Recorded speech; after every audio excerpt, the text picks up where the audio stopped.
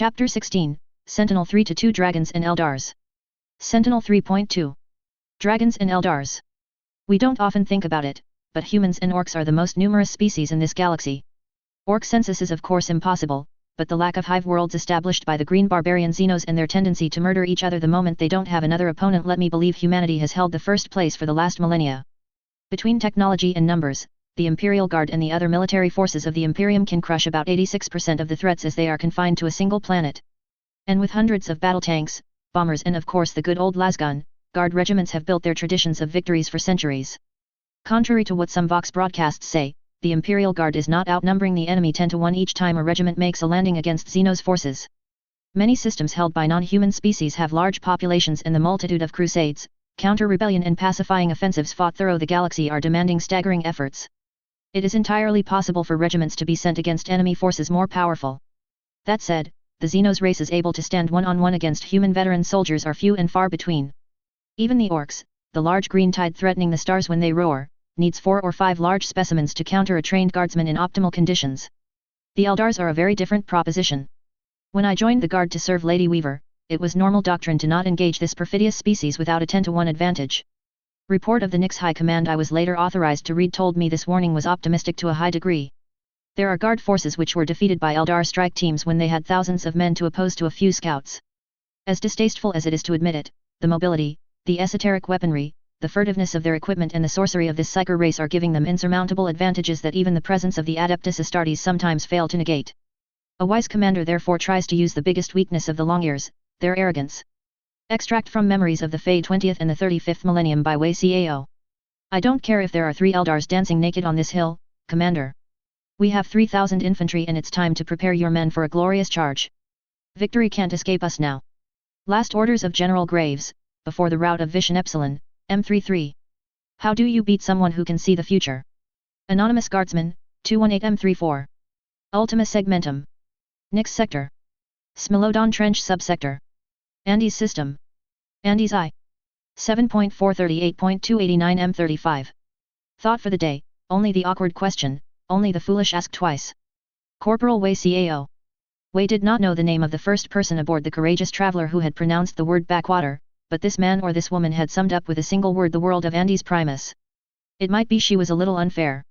Wei knew her only point of reference was the capital of a subsector. Besides, Wuhan was a hive world and the infrastructure built in the last 2 millennia was the sum of huge investments by the cartels and the mega firms dominating her home world. But the other men and women serving in the Fey 20th had been disappointed too, and the near totality came from a modest civilized world where agriculture and mining extraction represented a large percentage of the workforce. Consequently, the qualification of backwater was justified. The planet was far from the 3 Manderville points of the Andes system. Its orbital facilities were non-existent. There was no asteroid belt in a radius of light minutes. The climate on the ground was not going to attract important visitors, and while it was not harmful for human bodies, it was not going to improve your health if you stayed months or years in proximity of the swamps. For the present time, the sum of the efforts made by the Imperium to build space stations around Andes Primus limited itself to some weather satellites and the classical navigating buoys informing foreign starships this world was claimed in the name of the God Emperor of mankind. There were also 2 destroyer-sized monitors next to their little expeditionary fleet, the Fist of Andes and the Stellar Defender. Both of these warships weren't warp-capable and had come from Andes Secundus to escort them. A welcome committee from the Andes System Defense Fleet, and it was likely a way to remind her father and the rest of the Wuhan's nobility Andes was using wisely the money invested in them for the mining operations and the industrial effort. Ultimately, Andes Primus was far away from the big trade junctions and had nothing except mosquitoes to sell to the sector's companies. If nothing changed, Wei assumed in 5 centuries the planet would still be in the same pristine state. The name of the unfortunate regiment to garrison it would be different of course, but the differences would probably stop there. I would prefer to stay on the courageous traveler for the next days, said Sergeant Alya Svrov, one of her fellow guardswomen among the major's staff. Have you heard all the nicknames the 8th Company has given to this green ball? The former Wuhan's noblewoman smiled in return. She would be the first to admit she had nothing in common with the brown-haired athletic sergeant. Alya was a sword expert and a superb shooter while Wei specialized more in the field of politics, customs, and economics. But the Fey woman was surprisingly likable. I think I've heard a few of them, yes. Mosquito Paradise was their favorite last time I checked. Don't forget Swamp Empire, Green and Dirty, Lone Swamp Backwater and Fort Boredom, intervened Trooper Valeria Petrov. Thin with boyish black hairs and pale blue eyes, the thin 20-years-old young woman was smirking and seemed ready to list the hundreds of amusing expressions the imagination of 3 Guard regiments could conjure. I can give you 100 more examples if you want, she added like she was reading in her thoughts. No thanks, I think we have a good idea of what they think of this planet, Alya replied fast, making a gesture to encompass the vision of the green orb on the other side of the bay. And frankly, we are going to see soon enough the wet and humid reality of the swamps in a few hours. I want to stay calm and collected until we set a foot on the ground. How thoughtful of you, Sergeant, Wei told the young woman who was probably the best fighter of the staff. Thank you, Svrov managed an ironic salute which was not in any book of guard regulations. Any idea what the Major is discussing with the SDFA officer? The three pairs of eyes shifted from the sight of Andes Primus to the other side of the bay, where their powerful insect mistress was speaking with a middle-aged man in the uniform of the Fey SDF.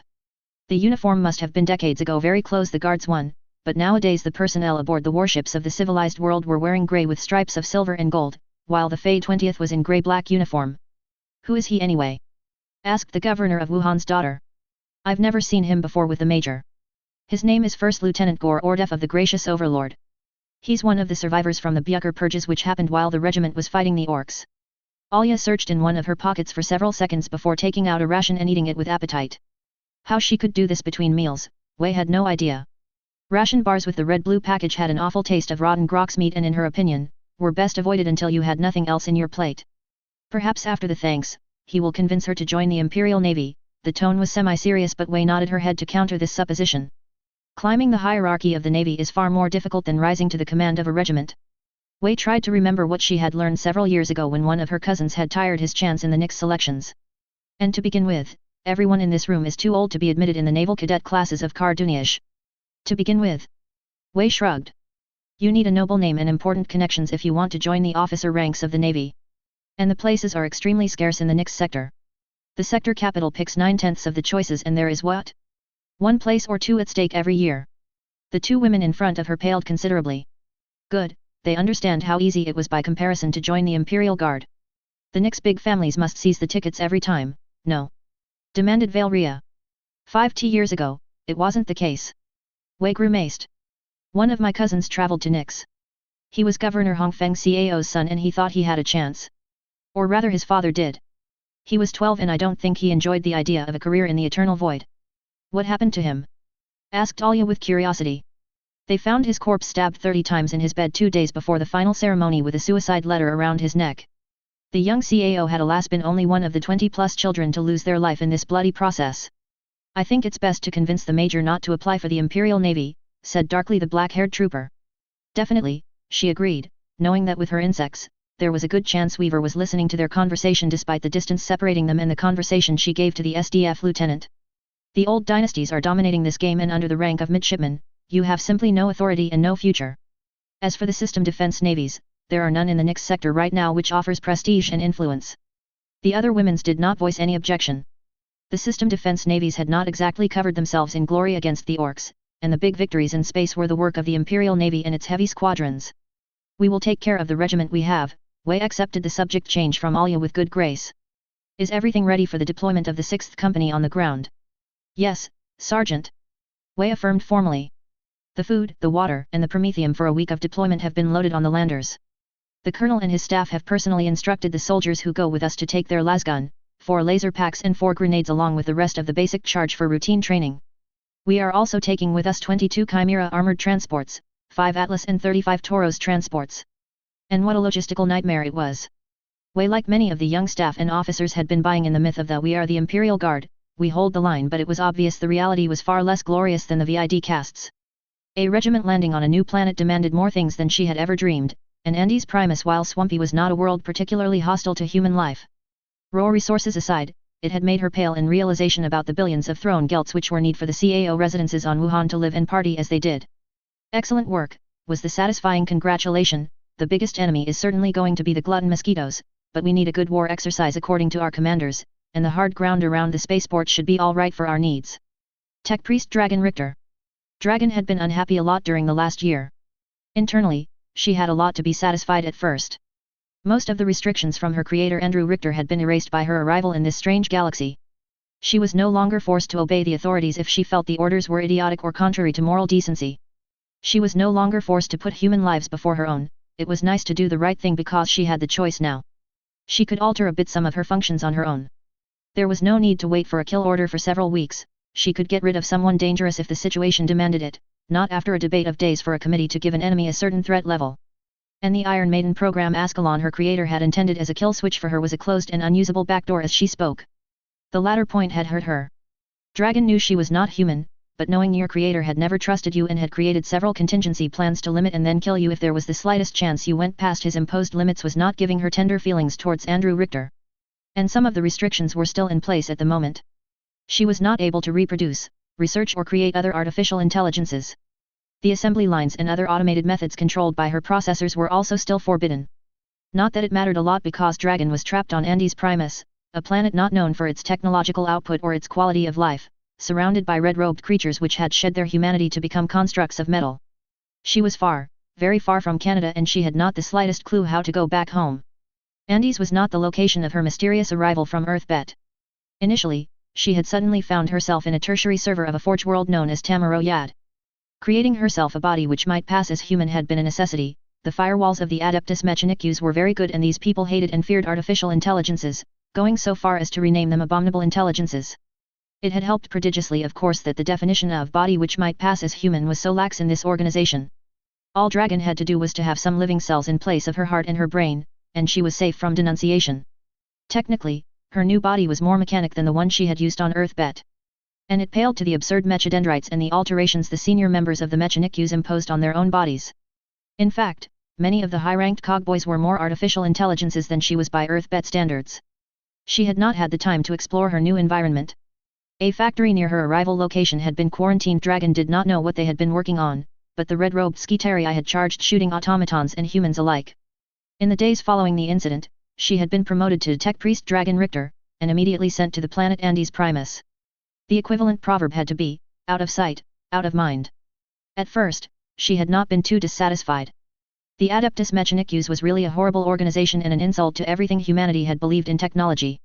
Before the day she met one of them, Dragon would not have ever imagined there was a group humans stupid enough to abandon a coherent language and adopt binary as their main capacity of elocution. Force was to admit, she had been wrong. Evidently, 30-plus millennia of war and expansion across the stars had not been good for the men and women sworn to Mars. Incredibly complex algorithms were sung and executed in sequences which betrayed the complete ignorance of their operators. Databases were filled with viruses so dangerous Dragon had been forced to increase the level of her security by an order of 1,000,000. Innovation was considered taboo. Cycles of production were all what they cared about. Ethics and morals had been thrown long ago to the incinerators. Their futurist version of the Internet, the Noosphere, was a betrayal of very privacy law and the ideals humanity had once believed in. Organs were cloned to create dumb servants and lobotomized soldiers when they didn't carve apart criminals to make them slaves in all but name. If she was informed the Mechanicus had allied itself with the Slaughterhouse 9, Dragon would not have been surprised. The Adeptus Mechanicus was a horrifying organization but alas humans needed them for the technological situation was frightening beyond words. And it wasn't on Andes Primus she could help humanity. Dragon had rapidly realized her exile in the Andes system was a last measure punishment. The Red Robes sent there were either scapegoats for their superiors' errors or completely crazy. Once you were sent there, the possibility of improving the living conditions and doing something good was limited. This did not mean she had sat idle. The new implants and augmetics in what was for now her body allowed her to think twice faster and she still didn't need to sleep. Accessing the limited noosphere of Andes had not been difficult and in the first months Dragon had learned everything there was to know about the fusion reactors of the Imperium, the schematics of garrison fortresses and all the important but neglected systems of the fort where she was confined. Binaric file after binaric file, she had understood more of the galaxy she had arrived to. The problem was that the information resources were those of a fifth-rate colony, short-handed in other words. There would be no dragon-shaped armor or suit with the scarcity of materials available. When she needed to build the tools for the tools with incomplete plans and unhelpful supervisors, decades of labor was the most optimistic assumption she had to get out this place.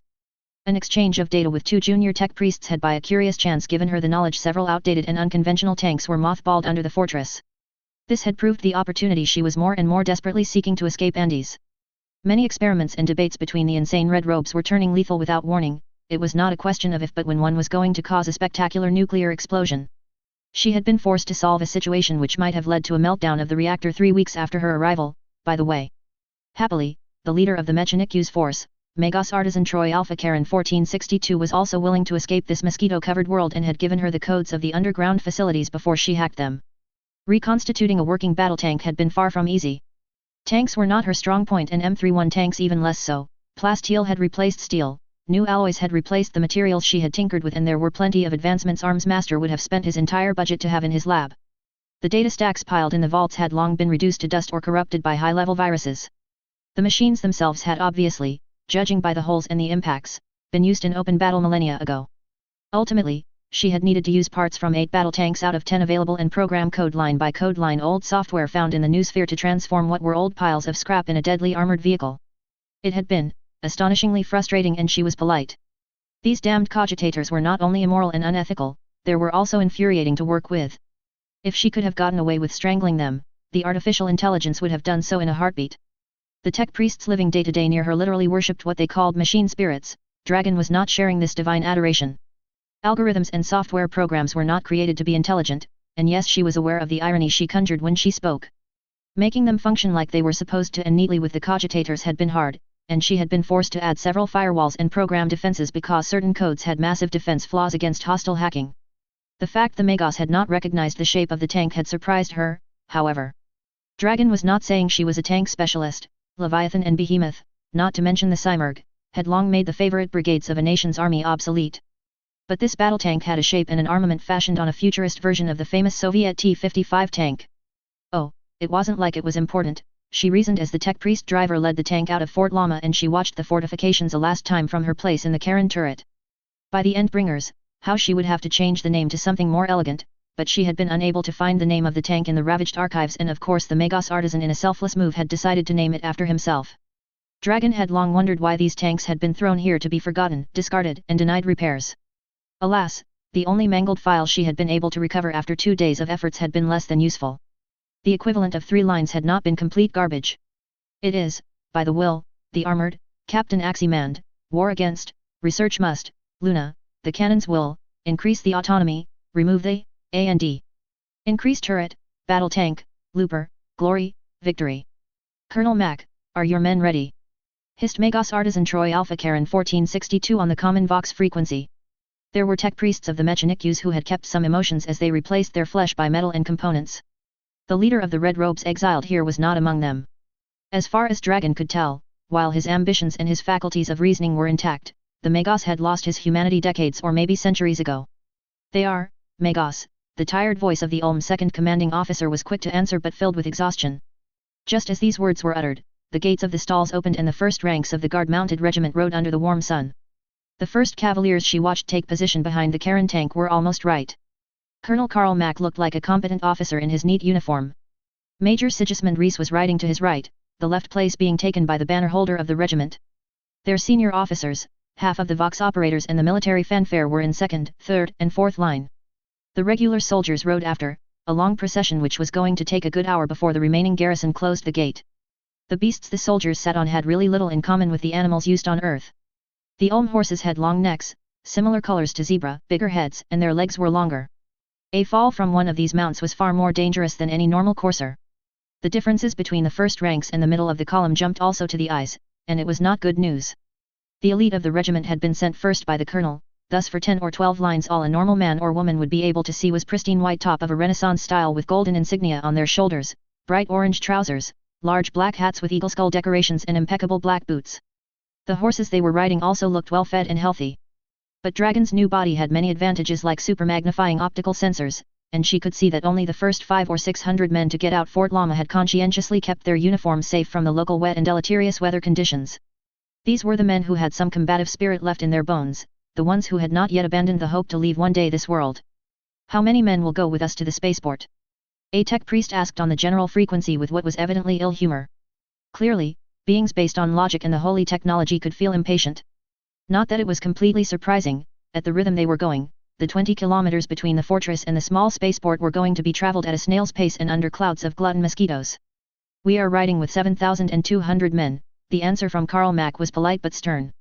My men need to be reminded they are a regiment of His Most Holy Majesty and a training day will do them some good. Dragon wasn't about to disagree. Absent the vanguard, the sole figures who looked like soldiers were the sinister commissars in their black uniforms with the skull cap. The rest of the column was pitiful. The horses looked like they were out of breath before the signal to ride had been sounded. Several showed plenty of illness's symptoms. Dozens looked like they were going to die before reaching the spaceport. It was unfortunate she had to admit the horses were in a better condition to fight than the humans they had the dubious honor of transporting. Past a fifth in the column, the white of the upper ulm uniform was grey-white with many imperfections and dirty marks. The orange of the trousers was turning an ugly shade of brown. About 800 to 900 guardsmen had no longer hats. The effects of the sun were going to be terrible for them this afternoon. As for the state of their boots, it was best to avoid this conversation entirely because the rearguard was in local sandals which looked like they had been confectioned by the soldier themselves with goods exchanged with the native tribes. This was just the equipment. By their bored looks, their large beards, their self-mutilation scars and their drunk faces, it was sadly obvious to anyone having eyes to see that the assertion of the colonel was wildly optimistic if not outright a lie. The Ulm Light Cavalry 2nd didn't need a refreshing training course, they needed to be disbanded and retired with the exception of the 500 strong men of the vanguard. Dragon wouldn't recommend the main body of the military force even if her life was at stake. There were para-human-led gangs on Earth bet more disciplined than them, including the communication discipline. Most frequencies she switched on and off were filled with bitching, complaints ranging from the pertinent to the ridiculous, illegal transactions and insults. Why aren't we turning around? I thought we only had to ride 500 meters. Damn it. This is the 5th mosquito biting me.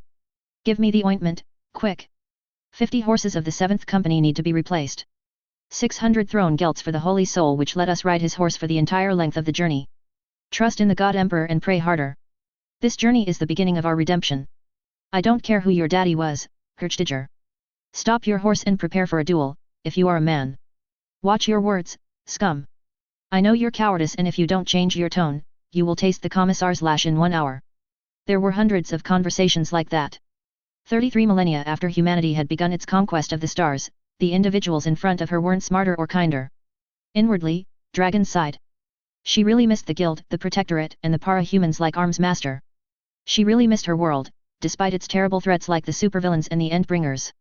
This is going to be a long journey. Major Taylor Hebert. Taylor watched her office with feelings of boredom and frustration before returning to the pile of info slate, data stacks, holoscrolls and other data feed repositories crowding her desk.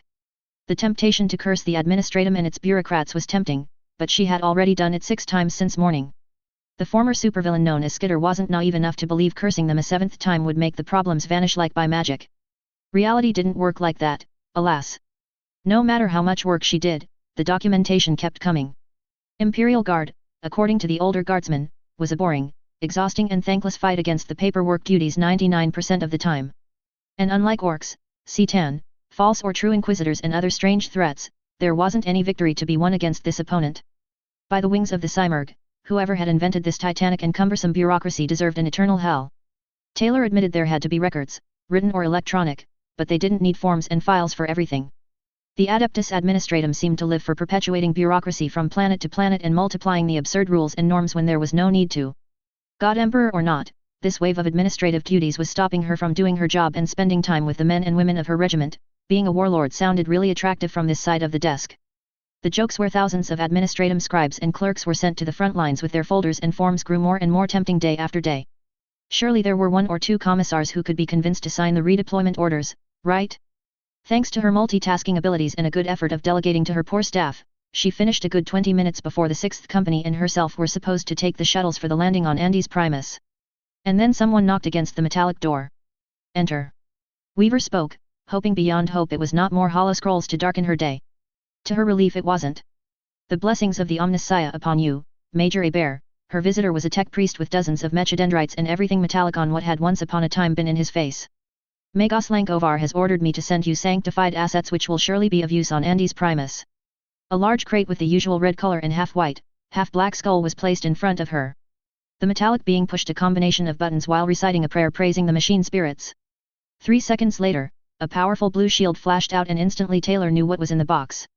Razor beetles, the word was in her mouth faster than thought. Black razor beetles, half-corrected her the emissary of the Magos Explorator. Magos Lankovar listened to your suggestions and modified 3 of the characteristics of these insects. First, the color for you strongly insisted on the high visibility of your auxiliaries.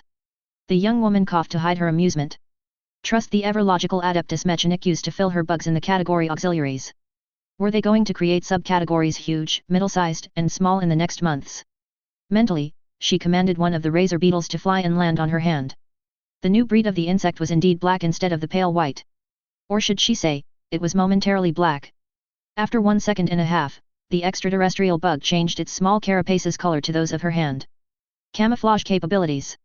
Weaver rhetorically asked. With limitations, the tech priest affirmed.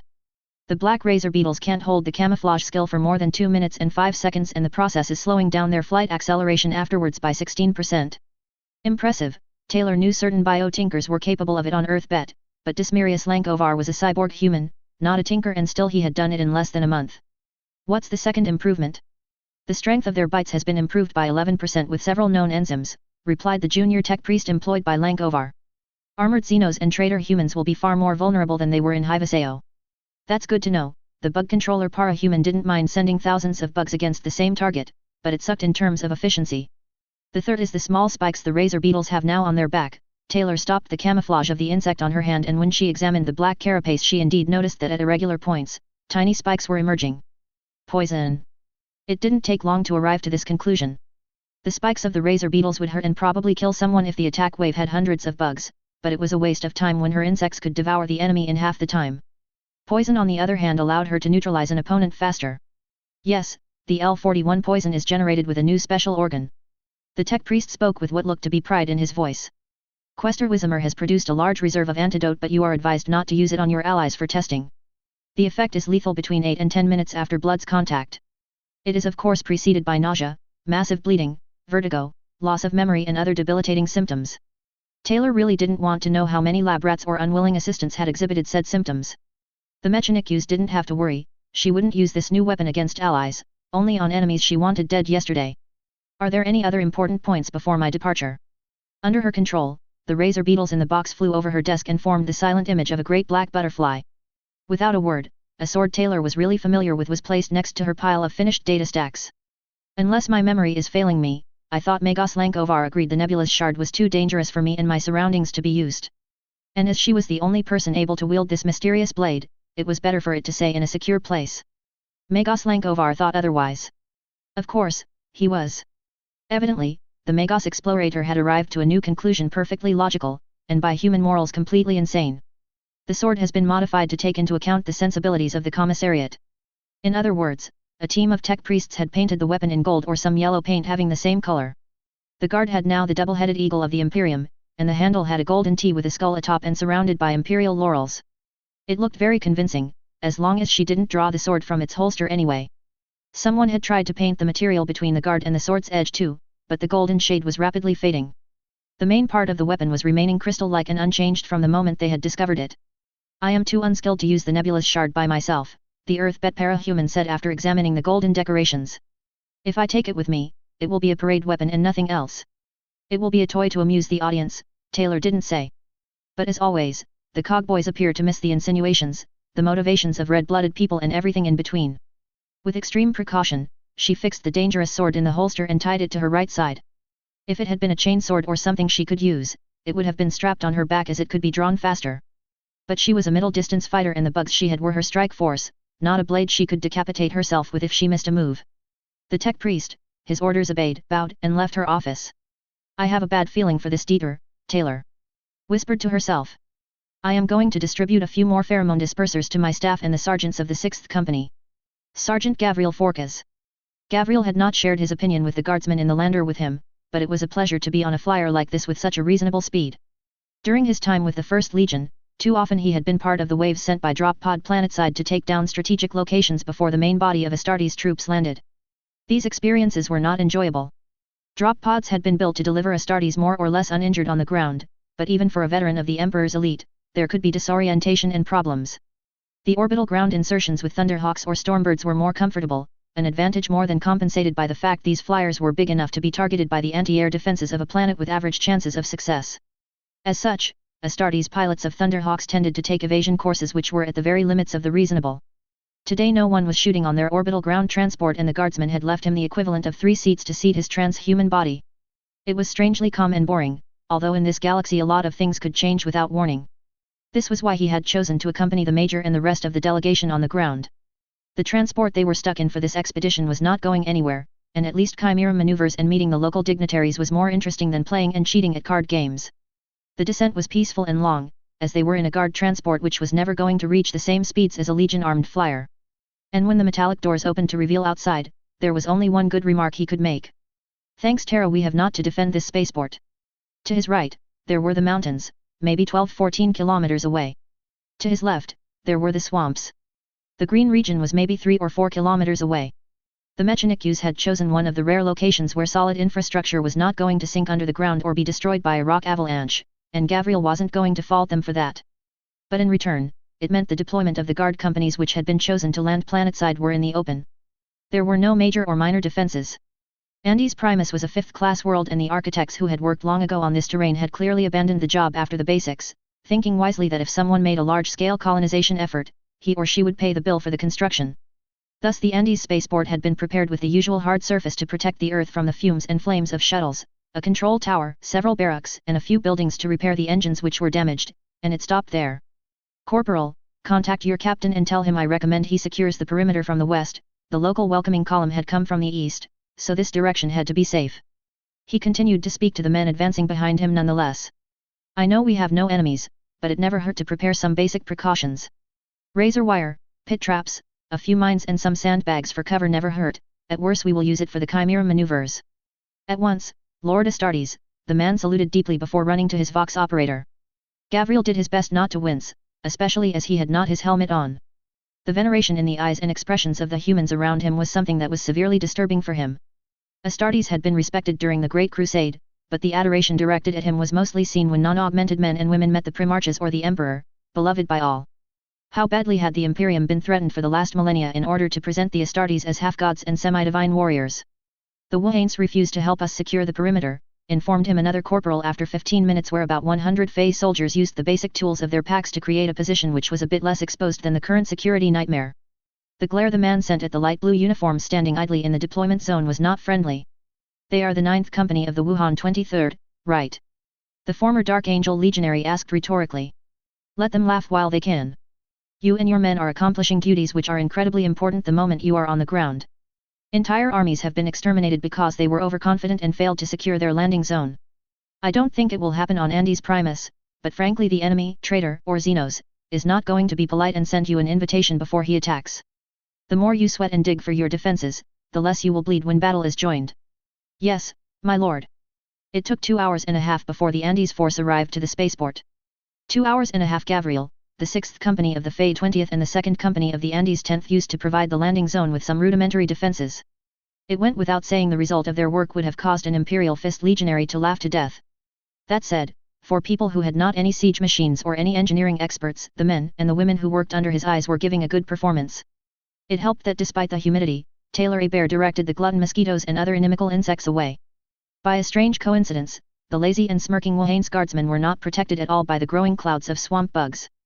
But then the cogboys who had called Wuhan were there, and the guardsmen abandoned their current duties save a few platoons mounting guard to assemble in orderly fashion in front of the newcomers.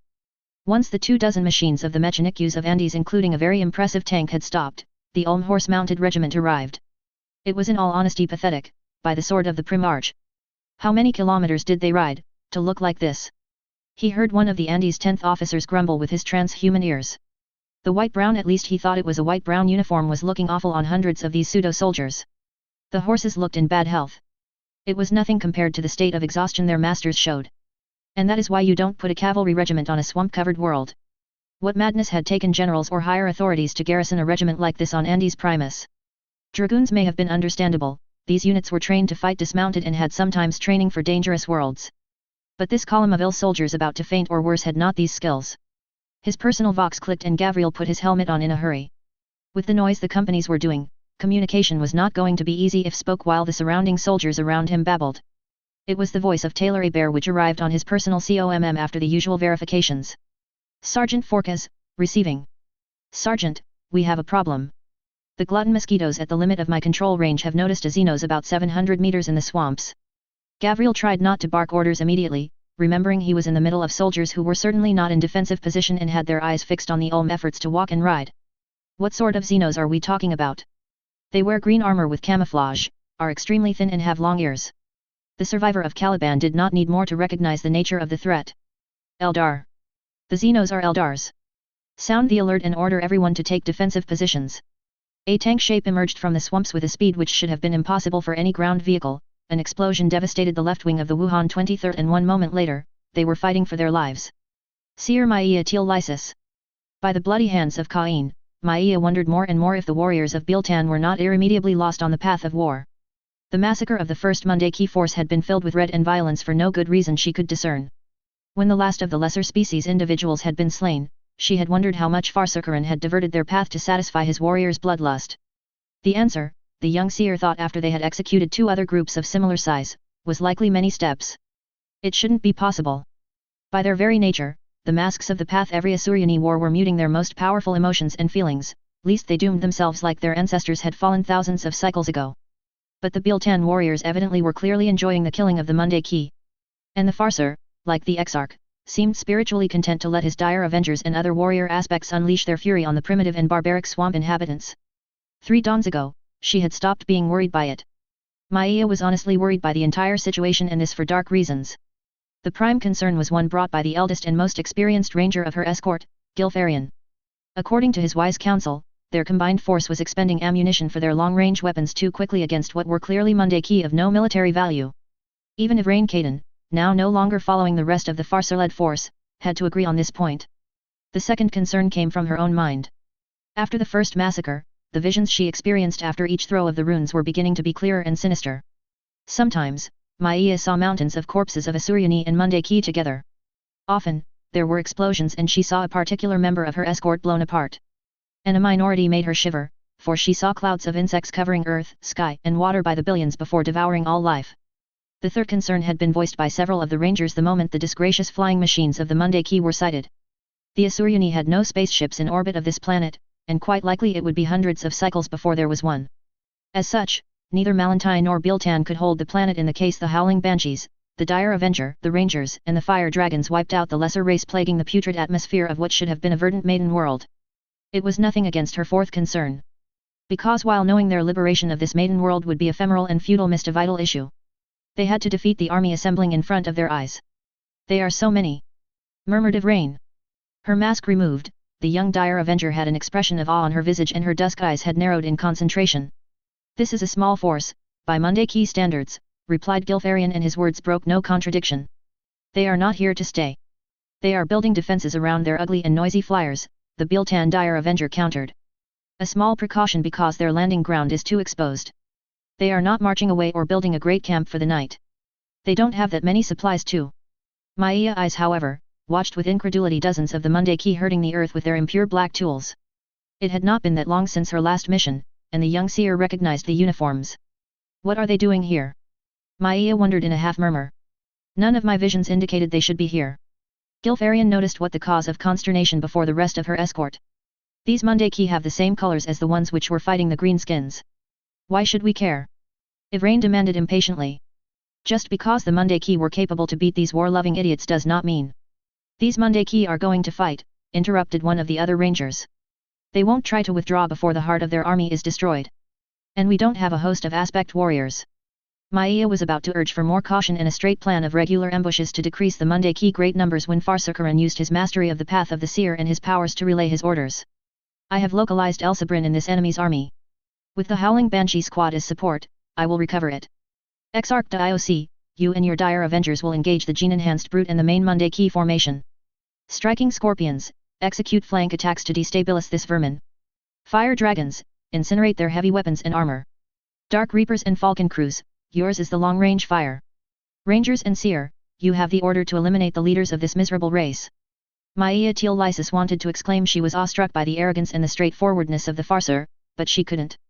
In one series of order, the Biltan Asuryani lost on the path of the seer had confirmed all her worst fears. Attacking directly a Mundaki camp where for each aspect warrior they were likely 100 enemies was not risky, it was sheer folly. If the Mundaki didn't break in the first seconds, their force was going to take horrible casualties. Baisha, what sort of soul-induced madness had the self-proclaimed Sunsight seen in his visions to make this plan? What is your will, my seer? The tone of Gilfarian was cold and his intention clear. Maia grimaced, before placing her mask on her visage as the Falcon Grav tanks accelerated to get out of the swamp and fire at the unsuspecting Mundaki. In the name of Kala Menshikain, attack. The psychic command was so powerful for a moment her thoughts weren't hers and determination that wasn't hers was in her head and her heart. Stay at the limit of the swamp and use your skills to stay out of the Mundaki range. It didn't sound brilliant, and Maia was not an expert in war operations, but it was the only reasonable option she had in mind. The Banshees had already crossed half of the distance separating them from the Mundaki army. The Falcon grav tanks had begun to fire and the rest of the Asuryani which were not engaged were soon going to be. The riposte of the enemy shocked her by its rapidity and scale. Tank shells and hundreds of lasers fired before Karan managed to make contact with the first lines. There was a psychic agitation sent by the Farsa and hundreds of Mundaki were thrown off the poor animals they were torturing and mounting. One Banshee fell as they reached the enemy lines. The black giant, the creature the Mundaki called Space Marine, narrowly avoided her scream before striking her with a crude long blade. Kill the gene-enhanced warrior before. She stopped her order before the end. The first actions were getting more difficult to perceive, and the Mundaki in the rear were almost invisible. Tens of thousands local insects were flying like angry clouds towards the battleground chosen by the Farser, hampering the vision of her rangers and making long-range support completely useless. And then the Falcon grav tank in the central position blew up in a spectacular pyre of black and red. How in the name of Seguruk? We had the hollow fields activated. This is... Close in. Close in before they kill us all. Major Taylor Hebert. She didn't know why she hadn't arrived to this conclusion before, but Taylor was beginning to think a fairy of ill luck had cursed at her birth. Seriously, how many heroes at the start of their career faced a villain able to transform himself in a dragon on their first night out? And it hadn't stopped there, oh no. First attempt to rob a bank, and instead of 2 or 3 wards, they had been greeted by nearly the entire roster of junior superheroes. And of course just after a war against the ABB, Leviathan had chosen this moment to attack Brockton Bay. The rest of the events which had led to the disastrous fiasco of New Delhi against Behemoth was barely worth mentioning, truly. But in a new galaxy, Weaver might have prayed the God Emperor and whatever being ruled her fate to visit one planet or two without everything exploding around her, and the only solution was to draw chainswords and lasguns before exterminating whatever enemy had crawled out of nowhere. Faye. Wuhan. Andes. 1 could have been an unfortunate incident. 2 could be a huge and unlikely coincidence. 3 was enemy action and the sign that someone, somewhere, had decided to make her life a succession of battles and misery. How exactly it was possible Taylor had no idea, but it could wait until the end of this fight. Because clearly, after the Orcs, the Terrellians, the Necrons, the Pretender Inquisitors, and the rest of the opposition she had met on the visit of the civilized world and the hive world, there was one more Xenos species which had to be taught what a bad idea it was to face the Fey 20th and her bugs. Activate the pheromone dispersers, the para-human screamed to Wei, Alia, and the rest of her staff once the Astartes had identified their opponents as Eldars. Now, Chimera concentrate on the tanks and the long-range support of these Xenos. Infantry, take cover and stop their runners to come to close range. The next orders she gave were to the supporting artillery as she raised the beginning of a glutton mosquito wall to screw with the enemy visibility. But the Eldars attacked with a celerity which left her open-mouthed for 2 seconds. It was possible she hadn't examined the outer left of the spaceport meter by meter, but there had to be at least a full kilometer between the swamp and her position, if not more. Gavriel Forkas may have ran this distance in a good 2 minutes. The aliens did it in less than 90 seconds. And just as the first blades sung and the screams of agony began, there was a sort of disorientation effect, and in 1 second, the horses zebras of the Ulm regiment went completely crazy, killing discipline and order faster than a volley of lasguns. Commissar! She screamed on ZUF frequency. I need someone to put the Ulm Andes force in order. Give me a minute and they will charge the Xenos with the God Emperor's name on their lips. Every other time, Taylor would have felt guilty to sick what was in effect the executioner-in-chief of her regiment on exhausted men, but their panic was contagious and dangerous. In mere seconds, their entire line was collapsing and she couldn't afford that. Fortunately, the new enemy was lightly armored. Strictly limited to cloak them in clouds of glutton mosquitoes and about 200 black razor beetles, the bug controller had already killed 7 of the white lithe beings with their long guns. Fortunately, because their weapons were destruction incarnate. Each time they shot a guardsman, it was like the soldiers of the Imperial Guard were sliced to the molecular level with lethal precision. Arms, legs, throats and chests were pulverized in bloody mists in the blink of an eye. What are you doing with your chimera cannons?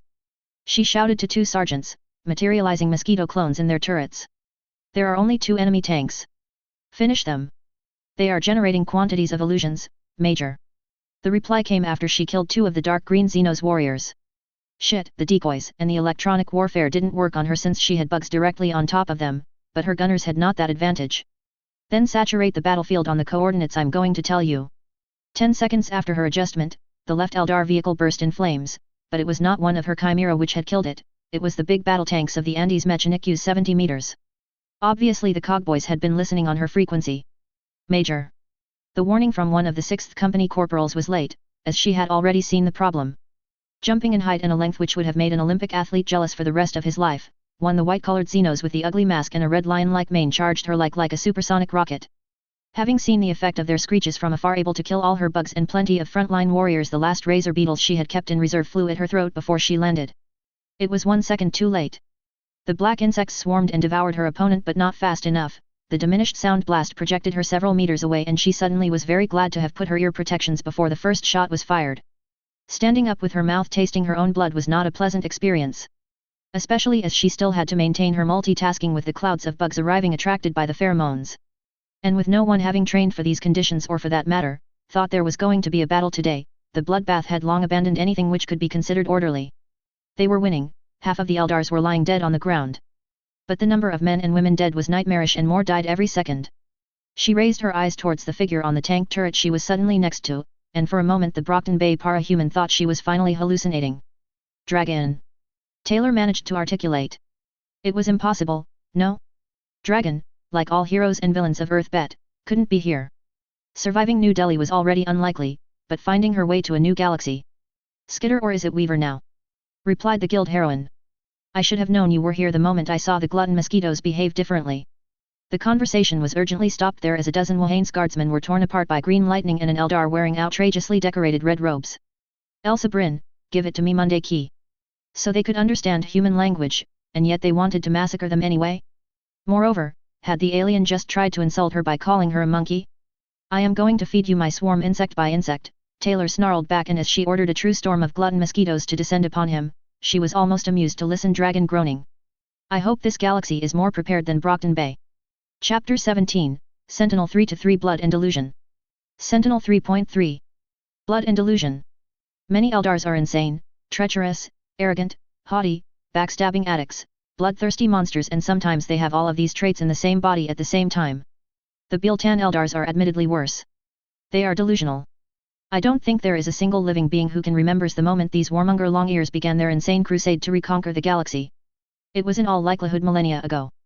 The simple fact that the name Biltan apparently means rebirth of the ancient days in Eldar tongue is a clear indicator how deeply the madness has sunk in their arrogant minds. Think about it for 1 or 2 minutes. The Biltan farcers and their high exarchs are trying to conquer the galaxy with a few allies and their own resources, a task the God Emperor only managed with hundreds of thousands Astartes and countless billions men of the Imperial Army.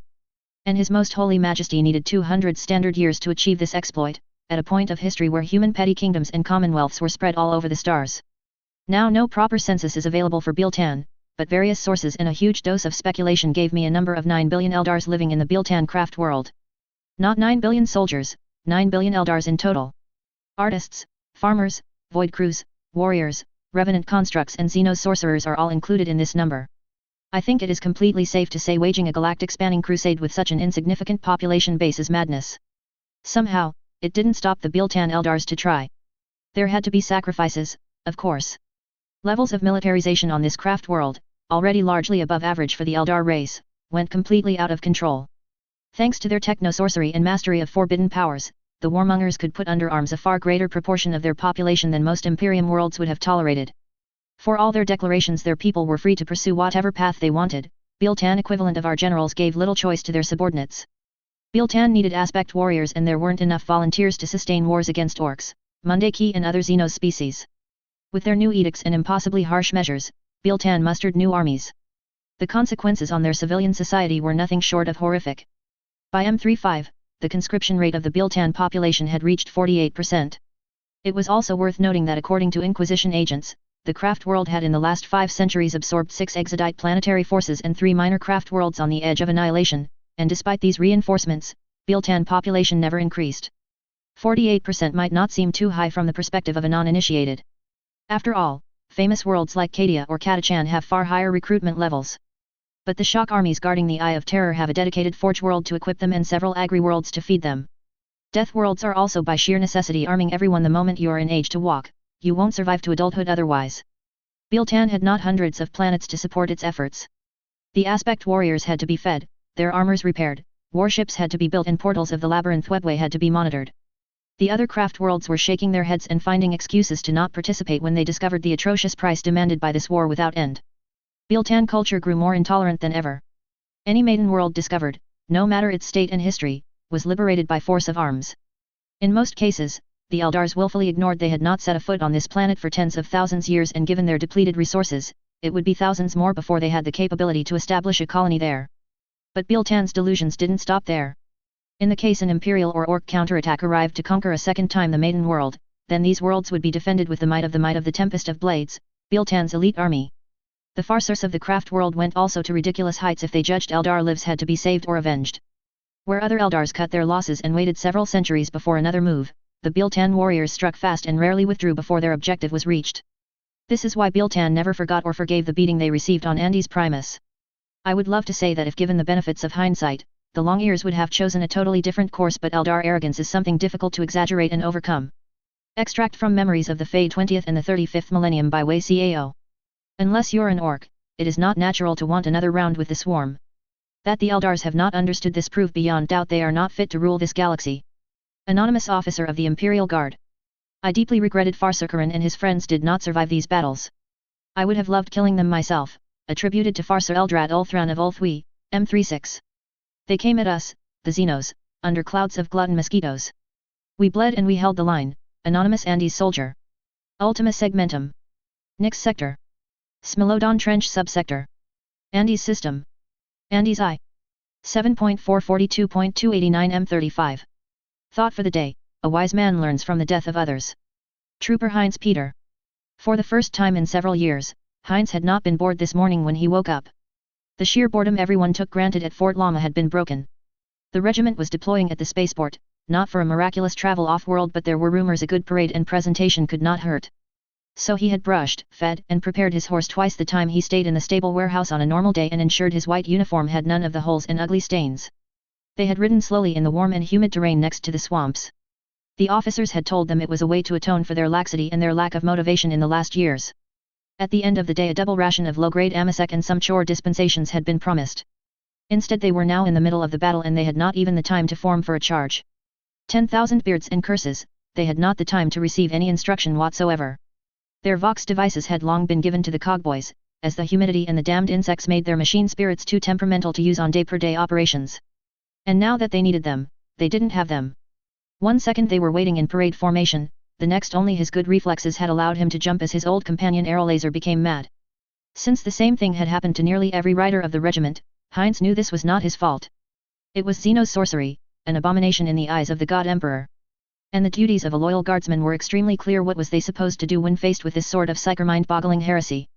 A commissar drew his chainsword and screamed the words confirming it. Take your weapons and kill these Xenos. For the God Emperor. For the God Emperor. The rest was sheer madness and bloodbath. In groups of 10 and 20, the Ulm troopers ran to meet the Xenos' las pistols and shock spears in hand. Hundreds had been wounded by a fall from their horses and some were agonizing under their dead mounts, legs broken. But they were still outnumbering the loathed Xenos many times. When they came into contact, the commissar was decapitated before he had the time to make a single parry with his big chainsword and the ranks of the dismounted cavaliers were scythed down like they were nothing. The Xenos were just too fast and armed with awful weapons. With lightning-fast strikes of their swords, they cut plasteel like it didn't exist. Sentinels, chimeras, and various machines had their armors shredded in moves which shouldn't have been possible. And they couldn't touch the Xenos. They tried to throw their shock spears or shoot them with their range weapons, but when you fired, the Xenos were just too fast, too swift and plunged their bloody blades into the unguarded backs of another guardsman. Beware to your right. Heinz threw himself against the ground and avoided being cut by, well, something. It shimmered and disappeared before creating an explosion several meters behind him and creating a new explosion, blood and human parts. Heinz Peter tried to see the battlefield but it was impossible. There were hundreds of thousands glutton mosquitoes descending to feast on the corpses and the clouds they formed made everything difficult to watch. For several seconds the Ulm trooper thought he saw the insects attack one of the Xenos, but it had to be an eye illusion, right? Thoughts on this stopped however when another red armored Xenos jumped over a burning sentinel and began to use its super flamer to kill dozens of soldiers in blue uniform. The heat, despite the distance, was like he had plunged his body in an inferno. He emptied his last pistol, trying to distract the Xenos, but the crimson armor shrugged without a scar the 2 shots which hit it. Damn it! Like him, dozens of troopers in blue, grey, and green uniformed guardsmen tried to stay at good distance, unable to charge when it would result in a horrific death in the flames. And then everything changed. A new massive cloud of glutton mosquitoes plunged deliberately towards the Xenos and swarmed its flamer weapon. The enemy was so surprised his efforts to repulse the native insects were hazed and desperate. And then the weapon exploded, generating a shockwave which threw him to his knees several feet away and on top of several other groaning men. But when he looked again, the Xenos was missing a part of his arm, his armor was scorched, its blood was dirtying the soil of this planet, and Heinz couldn't see any Xenos weapon anywhere. Charge! He would never know who had uttered the first scream, but by platoons they rushed to exploit this miraculous chance they had been offered. The red-armored Xenos threw a grenade which consumed more blue uniforms, but it didn't matter. The Imperial Guard charged and the Xenos was surrounded. Bayonets, shock spears and chainsword found their mark and the creature fell under dozens of ferocious attacks. The Xenos took a long time to die, but with dozens of melee weapons they could hacker its treacherous meat all day if they had to. Victory! Victory! For the God Emperor! Heinz reloaded his last pistol and seized a shock spear from an immobile officer to replace his. For the first time, he felt he could survive this battle, and it was good. Weapons were raised to the sky. Platoon regrouped to unite in improvised companies. Commissars reformed the ranks and threw abandoned weapons to gunners out of ammunition. They were once again part of the Imperial Guard, men sworn to the God Emperor and Holy Terra. And they were going to win. Who knows, after this battle, maybe higher powers were going to decide they could get away from this swamp hellhole. Seer Maia Teal Lysis. This was not how the battle had been supposed to happen. Maia was a novice in the great battles fought on the path of war, but she could tell that much. But by the bones of Murray Hague, there was no time to change their strategy now. Farsukaran and nearly every Biltan warrior had been breaking through the first lines of the Mundaki army when their first falcon was torn apart. As staying where they waited was a good way to lose their life, they had to close in and find the slow and clumsy Mundaki at close distance. It was going to be bloody. It was also going to favor their opponents, for at sword's range the lesser species were inferior but still able to inflict deadly injuries. But there wasn't another path she could see. The thunderous cannons of the Mundaki were bombarding the ground between the swamp and the battlefield. Their precision was pathetic, but there were hundreds of these smelly and ugly things. The Asuryani could dodge a lot of projectiles, but they couldn't evade them all. The insects were clouding everything, and a sharpshooter Eldar could not shoot enemies with his eyes closed. For Asuryan and the Swords of Light. Maia sang as she entered the melee. A simple combination of attacks, and the light ocean-clothed Mundaki facing her died, screams to their seer corpse on their lips. After training with the rangers of her escort, it was easy to handle these weak opponents. Except there were hundreds of them coming from everywhere and she had not eyes to see behind her back. Maia jumped on one of the black machines, slammed her staff against the head of the Mundaki piloting the machine, crushing it into pulp and poured her strength into a mid-level attack. Blue-red energy danced around her fingers, before she unleashed it against the column trying to encircle her, killing them all in one instant. The Mundaki warriors are brave but weak, commented Gilfarian, jumping next to her. Thank Kalamensha Kain for that. The young seer retorted. If there were our equals. Maia did not have the breath to continue her judgment as a mass of the local insects swarmed her protector. Immediately she charged her powers and unleashed them for a new attack, annihilating thousands of the small creatures and forcing the rest to a hasty retreat. Something is controlling them, grimaced her most experienced ranger. We need to retreat before. The swarm of insects came back, 10 times larger, and this time the power of the Sea of Souls she used was not enough. Maia had to shield herself and burn the very air surrounding her to kill the aggressive wildlife. But when the attack stopped after several breaths, Gilfarian was dead, his body being bitten and pierced by tens of thousands stings. And as if it wasn't enough, a Mundaki in a blood-soaked pale uniform crawled out of the machine and cut his throat. No. She decapitated the treacherous Mundaki, but it was too late. The only thing she could do for Gilfarian now was extracting his spirit stone, the very container of his soul protecting the ranger from she who thirsts. In the distance, a blue cloud rose, and suddenly where the power of Farsukaran could be felt, there was just a great void. The Biltan leader was no more, and there were now so few Eldar soul flames shining in her senses she could count them with her 2 hands. The Malantai seer felt hate, and it took many breaths to retake some measure of control, during which she slaughtered the animals who dared oppose the Eldar race. Watching the battlefield didn't allow her to see her rangers, they were either dead or had managed to get out of here. Only Ivrain was fighting and dismembering the Mundaki ranks near her. Otherwise, there were many Asuryani armors lying dead and broken all over the battlefield. Ivrain. We need to retreat now. The Biltan Dire Avenger nodded while executing a series of acrobatic jumps which should have been impossible, even for an Eldar. The entire group of Mundaki trying to kill her fell to the ground, their legs and their heads cut with incredible precision. Farsukaran should be recovering the sword of Val. Maia shook her head as she felt one Biltan warrior run away alone, avoiding the smelly and destructive bombardment of the lesser species artillery. Farsukaran is dead and we are going to share his fate if we stay here. More Mundaki warriors were coming from everywhere and Maia knew that there was no victory to be won against the sea of green, blue, grey and white. The green and the grey soldiers were the only battle-hardened troops, but there were so many Mundaki that their valor was a tertiary preoccupation at best. Leading one of the contingents was a great red-robed figure. Its presence in the sea was weak, understandable as these Mundaki fanatics were more machines than men. The massive cannon and the other weapons this Mundaki carried, however, these were a problem. By the blue radiation and the condensers, Maia was ready to guess these were plasma weapons. Seer or not, she could not take more than one hit of those. For the Omnissiah. Kill all the Xenos. By the anvil of Vol, why did the Mundaki believe screaming so loud in battle was necessary? The young seer knew their ears were underdeveloped and inefficient compared to the noble Eldar ears, but surely they had to understand they were making themselves deaf with that ruckus, no? When the red mechanical Mundaki shot the powerful plasma blast of his weapon at her, Maia had long anticipated his target and evaded it quite easily. A new effort and she sent 10 blades dispersed on the battlefield right where the head and the heart should be, before ending the rest of the red-robed creatures. One of the projectiles disabled the fragile and obsolete Mundaki weapon, for the leader vanished in a blue explosion shortly after. They killed Magos Alpha Karen, kill the Xenos, arg. And then neither Maia nor Ivrain had any enemies to fight anymore. All the Mundaki had stopped rushing in, proving alas even their brutish minds could learn the rudiment of tactics, a feat they seemed to share with the odious greenskins. There were thousands of them left. And Maia's senses were not able to perceive another source of fighting on the battlefield. On the left the Black Space Marine was staring at them. On the right, an incredible number of red robes cursed them with angry expressions. But the worst part was over their heads. There had to be millions of insects buzzing there, flying in a formation incredibly threatening, waiting for the signal to begin the final attack. Such a control was impossible for a farsa, and among the chaos-corrupted creatures serving the primordial annihilator, there were few being able to boast they had these powers. But she wasn't feeling anything from the insects. There was no soul-based power and no ill intent. Had she had not the proof in front of her eyes, she would have said it was impossible.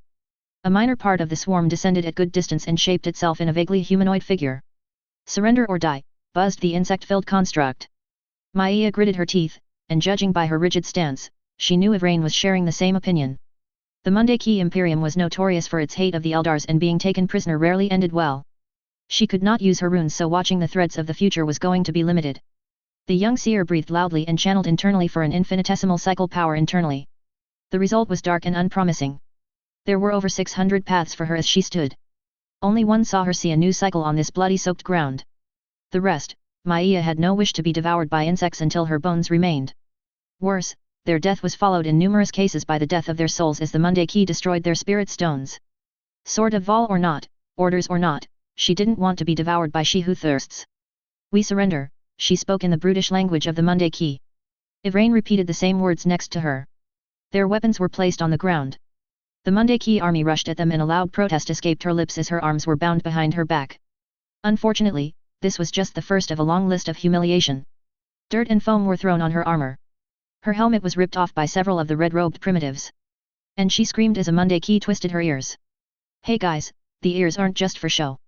Just for this her vengeance was going to be terrible. Maia swore this. The next moment a new red-robed creature placed a gas-filled metallic device on her visage and she lost consciousness. Tech Priest Dragon Richter. The day was far, far more animated than in her worst nightmares. I am going to feed you my swarm insect by insect. Taylor a bear snarled, and Dragon didn't need to know the bug controller very well to know this was anything but an empty threat. The AI groaned. I hope this galaxy is more prepared than Brockton Bay. By the Endbringers, would it be a miracle to demand that people stop to antagonize the former supervillain? By their nature, para-humans were unlikely to de-escalate when battle was joined, but Skitter had already been a case by herself when she reigned at Brockton Bay, and unfortunately rebranding her weaver had not changed this aspect of her personality. The alien was dead. Oh, the non-human being was breathing now, but he was dead. He just had to acknowledge his soon-to-come and very unpleasant demise. Give me the Sword of Vol. For the record, it was an extremely bad idea to order this member of the Undersiders something she didn't want to do. The attack came at a tremendous speed. What had to be hundreds of thousands glutton mosquitoes surged forwards in a six-prong attack. The alien was quick and manipulated something Murden would have happily categorized as magic. Thousands of insects struck nothing and thousands more fell dead in a black mist. It wasn't enough. Taylor a bear had managed to kill Alexandria, heroine of the Triumvirate. And Alexandria was a para-human who was supposed to be nearly invincible. This long-eared creature was just not in the same category, and to make matters worse Weaver was flying some sort of dangerous scarab under the cover of thousands glutton mosquitoes. The first clue their opponent had a clue he was totally outmatched was when the arm holding his device scepter exploded in a shower of blood. One new column of insects was avoided like the Eldar had known it was coming. Unfortunately for the alien, the next 7 attacks swarming his feet were unblockable. The Eldar being hit the ground in a loud thud and was instantly swarmed by tens of thousands Andes insects, a fate Dragon really wished to know one. You want my sword? Dragon had heard in several occasions the voice of Taylor a bear to know she was furious. You can take it over my dead body. The former supervillain drew a well-decorated blade from her side and impaled her opponent in the guts with it. Dragon had expected a new river of blood or another gory spectacle. The probability of more screams as the alien was devoured by insects was not null. But not one of these things happened.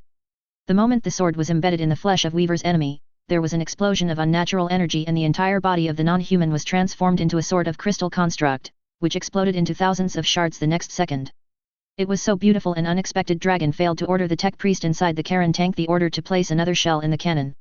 For the next instance, it was like a mini rain of diamonds had graced this dreary battlefield by its august presence. It went without saying it was a complete violation of the law of physics. What sort of galaxy had she arrived to? But the supernatural stuff was not over. The metal, or was it crystal, of the sword pulsed in a white-blue color and at a speed too formidable to be measured. Everything except the handle of the sword became a storm of crystal. The three aliens in her range had not the time to scream. They had not the time to flee. They just disappeared in a rain of multicolored crystals. And the next second the sword was whole again, with only the luminescent crystals as proof the entire event had not been a massive hallucination. "Wow!" exclaimed Taylor. Dragon felt somewhat reassured. It had come as a surprise to her too, before realizing the bug mistress had just been handed the equivalent of a nuclear weapon.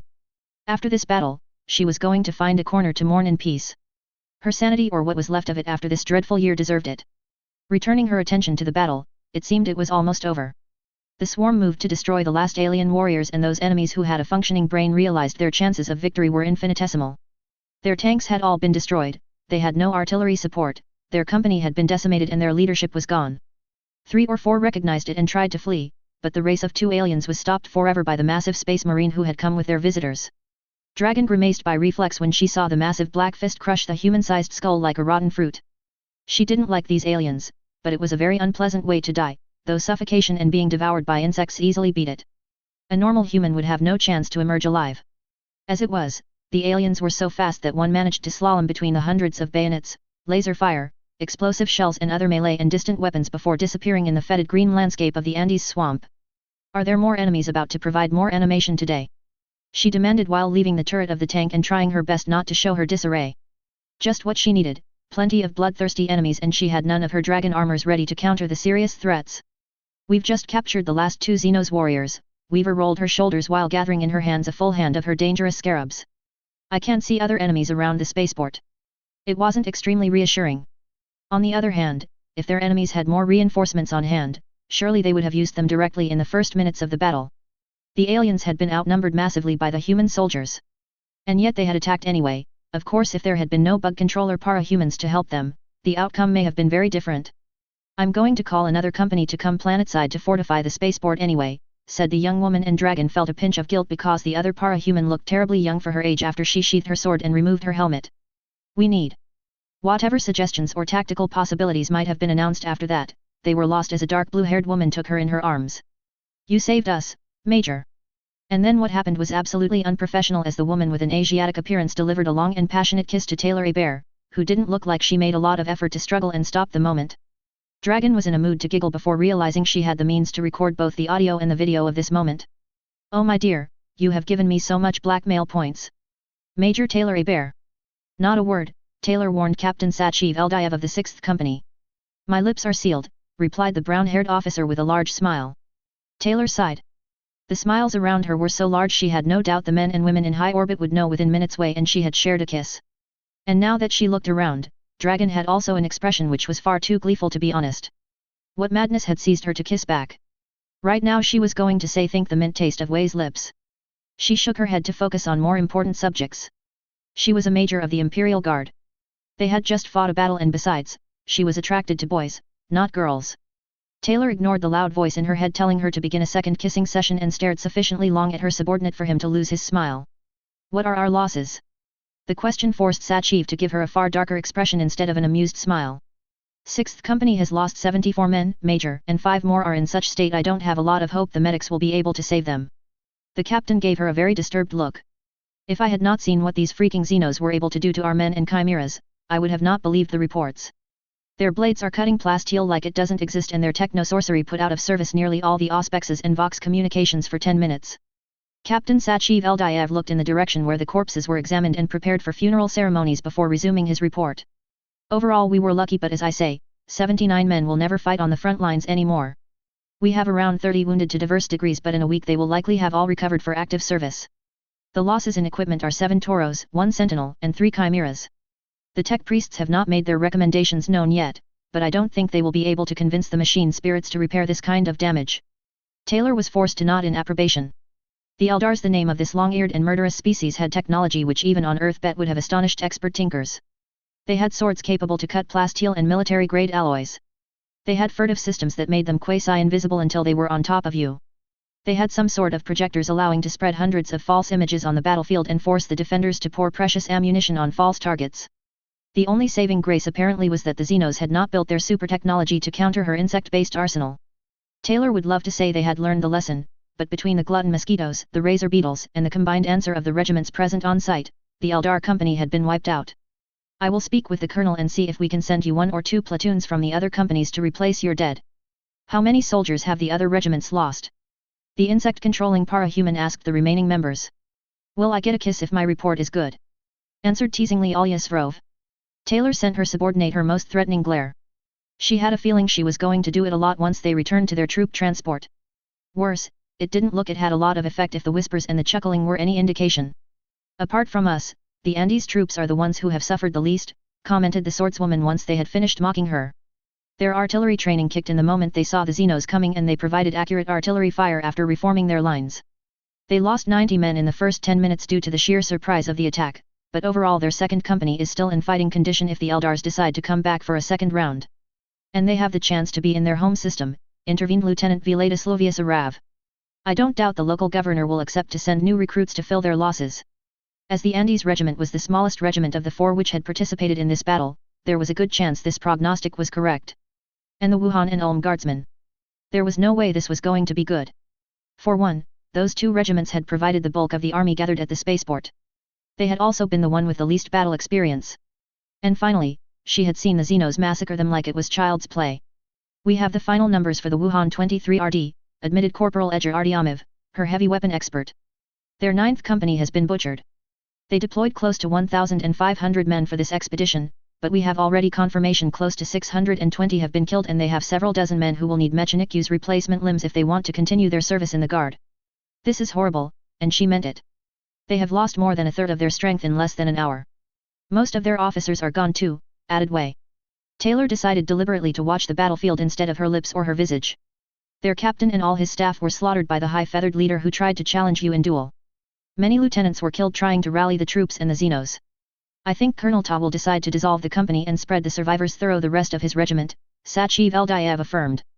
Maybe it will encourage the Wuhanes to take their training seriously in the next days. One can only hope. What is the situation of the Ulm Light Cavalry 2ND?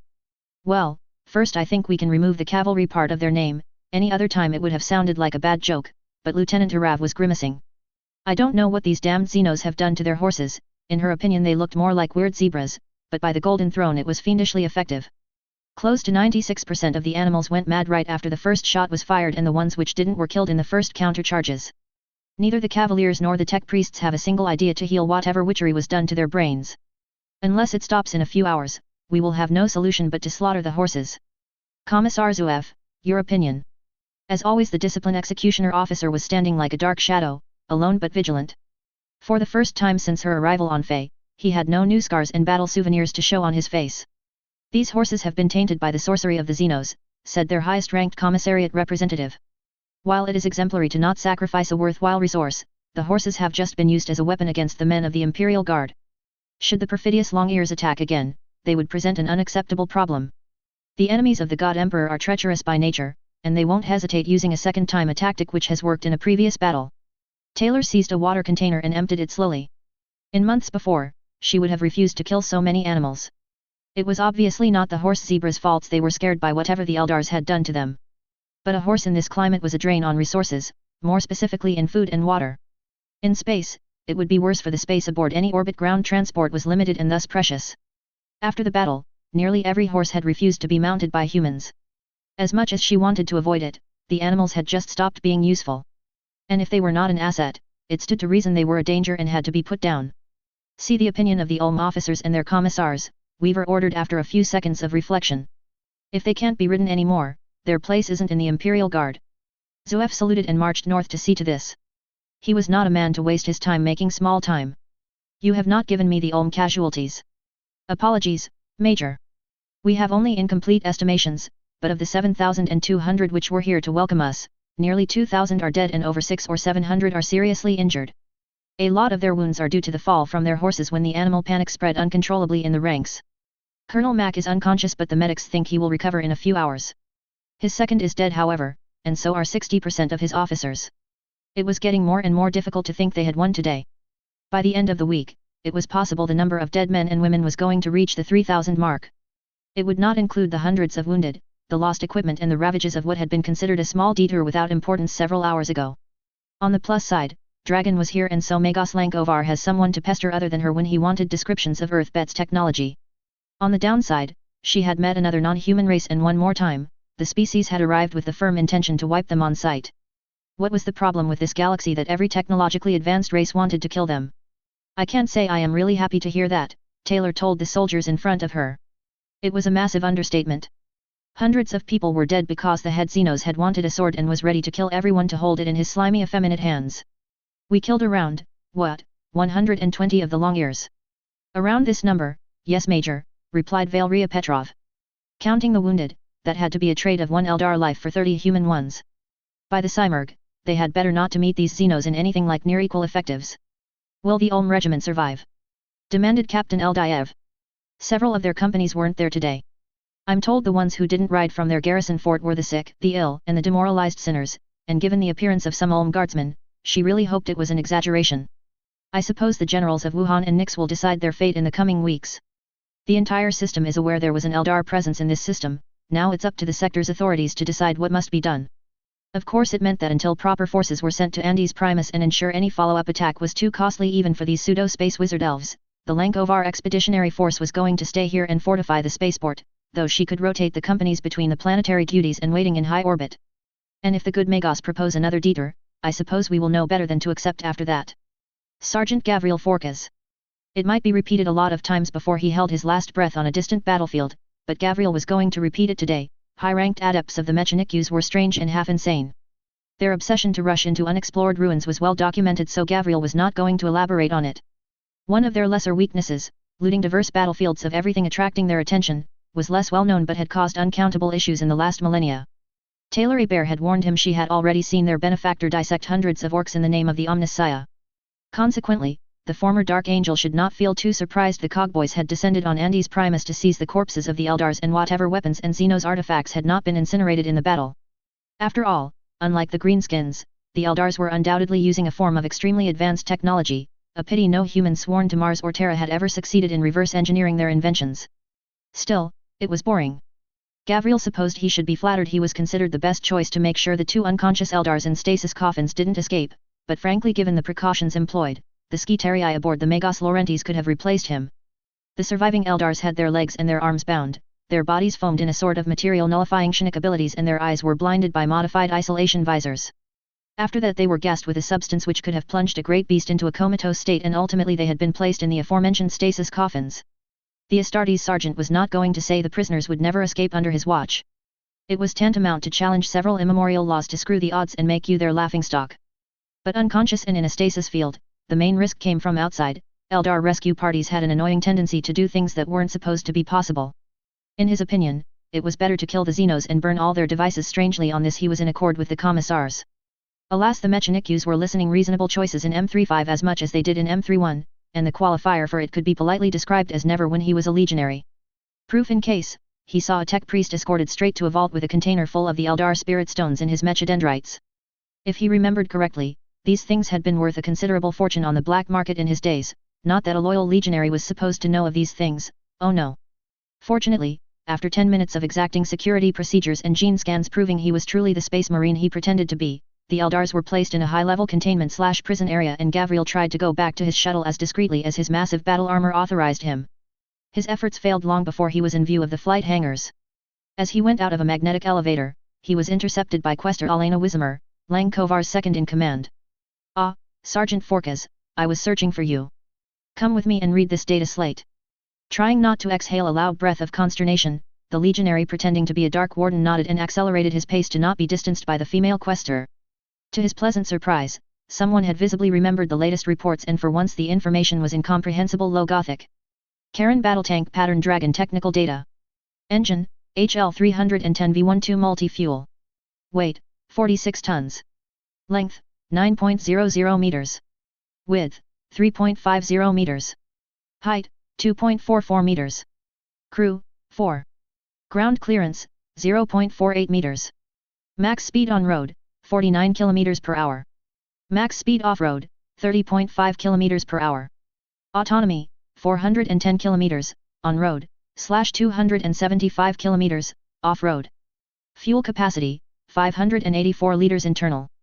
Main armament, Karen Cannon 100mm anti-armor long gun, maximum load, 46 rounds. Secondary armament, Heavy Bolter, X2, maximum load, 1000 rounds. Armor, front/side/rear/roof. Turret, 205/130/60/30. Hull, 140/89/60/33. The rest of the file was in binaric, either because the Mechanics didn't trust him with more data, their secrecy doctrine compelled them to hide the advanced and critical data from uninitiated eyes, or they had lacked the processing time to finish their translation. The sole image provided next to it, however, was far more sufficient to recognize the tank which had reduced 2 Eldar machines to blazing wrecks on the planet below. 2 elevators and several long corridors later, and he was in front of the real thing. "We lack tank specialists aboard our crew," explained his guide. "In your opinion, would Guard generals be interested to have this blessed archaeotech integrated to their armored regiments?" Gavriel gave her back the data slate, having memorized it entirely in a single reading. "That entirely depends," he replied carefully, "on how many parts of this tank are compatible with the Lemon Russ. The logistical officers are always keen to choose the simple solutions, and finding the ammunition and the parts for 2 different main battle tanks will not make them happy." He was just finishing his sentence when Magos Lankovar barged into the workshop. Unlike his usual appearances, the Magos explorator was harboring pristine red robes with extremely elaborated cog, skull, and hammer decorations completed with silver-like colors. "Now that the funerals for my unfortunate colleague Magos Artisan Troy Alpha Karen 1462 are over and his energy has been returned to the motive force, let us return to work." Mechanics cogboys in general showed a face of unity, but in this case the Magos was not giving even lip service to this idea. Idly, Gavriel wondered how much the two had to hate each other for the prayers and the ceremonies to be shortened to their minimal services. "The Karen Battle Tank Pattern Dragon is a fine piece of archaeotech, and I need a preliminary analysis before sending the data to the nearest Forge Worlds and wait their response." Sergeant Forkas. The former legionary turned around the tank for several seconds before answering. "The tank is obviously destined to non-Astartes forces. The units it was destined to replace were the battle tanks of the Imperial Guard, not the Land Raiders and the Rhinos of the Adeptus Astartes. The Karen battle tank is obviously faster than the Lemon Russ. I can't vouch for the reliability of the engines, but if they hold on-road and off-road, the speed advantage is nearly 40% over the Lemon Russ, and they have far more autonomy, due in part to their greater internal fuel capacity." "Is the hull shape superior to the Lemon Russ?" "In open terrain, absolutely," Gavriel answered without hesitating. "The Karen is far less elevated than the Russ and as such will present a far smaller target for long-range gun duels. In wars against species renowned for their poor precision at large distances like the Orcs, the Karen will be able to massacre a lot of enemies in all impunity. Since it has a smaller width too, a competent pilot will be able to maneuver faster and swifter to evade artillery fire. The lighter weight will allow it to cross bridges and obstacles where heavier machines will be unable to pass." "And the weaknesses?" "This battle tank is a very offensive platform. The armor of the turret is on par with the ones equipping the Lemon Russ tanks, but their frontal hull is a bit lighter. The engine is more powerful, and as a consequence its emissions on a battlefield are unlikely to not to be noticed. In an urban environment, the Karen battle tank will not thrive." Yes, whoever had the idea of this tank had wanted something to crush an enemy on a good conventional battle in the desert, hill, plains, and everywhere there was the space to form a large armored column and devastate the enemy flanks. In these conditions, the Karen tanks would savage the enemy. It was difficult to make guesses without proper simulations and war games, but Gavriel had the feeling this tank could kill 4 or 5 Russ on an open battlefield. It had killed 2 superior Eldar machines and revealed a capacity to ignore their damned ghost systems on Andes, and the Imperium tanks were cruder and less likely to acknowledge the threat before they were exploding. But when the 2 battle tanks would face each other on a terrain where it was impossible to maneuver, it was likely the Lemon Russ would emerge the winner. The margin of superiority would not be huge in all likelihood. The Karen tank was still a smaller target and its dual cannon was slightly better, but the Lemon Russ had better protection and a structure which sole purpose was to resist abominable shocks. "I would support the development of the Karen as a tank hunter and a multi-purpose frontline platform as long as no urban or siege environment is required of them. To reconquer large areas occupied by mobile Xenos or human forces, their firepower and mobility will be appreciated. In fixed positions however they are not better than the Lemon Russ." "Your conclusions are noted," replied Magos Lankovar in what looked to be his pleased tone. As always, it was difficult to know with the inhuman behavior of the Mechanikus. I will inform Tech Priest Dragon we will take her and her crew with us. This discovery was wasted in the Mechadendrites of Troy Alpha Care in 1462. Wasn't he who discovered the ancient vaults and rebuilt the blessed machine? Inquired Quester Wismer. Ha! There is a 94% chance he falsified his data reports and let his subordinates work out the problems before slapping his name on the project. Seer Maia Teal Lysis. The return to consciousness was the worst she had ever felt in her life. There was an awful substance in her lungs and her mouth. The temperature was too cold. Her skin itched everywhere, her armor had been torn apart. Her ears hurt. Her body was in pain. Damn the Monday Key. Damn Farsukaran. Damn her useless precognition abilities. No, this wasn't fair. Her visions had showed her the big problem, insects. She and the rest of the Eldars had just ignored the warning in their interpretations. Somehow, the Monday Key had managed to turn the insects of the damaged maiden world without a psychic ability. The confidence of the aspect warriors in their ultimate victory had done the rest. Whatever substance was on her, it dissolved rapidly and soon her eyes could watch the location where she had transported. It was bland. The walls were rigid and grey. There was no decoration on them save a Monday Key skull painted in black and white. Maia was bound to a half-inclined plane, barely able to move her head. On her left, there was a sort of container filled with green liquid, and logically it was where she had been kept unconscious until moments ago. On the right, there was just a door from which hoarse voices in an unknown language echoed. Seeing that she was alone, the young seer tried to draw energy from the surface of the ocean and break her bounds. But her contact was intermittent and barely perceptible. A pain in her head forced her to stop before she had really time to concentrate.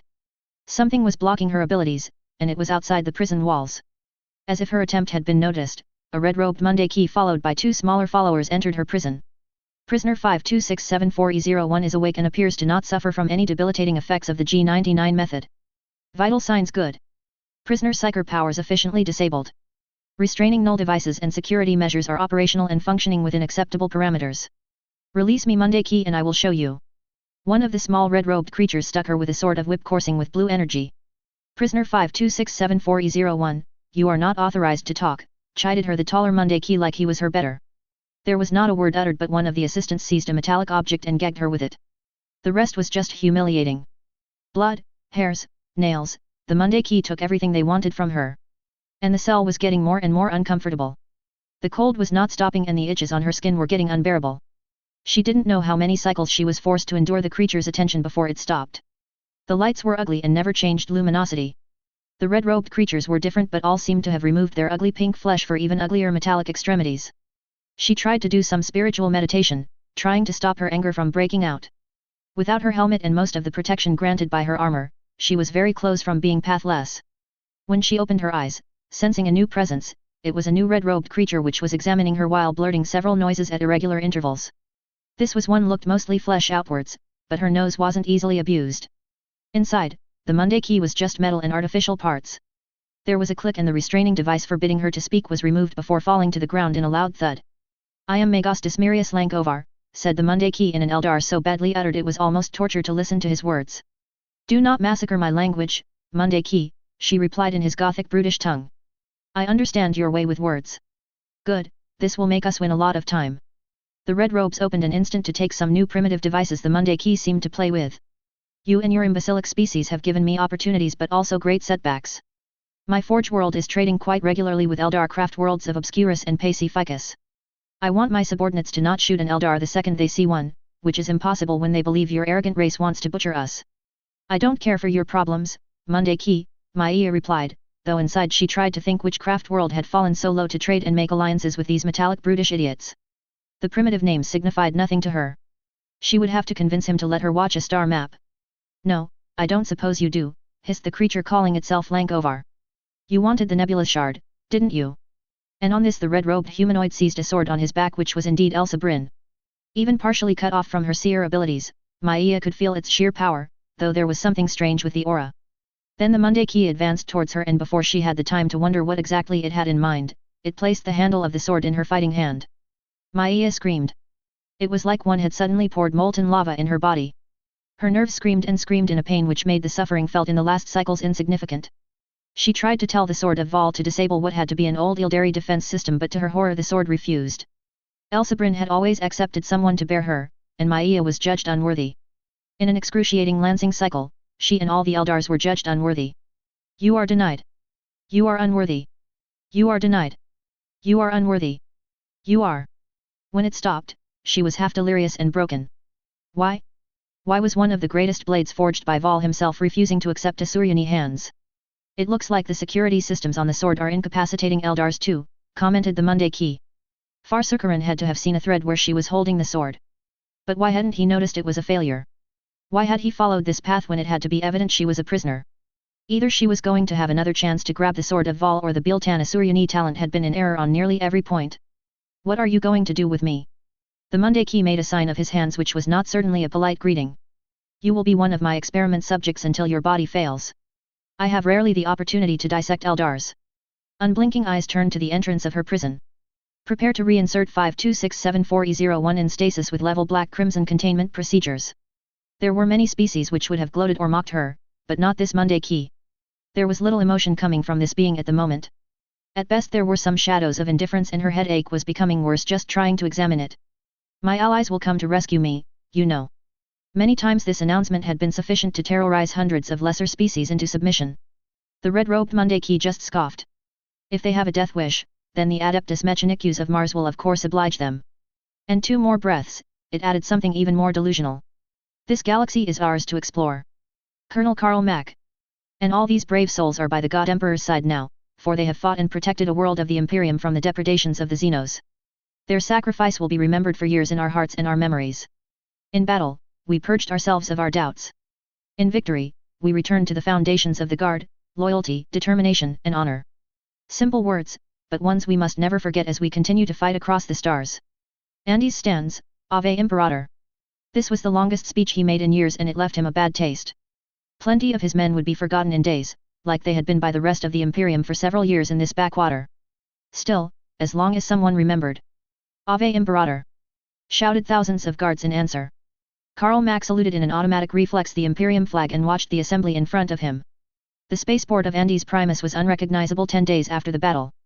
All the corpses of both men and Xenos had long disappeared, the former being granted great funeral ceremonies and the other dissolved in the swamps or recovered for experimentation by the Mechanicus. The horses' carcasses had been burned. The transports and machines which could be repaired had been towed away. The unsalvageable chimeras, sentinels, and toros were rapidly dismantled or recycled and sent back to the ships in orbit. The Mechanicus and the Guard had built 6 great lines of defenses with bunkers, razor wire, concrete boxes, and dozens of artillery defensive positions. Several hectares had already been dried up around their position. Before the battle fought against the Eldars, Andes Primus had been of little importance, and according to the whispers every military force of note spread by its simple existence, there had been pressure to cut the costs and reduce further the involvement of the Imperium on this world. The Xenos attack had changed that. Now Andes Primus was potentially the front line if for whatever reason the perfidious Eldars decided to attack the Nyx sector. As the attacks of the Orcs were winding down, the higher authorities had immediately dispatched 4 regiments and demanded a new military tithe from Wuhan and Andes. But the biggest change was the impressive muster who had been gathered as far as he could watch. Hundreds of veterans from the regiments who had fought with the Ulm Cavaliers had been granted the honor to march in front of the short military parade, followed by thousands of Wuhan and Andes guardsmen. In the distance, tech priests were busy elevating several Vox towers and new fortifications. A reminder like any other that when the Imperium was provoked, it could strike back. There were dozens of magnificent banners flowing in the wind today, and the flag of the Ulm II flew with them, free and defiant. It took several hours and ceremony of protocol to complete the day after his speech. First he formally surrendered the title of military governor for Andes Primus to General Onday. Then there were the medals to be granted to every soldier for their loyal service, new honors to be quotes, and even a few propaganda agents of the Departamento Munitorum, always happy to make a few VID casts to help the recruitment efforts wherever the Guard fought. Incidentally, he and nearly all of his men had now the Order of Andes Second Class and the Sentinel Medal to show at formal events. Yes, the Departamento Munitorum was more inclined to send the awards than to order a luxury yacht for their illusionary holidays. It was a relief when he was able to say his 35th goodbye and sit in the heavy transport waiting to conduct him to orbit. His legs were strained, and he was not a young man anymore. "Well, we are finally leaving this damned planet!" exclaimed joyously one young man of his staff as the acceleration of the engine stuck them in their harnesses. "Goodbye, glutton mosquitoes and humid climate. Oh, I'm sure the Mechanicus can find some for you. Major Taylor Bear. So you have obtained the authorizations for the Ulm II to join us in our adventures." On the hololith, the image of Lankovar flickered for a second before the Magos Explorator answered. "Yes, the Departamento Munitorum has long memories and refused to include them in the new garrison of Andes Primus. They were willing to grant them medals and a ticket off-world, but their generosity stopped there. I'm not surprised. She had received her fair share of medals too, to the point it was becoming rather embarrassing, and next time she would have to wear sunglasses if there was sun to reflect all this mass of polished metal. For her contribution in the fight against the long-eared Eldars whose ears were apparently real and not prosthetics, Weaver had received the Order of Andes First Class, the Xenos Hunter Honor Medal and the Sentinel Medal. I will await your suggestions on how to integrate these reinforcements in my order of battle. Wonderful, more homework and bureaucracy. You might think a victory and people would stop pestering you with administrative duties, no? Perhaps she could throw it to her staff? Truth to say, she didn't know what to do about the Ulm Second. All their life, these men had been trained for horse riding duties, and now their horses had to be killed thanks to the long ears. Few regiments used animals in the Nix sector like the Ulm Guardsmen did. In the age of the 35th millennium, the majority of the planets had transitioned to modern warfare long ago, and the logistics headquarters had refused to consider the price of buying new horses. For this case, it was understandable, as the mounts would have been more expensive than a cargo of gemstones and rare ore. Yes, Magos. What is to be our next destination? The S4697X5T4 system. Any specific requests before we make our warp transition in 17 hours? Well, if the Magos felt generous enough to ask. Yes, I had this need for an insect bodyguard. Chapter 18, Sentinel Interlude. Sentinel Interlude. Escalation Preparations. Segmentum Tempestus. Craft World Biel-10. 8.613.289 M35. Farser Filganilth Sirt Morin. The Dome of Serenity was ancient, even by his race's standards. It predated the creation of Biel-10, for his ancestors had used their influence, skills, and power to transfer it from their great palace to the not yet completed craft world. It predated by the fall by tens of thousands cycles, though the archives were sadly incomplete on the precise date and the name of the ancestor who had commissioned this great project. Few artworks belonging to the noble lines of Biel-10 could compare to the dome. Gems of worlds long lost to the enemy were displayed with the finest illusion sculptures. Songs of happiness and joy resonated with the exquisite wraith bone. Star paintings and impossible crystals coalesced to impossible heights. Many younglings and great elders had cried in passion before this work for thousands of cycles. It was a reminder of everything the Eldar race had mastered. It had been a light in the darkness when the fall came. It was just a forgotten remnant of the past, just like him. When the craft world had started its long and endless journey across the stars, the Sirt Morin family had received thousands of poets and artists inside its halls, all wanting to present their greatest creations in the hope their legacy would be preserved for thousands of cycles, long after their spirit stones had been plunged into the infinity circuit. Now, Filganilth was not sure there was 1,000 Eldar who had chosen the path of the poet in Biel-10 halls. The same was true of the path of the sculptor or the path of the painter. The path of the artisan had seen its numbers crumble cycle after cycle, and soon there would be no one save a few wraithbone singers and of course the war artisans. It was not the only path which was on the edge of oblivion. The path of grief numbers had fallen hard after the last campaigns. The High Farsers obviously thinking more aspect warriors on the front lines was better than having someone to mourn for your passing at the funeral rites. The path of the dreamer was almost as bad in that aspect, as the exarchs wanted terrible blades to pursue their rebirth of the empire, not dreamers and students of the past. The path of the mariner had been entirely suborned to the path of the warrior. The colony and merchant ships had been replaced by threatening and weapon-brimming hulls to sustain the myriad of military expeditions Biel-10 launched across the stars. He could have continued for cycles and cycles. Paths broken and discarded in the name of efficiency and war, but it could have lasted endless cycles, and he was not a youngling anymore. He had tried to continue on the path of the seer in the hope a thread could be found where his descendants broke this endless circle of bloodshed and violence. He had not found one. Filganilth Sirt Morin had not found the thread he searched, and cycle after cycle he had been forced to redirect his energy finding solutions and desperate measures to stop problems some seers, farsers and autarchs of Biel-10 had created in their arrogance and their short-sighted views. Protecting the craft world was increasingly difficult. In the last 1,000 cycles, 27 major invasions of Biel-10 had to be stopped by guile and force of arms. Only 3 had been executed by the primordial annihilator. Their enemies were growing strong and Biel-10 was weak. Yes, on the outside the galaxy knew their formidable hosts, but few realized how many souls these endless wars had cost them. The green brutes and the humans could afford gigantic armies for their conquests. Eldar could not. The halls of Biel-10 were empty. Filganilth was the last of his distinguished line, and he was for his beloved Enria. His 2 sons and his daughter had never returned to the craft world after a purge went dramatically wrong on a corrupted maiden world. The consolation he had been able to save their spirit stones had been really hollow in the end. And now he was the last survivor of his line, waiting under the Dome of Serenity, in a seat which should have gone to one of his 5 elder brothers, but they had also perished hundreds of cycles ago. You always look so pensive, is it a farce or obligation? Jirkanith, Filganilth smiled, how kind of you to remind me of my high and dignified behavior. Someone has to, no. Autarch Jirkanith Maloskailan jumped fluidly next to him. His friend had a few more scars to add to his copious collection, he noticed. I suppose, he nodded with a large smile. It has been too long. I was not aware you were back, otherwise I would have organized something. I just came back from Retier, at the Joint High Council demand. The green eyes of the friend he had known from the time they were playing in the gardens together was melancholic. This was really sudden, otherwise believe me old friend, I would have warned you of my return. That I can believe, the farcer dramatically added after a moment, you always enjoy drinking my oldest nectars. That was only this time on Diularith, chuckled his friend. You're not going to let me forget it, aren't you? Of course not. Both laughed together and Filganilth realized how badly he had missed it. How long had it been since he hadn't laughed? He was rather sure the answer was too long. Not stopping the bantering, the Autarch and the farcer left the Dome of Serenity and marched for one of the many offices he was using. I suppose you are going to return to war before this cycle is complete. Jirkanith's lips tightened and his visage expressed many emotions before settling on disappointment. No, old friend. The High Farcers and the rest of the High Council have kept it under the veil of secrecy, but I have been relieved of my command. Filganilth's fears were reignited by this sentence. His friend was one of the best strategist-tactician Biltan had available, the reason why, unlike Filganilth, he had never punished for his nonconformist opinion. If the High Council was really so far gone to remove one of his best from the front lines, things were direr than the threads of fate implied. I suppose the motive they gave for this removal was not the true one. Jirkanith Maloskailan smiled.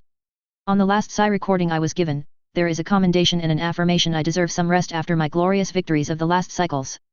Naturally, only someone who was unaware of the manipulations of the High Farcers would believe it for a heartbeat or two. In private though, they have lambasted me for my tactics and my tolerance. I don't attack fast enough. I don't massacre enough Mundaki for the High Farcers' taste. I am too prudent. I don't believe in the rebirth of our glorious empire. The Autarch shook his head in resignation. I have done what I could to mitigate the excesses, but my replacement is a fire soul, one of those who believe the sun is shining in the crystal excrements of the High Farcers and that all life is destined to be mud under our feet. We will be lucky if half of the host is alive when victory will be announced. More lives lost on the altar of Cain, then. Young lives which had lived mere hundreds of cycles before being thrown in the inferno where the bloody-handed reigned and she who thirsts waited for a chance to swallow their souls. I wasn't aware the situation was that bad, but then how could he, when the powerhouses of the craft world had decided to keep him away from any major war? We rely too much on our farcers and our militarist attitude to solve every danger. And yes, he was aware of the irony that he, a farcer, was advocating a decrease of his path's influence in the deciding circles. It is too late to evict them, my friend. They may have their flaws, but they thought to secure the loyalty of the next generation coming after them. New younglings who will know nothing but unending war against all the spacefaring species of the galaxy, because we attack them first and only request talks when they have repulsed our first assaults. Jirkanith took a small golden necklace to observe it before sighing loudly. I was offered a possibility to save the honor of my family, of course. Of course. The two old Eldars exchanged dubitative glances. Farcer and Autarch, they had the dubious honor of being the last of their lines. Their brothers, sisters, parents, and relatives sacrificed in one of the countless wars began by Biltan on maiden worlds no Eldar had ever set foot since the fall. After freeing worlds they hadn't the first colonist to settle, honor was a world which lost most of its signification. I was offered to lead a Twilight Spear against the humans. Filganilth blinked in incomprehension. A Twilight Spear was the answer Biltan had established when one of their scouting forces was beaten. Like many things imagined by the Exarchs today, it was crude and unimaginative. A larger force was mustered and every enemy who had partaken in the destruction of the first Asuryani group was to be thoroughly annihilated. It is just the 18th we have to dispatch in the last 100 cycles. 19th. And this time it was a terrible defeat. The survivors consist in a heavily wounded dire avenger from a 124 crystal search blade. The old farcer whispered a prayer for all these souls which were now lost, never to return to the protecting embrace of their homes. Who was the farcer in charge? Virian Karan. It was a name he unfortunately had not to make a lot of effort to remember. Him, it took a lot of control to prevent anger and loathing from engulfing his thoughts. Yes, he was apparently searching for a sword of Val and was murdered by a champion of pestilence controlling millions of corrupted insects. Knowing this arrogant Megareeks, I prefer thinking he misled completely the threads of fate and charged in a new fight before evaluating properly what he was opposed and the nature of the object he searched. Swords of Val were by their very nature priceless heirlooms of Eldar history. Each blade the craft worlds had recovered was in one of the most secure redoubts of their species, and as such it was unlikely humans of all races would have found one. Unlikely, not impossible, but still. Sword of Val or not, he had not need to use his powers to know the reaction of the high farcers. I suppose the father and the brother of this incompetent farcer found excellent excuses for this fresh disaster and used all promises and favors to convince the council, and they also released some new aspect warriors to create this twilight spear. If you weren't a farcer, old friend, I would recommend you for a command path. Jirkanith raised the golden necklace in mock salute. Yes, this is exactly what happened. I refused, naturally, but they had a few other autarchs and High Farcer Minorith volunteered to lead the force. One of the 17 in person. They really intended to start a war, again. And they wanted to do it at a time when most of the Biltan Tempest of Blades was fighting all over the galaxy. Twilight spears were easy to cast, but were terribly difficult to recall in the best of cases. How many aspect warriors are we talking about here? Between 6 and 800, assuming the Kirin promises are not dust in the wind. This would mean armored support and certainly a few great warships to transport them. This is going to weaken our reserves once more, and he cast the runes, concentrating on the information he had just been aware of. Millions of threads began to unfurl under his guidance, but not for long.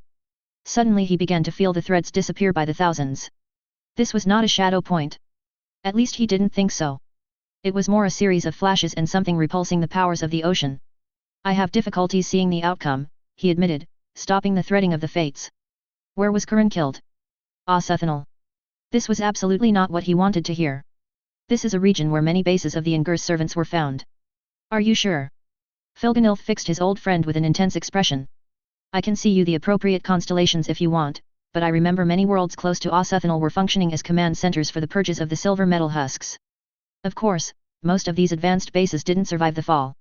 Suddenly, he feared the worst. This whole disaster engineered by Kirin was a cloudy affair, and they had only the one of a wounded warrior for their information resource. They were close to Necron grave worlds, and the primordial annihilator may be at work. We must prevent the Twilight Spear from being sent. Impossible, Jirkanith countered. The Kirin family will never accept. We are both disgraced elders, and letting the humans get away with the murder of one our forces would enrage beyond measure the ranks of the aspect warriors. Neither I nor you would avoid banishment if we tried to expose this in public. Then I think it is time to use our resting time to travel to new worlds and enjoy a few cycles of discovery. I'm sure the High Council will be thrilled to know we are not here to protest against their plans to erase everything the Asuryani should stand for. When are we leaving? Beyond the light of the Astronomicon. The Veiled Region. 8.502.289 M35. Missy Byron. Vista had seen many weird events created by para-human time powers. It was sort of unavoidable when you had Clock Blocker in your team. But the power of her teammate in the wards had been limited by design. Clock Blocker could freeze time, but he had to touch the object, the human or whatever target he had in mind. It didn't matter if the contact had been made by feet, hand, or the rest of his body. It didn't matter if he wanted to freeze a bug or Leviathan. It worked. But it was only freezing time, and for an indeterminate period between 30 seconds and 10 minutes, with no control over the duration. It was great for manipulating the battlefield in combination with her space manipulation powers, but it wasn't a high-tier ability and he couldn't do time loops. That domain had been the specialty of Grey Boy, of the Slaughterhouse 9. And since apparently the Fairy Queen had killed him, the threat of this monstrous power had been thought extinguished. The PRT and the whole world had been wrong. Scion had time loop powers, and now they saw the result from the observation bridge of Contessa's warship. The moon exploded, destroyed by a series of golden explosions. It lasted a good 10 minutes, and in the last seconds, the satellite of the Earth unleashed was losing more and more of its integrity until asteroids and fragments were left. And then it began again. Suddenly, the celestial aster was whole again and golden explosions resumed. And the cycle of destruction started again. The moon was in an eternal time loop, breaking most laws of causality and physics, doomed to be destroyed hundreds of thousands times until, according to Contessa, the last shard of Scion the murderer ran out. Missy Byron, also known as the Ward Vista, would have loved to say Earthbet had known a better fate than the moon. She couldn't. As cruel as the time loop was, her planet of birth had been transformed into a world-spanning desert as Scion had dried the oceans and seas, ravaged cities, and wiped out resistance to his mindless carnage. It had only been 5 years since she woke up, but there was nothing left of Earthbet but bad memories. Technically, it was possible to breathe and the temperatures were not unbearable, according to the Colossus standing behind her. But there was little water and leftovers of para-humans' shards plagued air and earth.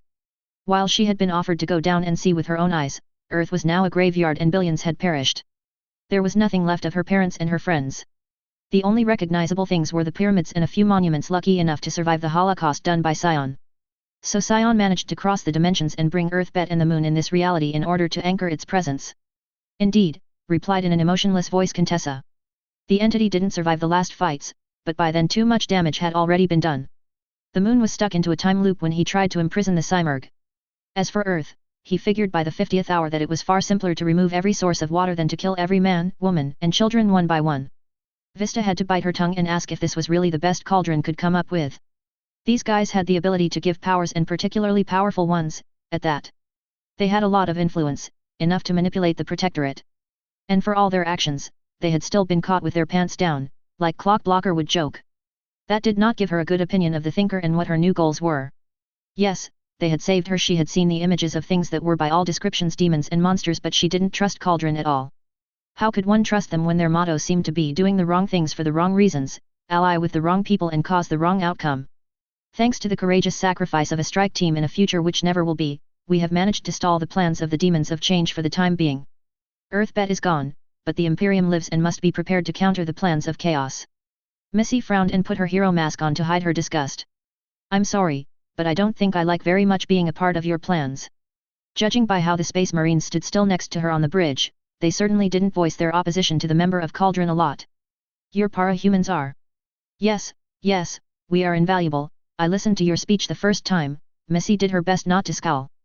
But the truth remain, I don't trust you. I didn't trust Cauldron when your existence was revealed in the first place, and I am ready to bet the other para-humans which were displaced before the final apocalypse are not trusting you either. There was no hesitation, no emotion, and no indignation in Contessa's answer. For like the 1000th time, Vista wondered how much their powers had screwed mentally their owners. Personally, she felt like she had not changed at all since her trigger, but then she would think that, no. It was possible, as much as she didn't want to admit it, that Contessa had always been a cold-hearted bitch. It was also possible her abilities had transformed her in this sort of killing machine invested in her mission. For better or for worse, you certainly agree the Imperium is the last bastion of stability in this galaxy. Yes, because every other thing out there is worse. Retorted hotly the ward of Brockton Bay. Every advanced civilization worth the name is using travel across hell to go at faster than light speeds. Between the green idiots and the millennia-old horrors, anything created by humans can only be compared favorably, but that don't mean I want to serve entire organizations which make the Empire 88, Lung and Coil look like choir children. Missy shook her head in annoyance. The PRT had its faults, including being unwilling puppets of your organization. But at least they tried to keep the peace and arrest criminals. The few things I've learned about the Imperium tell me quite clearly they don't hesitate to wipe out civilizations when the commander of a crusade feels a bit trigger-happy with his space cannons. And the least said about the figures leading said empire, the better. Hitler was a crazy lunatic loon, but compared to certain important figures of the High Lords, the man was just eccentric and tolerant. Why don't you speak to the other para-humans and see if they agree with you? Vista fixed Contessa, trying in vain to guess what the woman was thinking. In the end, she renounced. Contessa was just presenting an inhuman front. Who will be present at this reunion? Dragon and Weaver, the latter you may remember her as Skitter, must already have arrived to the S4697X5T4 system. Clockblocker and Leet are both on their way too. And in addition to you, I also keep Doormaker in stasis. Vista's head burst in relief. Clockblocker and Dragon were more than fine, they unlike Contessa had proven they could act like true heroes. Skitter and Leet, the latter was a cosmic joke and the former was an insect warlord, but they weren't Empire and could probably be reasoned. Lung or one of the big S-class supervillains would have been a total disaster. There were still large zones of shadow which worried her. You said there were 9 para-humans who had survived the destruction of Earthbet. Unless I have forgotten how to count, that doesn't make 9. And where the hell is the Cymurg? The moon is getting pulverized but I don't see a feather indicating she was there. Dragon, Skitter, Clockblocker, Leet, Contessa, Doormaker and her, the count was good for 7, not 9. Shadowstalker has her own path to follow, and I fear the 9th has already fallen to chaos. As for the Cymurg, we do not have any clue. She may have perished. Or she is waiting in a nice planet for the opportunity of screwing with para-humans and non-para-humans, raising more monsters and pushing millions to madness. It was the Cymurg, it was best to always prepare for the worst. Just ask the Swiss how it paid to underestimate that winged bitch. Let's go to this S-thing system then. Segmentum Solar. Solar Sector. Solar System. Holy Terra.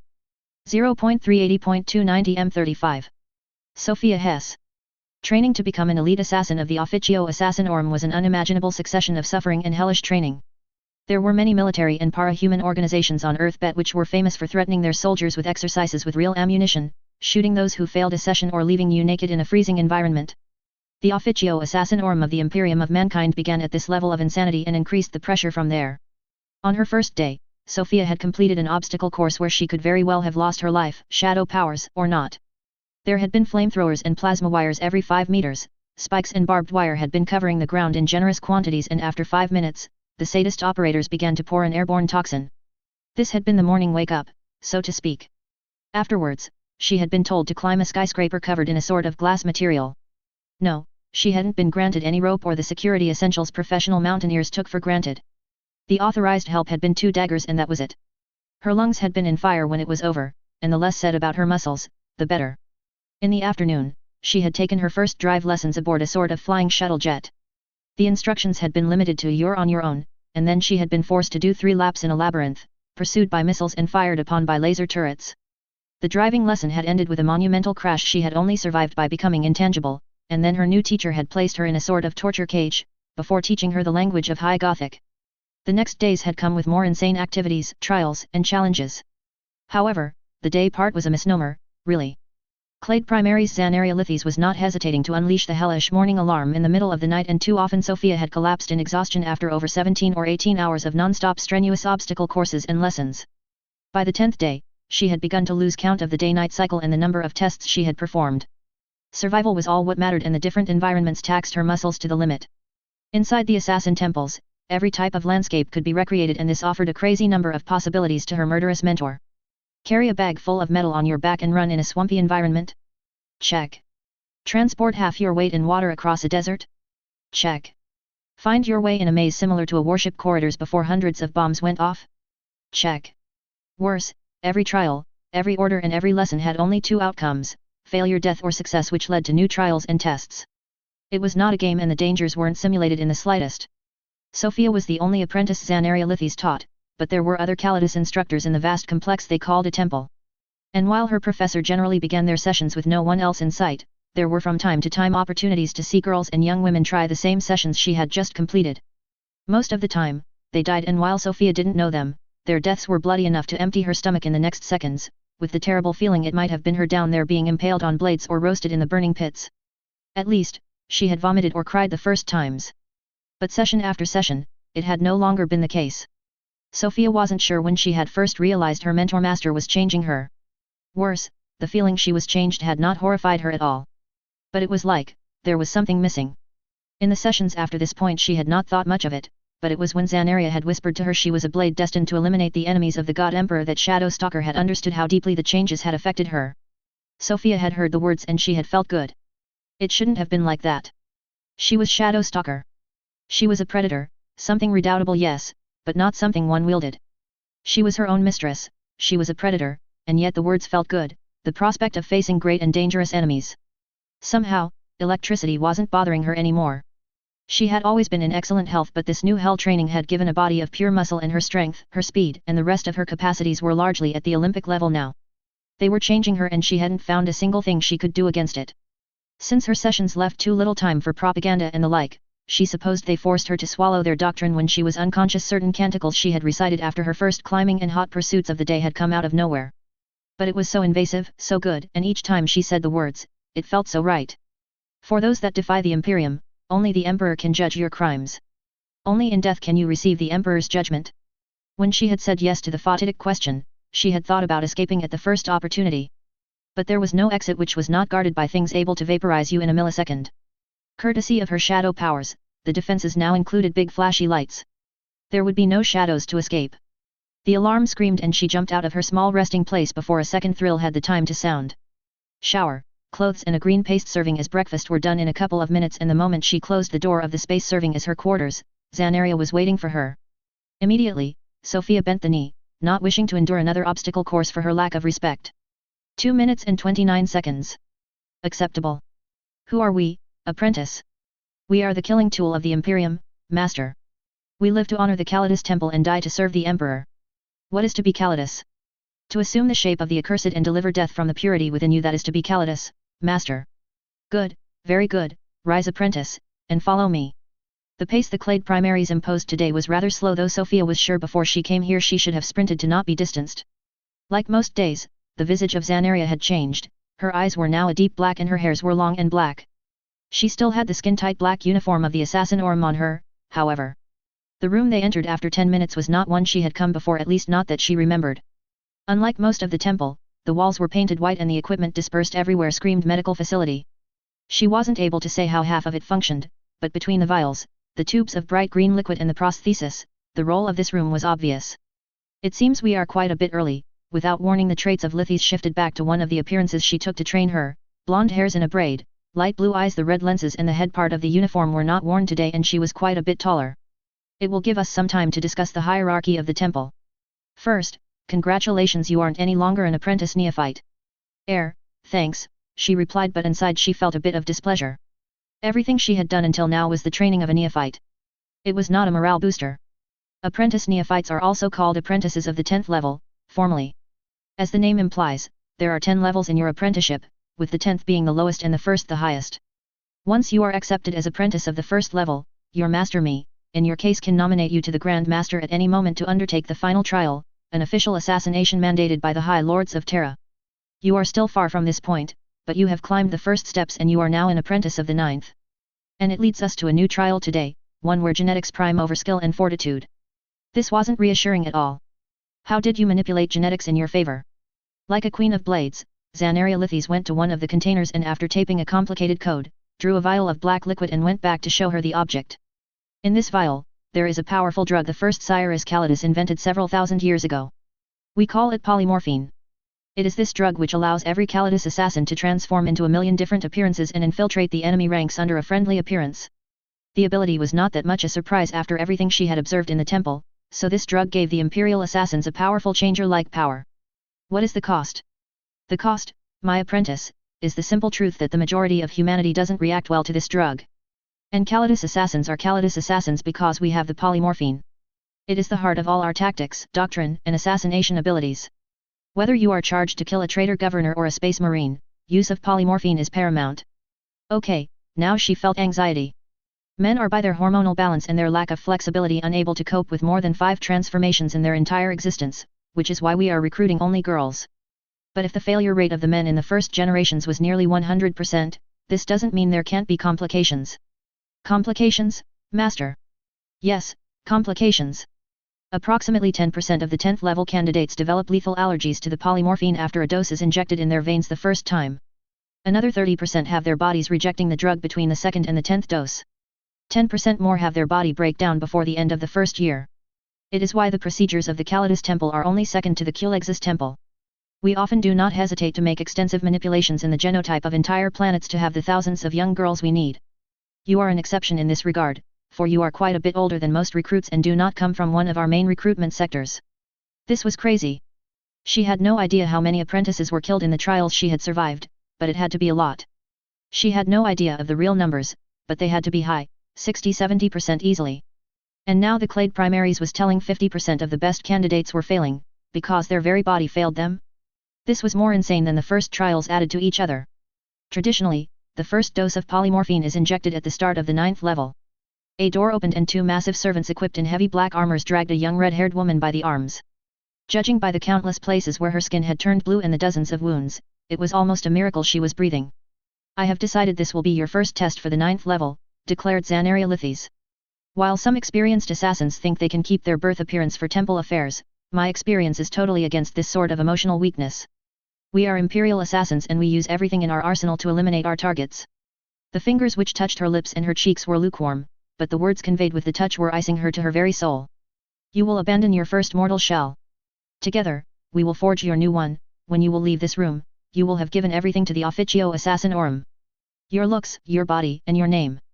The wounded girl, certain an apprentice given her muscles and her lack of regular Calidus uniform, regained consciousness and tried to escape the bounds of the armored guards, but in pure loss. Bound and gagged, the red-haired girl was placed on a sort of operation table, unable to escape her fate. Sophia, remove your clothes. She obeyed before a thought of protestation came.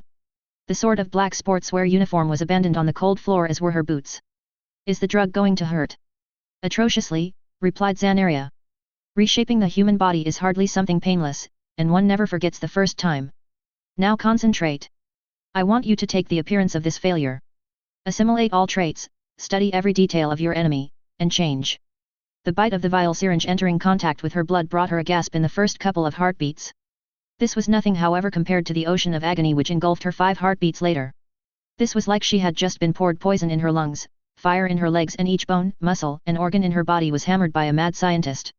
The image of the red-haired girl's body was in her head, but as bones and muscles shifted, Sophia screamed in agony. She saw darkness. Maybe she was hallucinating? There were tendrils of light, 2 vast things, coursing with energy and so vast. Addition. Change. Completion. There was a last spike of raw, unbelievable agony and then it stopped. 7 seconds, exceptional, and for the first time in her training, Sophia heard the voice of Xanaria Lithis carry hints of respect in it. There are several apprentices of the first level slower than you, my apprentice. Sophia stood slowly, watching the changes the polymorphine had given her body. Her black skin had disappeared like it had never existed, replaced by a white similar to the one exhibited by the clade primaries. Her hairs were now a brilliant shade of red, and when she looked in one of the mirrors present in the room, her eyes were a nearly transparent blue. Her breasts were a bit bigger and she was taller now, her muscles a bit more developed. She felt stronger, more in control. You have a last task to complete the change. A dagger was thrown in the air and she caught it without looking. What was her teacher implying? Then her eyes turned to the bound woman she had just turned into the perfect copy. Sophia hesitated. Who are we, apprentice? We are the killing tools of the Imperium, and her blade cut the throat of the failed apprentice. Blood flowed on the heavily beaten skin and the breaths of her victim grew erratic. The light in the pale blue eyes dimmed before vanishing. A new appearance sealed in blood. She knew there was no return from this point.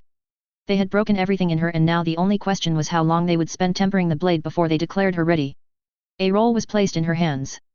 On it were thousands of names, some amusing, some awful and many which weren't even for women. In 8 heartbeats, she made her choice. This one. An original choice, Xanaria Lithis judged, but one no one has taken until now. I give you half an hour to adapt to your new body before starting the next phase of your training. Your new clothes are here. This was not a Kalida's skin-tight uniform, but was beginning to look like one, with the only non-black shade being a few green inscriptions and a brilliant 9.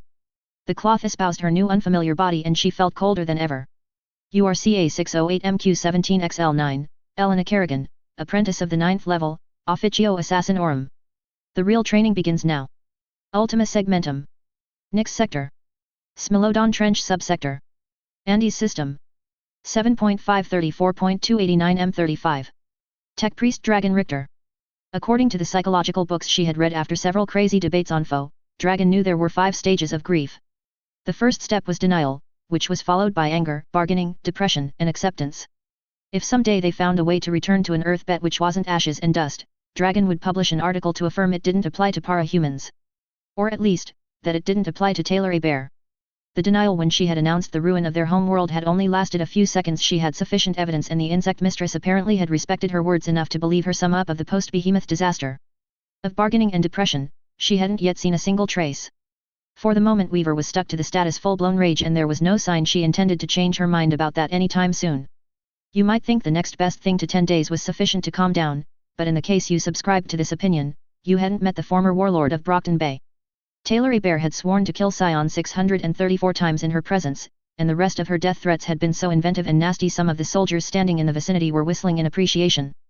This was at moments like this Dragon thought the system of classification imagined by the PRT and the popular opinion about which powers were useful, cool and dangerous needed a deep reform. In her wrath, Weaver had extended temporarily her mastery's range by nearly 100% and she had reports of insects behaving weirdly nearly 2 kilometers away all over the guard transport ship. Her new superior in the Mechanikus, Magos Dismirius Lankovar, had profusely congratulated her for carefully locking away the beetles and other dangerous nasty creatures before her first serious talks with a bear. Insect-shaped humanoid faces buzzing and screaming were disturbing when you saw them, but hardly dangerous. Dragon had really no wish to discover what the warlord once known as Skitter could do in space, a very small area perfect for using her powers in vicious and devastating ways. At least you avoided alcohol, Dragon said as the young woman had finished demolishing a training room with nothing bigger than a las pistol and a few dozen flies. I'm the daughter of a dock worker. The reply was not long in coming from the middle of the war zone. Taylor A. Bear had transformed the training grounds into. I saw enough friends of my father drunk to know alcohol solves nothing, and besides have you tried to drink what the Imperial call alcohol? The tinker nodded, acknowledging the point. Wine and other grape-related beverages had not survived the millennia. Amasec and the other alcoholic drinks might look like wine, beer, or liquor if you didn't glance too long, but they weren't, not really. The ingredients used for their creation were mostly issued from the future chemical industry and the taste, Well, Dragon was not the best judge, but she was sure the eastern coast of North America would have risen in rebellion if their drinks had been replaced by their M35 equivalent. To call them disgusting was complimenting these drinks. Taylor A. Bear leant against the wall and most of the insects dispersed. Why are you here, Dragon? Estimating how much damage the other tech priests will need to restore it to its initial state. The chuckle she received in return was genuine, albeit a bit forced. No, I mean, why have you stayed with Lankovar?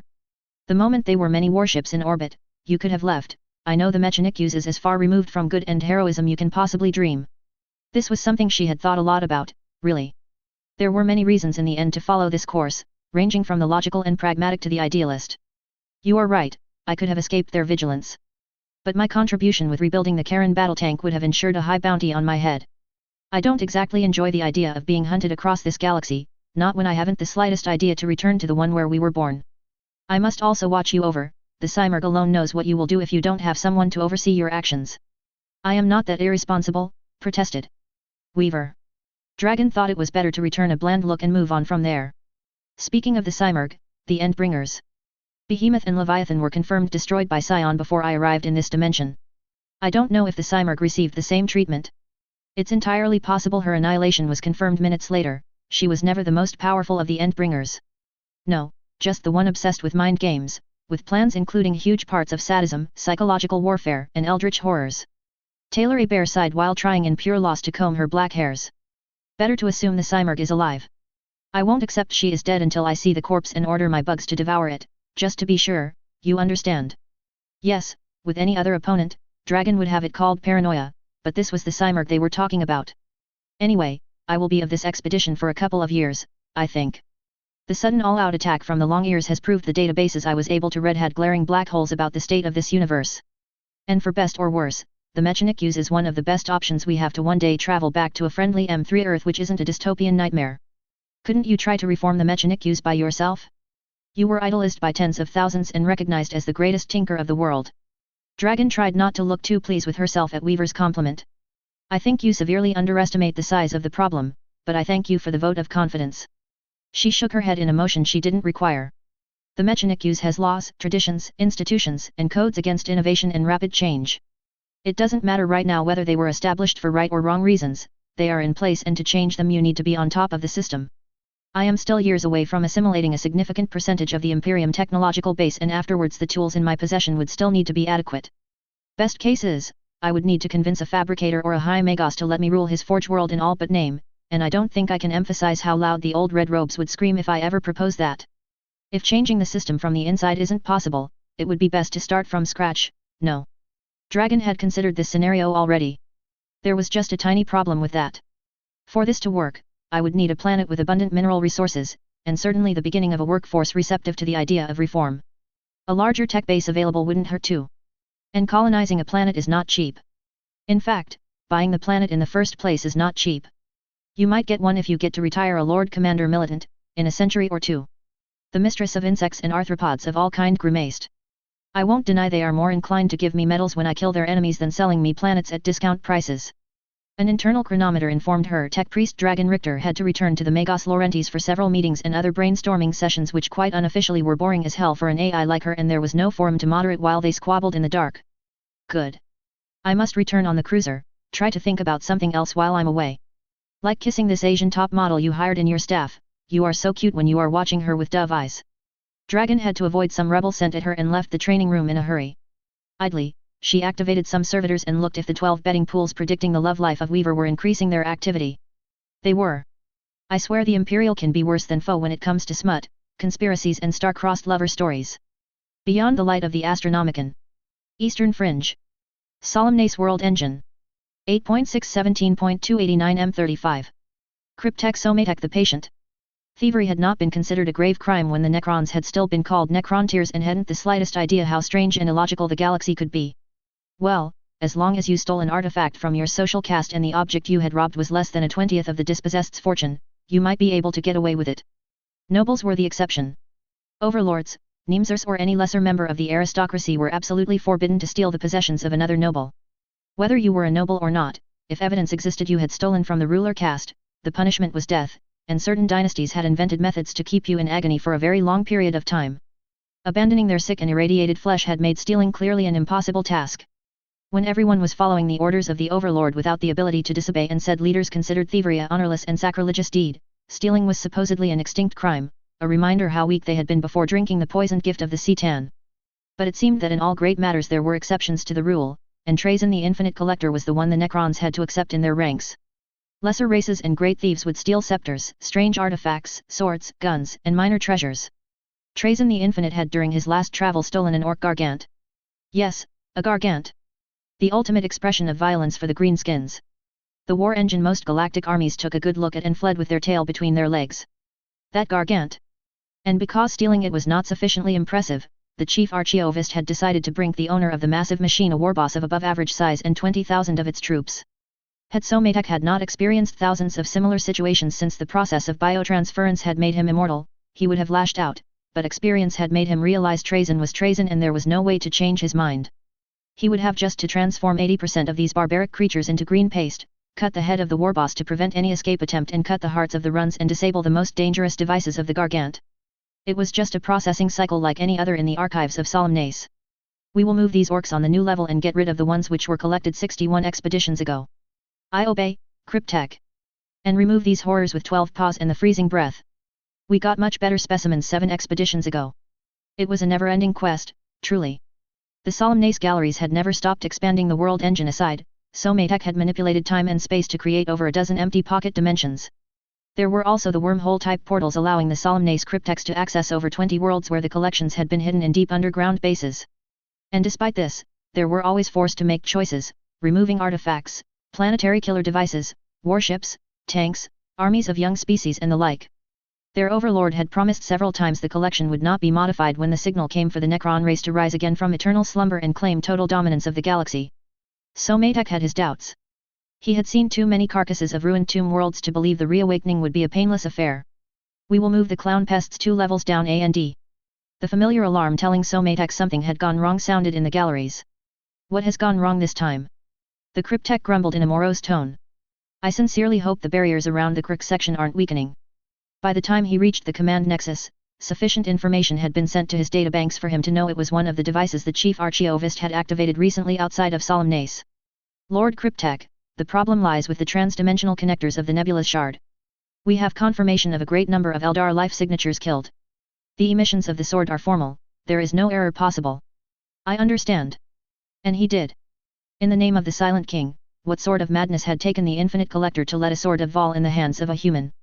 These hypocrites of Eldar farcers were always searching for them, and thanks to their sorcery precognition, thousands could converge at any moment on your position. What is happening around the nebulous shard? The chief archaeovist had arrived, his purple cape and his decorations shining under the green artificial lights of the world engine. Eldar signatures detected near the nebulous shard, Lord Trazyn. It was the same to say the sword had killed these arrogant creatures with long ears. It was a moment worth applauding. Anything bad which happened to the favorites of the old ones was good news for the Necron dynasties. Have they managed to recover it? No, Chief Archaeovist. There was an attempt from an Eldar to touch the nebulous shard, but it stopped quickly and the sword is back in Weaver's hands according to the latest data flow. Somatek delivered his report and prayed his master was going to be reasonable. The next words listened to by his sensors lessened considerably his hopes. So the insect controller has certainly gained valuable Eldar specimens for my collection. Excellent. A series of command was given to one of the many lesser artificial intelligences of Solemnace and a map representing the eastern half of the galaxy materialized in the center of the command room. I want your best extrapolation on their future destination, Cryptek, the Infinite Collector ordered. Compared to most calculus, astronomy predictions, and disaster preventions he had to solve on a day-per-day basis, this one was almost unworthy of his attention. But the Overlord had commanded, and he obeyed. To do anything else was impossible. If the information of the nebulous shard is accurate, they must be close to the system their ignorant empire has classified as S4697X5T4. Then a new alert blared up, and Somatek slammed his instruments against the floor as the immense knowledge of the Necron explorers recognized the stellar data. And this system was one of ours before the Great Sleep, it appears. The fortress of Delphimonia, by the Void Dragon. Yes, he remembered precisely who exactly was in charge of this tomb world. Prepare the Sublime Collection for an emergency departure, commanded Trazyn. Chief Archaeovist, may I remind you the Feeric of this world threatened to inflict a terrible vengeance on your collections if you tried to steal something from her, again. But I will not journey to her fortress to acquire her relics, I go there to enlarge my collection of Eldar and human specimens. There were times Somatek was sure the Citan had deliberately made the Overlord utterly and completely mad just to see the Necron nobility scream in rage. As their eternal service continued, he was more and more concerned this theory was absolutely correct.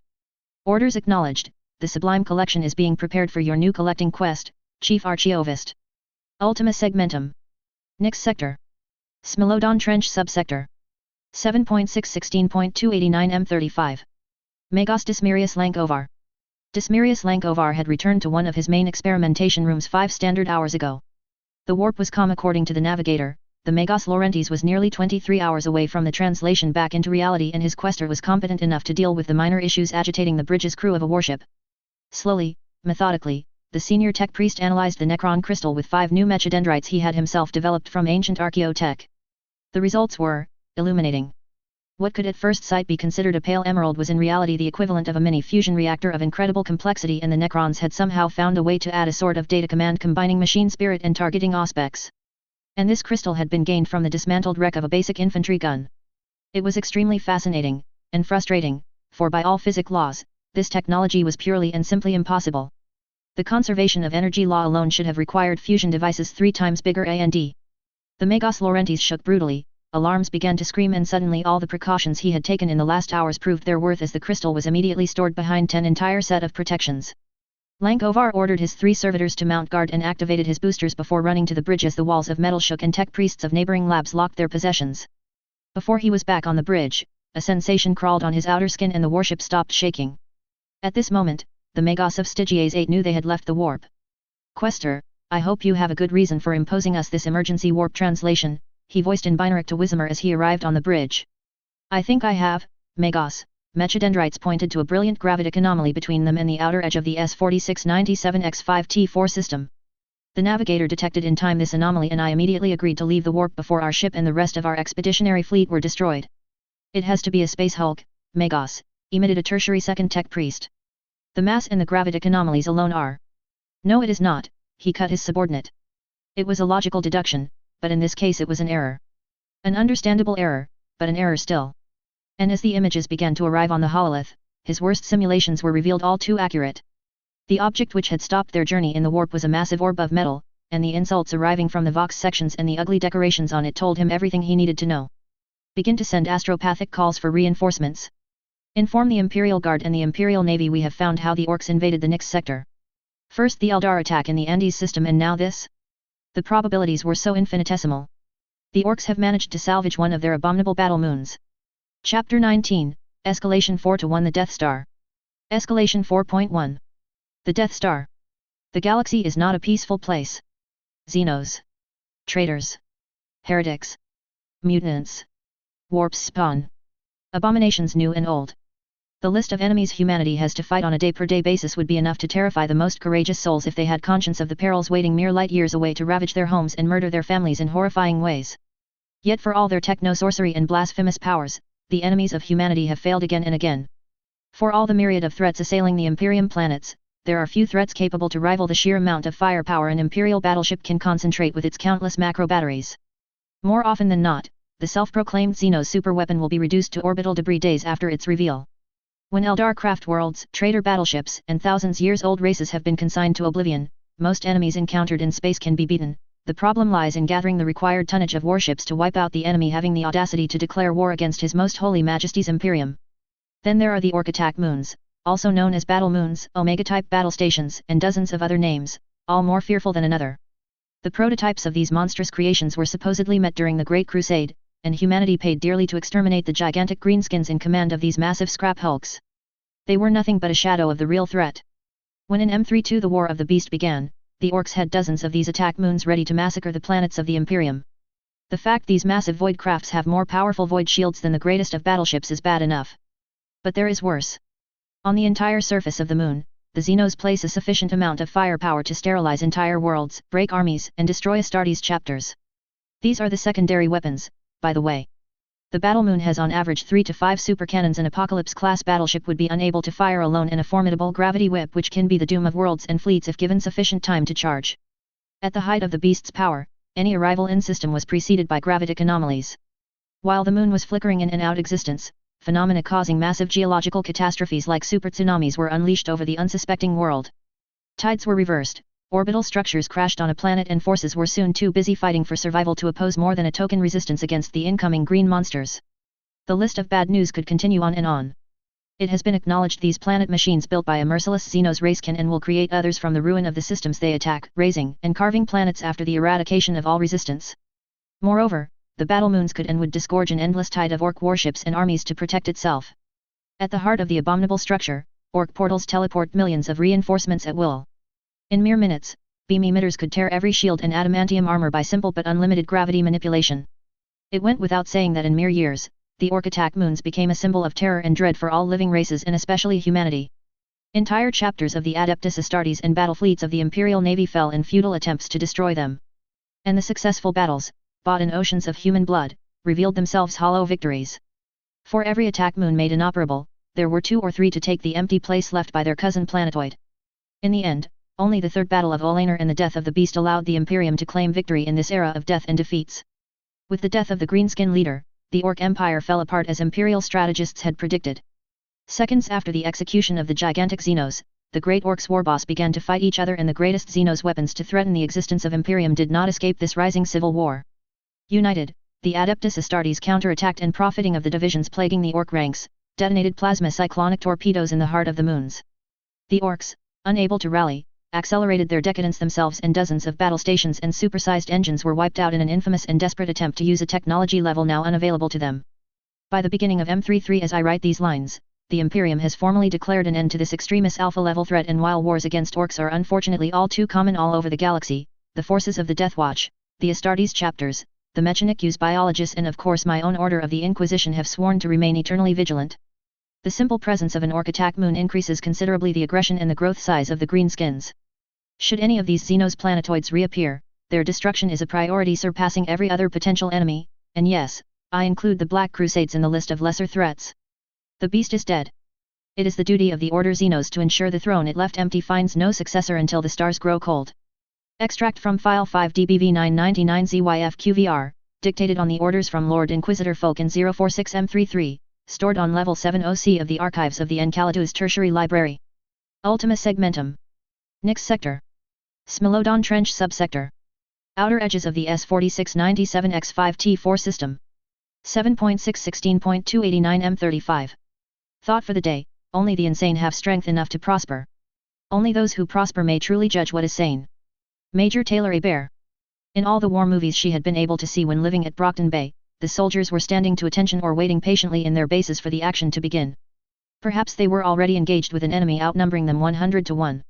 Often they were explaining to their commanding officer why their contingencies plan sucked and why they were going to be forced to save the day 1 hour later. Anyway, in most cases the hero was going to fly to the rescue of troops imprisoned 100 kilometers behind the enemy lines in an unauthorized operation or hold the line by himself while giving a couple of hours for the reinforcements to arrive. Reality was rarely that obliging. When the transport ship Courageous Traveler began to rumble and shake like it was caught in the middle of a gigantic storm, Taylor had been asleep, a state which unfortunately did not last as the violent oscillations of her small cabin woke up in a matter of seconds. What in the name of the Cymurg? She shouted as the rare objects she hadn't locked as per ministry regulations went flying everywhere. They weren't supposed to arrive before half a day to their destination, and even if they were, the arrival at Wuhan and Andes had certainly been not marked by any incidents like this in space. No, there was something deeply wrong, again. By sheer reflex she began to put on her battle gear while at regular intervals unlocking the boxes where the razor beetles and all the portable insects of her arsenal had been safely stored. It did not take long, but every moment passing brought more rumble from the hull of the Courageous Traveler and 3 times she had to hold to something before being thrown around by what could have been many earthquakes if they were on a planet. After putting on her boots, she opened her door and began to rush out in the direction of the bridge, and the strident alarms of the transport chose this moment to begin their blaring. The voice of the captain screaming over the alarms wasn't of a nature to reassure her mind. All essential crew to battle stations. Emergency warp translation ongoing. All the officers on the bridge. Imperial Guard personnel must go to their mustering areas. This is not an exercise now, move in the name of the God Emperor. The rapidity with which the doors opened and uniformed troopers and red-robed tech priests surged from their resting rooms told her she was not the only one to have prepared for the worst. In the 2.5 minutes it took her to run for the bridge of their transport, the para-human saw the machine of the Imperial Guard and the Adeptus Mechanicus wake up in a hurry and prepare to war. As much as she didn't want to hamper the mobilization, she had twice to stop sergeants and order them to make sure the heavy sleepers were told to get the hell out of their couch and prepare themselves for potentially being dropped in a war zone. As such, when she reached the bridge, Colonel Larkine and 2 Wahane's captains were already there, fixing an image which should definitely be impossible, even for this reality. The curse she muttered as she looked at the image would not have been appreciated by her father, that was sure. But what do you say when you are face to face with a moon-sized monstrosity bristling with cannons decorated with a gigantic orc head? The orcs have a freaking Death Star. She had been so absorbed by the image on the display she didn't realize Magos Lankovar was online. His mechanical voice thus almost made her jump in surprise. Thank you for the suggestion, Major. I was just searching a designation for this abomination of attack moon, and Death Star looks like an excellent name. Forget that. The insect controller shouted in a voice which was alas not assured at all, as they now all could see the metal orb waiting for them in the void. It was a very unpleasant feeling, like you were a pygmy declaring war to the Nazis. How in the name of the Endbringers could the Greenskins build anything that big? Their average warrior has difficulties knowing whose extremity of the gun serves to shoot. You told me the Imperial technology was far superior to anything the Greenskins have invented. Yes, I remember, Major. The voice of the Magos was filled with something that she had rarely heard coming from his mechanic apparatus. And in 99.9% of the encounters with orcs, this is absolutely true. But the reason why we kill the biggest warboss as fast as they appear in this galaxy is precisely to avoid powerful and illogical leaps in their brutish and impossible technology. Because in M32, well, most of the information is classified, but let's just say this battle moon is a remnant of this era. How do we destroy this Xenos horror? Commissar Zuev asked sternly. There are only 2 options. Either we combine the firepower of an entire battle fleet on one of the weakest power-generating sections until something overloads, or we send a strike team in its heart and detonate our most powerful warheads in its main reactor. It looked like the Death Star analogy had been justified, in the end. Both look like rather problematic strategies. Dragon had arrived. I mean, I don't know the sum of firepower you have at your disposal to call Magos, but this entire squadron will not be able to scratch the paint of the battle moon. The Nyx sector capital has 2 battleships available, and one was in extensive repairs, declared the captain of the Courageous Traveler. Like most of the officers, he was really pale. Taylor felt a twinge of sympathy. It was worse than an Endbringer fight, and in principle even military transports of the Imperial Navy had no business being less 1,000 light-years from this supersized orc battle station. I doubt the admirals of the battle fleet have half of the firepower we need to engage this moon, and if they do, they will probably suffer catastrophic losses. How many orcs are we speaking about? Asked Colonel Larkine. If we can infiltrate the structure, a few teams of the Imperial Guard may try their chance. I realize we are not Adeptus Astartes, but if needs must an elite strike force. I suppose you've seen the battle scars of the moon, replied coldly Lankovar. Every officer of the growing effectives which continued to stream on the bridge nodded. It is quite likely the orcs have only made superficial repairs to their ancient assault planetoid once they found it. In the contrary case, all our ships would already be dead. But between sensors and short simulations, I estimate the orc population hiding in the entrails of this thing will number 500 million with a 6-7% certainty. One man collapsed, and there were plenty of muffled expressions of horror. Taylor herself felt her body shiver, and this wasn't because someone had lowered the temperature on the bridge. 500 million orcs. Maybe more, because it was clear the Magos and his teams couldn't scan a moon-sized ship in so little time. I'm sorry, Magos, said Colonel Ricardo of the Andes 10th. But, 500 million orcs. Yes, Colonel. It is a conservative estimate based on previous calculus done in the last 3 millennia while examining orc behavior.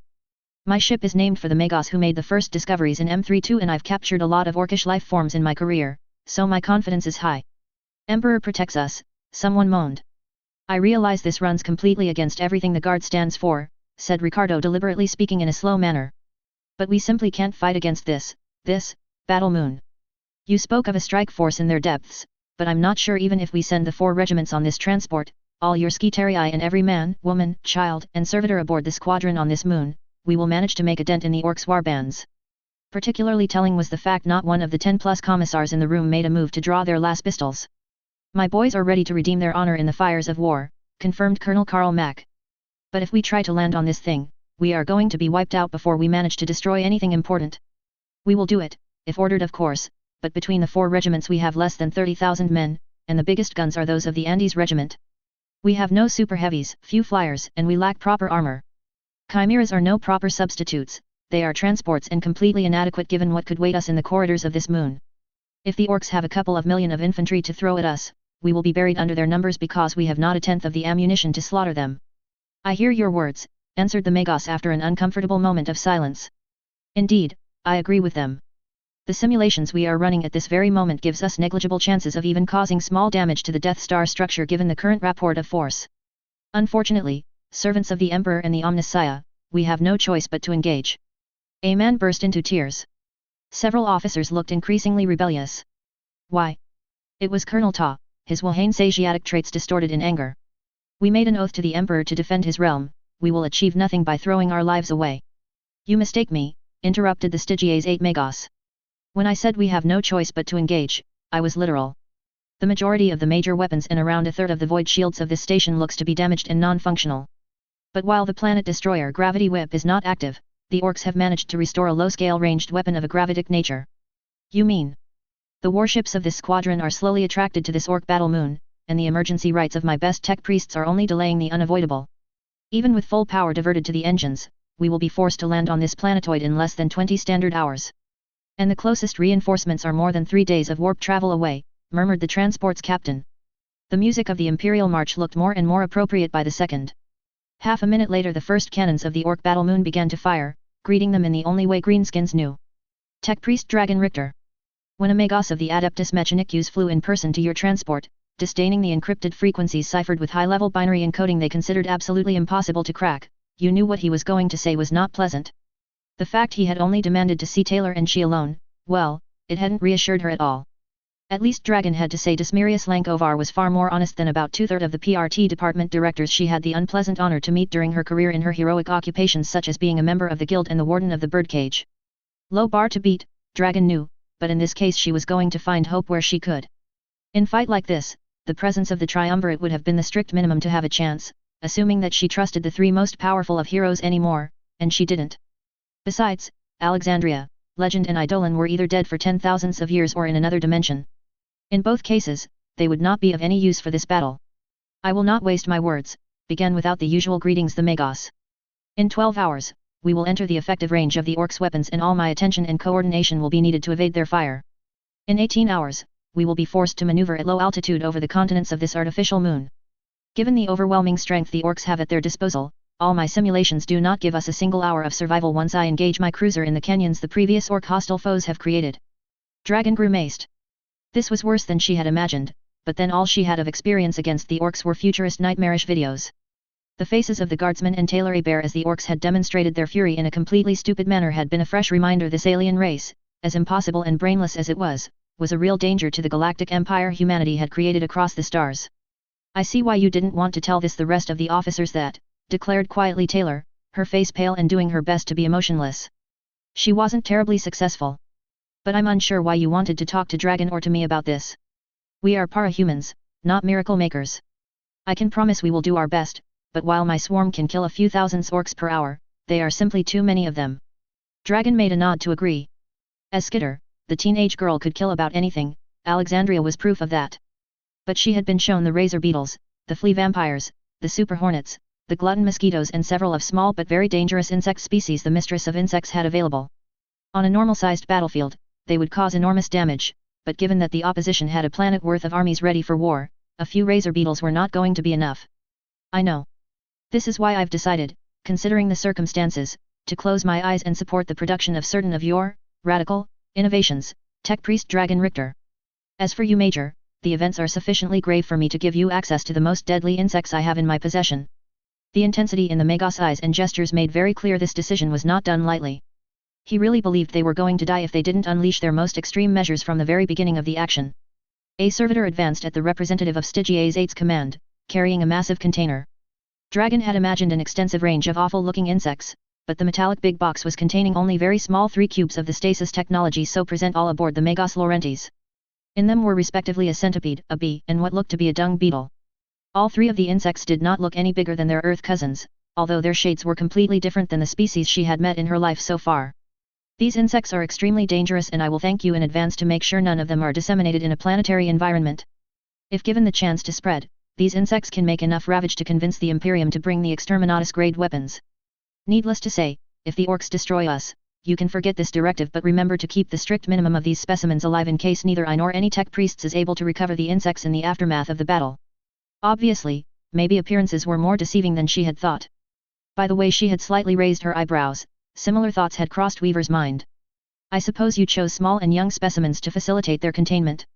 You suppose correctly, said the red-robed humanoid who had once been a man but by now more a machine in the service of the omniscient emperor. The green centipede was the first to be handed to the former warlord of Brockton Bay. This is the Ondu Terror, explained Dismirius Lankovar. Its potential of destruction is significant. The moment it finds access to living or dead flesh, it tries to bury in it. Afterwards it either tries to eat you inside or pour between 800 and 1,000 eggs which will promptly hatch and also devour you from the inside. Yes, in hindsight, that was a really horrifying way to die. Of course, what makes the Ondu Terror a serious threat is only partly its feeding and reproduction methods. Yes, they are in the high tier of reproduction's rate for Death World species, but what makes them a deathly threat on their home world is the fact they really never stop growing for the duration of their 2 years long life. The only limit to their growth is the quantity of food they can eat. How big are we speaking about? Weaver asked with what could only be a very evil smirk. Dragon was already almost ready to pity the orcs. Oh, I saw an old female the size of a bane blade. Dragon consulted the extended base she had acquired more or less illegally at Andes and launched the search. Bane blade, oh god, super heavy tank, the kind of armament to smash a regiment and not slow down for more than 10 seconds. Yes, ensuring these insects were destroyed after the battle was now her utmost priority. The orange-blue bee was next. In other times, Dragon would have found it a rather pleasant insect to watch. But if this seemingly innocent bee was on the same level of danger than the Ondu Terror, she was going to install anti-air cannons around her as soon as she could. This is the Sonora bee. At full size, an average bee is slightly taller than you. But since the first bee which finds unable to communicate with her hive spontaneously begins her transformation into a queen by eating everything from flesh to metal, this makes them an extremely dangerous swarm. In natural conditions on the planet they colonize, their sky hives can reach several hundreds of kilometers and contain millions of individuals, all working to protect and feed the queen. Their sting can pierce metal and they are extremely ferocious against any intruder on what they perceive to be their territory. A queen which was apparently capable to birth all these million of worker bees and hunter bees, wonderful. The insects had not yet come out of stasis and Dragon already regretted it. But there wasn't any choice. These dangerous insects only gave them a chance to win, and not a very good one. Dragon as a result watched with a certain apprehension as the third insect was examined. You wanted an insect bodyguard and this is the optimal candidate I found for the envisioned task. The Magos explorator who delivered it in my possession named it the Dreadnought Beetle. It doesn't look that tough, the dubitative tone was more than justified as the insect was no bigger than a human's finger. Once fed the correct plants, it can rapidly grow to be bigger than a chimera.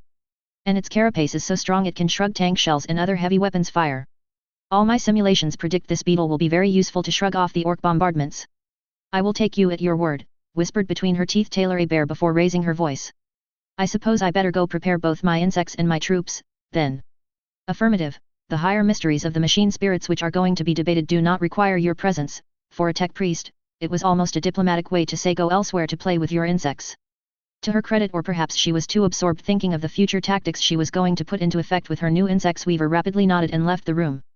Less than 2 seconds later, Lankovar restored all the security measures before activating one of his private hollow devices and projecting the image of one of the dragon armor's designs she had passed to Quester Wismer for approval. If we survive this battle, I will have to give you and Major Bear a long course why innovation is far from the best path to take in these troubled times, said in a concerned tone the Magos. But as it is, I am forced to approve the deployment of one of your armor flyer classes, under the strict condition you are always controlling them at distance. I don't want any dragon armor deciding to fight against us in 48 hours, and my more conservative colleagues will have my skin if I don't establish considerable safeguards on this impressive new machine. Dragon rapidly sent her accord in this weird binary code the tech priests for a reason which escaped her had declared holy. One armor, then? Yes, we have the resources for one, replied the Magos explorator, sending her various schematics by this aberration of internet called the Noosphere. The models you called Ankalagan and Smog will take far too long to build and I lack the specialized weapons to install in the hypothetical case we had days to prepare for battle. The armor called Sapphira is far more acceptable for the offensive against the Death Star. If we gain the resources on the moon, you will be authorized to build another. Dragon did her best not to show her amusement or roll her eyes at the name the Orc Battle Moon had been granted. Hopefully, if there were other Earth-bet para-humans nearby, they would get the joke. I took the liberty to make some modifications to your design in order to increase the autonomy and facilitate the weapon reloading, added Dismirius Lankovar as she began to study the new dragon armor Sapphira Mark I. If she had to make an expose in public in front of the tech priests, which she would rather not do, thank you very much, as she still had much to learn what these people considered heresy, unacceptable and abominable. Dragon would admit this was a far more innovative design she was used to. Contrary to what faux commentators posted, she didn't have dozens of new armor models waiting in gargantuan vaults somewhere. Most of her new creations were old units repurposed with several new weapons and tweaks here and there. This new armor was definitely breaking the status quo. First, because it had so much firepower, the PRT would have forbid her to use it on anything save the Endbringers and the S-class threats. And they would have been deadly right. The Sapphira Dragon armor was going to incorporate armament from this galaxy, and both the Imperium and the Adeptus Mechanicus believed in overwhelming firepower.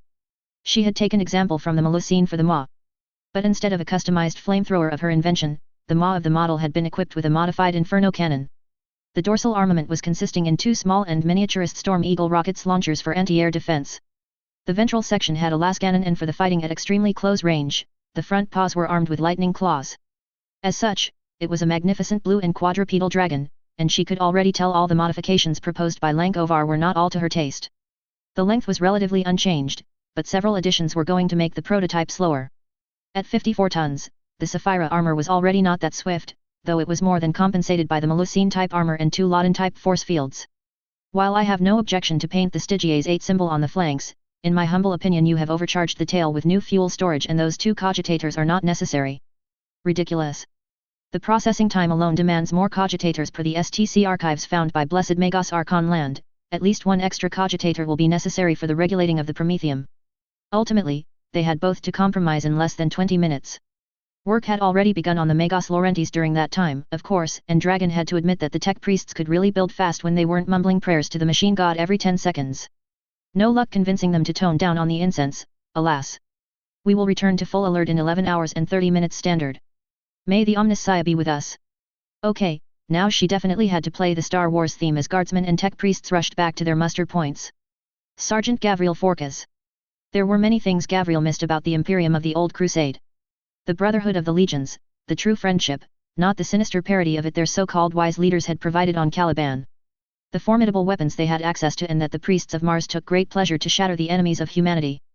The tech priests on the Magos Laurentiis had still access to impressive batteries and incredibly destructive ordnance, but it was still underwhelming when compared to the weapons every legion took for granted as the Emperor led the armies of mankind to a new golden age. More painful had been to learn that the oaths of moment, the very symbols of the allegiance they owed to their supreme commander, had been forgotten. The worst part was that the former Dark Angel sergeant understood the reasons behind this choice. Horus had destroyed the credibility and the honor of the Astartes, and according to all records he had been able to consult, the Primarch Guilliman had had no choice but to destroy the legions in the aftermath of the heresy. Oath or not, it did not take a genius to think what the 13th Primarch had been thinking. The legions were too powerful, had too much power, and they had proven they couldn't be trusted with it. Better to break them in 1,000-strong chapters.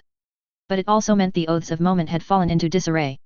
Some chapters may swear some limited vows when they joined a crusade, but they were the exception, not the norm.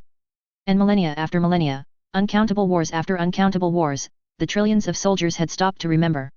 Well, Gavriel was going to try and revive this tradition.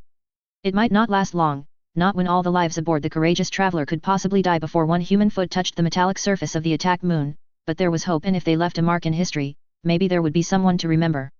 And so he stood, in front of 1,000 guards in neat lines, asking similar words to the ones his captain had once asked to all their battle brothers of the first, the tech priests serving as witnesses of these oaths. Do you, soldiers of the Fey 20th, accept your role in this? Do you accept to march into the fires of war, cause untold damage to the perfidious Xenos, and show them the bravery of the Imperial Guard, no matter the ferocity or ingenuity of the foe? Do you swear to wipe out the abominable Orc battle moon from this reality despite all they might throw you at you and your brothers in arms? Do you pledge your lives and your eternal honor to the God Emperor of mankind? The roar he received in answer came from all the hangars where his words were communicated. We swear, by these weapons and our souls. Then go to war, guardsmen of the great Imperium of mankind, and in the name of the God Emperor, purge the impure Xenos and banish their souls into eternal damnation. There were various applauses, and for a few minutes the officers left the troops cheer and shout many war cries before giving new orders and prepare for what promised to be the greatest battle of their lives. Gavriel would have loved to say he was doing the same, but since he was in Mark 7 Aquila power armor, bolter and sword in their scabbard and holster respectively, and his helmet ready to be locked the moment it became necessary, he really had nothing to do. And so he sat on a dusty box, preparing for the battle ahead. In many ways, something in heart was joyous, for this was certainly one battle the Astartes were built to fight and win. A seemingly invincible Xenos enemy, with a frightening amount of world-destroying weapons available, bent on destroying humanity and everything the Imperium built in the last millennia. This was why the Emperor had created the Astartes. Because there were battles the greatest human generals could not fight against creatures understanding nothing but war and bloodshed. Because there were wars mankind could not afford to lose if it wanted to survive in a galaxy of horrors. An ancient litany came to his lips as the ship began to shake and tremble. There was more acceleration now, and he had no doubt they had entered the range of the Orc batteries. What is our duty? To serve the Emperor's will. What is the Emperor's will? That we fight and die. What is death? It is our duty. He murmured. This was the litany of Space Marines, and he wondered how many millions had died after serving their Gene-Sire to the very end. Gavril Forkas rose and walked at a regular pace towards one of the rare observation posts in armor glass this ship's section was granted. By the Golden Throne of Terra, this battle moon was really a monstrosity which should not exist. The greatest space stations of the legions in Mars were tiny things compared to the size of this Xenos creation. No civilized race could justify the kind of efforts required that kind of things, it would be too ruinous, waste billions of lives, and for what? Unless you were ready to sacrifice an entire stellar system on every warp translation, all your forces would have to be ferried across light years from this battle station to the battlefield. Unfortunately, orcs weren't civilized, and this moon was the very proof the galaxy was too small for humans and the greenskins to share it. Vague dots became continents of metal. Scars on the surface transformed into residual canyons and wounds received from the punishment of nova cannons. Missiles, lasers crossed the void, hundreds of thousands, millions of them, the kind of ammunition prompt to make collapse an industrial world and give heartstrokes to the bureaucrats in charge of the imperial logistics. Most of it was wasted. The old joke about the greenskins hitting everything but their targets was once again proven true. 6 imperial ships were in the tiny squadron, and at best 3 could be qualified as true warships. The 3 others should not have survived more than seconds against the concerted attack of a competent commander. But the orcs were not skilled, and if the explosions on the surface were any judge, they were not fighting solely against humans. They were also fighting against other orcs. Granted, there were millions on this miserable ball of metal, but it was still a waste which offended his Astartes sensibilities. Magos Lankovar has just transmitted he has localized what looks to be a promising landing zone near of the biggest canyons, announced Major Hebert, arriving to his left and watching with a slightly fearful expression the hurricane of violence rippling the space around all the ships. I hope it's not an anti-air battery, the Space Marine lightly remarked. The Magos is confident it is a big scrapyard the orcs have accumulated over the centuries. The tech priests want it for the possibilities of war production it offers them, and for us, well, it looks relatively defensible. This looks reasonable. Gavril affirmed as entire greenskin star scrapers and billions of structures became neater and neater. The courageous travelers shook as the explosions grew closer and the young woman gripped the back of one of these new bike-sized black beetles she had acquired a few hours ago. Glad you agree, the smirk was thin, but the former Dark Angel was glad it was there. While there was nothing wrong with fear when you weren't an Astartes, it was better to go in the battle in good spirits and confident of your abilities. Doubt led to massive casualties. Will you follow me into this battle, Sergeant? Will you fight by my side until the orcs are taught the meaning of fear? Gavril didn't hesitate and bent the knee in front of the para-human. He had sworn a vow and he was going to uphold it as long as there was life in his body to sustain it. I, Gavril Forkas, swear my sword and my life to Taylor Hebert, also known as the para-human weaver. I will fight her battles, protect her life and pursue all goals she demands in the Emperor's name. I will endure and fight against the enemies of mankind until the Imperium's final victory, my death, or my lady releases me from my oaths. So it was sworn on my sword and my honor, and so it will be. The stars can die, but I will stay by her side until my watch is ended. You have only to give the order. Gavril said. Then let's go to war, it is going to be a ride to remember. Music began to play instead of the blaring alarms customary for the Imperial Navy and Imperial Guard. It was rather stimulating and the former legionary found he liked it. Do you know the name of this song? He asked by pure curiosity. This is the theme of Star Wars, it was a rather popular holovids on Earth bet. Somehow, the sergeant found the name incredibly appropriate. Bruck Bruck the Meek Boy. Bruck had been beating a squig with his favorite hammercog when the human ships descended on the mountain of scrap. He was one of the few orcs to have escaped the Fey campaign alive and he needed to restore his prestige among the other Meek Boys.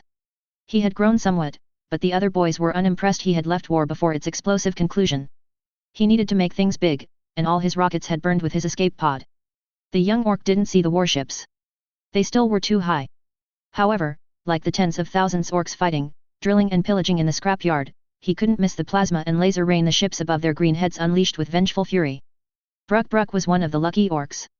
The shockwave of the first wave threw him hundreds of meters away, when 10 seconds later his former location became a death zone and hundreds of his fellow scrappers were reduced to green paste. If Bruck Bruck had been a human, the shock would have pulverized his carcass and put an end to a year of ill-fated choices. But Bruck Bruck was an orc, and too idiot, too dumb to die.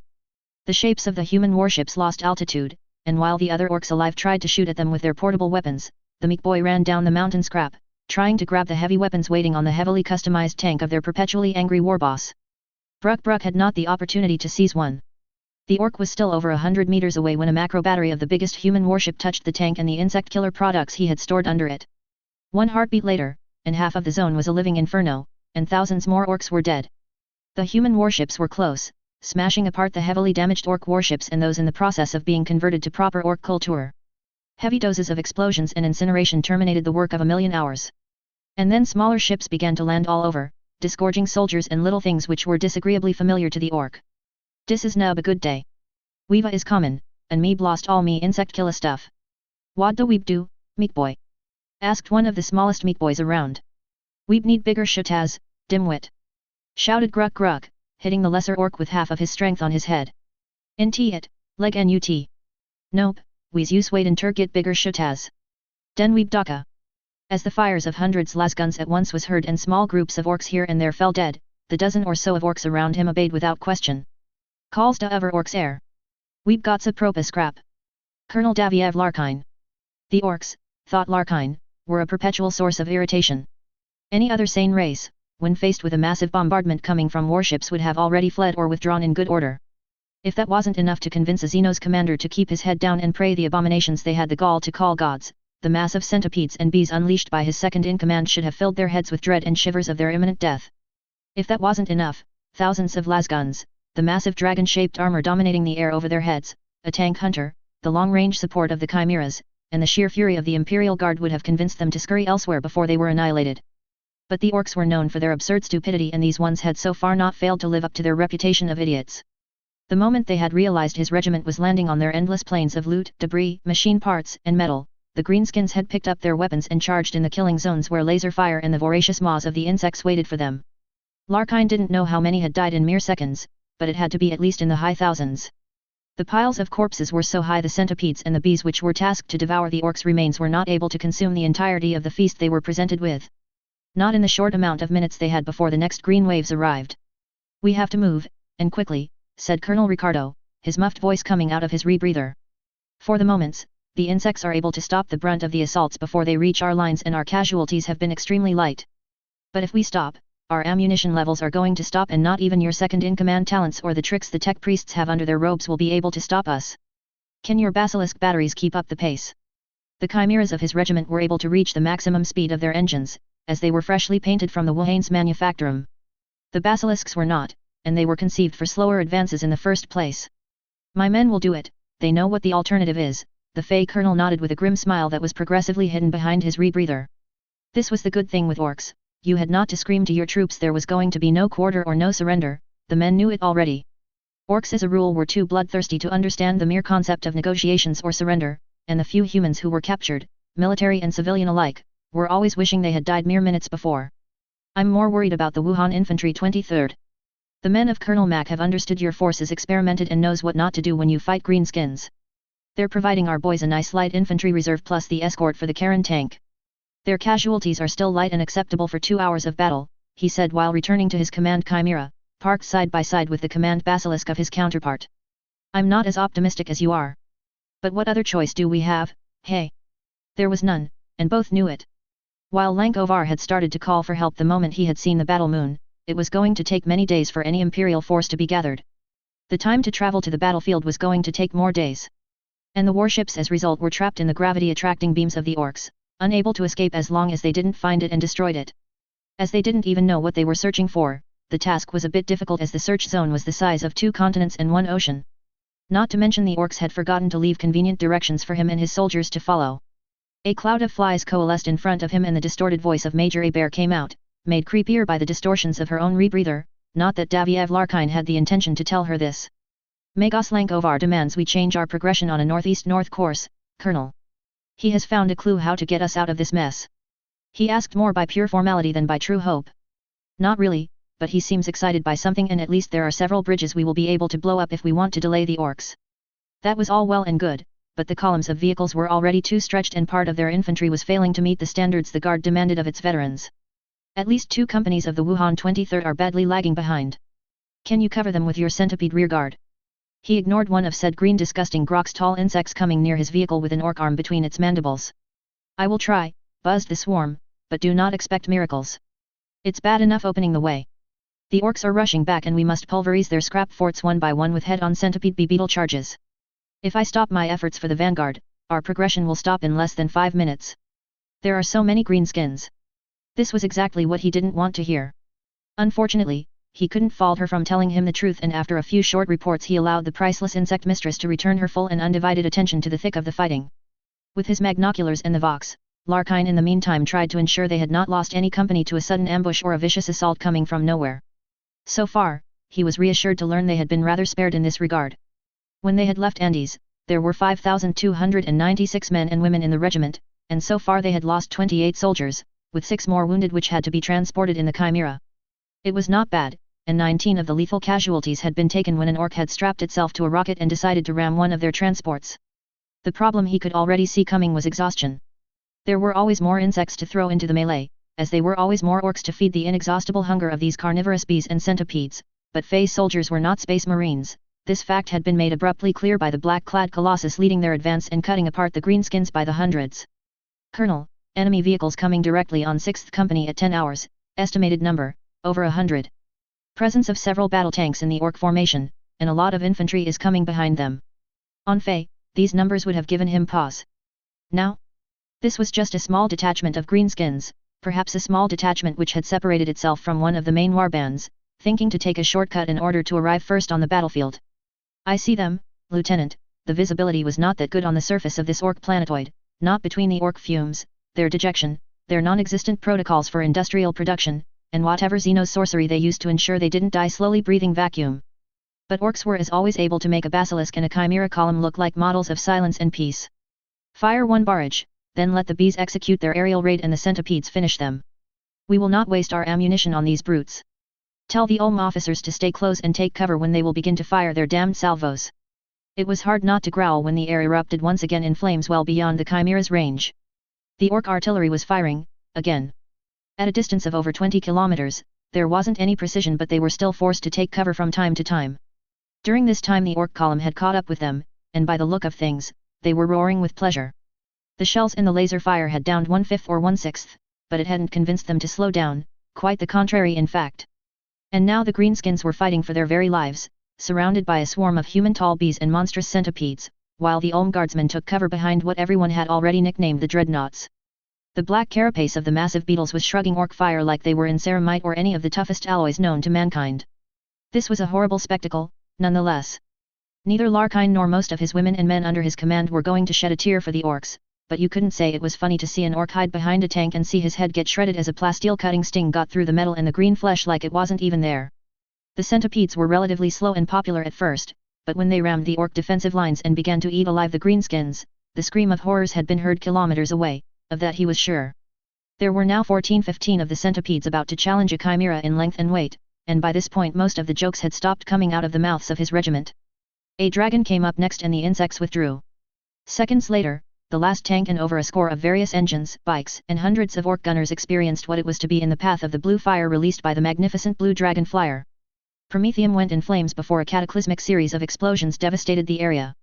Men cheered and Larkine heard a couple of tech priests in the Atlas behind his personal vehicle rasp prayers for the dragon. 6th Company advance, before the greenskins decide to send us another column. The speed increased as the men obeyed, and kilometer after kilometer, they began to see the huge bridge they had to pass across. Though honestly, bridge was a nasty insult to everything the Mechanics or any human builder had ever built to pass over an obstacle. The orcs' definition of a bridge was to throw a lot of loot, metal, and various things which may or may not include their fellow greenskins in the concrete-type materials, and to try to throw it over the abyss until it worked. Then they built pillars and everything they needed to ensure it didn't collapse immediately. The God Emperor alone knew how many Xenos had perished building this kilometer-long insult to everything artistic, but it existed and his regiment was going to need to pass over it. A detour in these conditions was a guarantee to fight more orcs they might not be able to handle. And the black abyss the bridge was passing over looked extremely deep and sinister, like a black maw waiting to devour their lives. Magos Lankovar, the last 3 Fae companies are going to cross the bridge, he called by Vox the Magos, since the red-robed explorator was still their most senior commander available. Some part of Larkine wanted to scream at him for this mess, but in this case it was sheer bad luck and the commander of the Magos Laurentiis had come down on the moon to fight with them. According to his experience, not many generals of the guard did this, even when their presence was very much demanded on the ground. Increase your speed, Colonel, the Magos said tersely after nearly 5 seconds of massive interferences.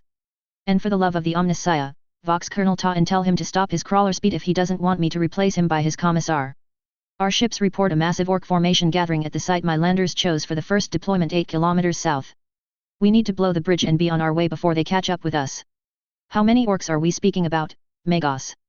Since they had begun to fight against these orcs, the terms used to describe the orc warbands had begun to lose all their pre-Andes context. Estimates are between 1 million and 1,200,000 greenskins, all largely above the average of the specimens you fought at Fae. We have attracted the attention of their war boss. He asked as his chimera began to engage on the bridge, praying the god emperor it was not going to send all his command to their deaths. To his relief, the structure was stable and looked to be sturdy enough. No, merely one of its sub-commanders. The leader of this force appears to be called the Bludgerberg or something close in their abominable language.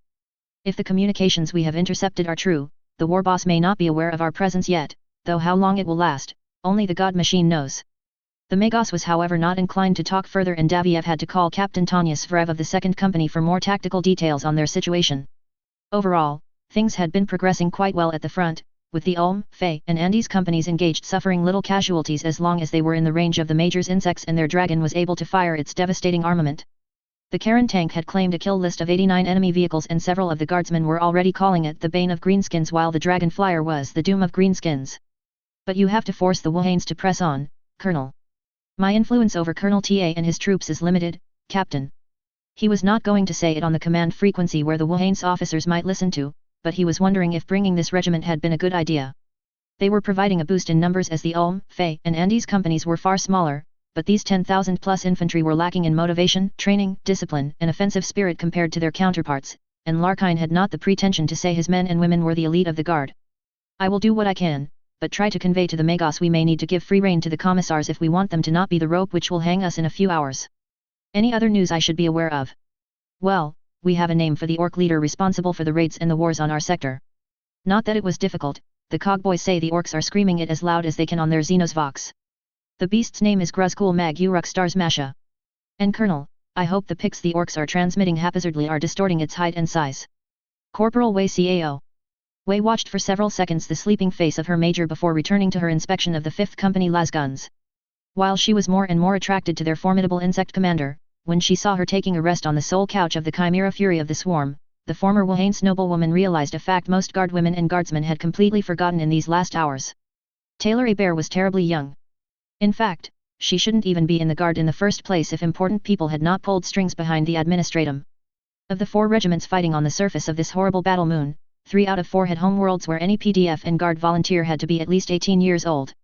Oh, there always were the boys taller than their age, which convinced an under-pressure recruiter to accept them a few months before their 18th birthday, but in general the authorities tried to stomp on this sort of behavior. Not because they really cared about what happened to the recruits after they were shipped off-world, but because the letters "I regret to inform you your son has perished fighting valiantly against the foes of the God Emperor" were a propaganda nightmare when the boys and the girls in question were underage. The only exception in the squadron had been Ulm, and their limit had been lowered at 17 because they needed their men to be trained for a couple of years if they wanted not to die in the first cavalry charge. So yet, while Taylor was not the youngest of the Fae 20th, a few muscular boys had managed to evade the net of reports and bureaucrats in the euphoria of the victory at Fae. She was definitely in the lower percentile, and at times like this, when she hadn't her army of chitin, mandibles, and blades to surround herself with, it was really becoming painful to acknowledge. What times were they living in to send underage girls to the battlefield because they represented a too useful asset for battle against the Xenos? For that matter, what sort of horrible planet these para-humans were really living in to forge such battle-hardened men and women? Wei had learned many anecdotes in her time with the regiment, and while the music and the games were fun, the battle experience was just frightening. The Nyx sector had been at peace for several centuries before the orcs decided to pillage their way through this part of Ultima Segmentum. War before this had been limited to a few rebellions and pirate raids easily defeated by the Guard and the Navy. She's still sleeping. The tech priest which had come near Quasi silently was the now famous Dragon Richter. Virtually an unknown before this battle, in mere 12 hours, the red-robed woman had become a heroine for every woman and man of the Guard. It was her who controlled the 2 big dragon flyers which had taught the orc the skies weren't theirs to dominate. Yes, Lady Dragon, Wei didn't care. The title of the woman was only tech priest. When someone controlled a tank-sized flying creature which exterminated the orc in blue fire and ripped apart their vehicles like the rag bunch they were, you were respectful. Moreover, Taylor had been extremely respectful with her despite admitting the 2 of them had been more opponents than friends. Good, please let it stay that way for another 50 minutes, Dragon sighed, and while there was nothing on her traits to show tiredness, for a few seconds the exhaustion had been impossible to miss. The big orcs' formations have lost our trace for the present, and Quester Wismer has landed all our warships in an abandoned fortress 100 kilometers south of our current position. Isn't it a big risky, my lady? Please, Corporal, Dragon will suffice, the woman chuckled lightly before turning her eyes to one of the smoke columns in the distance. And yes, it is risky, but we are an impossible environment and the orcs are starting to bring too much heavy anti-starships batteries for the Magos or any tech priest's taste. In the last hour before we crossed this last bridge, we destroyed more than 500 cannons of all types. The orcs were moving to shoot us. Besides, in most cases the main problem would be escaping the gravity well of the planet once again, but here fortunately it isn't that much a problem. The corporal wasn't sure she was supposed to hear the angry murmur which was debited out of Dragon's mouth. This whole planetoid is impossible, there shouldn't be gravity like this, the orcs have created a pseudo-atmosphere but they have little way to maintain it, these weapons it's like they build them with half of the schematics distorted and yet the principles are completely sound in theory. There were a lot of technical things said minute after minute and Wei's attention returned to the last lasguns, ensuring the other sleeping soldiers would find their weapons cleaned and fully loaded when they woke up. The loot they had taken from the dead orcs had been plentiful. Enormous warehouses of guard equipment and ammunition had been looted from the Nyx sector and sent to this moon by the greenskins. No doubt the eternally damned Xenos had intended to stockpile a lot more for their future conquests, but now the guard was taking all these lost cells, shells, helmets and everything of importance for the war effort of His Majesty's regiments. It was Captain Svrav first, who had said that no matter the outcome of this battle, using the very weapons and ammunition the enemy intended to use against human worlds was going to be tantamount to give a hammer strike in the orcs' skulls. The green beasts were ugly and could make their horrors with a lot of scrap, but even then would have a lot of difficulties when their depots were empty and the basilisks rained destruction over their heads. In the meantime, Dragon had finished cursing the orcs for their illogical and barbaric behavior. We will try to be more discreet for the next hour of progression. Magos Lankovar has found the Astartes cruiser hulk he was searching for, and it would be in our advantage not to be disturbed too much by the orcs' warbands. Do you think they will try the same thing? The insect wave stopped the last orc leader and its troops dead.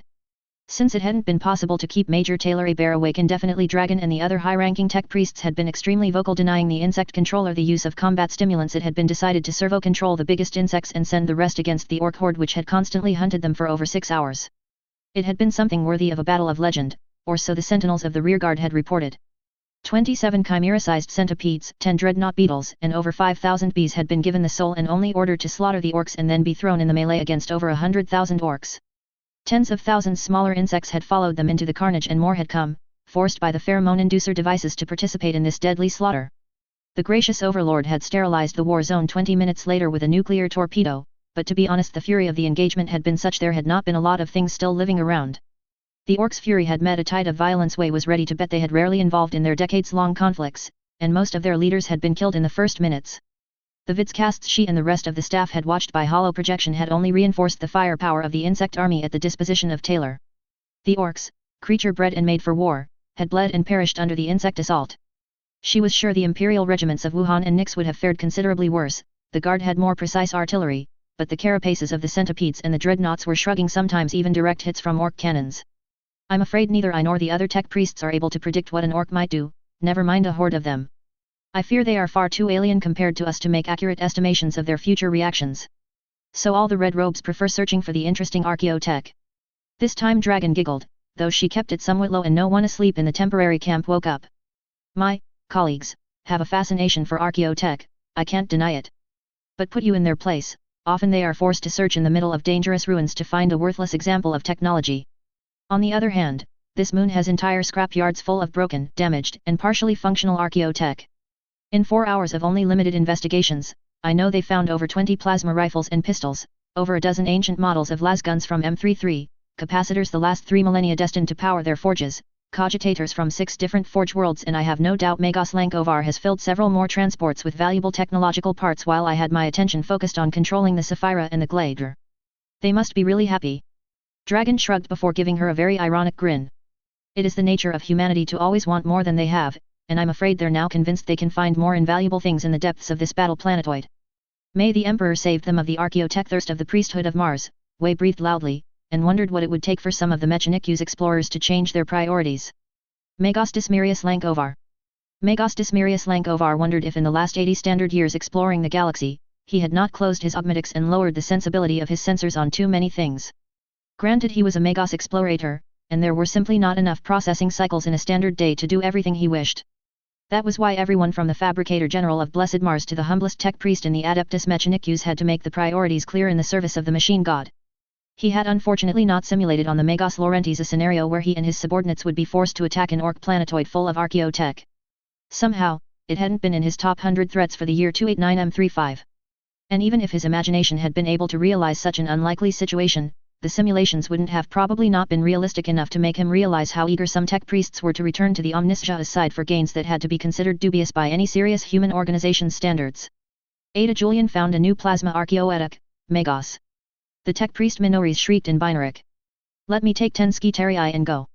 Lankovar, out of patience, had to use the handle of his primary weapon on the back of his unruly subordinate.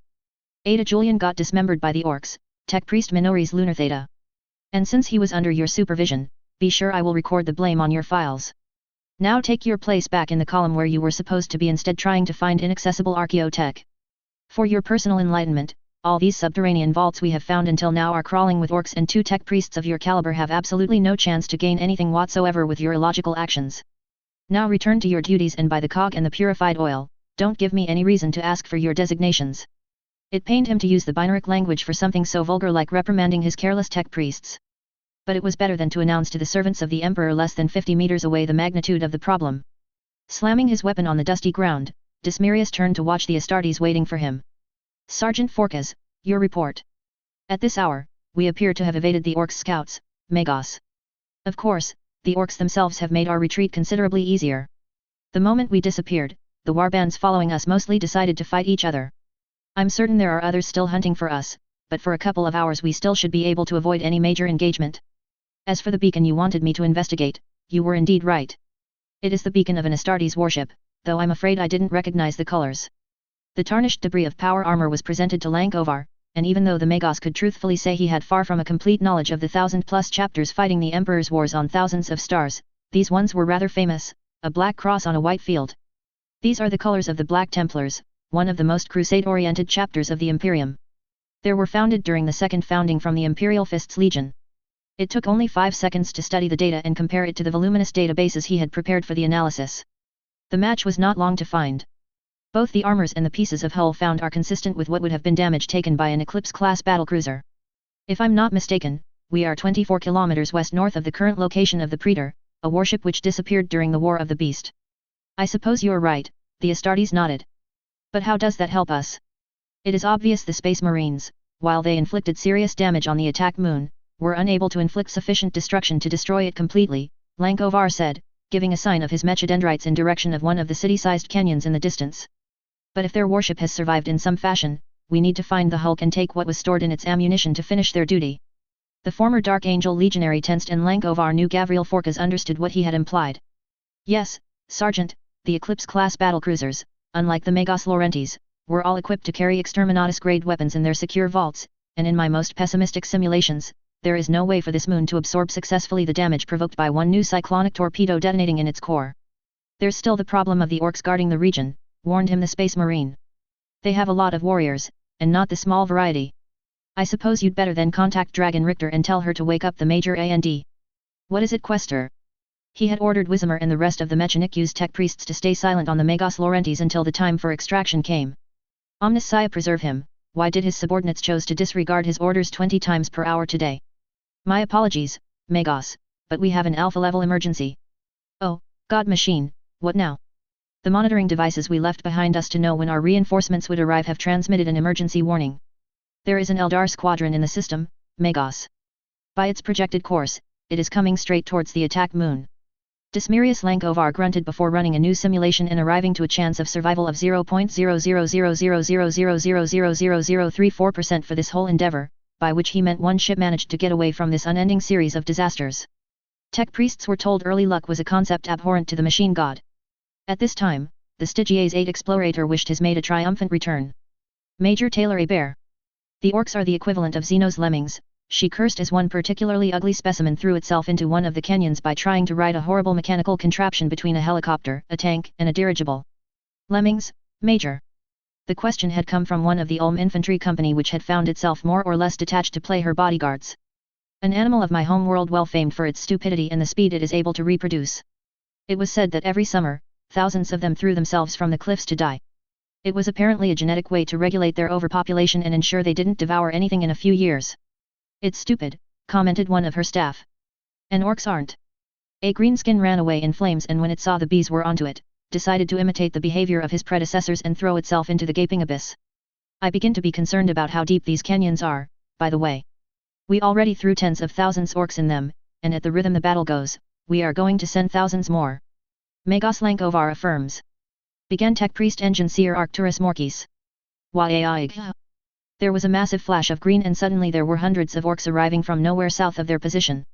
And to make things better, there were several of the psychic greenskins with them, with a massive and stupid brute holding a large horrible totem over his head.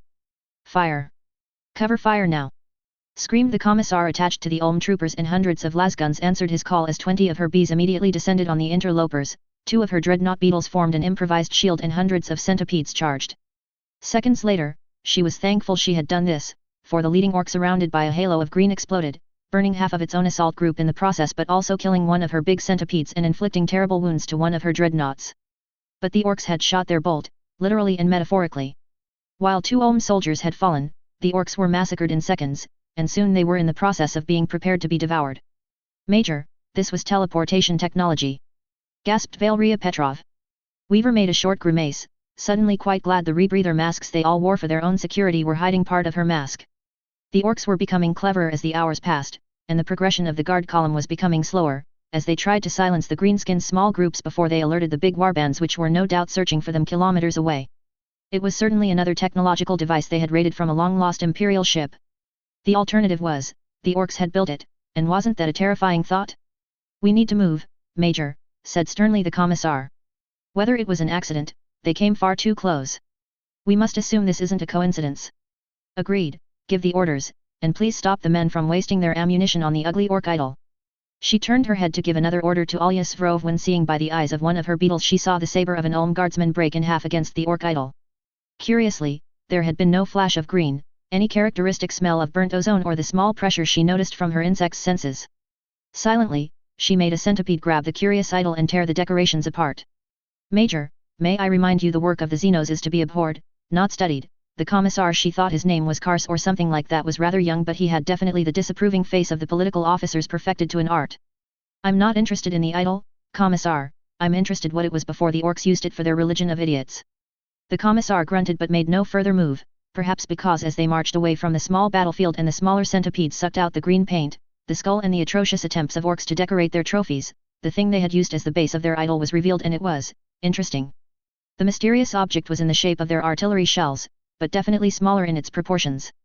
It was also a deep black in color, or it would have been if it wasn't visible. Several hundreds of orcs hadn't tried to shoot, eat, or slam the object with considerable violence, deteriorating the paint to a mix of black, green and grey. Have you ever seen something like this since we've landed on the battle moon, Tech Priest? She asked Morkis. I can't say I have, Major, assured her the red-robed man-machine on her left. I don't know what use it can possibly serve, but it looks like an impressive piece of archaeotech. The materials used for its construction were sturdy enough to resist the assaults and the humiliations of the orc vermin, and for this alone the servants of the Omnissiah will thank you profusely for its discovery. Her centipedes had almost finished the clean-up duty by then, and the voracious critters really ate everything. This green goo may be nutritive, but neither she nor any of the women and men around her were going to risk their lives eating a mouthful of this disgusting substance when she distinguished a sort of small lever on the below section, one which reminded her of the lost cells of the weapons the Imperial Guard took for granted. Way, give me one of your reserve lost cells, please. At once, Major. With due respect, Major, I don't think it is going to. A centipede touched the lever and the lost cell immediately seized from her hand 50 centimeters away by a blue flash. There were multiple flashes of brilliant blue lights, and as seconds passed, the black piece of archaeotech was shining like a Christmas tree, before the blue lights began to shine in a coordinated fashion, once, twice, and ultimately a third time. She was keeping an eye everywhere with her insects, so she was well aware the troopers of each platoon had sent their most curious members to see what was happening as she examined the item on top of her chimera. Without warning, the lights went out, and a hole opened, revealing a minuscule tube, which projected a large hollow screen. And the screen had only a single word, one she had seen all too often in front of her computer at school, at the library or in the undersider space. Password? This is human archaeotech. Blurted Morkis. Praise the Omnissiah. Praise the God Machine. Skitarii, inform the Magos we may have found a worthwhile prize fighting the orcs. Taylor only listened to him with one ear. A password? And of course, nothing to indicate how, never mind, a sort of keyboard was now materializing on the surface of the archaeotech. This was the sort of rune letters the Mechanics of Mars loved to use, but even then the letters of the alphabet were quite recognizable. Any idea what sort of password anyone would use? Without dating the piece of archaeotech and long studies, we have not. In this case, I think I will try it my way, she continued. Really, one wrong password may reveal at least how many attempts are available. And so she typed the first password anyone in computer programming would think of. Hello world. Alex Dev snickered when he saw it. Major, with all due respect, this is not going to work. Taylor pushed the button she supposed was the enter on the keyboard and withdrew in all haste her finger when she felt something unpleasant happen to it. Examining it, there was now a small drop of blood purling from her skin. I suppose it is some genetic verification, but for what use? Mumbled Morkis. The Archaeotech answered 1 second later. Password valid. Human gene code valid. Authorization 54 DGVNSKGJ7QMDVR granted. Battery low, 8%. Energy levels minimal, please insert new battery. We thank you to have chosen Olympus Citadel Systems. The screen went from a blue to a green color before returning to something lightly blue and begun to show a familiar loading phase common to all computers before announcing a new message. Welcome new user. Do you wish to access the standard template construct database? Y/N. Taylor suddenly became quite aware all the tech priests and skitarii in the vicinity had thrown themselves on their knees or whatever mechanic equivalent they had, and were now truly praying, bowing, and prostrating themselves in front of the Archaeotech. Can somebody tell me what we have discovered? Chapter 20, Escalation 4-2 Salvation of the Past. Escalation 4.2. Salvation of the Past. To save the future, we must rediscover our past. We have not the choice. Too much of the technology humanity considered for granted has been lost during the Age of Strife.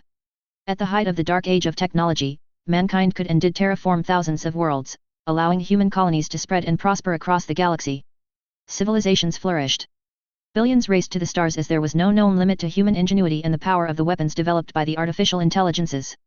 The greatest strength of humanity in this era was undoubtedly the Holy Standard Template construct, which was encapsulating the entirety of human technological knowledge. A complete, functioning STC system was able to provide the templates for all colonist demands, whether it was a bunker, a house, or a hive, and to adapt the plans depending on the available materials. It was a guarantee mankind would never lose the data and the processes which had allowed it to become the dominant race of the galaxy. No one had anticipated how long the Age of Strife would last, alas. As millennia of darkness, Xenos oppression, and cataclysms isolated the colonies of Blessed Mars and Holy Terra, the STCs faded into obscurity, the sacred texts and the copies of the Dark Age being fought over 1,000 times. The existence of the holy construct couldn't be denied, but traces leading to a working example were rare and millennia old forgotten. Then the Omnissiah came and the Great Crusade began. In a mere 2 standard centuries, more first-generation printouts and comprehensive templates were found than in the last millennia. It was a time of triumph for Mars, as Forge worlds were once again able to share their technological acquisitions and a new age of knowledge beckoned for the servants of the machine god and the imperium of mankind. This age was brutally murdered by the arch-heretic and his treacherous armies. In 2 decades, the Great Heresy and the Scouring destroyed more templates and knowledge than any tech priest in his worst simulations would have believed possible. The Omnissiah himself remained on the Golden Throne, his knowledge and his technological blessings denied to us. War never ended against the mutants and the Xenos, and innovation had proved on all points it could not be trusted to not fire on your positions when the sensors didn't watch over. The quest for knowledge, the quest for the Holy STC, is now our only hope to regain what was cruelly taken from our flesh and our augmetics. From Mars to the Eastern Fringe, from the Veiled Region to the Halo Star, hundreds of fleets crewed by servants of the Omnissiah are searching fragments and clues leading to new databases. My name is Dismirius Lankovar, Magos Explorator of Stygies 8. And on 7.618.289 M35, by the grace of the Omnissiah, I was blessed to be the witness of a thrice holy standard template construct's discovery. Ultima Segmentum. Nix Sector. Smilodon Trench Subsector. Outer edges of the S4697X5T4 system.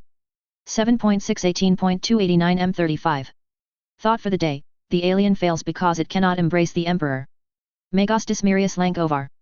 The Magos Explorator was explaining to the last orc survivors of a failed displeasure his annoyance when one of his skitarii transmitted him the binary message. A message he would remember until it was his turn to return his essence of the motive force to the Omnissiah. Magos. Protocol Extremis Omega is in effect. Your attempt at mimicking the humor of flesh beings doesn't amuse me, the Stygies 8 representative transmitted back while examining the corpse of the greenskins. The guardsmen had been right indeed, the specimen of this war zone were growing larger and larger. No, Magos, this is not a false alert emission. Skitarii were not supposed to show emotions, but excitation was spreading in the fibers and the artificial nerves of his sub-commander. There is really a protocol Extremis Omega in effect. Tech Priest Engine Seer Arcturus Morkis is formal, Major Abair has found a functional STC. She has found what? Hours later, Dismirius Lankovar would lambast himself for this monumental lapse of control, but at this moment he couldn't possibly care. Confirm. Confirmation requested and accepted. Material evidence is at 99.99%. By the Omniscia. A holy STC. Here. What were the empirical possibilities of, no, it didn't matter. If this was true, it was the greatest discovery of the 35th millennium, no, it was the greatest discovery since the Omniscia signed the Treaty of Olympus. Tell Colonel Mack to assume tactical command of the advance guard and continue to eliminate the orc patrols until my return.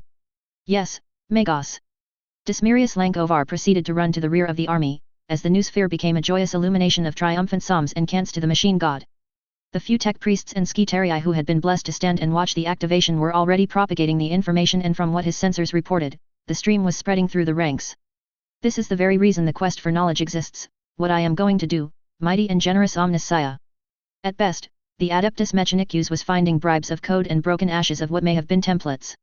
Few intact copies were found. The times of the Great Crusade were long gone, and during the 34th millennium, there had only been 11 major discoveries, all of them rediscoveries of templates already in the mechadendrites of the major forge worlds. Even the simplest database would surpass these victories a billion times over. Since he had the exact positions on every member of the Imperial Guard in the force, it did not take long for him to find the command chimera he was looking for. Just as he had expected, a circle of his own tech priests and servitors had surrounded the holy construct, and Lankovar felt what was left of his flesh heart burst with joy. The magnificent information fluid coalescing in a cascade of hollow projections and multi-layered templates left absolutely no doubt.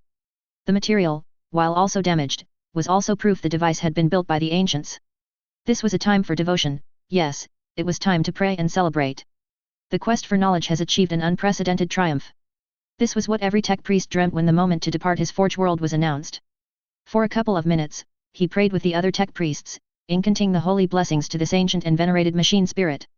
Unfortunately, new Vox contacts with his skitarii announcing other orcs were killed forced him to shorten his devotion to the holy STC. Just for this, the greenskins would pay heavily. Slowly, he approached the sacred device, before watching Engine Seer Morkis, who was ritually buzzing the appropriate cants for this blessed technology from the Dark Age, and Dragon Richter, who had seemingly managed to connect a standard power generator to reconstitute the STC field battery. Tech priests, is this the holy device? For the first time in centuries, the words failed him. It has been damaged, Magos, declared the senior Mechanicus tech priest of the Fey 20th. And many templates have their data missing or incomplete, but, yes, it is definitely a STC. Praise the Omniscia. Lankovar canted on 12 frequencies, and he was rapidly imitated by each and every one of the loyal servants of Mars. It was difficult to contain himself, but searching on dozens of planets, and in the end, it was found on an orc battle moon at the very moment he was not searching sacred archaeotech. The database is divided into several templates and seem to have been classed according to a certain theme of data. Dragon Richter intervened. The first security files seem to confirm this STC was built on Mars in the year 492M23. It was commissioned for the colony of Tur Athens under the name Athena Archive. Authorizations granted by the Terran Federation. The firm which received the contract was Olympus Citadel Systems. Lankovar could not say he had heard of Citadel Systems, but Olympus could only meant one thing. This STC had been created in the loving embrace of blessed Mars. It couldn't be a coincidence. How many templates are intact in the holy STC? He asked the insect controller Parahuman, who had just returned a billion times, no, a trillion of the investment he had given her these last days. It's difficult to say. Weaver said, biting her lips in a frown. We have just consulted the database in a rapid lecture. I can't read your binary, and there are passwords I haven't the slightest idea how to unlock. So far we have 5 intact and complete templates.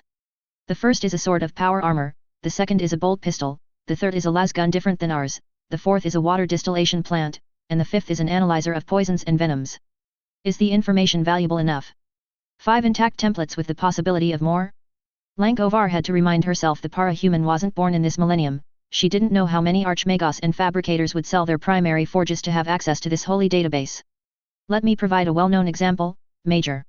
For the immense service she had just given to the Adeptus Mechanicus, there was no reason to minimize this discovery. 300 years ago, an Imperial Crusade recovered a partial template of a transport vehicle on the world of Carol II. The data was extremely fragmented according to all Noosphere reports, and I don't think Mars to this day has managed to produce a single exemplary of this vehicle. But it was part of a holy STC printout, and all the soldiers involved in this discovery were at least promoted 2 ranks, given preferential colonization privileges to several civilized worlds, and the guardsmen directly involved were made planetary governors. For 5 complete templates and a working STC, the Adeptus Mechanicus will be happy to give you everything you want, save an audience with the Omnissiah and a seat at the Senatorum Imperialis. Everything else is negotiable. Engine Seer Morkis, you will explain in detail to the Major the sacred importance of the STC as soon as your cants have satisfied the machine spirit.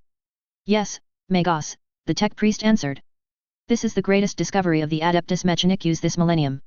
It is certain the Temple of All Knowledge will order the cants of victory and praise to the machine god to be sung 12 times per hour for a whole year when they will learn of this discovery. The sheer potential of this discovery was sufficient to give him fear and exaltation in equal measure. Logically, we all must ensure the holy STC suffers no more damage than it has already taken, and every action allowing this blessed construct to escape this attack moon safely will be rewarded by the highest servants of the Omnissiah and the Emperor. With all due respect, Magos, it is not going to be easy. I doubt the orcs are not going to let us go like that. And if the Eldar warriors are as inimical as the ones at Andes were, they will do everything in their power to kill us and destroy the STC. Dismirius Lankovar eyes fell on the holy standard template construct. It was so small, for such a precious archaeotech. It was smaller than an artillery shell, and yet the flow of data, the holographic projections, they shining with such potent knowledge that it was a holy revelation. Truly the accomplishment of his quest was a marvel beyond mechanic comprehension. This is why we are going to kill them all, Major. Failure is not an option today, and if the Xenos want to destroy the STC, the Mechanicus will wipe them out for this sacrilege. There was no debate, no other possible outcome. The STC had to be taken into a secure place and the templates analyzed. The Fabricator General in person would murder him if it came to be known the holy STC had been discovered and he had allowed to fall into enemy hands. The major drawback, as far as he saw, was that he could not contact Wizmer and ask for reinforcements from nearby Forge worlds. These messages were too often intercepted and he could not, would not, risk attracting the attention of the enemies of the Omnissiah on the sacred device. We resume the advance. Lankovar transmitted. Skitarii of 6th Platoon, protect the holy STC with your lives. Praise the Omnissiah and the holy cog. The governance of a craft world is dominated by the Farcers, or whatever titles the long ears trying to unravel the threads of the future choose to call themselves. From a human point of view, this might seem ridiculous. Imagine any high-ranked administrator, general, admiral, governor, or influential official unable to make any significant decision if he has not consulted for several hours the Imperial Tarot. Of course, Farcers are far better trying to predict the future than any human psyker. And much as it is painful to admit, their success in preventing what's left of their civilization to die against the myriad of threats wanting to eradicate them once for all justifies the authority they are granted. All of this is true. But it is impossible to forget the future is this, the future. It is, by its very definition, out of reach for the moment, and no mind, Eldar, or human, is strong enough to navigate the treacherous currents of the warp and take into account the tens of billions possibilities birthed every second. Quite often, the experienced Farcers managed to win something they will be praised profusely by their kin once they go back to their craft world. No matter that the minor details they often have missed will provoke major cataclysms which will force them to return and meddle again when their assistance is unwanted and undesired. But there are those times where for one reason or another, something has been obscured from their view and the threads of the future they manipulated are not the ones they must play with.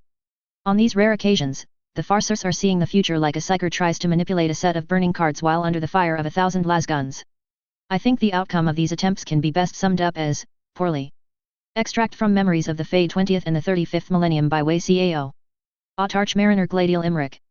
Gladial Imric had not accepted his current assignment without a great deal of hesitation.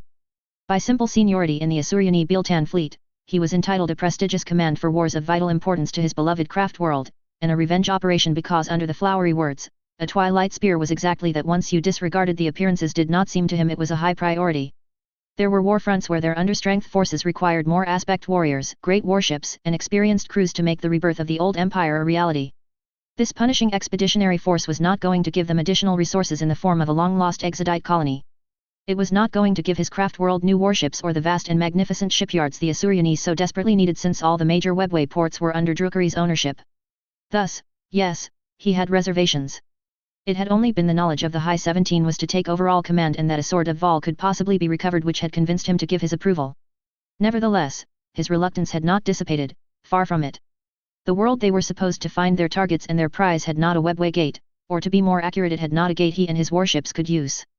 The entrance had been sealed long ago, possibly before the ancient Sealdari rose to rule the galaxy as was their race's right, and given the impressive number of warnings on the seals, no one on Biltan had thought the benefits were worth the risk to wake up the legions of abominations sleeping behind the door.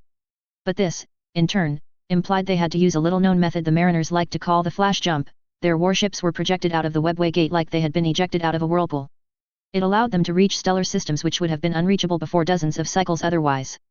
The obvious advantage was as a result that Biltan could deploy ships and troops well before any lesser race on a battlefield. The problem was that it was a one-way jump. The Asuryani arrived at an incredible speed, but this fast FTL acceleration was not to last, and then there was the return journey to Envision. If they met something they couldn't handle in the system the ancients had called the Bastion of Horrors thousands of cycles ago, the Asuryani ships would have no choice but to escape and pray. The speed of their engines was sufficient for this inglorious withdrawal. Given how scarce their information was about their targets and whatever could be waiting for them in the darkness, this had not filled him with a massive amount of confidence. Still, they had many seers and farcers, led by a high farcer. If there was anything dangerous for them, they would be able to disengage well before the threat materialized. And for all the Twilight Spear was a formation unworthy of his superiority, it was still a potent force. His flagship for this punitive expedition was the battleship Spear of Asurian, with 3 cruisers, the Blue Star, the Battle Seeker, and the Flower of Victory, to form the core of his small fleet. They were 6 light cruisers, 4 frigates, and 5 destroyers acting as his screen. He had over 2,000 mariners, and High Farsa Isan Manorath had assembled a boarding force of some 800 Asuryani aspect warriors. This assurance lasted until the moment their acceleration boost stopped and they were close to their target system. The displays showing a large blue star shine in the distance were just updating when 2 seers began to scream and twist their ears like they were hearing something horrible the mariners couldn't listen to. The High Farsa nearly collapsed and had to use his scepter focus to not fall on the polished floor of his bridge. The exclamations were not the most reassuring sentences he had ever heard. The future, green, I hear roars. Beasts, too much beasts, flee. Make these roars stop. Make these roars stop. The Spear of Asurian shuddered and then went off course like it had been hit by something heavy. For several heartbeats, both Autarch Mariner and the ones who followed him on the same path were everywhere, singing to the Wraithbone hull in order to increase its protective capacities, dancing on hundreds of stations and activating measures they had never thought they would have to. Finally, after long moments which were as strenuous as they were nerve-wracking, calm came back on the bridge and the Asuryani of the Path of the Seer retained their composure, except a youngling, who looked he had preferred using his personal weapon to cut his throat rather than to face whatever the visions had shown him. There was no time to ask what the High Farsa had seen. The space around the warships was projected with a finesse any lesser race would have sold their souls for, but the view from the bridge was already making every the Asuryani present shiver with horror. A moon. A moon was in front of them. By itself, the phenomenon should have been impossible. They were too far from the star of this system to meet a planet or any celestial body of this mass. But as the frequencies were listened to and the multiple explosions proved, this moon was not natural. It had been built and engineered for a single purpose. War. Gladial Imric had never seen one with his own eyes, but he knew what it was. The very symbol of ultimate brutality the green vermin could build if they were given a huge commander and the time to assimilate thousands of planets. The Ildari had given these abominations a fitting name, those who seek to end the planets. His warships stood absolutely no chance against this, High Farsa or not, experienced mariners or not. Change our course.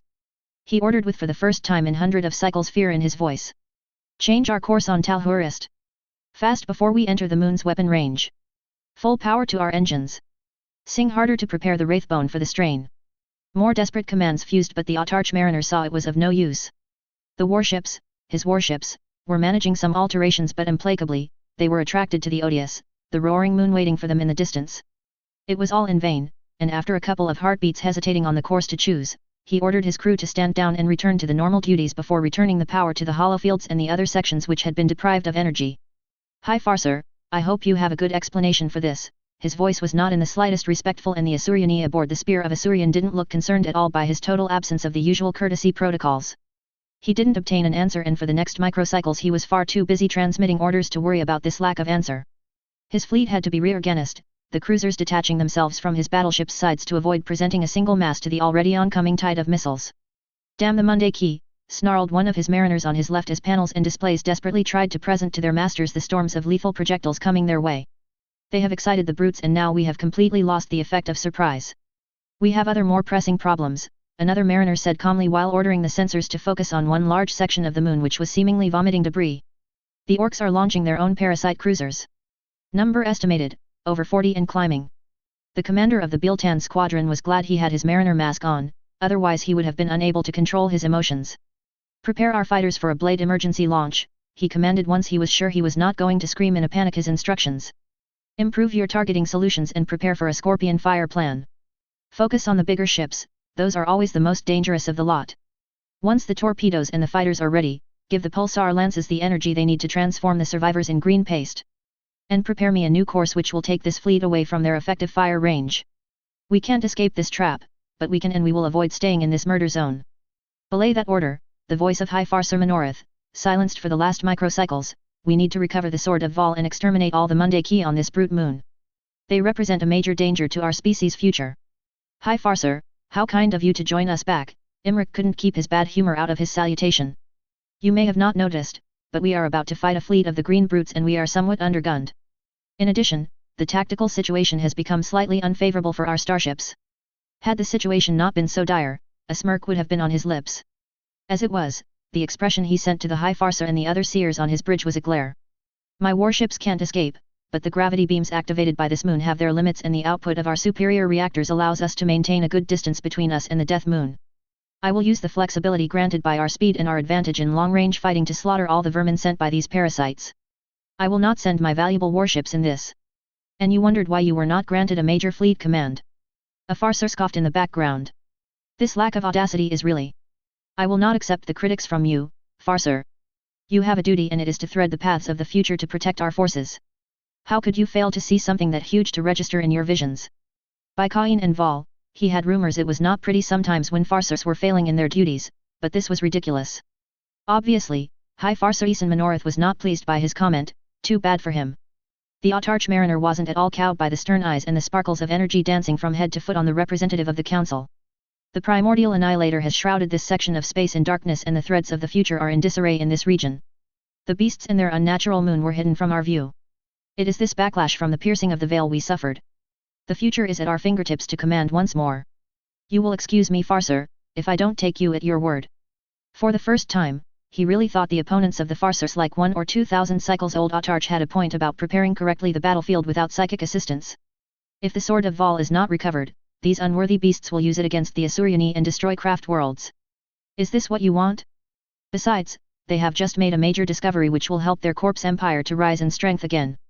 With their masks, it was impossible to say if the Farsers were gritting their teeth. What a pity. We must engage and prevent these threats before it is too late. The Monday Key soldiers are few in numbers on this moon, tired and isolated.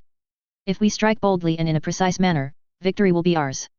By the tears of Isha, they were serious in this madness, and the worst part was that the natural subservience to Farsers was reasserting itself on 1/3 of his mariners. Will you obey your orders, Autarch mariner, or must I demand Autarch Mari Derek on the Blue Star to relieve you from your command? I will obey, High Farser, Gladial Imrik snarled. We will obey your plan. Go recover your Sword of Vol, we will accelerate swiftly to allow you to teleport you on this moon. Good, I'm pleased you can listen to reason. I was not finished, High Farser, the Asuryani naval commander cut him with some amount of pleasure. Watch your threads of the future carefully. Watch how many of my mariners and your aspect warriors are going to die and be devoured by she who thirsts. And when you bring back the venerated blade to the craft world, explain to our families our souls were worth it. He turned around to give the commands to the rest of the high mariners. Accelerate and bring us in position. Time to kill the Pale and the Green Monday Key. The Asuryani warships charged towards the murder moon. The torpedoes were launched and the fighters began to deliver death on the enemy warships. Autarch. Massive energy distortion on the northern quadrant. At the same moment the High Farser began to shout. Take evasion course, Autarch mariner. Gladial obeyed by reflex and instantly wished he hadn't. A death ray the size of a comet was fired from the moon, burning the equivalent of a massive city and vaporizing everything in its path, including several of the brute's warships. And then it stopped. But the damage had been done. This had been a shot while they were outside their enemy's range, no danger for his battleship. The real problems were the millions of small dots now on his warship's path, the little devices the cannon had dispersed all over space. Space mines. Space mines. Change course and divert your acceleration to. For what felt like the 100th time, new desperate orders were given, but this time it was truly too late. With the acceleration they had pushed their warships with, the Asuryani warships had not the microcycles to find the holes in this barrage of death, they could only try to protect the vulnerable sections of their warships. It was a disaster. Asuryani warships were works of art, the elegance and the grace combined in a single form with an arsenal 10 times more powerful than any non-descendant race of the old Eldar Empire could forge on their own. But for their protection, they relied on hollow fields, partial hull regeneration, surprise attacks, and incredible stealth. They could go against the brutish battleships of the Monday Key, but this was not their purpose. And just like that, the green aliens had neutralized their technological superiority. The space around them became a cauldron of missiles, nuclear explosions, lasers, and exotic weaponry the brainless race had scavenged on its millions of victims. The frigates and destroyers were the first to go. Their armament was insufficient to blast the space mines so fast, and they were nimble and armorless hulls. Their hollow field projected between 3 and 10 fake ships, but what use it could possibly do when the belligerent vermin sent over 200 missiles at each target. The light cruisers died too. Praise Cain and Vol, the few microcycles they were granted before becoming small stars meant their crew had the time to teleport to the cruisers, where they were soon busy helping the other mariners fighting for survival. This was a battle where the exquisite tactical moves were of no use. The enemy brutes were only using raw violence and unthinking anvils of destruction, and it was working. Of the naval assets sent for the Spear of Twilight, the screen had been wiped out in this storm of death and sheer devastation. Technically a light cruiser was in a state which might qualify as a hulk, if one didn't look too closely. And his heaviest warships weren't intact. The Flower of Victory had several life compartments open to the void, and though his mariners did their very best, he knew the cruiser was going to need cycles of reparations. The Blue Star had emerged more or less intact, but the Battleseeker was now slowing down, the stern of the starship having taken major damage. High Farser Minorith and the Aspect Warriors have teleported on the Vermin Moon. The announcement made him turn around. In the midst of this disaster, he had not even remarked they were gone. Let's pray they will not take too long. Gladial Imric, Autarch Mariner of Biltan, gripped the hollow projection before him as his battleship shook under the close miss of several nuclear shockwaves. Our ships won't survive long in this hellish war zone. Scrap dis swarm bringa, boys. Diswoon is nub weak loikta over yumis. Words attributed to Gruzkul Mag Uruk Stars Masha, 289M35. Major Taylor A. Bear. The basilisks were executing a flawless bombardment on the greenskin horde. The Xenos were screaming war cries and were throwing themselves into the melee against a torrent of insects. The guard was pulverizing them under the fire of 1,000 las guns. It was an hour like any other on the Death Star. So, Taylor asked Dragon. Assuming we get alive out of this battle moon, will we be extremely rich or insanely rich? I think the proper term would be galactic insanely rich, replied Dragon as her 2 armored flyers executed a new coordinated attack which wiped out from the sky dozens of the Thing helicopters the orcs had tried to surprise them with. Oh, good, 200 Bs were sent in a flank attack which rapidly made the entire orc formation collapse into complete chaos. I was worried about getting a few more medals and shaking a lot of hands next month. It seemed rather weird for the Mechanics to be so crazy about their standard template construct, as Morkis had explained it, but Dragon had explored the sort of pseudo-internet and confirmed the religious fervor which had more or less contaminated the entire contingent of red robes in less than a minute. Even right now, with the STC put inside her command chimera in a heavily armored box, there were constantly 2 or 3 tech priests praying near it. Obviously, there was still a lot of data inside this unassuming container. Nobody had the specialized material on site to download, copy or fully analyze what they had found, but the pessimistic estimation was that there was a small library inside this, assuming by small, you meant continent-sized library with the height of a skyscraper. Yet, 10,000 years ago humanity had become really good at storing information and providing nice tech to its citizens. Millennia ago, it had not been an autocratic empire ruling humanity. Of course, without further information, they had no idea what the Terran Federation had really stood for. I suppose the Adeptus Mechanicus must have procedures in place for this kind of discovery, the para-human girl said as a second orc wave crashed into her centipedes and the massacre of greenskins continued apace, as more of her insects fed and multiplied. Priority was to eliminate their sorcerer psychers. She really didn't like how their green sparkles multiplied and made the average orc angrier and more bloodthirsty. They have, sort of, Dragon grimaced. Terra and Mars signed an important treaty in M30 before everything went to hell, the Treaty of Olympus, they called it. But I don't know the exact terms. Neither does Lankovar for that matter. It is a world above his pay grade and the original documents are in the solar system. As far as it is implied, Article 12 of this accord makes clear the Forge world of Mars must be given the STC for safekeeping and exposition in their Temple of All Knowledge, but the subject of rewards and everything is nebulous at best. Negligent of them, the Psyker Orc imploded after receiving a stinger in the head, vaporizing the 3 Bs and 100 greenskins in a new explosion. The Horde finally had enough of being smacked around and tried to withdraw, only to meet a new wave of centipedes waiting for their sustenance. If they don't give their explorers' fleets the correct terms of the agreement, there must be tons of mistakes made. Not really, countered Dragon. Taylor, the STC you just found is really unique. It has been over 4,000 years since this treaty was signed, and it is the first authentic piece of standard template construct the Mechanics and the Imperium have ever found. From what I gathered in their data files, certain Magos and Archmagos find from time to time printouts and fragmentary templates of the time before the Age of Strife, but in their great majority this archaeotech is damaged. Dragon whispered something inaudible as her 2 flyer dragons roared and carbonised the orcs trying to escape her ambush. I suspect, even if they were never going to admit of course, that the STC and their quest for knowledge was moving towards a dead end. They found a lot of partial schematics and valuable template copies during the Great Crusade, but they lost much of their knowledge decades after, and the number of great discoveries fell considerably after that. Now they have to explore the regions the Imperium didn't explore, and while the galaxy is vast, they hadn't much success, until today. So instead of a gold rush, we are likely going to see a STC rush in the next years. I would like to say probably, but it's almost certain, by this point, Dragon spoke with a humorless smile. If the tech priests of Magos Lankovar are any indication, this sector will soon be the gathering point of thousands high-ranking Mechanicus leaders. And wait until they know this archive was one of a complete set. Weaver did her best not to raise her eyes towards the grey fumes covering the sky. She failed. You are certain? Well, answered Dragon after a short moment of hesitation.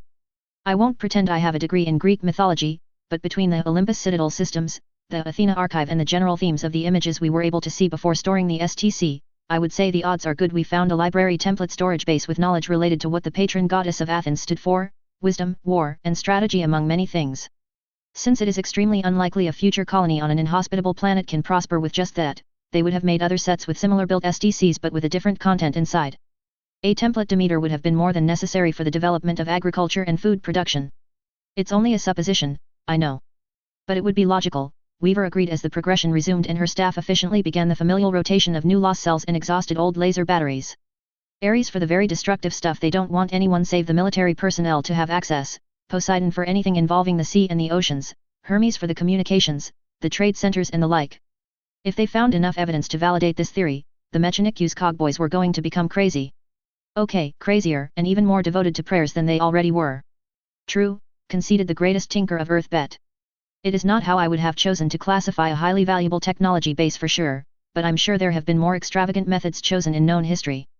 Her tone seemed offended they had chosen this one, but different millennium, different rules it seemed. The Imperium of today was enjoying the Gothic cathedrals far too much for some reason which both escaped them, for example. Going back to the main subject, assuming we get out of this horrible place of wonders and xenos, what do you think there will be to extract from the STC? A lot. Proposed Dragon. While I realize calling it each part of this STC a template is somewhat underwhelming, in practice it is far more impressive. Take the power armor. There is the holographic image, the entire technical specifications, the minimal and maximal performance, thousands of schematics, the materials required to build high and lower grade versions of the equipment, the explications how to build the factory, the source code, and the secrets to forge the alloys. Any tinker worth the name could build this armor with his eyes closed. The people who imagined the STC definitely lowered the prerequisites to use their creation. If each of the templates has the same explications included, there will be enough information data to study for the next century. At least. Taylor drank half of the water she had on hand during these explanations, noticing the Skitarii around her chimera were trying very hard and failing to pretend they were not listening to this conversation. As for what we will be able to access from the template themselves, as I said before, we will need a lot of specialized equipment to copy and analyze, not to mention a lot of, I think, the Mechanicus call them artisan cybersmiths. Dragon continued while shaking her head. I can confirm with absolute certainty 5 templates are completely intact and between 10 and 20 incomplete should be accessible the moment we find the passwords to unlock the data files. The rest will depend on the skill of the Mechanicus specialists and the experience they have reconstituting damaged archaeotech. It is not much, not when the entire database might have close to 1,000 of templates when it was created, but it still is immensely better than anyone had achieved until now. I will be sure to think of it when I buy you a planet or two. And then her insects gave her a first glance of the starship searched. She stood on top of her chimera and passed command to across the column to turn right. A couple of minutes later and they saw it in the middle of one of the biggest mountain of scrap and metal they had seen on the battle moon. Taylor had seen many starships since her arrival in the Nyx sector. Most were ugly. The Mechanicus was leading the pack, with their bulky and functional above all else designs. The rest was not far behind. Many ships of the Imperial Navy were experiencing Gothic architecture. The majority of the merchant ships were big, bulky, and not pretty to look at. That the warships were bristling with weapons, that no one could dispute, but the standards of beauty of the starships had not been to her taste. The section of the warship they were able to contemplate wasn't like that. It was spear-like in design, and even half hidden under the debris and a total lack of experience in space warfare, she could notice the aggressive shape of the hull. The starship had been a predator when it roamed across the stars. The colors which had survived the crash landing on the moon were weird, however. It looked like the Astartes had decided to imitate the colors of the Teutonic Knights, if the black cross on white was any indication. It was also a freaking huge warship. The para-human of Earth Bet had correctly assumed a battlecruiser was bigger than a cruiser like the Magos Laurentiis, but, damn, it was big. Even with her insects, Weaver was not able to see the ship's stern, so it was more than 4 kilometers long. Colonels and majors, give the following order to your companies, they must withdraw a kilometer away, ordered on the Vox Lankovar. Magos, there are already orcs on our trail, we can't," objected Colonel Ricardo. "The warship in front of you has purged itself of the orc infestation with a combination of the Life-Eater virus and several other Exterminatus-grade weapons. The sensors are formal and logical. The potency of the weapon has diminished much, for its activation was more than a millennium ago. It is diminished, but not insignificant for troops without adequate protections. My Skitarii and certain of my tech priests can survive in this kind of environment. The guard can't, and the rare suits adaptable for use are aboard my flagship. Now withdraw, you are still in the safe zone. Let me search this starship for the weapons he need. Hurry, Magos," she communicated on the command frequency. "We are already seeing thousands of orcs concentrate for the next assault, and I don't know how long we can delay them." Sergeant Gavril Forkas. There were men which talked of fighting to the last shot and the last man before surrendering or fleeing in the first seconds of the battle. The Black Templars had not boasted it, they had done it. As he ran in the corridors of the hulk which had once been called Praetor, Gavril gave a silent praise to the Astartes who had defended the warship. They had failed, yes. But not for lack of will. Every auxiliary center, every corridor, every room had been the site of violent and merciless fights, both at close and long range. The descendants of the Imperial Fists, the sons of Rogel Dorn, had made the orcs pay in blood for every feat of advance. Despite the activation of the Life-Eater virus, the ground was covered in bones. Orc bones. Plasma conduits had been broken in half. Compartments had been vaporized. Priceless equipment dating from the Great Crusade had been detonated in conventional and unconventional methods. Assuredly, it was not good at all for the goals of the expeditionary fleet he was part of. So far, the only thing almost recoverable the Skitarii were transporting outside were the bolters, the blades, and the heavily damaged battle armors of the fallen Astartes. There were no Exterminatus weapons to be found in the hull.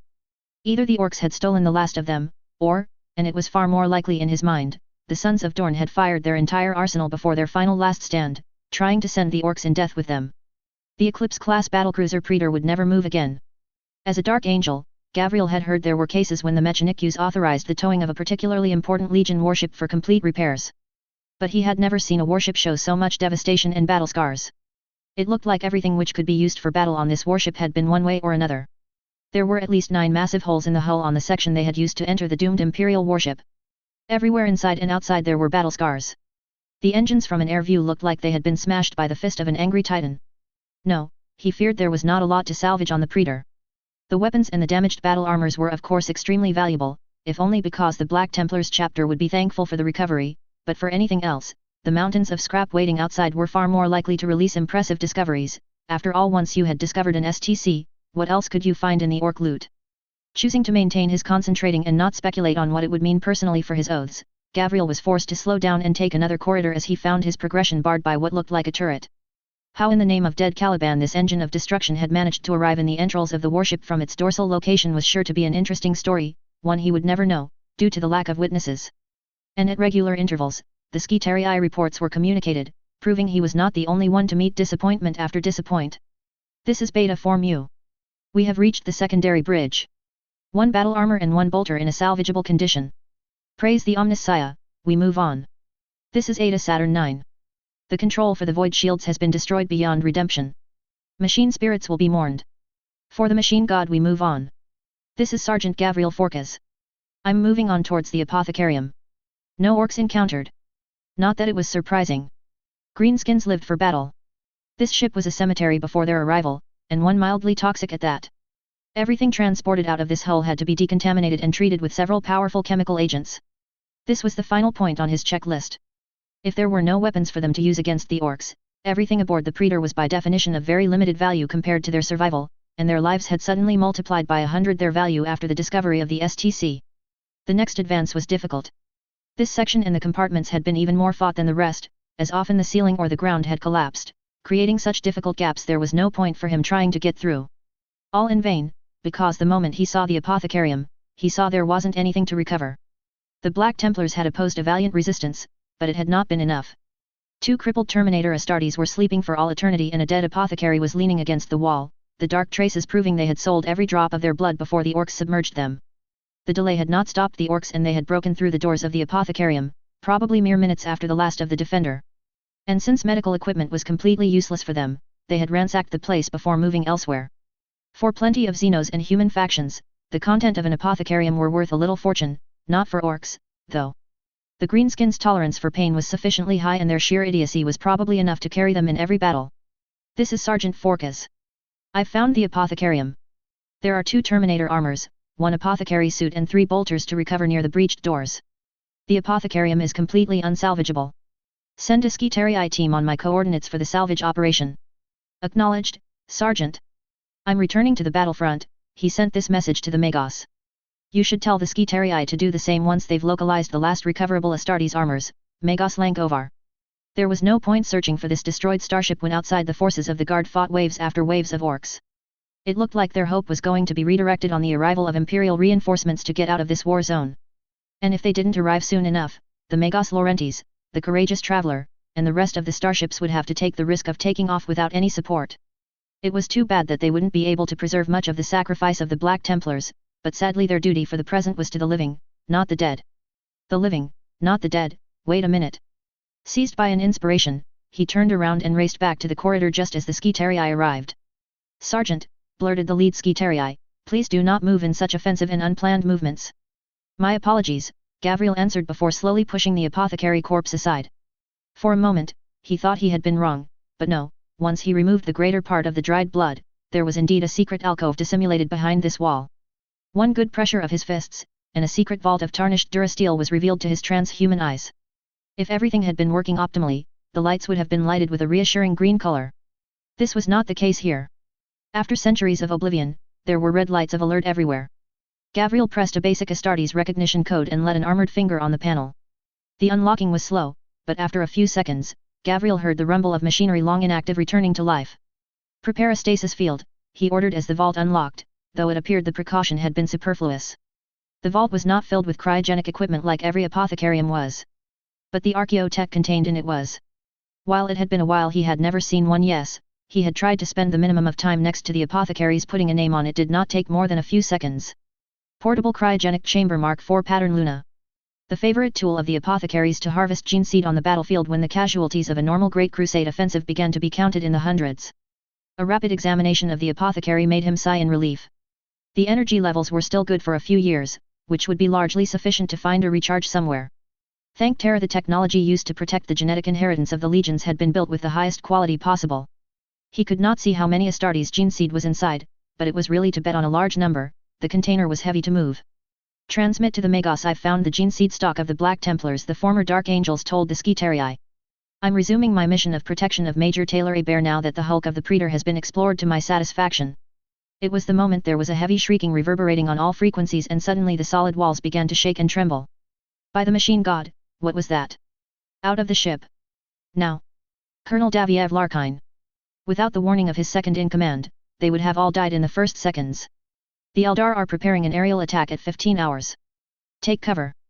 Before the warning was over, hundreds of bees were taking the air, a massive swarm no one wanted to face in his right mind. Dozens of missiles surged in and massacred insects and men. There was no time to give orders, no seconds left to adapt their defensive measures. The jet bikes of the Eldar barreled in and the guard had just the seconds to fire a devastating volley and the batteries to deliver their first barrage before the Xenos struck. Larkine had read the reports from Andes and interrogated many of the survivors. He had thought he knew how fast the Eldar had been. He had been deadly wrong. At Andes, there's been some distance between the swamps and the guard spaceport. There was nothing like that here. The Eldar force had arrived at a terrifying speed and they didn't pause. Of course, the guard still had the time to fire a single volley and the bees and the centipede charged to give time to the soldiers. It was a dance of raw violence and hundreds of Eldar were ejected from their machines as thousands of insects rammed their flyers or seized the Xenos pilots in their maws, but there were too many and too fast. Chains swords. Prepare for a fight at close range. Fix bayonets. For the God Emperor. Fix bayonets and charge. Daviev had rarely felt more pride for his men and his women in that moment. Countless hours of training and their fights at Fey, Wuhan, Andes, and on this moon had forced the Fey guardsmen on a brutal process of survival and new tactics. They were all veterans now, and no one flinched as the Xenos assaulted their lines. For a second or two, Larkine believed the front line was going to resist, that his men were going to resist. The Chimera and the Basilisk began to fire and inflict a heavy punishment, and for all the speed and strength of the Eldar, it was close they weren't enough of them. They were far more at Andes, more than 500 to be sure, but this time they were facing the entirety of 4 regiments and all those men had been fighting orcs for the better part of 2 days. For every 3 or 4 humans falling, 1 Eldar was killed and in the back the insects were reorganizing, preventing their flying tanks and their snipers to provide support. Advance. Section by section use your meltaguns and flamethrowers. We will prevail. We will. An explosion of green shrieked and exploded a few hundred meters away from their most advanced positions. It hurt, despite the earmuffs, the helmet, and the various protections. For several seconds, he thought this had been one of the Xenos sorcerers who had made a mistake, until he saw them. For a second, Larkine froze. But training and the sheer will to survive came back in a heartbeat. Mass orc teleportation. Mass orc teleportation. Artillery fire. Fire. Fire before we are overwhelmed. This time the orcs had corrected their early flawed assaults. Where before they had sent forces on little groups which Larkine and the rest of the officers had believed it was within the means of eluded Imperial teleporterium, this time they had sent around 100,000 orcs in a single wave. Not each and every orc survived this transfer of matter and energy. But then those who did were quite sufficient for the job. Especially as the guard was already fighting for its survival against the Eldar warriors. Regroup. Regroup on the second line. Orders were screamed and the bug clones transmitted the new commands to the warrant officers, but there was simply no time, not with the fucking Eldars pressing them so hard. Which was why Larkine grinned when he saw the greenskins wave slam in the Eldar rearguard like a maglev train which had not been provided any brakes. There were more flashes of green light, more pyres of green lightning, and the very fortresses 3 kilometers away opened to disgorge more orcs. The centipedes did what they could to slow down the green onslaught, but there were simply not enough of them. There was too many orcs, and Larkine had not the time to give more orders, as he found with his staff fighting blade against one of the Eldar white-armored warriors. 5 times, he believed he was going to die, and in the terrible conflagration 3 of his men staff before a 6th company arrived from behind and shot the Xenos in the head. Their savior did not enjoy his victory. A blast of Xenos witchery blasted him apart, and suddenly he found himself gasp for air and his vision went for dark, until it stopped as soon as it had come. The reason for this interruption was evident when they watched a dreadnought beetle gave the Xenos equivalent of a psyker an enormous hug, ignoring the blasts of blue lightning and light. The skull of the sorcerer made a very satisfying crack as the beetle increased more and more the pressure before sending it 100 meters away like a broken toy. "Colonel, the line can't hold as we are." The call on the Vox was right, but Larkine had not the seconds to propose a new strategy. Over 100 orcs had made a breakthrough, and guess who they had decided to murder? The Chimera weapons reaped once again their toll, but there were not enough. The affair once more degenerated in a bloody melee, with some bees and a tank-sized centipede providing a welcome reinforcement.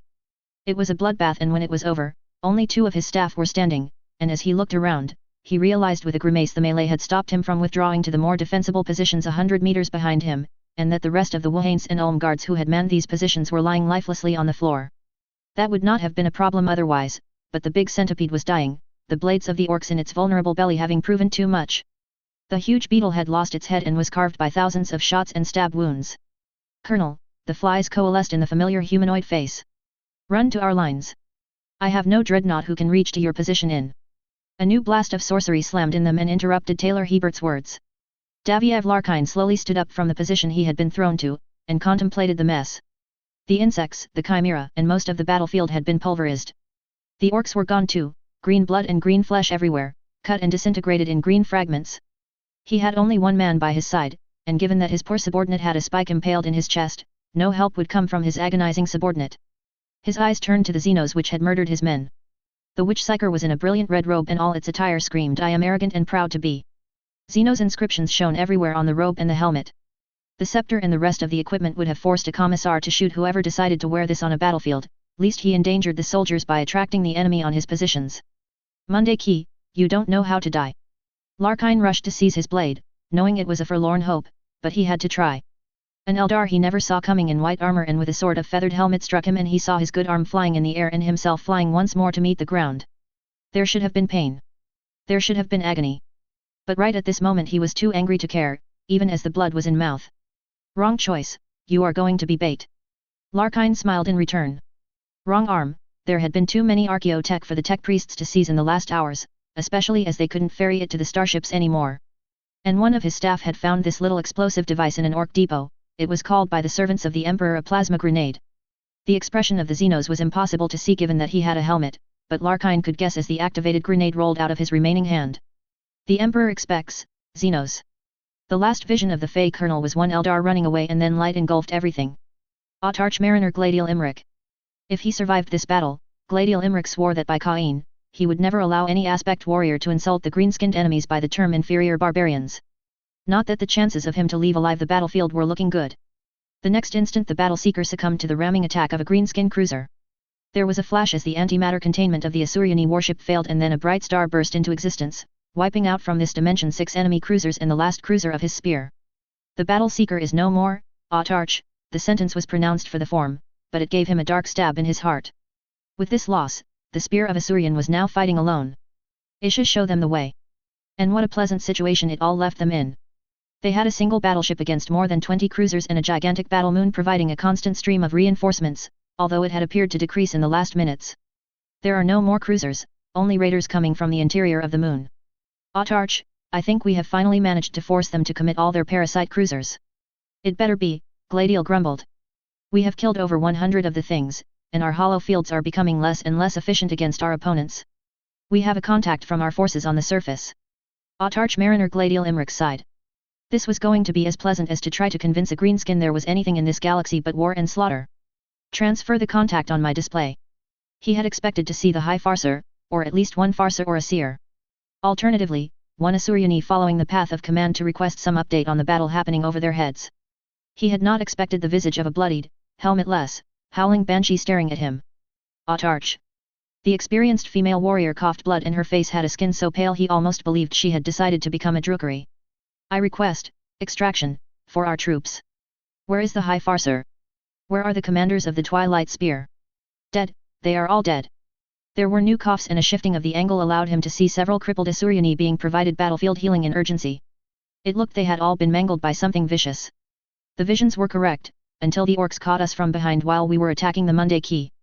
And we underestimated the insects. Merciful Isha, the insects. Banshee Commander, the spear of Asuryan is pursued as we speak by 10 greenskin cruisers. We can't approach your position.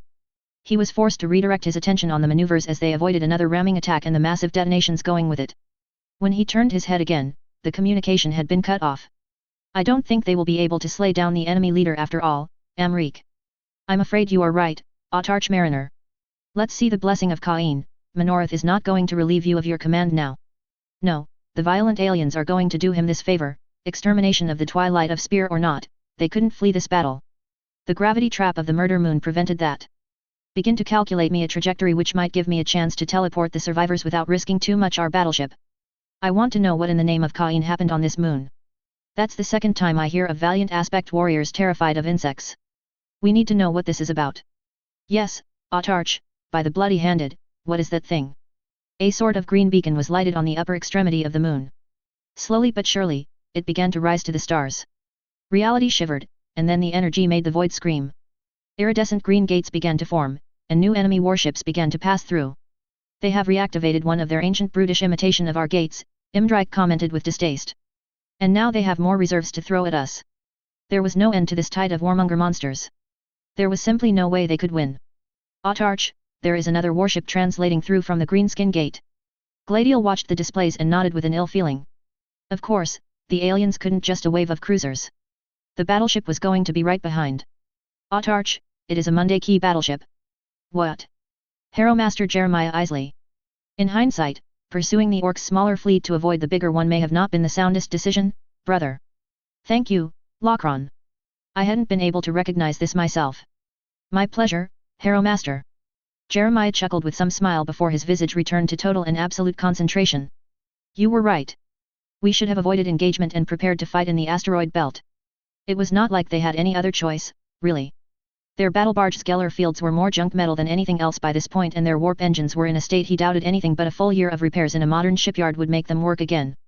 That was what happened when orcs managed to ram several important sections of the Anaconda and kill their last 2 tech marines. There was a good chance we could travel to a more advantageous destination, but now we have to fight that. Everywhere he looked below, the tens of thousands city-sized bastions and factory-sized weapons greeted his eyes. It was indeed an orc assault moon in all its ugly glory. Prepare the cohort for an assault on the surface. With the state of our void shields, I don't think our battle barge will be able to survive more than 10 minutes. Especially as new and old orc cruisers were turning around to meet them. They were a lot of them, more than 60 to be sure. Other gates than the one they had used were disgorging waves after waves of greenskin scrap starships. Our brothers are preparing our irreplaceable possessions for an emergency evacuation. The apothecarium, the engines, and the armories are emptied as we speak. Jeremiah Isley gave one glance before observing the attack moon attracting them more and more in its gravity well. Blood of the Primarch, the Xenos were madder than the stupidest members of the Administratum he had culled 2 years ago. No regrets, brother? You're kidding, right? When you stranded Voldorius on this world in the middle of nowhere and told the Hydra Lords they could put their sneaky plans somewhere the stars don't shine, the entire Harrow was ready to storm the Eye of Terror with you. The voice of the Legionnaire spoke the sentences of 50 years ago with the right tone of voice. What plan is it, my lords? The plan to use Horus and ensure chaos exterminated all life before destroying itself? The plan to make our Primarch a god? The plan to eliminate all the senior officers of the Imperial Navy and replace them by vat-grown clones? The plan to impersonate 10,000 Inquisitors and destroy the unity of the Ultima Citadels? You speak of serving the interests of the Emperor, but every plan I hear is contradictory, and the more I hear, the less I am convinced you know what you are doing. A titanic explosion interrupted this pleasant memory reminder. That was an impressive nuclear explosion, brother. Yes, redirecting auspexes on this quadrant, damn, that's a lot of orcs. And what it is they're fighting against? Insects. Jeremiah Isley examined the images and the data, and found the assertion was indeed correct. On this war zone, there were indeed insects and orcs fighting each other to a standstill. A second nuclear bomb went off in the middle of one of the biggest orc armies. And then another. Either these insects have learned how to use Imperial weaponry, or there's something controlling them and carrying the fight to the orcs. It's not good, brother. Jeremiah gave him an interrogative tone as the batteries killed 2 cruisers and avoided the suicide charge of a third. Pushing the orcs like this is sure to excite them a lot. The more insects will be sent into the fray, the more the orcs are going to slam their fists on their red buttons and send millions of troops into the fray. The attack moon isn't completely operational, but the orcs are going to gain more and more reinforcements. The more we escalate, the more the orcs are going to escalate, and I would love having something left of this part of the galaxy once it's over. By the way, wave of insects crashed into the orcs' lines and new explosions flattened the artificial ground of the battle moon. Whoever was in command didn't agree with this judgment. Solution. I find the Seeker Prime attack our best bet. A third of our brothers to make contact with whoever control these insects, a third as a reserve, and the last third to kill the orc war boss. Acceptable. Colors. If I shout courage and honor again, I think I'm going to be sick. Fists are known to be defensive, we have not the metal augmatics to be credible as iron hands. Salamanders and Raven Guard are too specific to not hinder us in this scenario, and we can't afford the assault-oriented tactics of the Blood Angels and the White Scars. I would suggest the Dark Angels for this one. For the Emperor, brother. For the Emperor, answered Jeremiah Isley, Harrow Master of the Alpha Legion. Let's show the orcs the Hydra's fangs have not grown soft since our official extermination in M32. Trazyn the Infinite. By the putrid breath of Magladrith. Trazyn had suspected that he was going to arrive to observe a significant conflict in this stellar system, perhaps with a still asleep dynasty waking up in the middle of the war. It looked like he had underestimated by several orders of magnitude the Chaos Weaver could create. Not that it was a problem, mused the Infinite Collector. It would give him more prime subjects to add to his collection, and contemplating the debris of an Eldar fleet was always putting him in excellent spirits. Report. Orc Battle Moon detected, inferior derivative of the Krikk War Spheres. Voidstalker class Eldar battleship detected, affiliation to the craft world Biltan confirmed. Human Space Marine battleship detected, designation battle barge, affiliation to the 20th Legion Astartes confirmed. Orcs ships detected in great number, current estimations over 90 cruisers and 200 raiders. The warp prediction algorithms. Numerous Imperium human squadrons in transit. Numerous orc forces transiting from their Waik gates. The disturbances of the soul dimension indicate servants of the Empyrean abominations are on their way too. Probability of Biltan sending reinforcements considered high. What is the situation on the surface of the attack moon? Extremely battles are fought in quadrant SI-68. Insects and orcs detected in legion-sized numbers. Emissions of the nebula shard located in this war zone. So Weaver was down there and providing him with an abundance of prime subjects to acquire. What a nice attention from her. Place our escorts in an anti-ramming formation and engage the orcs with the main guns of the Sublime Collection. Destroy the orc cruisers, I am not interested in them. Disable the Eldar battleship, I've not one been able to acquire of this class in a satisfying condition. Overlord, must we prepare a kill team to slay the orc controlling this moon? No. We will give the human a chance to prove their skill first, and enlarging my collection takes priority as always. Trazyn tightened his grip around the empathic obliterator. I wonder though the expression our mighty silent king would make if I presented him this moon when he deigns returning to this galaxy. Tech Priest Dragon Richter. I thought I was done with Endbringer battles. Dragon groaned. You miss Behemoth and Leviathan? Asked Taylor on the enormous centipede which had served as her ride for the last hour. Dragon shook her head in a negative nod. Not really, no. But you have to admit that at least the Endbringers were mostly limiting themselves to wipe one city every 6 months. The orcs will never wait that long. You're right. As long as they have war to fight, these damned greenskins will continue ravaging planets and moons. There was a new nuclear explosion in the distance. Everyone took cover, and checked all the goggles and mask equipment the Mechanikus had managed to drag to the front lines. I don't think it was a good idea to send servo-controlled insects with the nuclear bombs the Ulm soldiers found in that depot. Yet, but what else could we do? Dragon grimaced, but alas, she didn't find a good answer to this question. The dual and overwhelming attack of the Eldars and the Orcs had nearly managed to destroy the human forces fighting on the battle moon. Without more than 10 seconds of warning, they had been assaulted by what by all accounts had been 800 Eldar warriors and over 200,000 Orcs. It had been the very image of carnage. The enemy had attacked from every direction, and while her two flying armors had downed hundreds of flyers and weavers, insects had launched themselves forwards to protect the guard. There were limits in everything. This time they had found them. The Orcs had charged, and human courage and sheer tenacity had not been sufficient. The basilisks of the artillery had suffered 60% of loss, with Colonel Ricardo badly wounded and many of his officers decapitated by Eldar blades. Colonel Ta had proven he was totally unsuited for command when he had tried to flee and received a commissar's pistol shot right between his eyes. His captains had understood the message to hold the line, but their lack of training had not done them any favor. 8 captains in addition to the colonel, most of the regimental staff and half of their remaining officers were dead. The Ulm former cavalrymen had died bravely, but they had died, many of them charging to throw their grenades under the Orc tanks. And the Fey guardsmen and guardswomen had joined them in death. Even with the cameras she had had in the action, Dragon had not been able to rebuild most of the action. Everything had happened too fast. What she knew was that when the centipedes had closed the breaches, the Fey 20th had lost 2 captains, over 1,200 soldiers, and Colonel Daviev Larkine. The Fey soldiers had not reacted well, and Dragon included Taylor and her Astartes protector. The latter had slammed with devastating fury in the melee with dozens of Skitarii once they had learned of the attack. Larkine had died fighting the Eldar, taking 6 of them with him in death, and the long-ear aliens had received no mercy. Several of them had been eaten alive by centipedes or trampled to death by dreadnoughts, a very bad manner to leave this world, and yet, Dragon could feel no pity for the aliens. Seriously, there were millions of Orcs, a tide of green that if left unvanquished, could raise hundreds of planets, and these Eldar focused on them? What was the problem in their heads? In these conditions, sending nuclear warheads in the enemy formations by servo-controlled centipedes while they disengaged had seemed like the only tactic able to give them time. There had been no miracle wonder weapon waiting in the hull of the Astartes battlecruiser. Interesting armors and weapons, plus some things the Black Templars would be very happy to recover, but no means to destroy the battle moon. 2 hours later, the Orcs had begun to mass again, and several warbands had taken to use some of the most impressive insects as improvised rocket projectiles. With the nuclear weapons still attached to the carcasses. What was wrong with this galaxy? How could this idiotic species be allowed to spread across the stars unchecked? We are terribly low on ammunition and promethium, she preferred to say aloud. My flyers are more economic than your chimeras, but even by towing the transports and the artillery with your centipedes, there is too little fuel left. We have maybe enough for one large engagement. They may have replaced horsepower by insect power on the battlefield. Come on, wasn't the pun funny?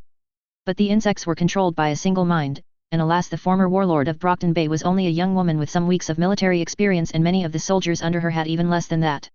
I know. The lost cells are supposed to be able to recharge on solar power, but with the fumes the Orcs are burning on this moon, sunlight doesn't work. The visage of Taylor Hebert, even half hidden by her breathing apparatus and the rest of the protections they were all wearing and they would have still to be decontaminated the moment they left this damned moon, was the definition of exhaustion. Still, the Orcs are completely disorganized and their precision is awful. As long as it continues, we will be able to return to the warships. Dragon watched the dark and tired eyes of the insect controller Parahuman, and knew Weaver had realized the same ugly truth she did. Judging by the powerful fireworks above their heads and the increasing number of comet debris falling on the moon, there was a high chance most of their warships would be disintegrated before they reached orbital altitude, and even if they did, what? The gravity beams were active. The Magos Laurentiis, which it had to be admitted, was likely the only starship to have the firepower to survive in this environment, was just a cruiser and would not be able to escape, which meant a short death battered by Orc weird weaponry. The last strategic updates had made very clear that the hulks of dozens of ships of the same tonnage were pulverized or torn apart. That might alleviate a bit our supply difficulties. It would be, alas, a very temporary relief. The cannons they had left had fired more rounds than a full-scale campaign, such had been the intensity of the fighting in the last hours. Moreover, they had hundreds of wounded carried by the middle-sized insects, and their medical supplies had been entirely consumed. If they got out of alive, Dragon promised to reform the entire medical services of the Guard. Despite Taylor's earlier efforts and additional support from Fey and the Mechanikus, there was no doubt the sums the Departamento Munitorum was ready to give the frontline troops, well, they were ridiculously low, and this was staying extremely polite. Yes, it will. A pause, and the mistress of insects turned her towards something she was the only one to see. 2 of the closest Orc warbands are fighting each other now. We can move behind the line of ruined bunkers. The columns of mechanics and guard advanced in an environment which was looking more and more like the apocalyptic landscapes of World War II. Many guardsmen were using their lasguns to help them walk. They were all tired, and unlike the mechanics, the majority had already forgotten the discovery of the STC or at least passed it as one of the amusing anecdotes which didn't matter anymore. It wasn't hard to see why. Rewards and promises were well and good, but you had to live long enough to enjoy them, and many of the men had signed without knowing the horrors waiting for them on the immense battlefields of the Milky Way. A soldier fell on his knees not far from the scarred centipede ridden by Weaver. His tattered Wilhane's uniform was more grey and brown than the light blue it had been a week ago, and he had a wound on his arm which didn't look pleasant at all. "This is useless," moaned the young man who couldn't possibly 20 years old. Dragon walked to intervene, but the other para-human had already jumped off her massive living transport. "Don't say things like that in the presence of the Commissar, Guardsman," the now acting colonel of the Fey 20th declared while helping the exhausted soldier to stand and leading him to the centipede. "Why?" A bitter laugh came to the lips of the man. "We were promised the blessings of the God Emperor and the might of a billion legions when the recruiters came to our hive blocks, but they never spoke of the legion of monsters. Why do you kill in his name? There are things we can't fight." "Because it is our duty," replied the girl who had once been called Skitter by the inhabitants of Brockton Bay. "Because there are innocent waiting at home and some people have to take arms and become heroes to hold the line." A few guardsmen had paused to hear the exchange. Dragon observed them, and then decided to stay quiet. "But we are all going to die. We might. We might not. But do you know why I fight for the Emperor? Because he's the master of mankind, master of a million worlds, and he gave you freaking horrible insect powers. No. It's because for several thousand years, the Emperor has accepted to endure on his throne and protect his realm beyond what should be the limits of life. His sacrifice is so great no one may equal it, and yet, if we do all our part, if we all become heroes, we might be able to give this Imperium a better future. Will you help me, Private?" "Yes, yes, Colonel." The guard veterans from Wuhan, Fei, Ohm, and Andes who had waited until now chose to cheer loudly at that moment. "The spectacle is over. Go back marching or I swear I will." Then they heard it. A monumental roar, but not the noise made by the orcs. Not the brutal battle cry of the greenskins or the agonizing shrieks their impossible machines made when they were pushed on the battlefield. It had almost a martial tone, and it was coming down from the heavens. The orc anti-air batteries began to fire. Dragon looked at the newcomers and zooming with the captors of her first flyer armor saw the double-headed eagle of the Imperium on their flanks. "Drop pods," declared Gavriel Forcas, who for all its height and size was able to move incredibly silently when he chose to be discreet. "These are Astartes drop pods." The reaction from the guard soldiers nearby when they heard this was a bit more vocal. "The Astartes! The Space Marines are coming! We are saved!" Once again, there was hope on every visage, and for an instant, all this exhaustion was forgotten. The wounds were less painful and the problems didn't seem so grave or so pressing. The smoke was pierced and some sunlight pierced the clouds of pollution. And the angels of death descended on the orc battle moon. For the God Emperor. Chapter 21, Escalation 4-3. The Imperium Strikes Back. Escalation 4.3. The Imperium Strikes Back. We will not die quietly. Human empires never die quietly, and I see no reason why we shouldn't continue this tradition. Our enemies find every opportunity to belittle us, of course. Look at the Imperium, they say. Their so-called empire is an ignorant mass of barbarians and primitives. It is the long-dead corpse of a dream. It is a bureaucratic nightmare governed by a corpse on a golden throne. This may be so. But you have to admit, these insults lose a bit of their luster when their speakers are hiding in a gigantic warp storm protected by abominations no one sane would consider signing a pact with. There are Xenos who consider we are the lesser species because they master technologies far advanced to what we currently can deploy and have the ability to strike with impunity our most vulnerable systems. Still, is it not curious that they avoid the heavily defended worlds and flee beyond this reality when they see the retribution of the Imperium coming in their direction? In the end, I think the only alien species which truly does not care about if the Imperium is weak or not is the orcs. For them, the only point of importance is if humanity can give them a fight worthy of the name. Much as it is easy to loathe the greenskins for everything they are, you have at least to respect them for their martial attitude and their total absence of lies. From the moment we rose to the stars, we had to fight the greenskins for the domination of the galaxy, and they met us directly in battle, without resorting to cheap excuses and treachery. We fought. We are fighting. We will fight. The Imperium is the master of a million worlds, and while this is not the golden dream the Emperor promised, it is doing the task it was designed for. Mankind rules this galaxy. Despite the constant threat of the ruinous powers, despite the raids of the perfidious Eldars, despite the ravages of the orcs, despite 1001 Xenos and heretical threats rising yearly to assail the dominion of man, the Imperium endures. United under a single banner, humanity can survive. There is no backup plan. The Emperor is silent. The loyal Primarches are gone. But we are still there. Humanity will not disappear into the night without a fight. We are stubborn. We are strong. We are legion. To the end of glory. Don't be ridiculous, we won't put this Stars Masha in the Endbringer category. You didn't even need weavers or my assistance to get rid of this green skin. Words attributed to Magos Draco Dragon Richter, 291M35. Ultima Segmentum. Nyx Sector. Smilodon Trench Subsector. Outer edges of the S4697X5T4 system. 7.621.289M35. Thought for the day, 100,000 worlds, 10,100,000 wars. There is no respite, there is nowhere to hide. Across the galaxy there is only war. Captain Victor Furan. Every legion had had its legends by the time the Great Crusade ended in blood and treachery, and the Alpha Legion had not been different in that regard. The only difference was the fact that few outsiders, almost none, to say the truth, had been granted the right to hear them. One of those had been the legend of Fikran. Simple battle brother of the 20th, Ladiel Fikran had been one of the operatives sent behind the lines of the Great Crusade. For several months, there had been intermittent reports, proofs of several sabotage operations against the massive Orc empires waiting in the galactic north, and then nothing. Nothing until an Orc space hulk 6 times the size of a Gloriana battleship had exploded in front of the stunned eyes of the Astartes from 3 different legions. The heavily encrypted message sent seconds before the death of millions of Orcs had allowed the 20th to discover the fate of the missing legionary. Fikran had not survived, but he had struck a formidable blow against the Green Xenos. Without this space hulk, a breach had been created, one which would eventually pave the way for the final assault on Elaner.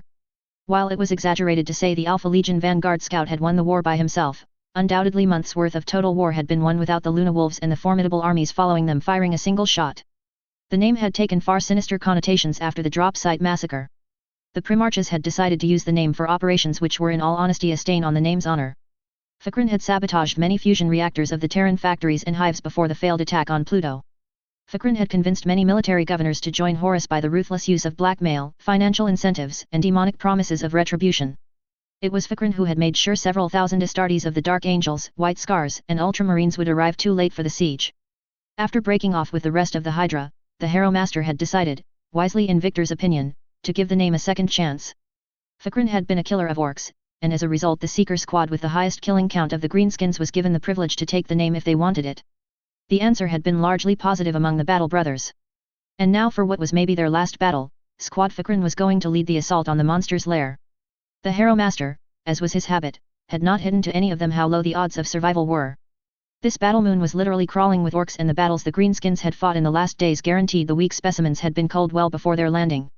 They were plunging into a green tide of death, they had nearly no orbital support, the few tanks they had left were not available for the drop pod assault, and most of the Devastator squads were not mobile enough to be included in this force's order of battle. Non-Astartes would have called the mission impossibly suicidal.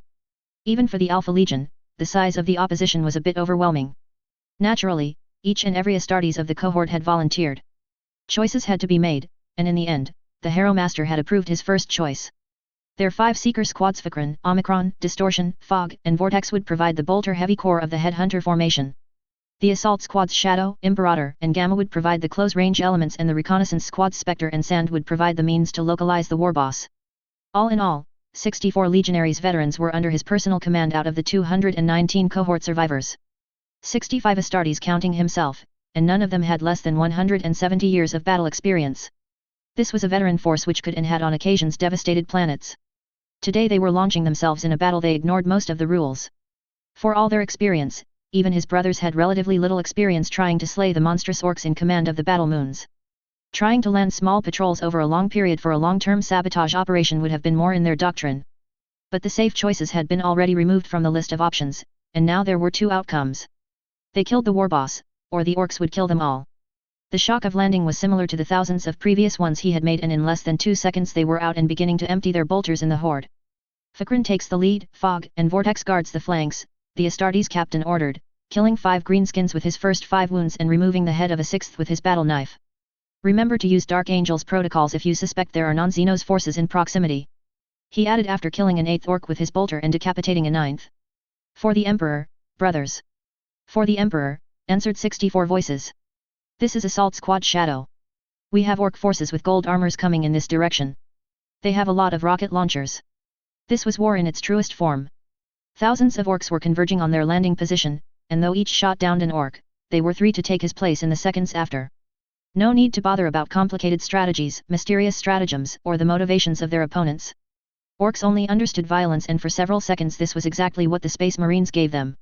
For the better part of 20 seconds, the Alpha Legion proved to the orcs how no infantry wave could survive a concentrated and accurate bolter barrage. In their green-painted armors copying the Dark Angels chapter, the veterans slaughtered over the wave of roaring beasts and made a mountain of their corpses. Finally there wasn't anything to prevent their advance, and the Astartes began to run away from the drop pods. This is Spectre 2. I think we have located the war boss. Why do I think this isn't all good news? Asked Victor Furan as 2 more orcs ceased to pollute this galaxy with their fetid breath. The reconnaissance legionary on the other end of the Vox darkly chuckled. Because we are the Alpha and the Omega? Captain, the war boss is in the middle of what looks suspiciously like a Gargant assembling facility. Proposed course northeast-east. Understood, he went to give his orders to the rest of his brothers. We move northeast-east, he grunted after emptying over 40 rounds in a new horde which had seemingly appeared by a sort of crude teleportation burst. Seeker squads disengage and move independently towards Point Gargant Boss. Assault squads Shadow and Seeker squad Omicron, delay the orcs in our rear. Assault squads Imperator and Gamma will lead an aerial attack on the Gargants should they prove operational. Progression was difficult. Astartes were built to be fast. But they were on foot, and the surface of this moon was a series of collapsed blocks, craters, scrap yards, and millions of ammunition parts the orcs had not yet found a way to explode. And there were a lot of enemies. Thousands of orcs were already dead, but each minute they spent fighting brought thousands more, and there was already a big horde pursuing them hundreds of meters behind. Spectre 2, how far are we from the target? You're less than 200 meters away from the precipice of the Gargant Foss, Captain. I suggest you change course and go on the left, there's a sort of primitive elevator there which looks like it can support your weight. This day became better and better, he could not help but think. The information from his reconnaissance squads was accurate, on the other hand. Less than a minute after the exchange and over 20 orcs added to his kill count, he had finally his view on their objective. And he could not help but growl in disbelief. Victor Furan had seen Mars before the ravages of the Civil War tore it apart. As such, he had a good idea of what sort of industrial output the forces of the Imperium of Mankind could churn out their factories when they were facing a galactic-spanning war. The grounds of the foss before his eyes were comparable. Everywhere his transhuman eyes looked, there were fires, outbursts and explosions, thousands of machines forging the vehicles and the weapons which would go to feed the war machine of the orcs. The lack of true security measures was evident as torrents of promethium were poured in disorganized methods, but with a frequency of accidents which would make a Mechanicu's adept cringe in horror. The Xenos were creating the weapons to kill their opponents, be it humans, other orcs, or any other species of living creatures. And in the middle of this, the Gargants were in the process of being armed. A lot of them weren't operational, that much was clear. But give the Green Xenos a few more weeks, and the Alpha Legion captain had no doubt the 24 super heavy walkers would march to war together. As it was, only the ugly red-green first orc titan looked nearly operational, and of course it was where a gigantic green creature was bellowing loud orders. There were also tens of thousands orcs surrounding the target. Distortion 3. You think you can take the shot from here? Given how much the orc warboss seemed to tower over his subordinates, Victor didn't relish the opportunity to go below and kill him at close quarters. Such things looked really heroic on a picked feed, but in a real war it was always a guarantee of a heavy butcher bill. We can certainly try, Captain. Can I have the other Seeker Primes with me? You don't ask for much, don't you? Victor chuckled. Go ahead, Primes. And remember that if you fail, we will have to take down this monster with our blades and demolition charges. It was the moment the sky exploded in fire. Maybe an orc had called an artillery strike on their positions, or some mad orc had decided to test its most devastating weaponry on the warbands running behind the Alpha Legion. In the end, the result was the same. Shells began to rain down on the battlefield, and the surprise effect had been lost. Here and there around the foss, thousands of orcs began to notice they had company, and despite the green color of their power armors, it was clear for them the Astartes weren't friends. The roar was so loud the ground of the battle moon began to shake seconds before the world exploded in flames. Take the shot. Take the shot now. Captain, the orc is protected by the shields of the Gargant. We haven't a chance to pierce it with our rifles. The answer he whispered between his teeth was not one the iterators of the Great Crusade would have loved to publish in their victory communiques. The warp takes these Xenos. The commander of Squad Fikran swore. The entire battlefield was a disaster beyond mortal imagination. There were clouds of dust and fires. Promethium and other fuel sources burned as more and more projectiles fell from the sky. Tides of squigs began to coalesce around, and there were hundreds of orcs climbing from every sizable hole. And unless he didn't know how to count, he had lost at least 3 good legionaries in the first barrage. Switch to blade weapons, brothers. We must spare our ammunition stocks before the final shock. Assault squads, you have seen the target. How are your chances to remove its ugly head for good? Under-optimal, brother, the Gargant assembly zone is crawling with orcs. If we take the elevator to descend, none of us will come back, and for all our evident skill, the dark humor was impossible to miss in the assault veteran's voice. I can't pretend taking a Gargant with 20 or 30 Astartes without a few land raiders in support is a good idea. Then rejoice, replied Victor Furan, captain of the fractured and very much renegade 20th Legion, for we are not going to use the elevator at all. This is Shadow 1. Why do I think I am not going to like your plan, Captain? The orcs fell under their knives or were pushed in the fosse. Do you see this big anti-air battery 400 meters west on your auspex? He did not bother making large gestures or pointing his fist. With all the dust and the explosions it was a waste of time.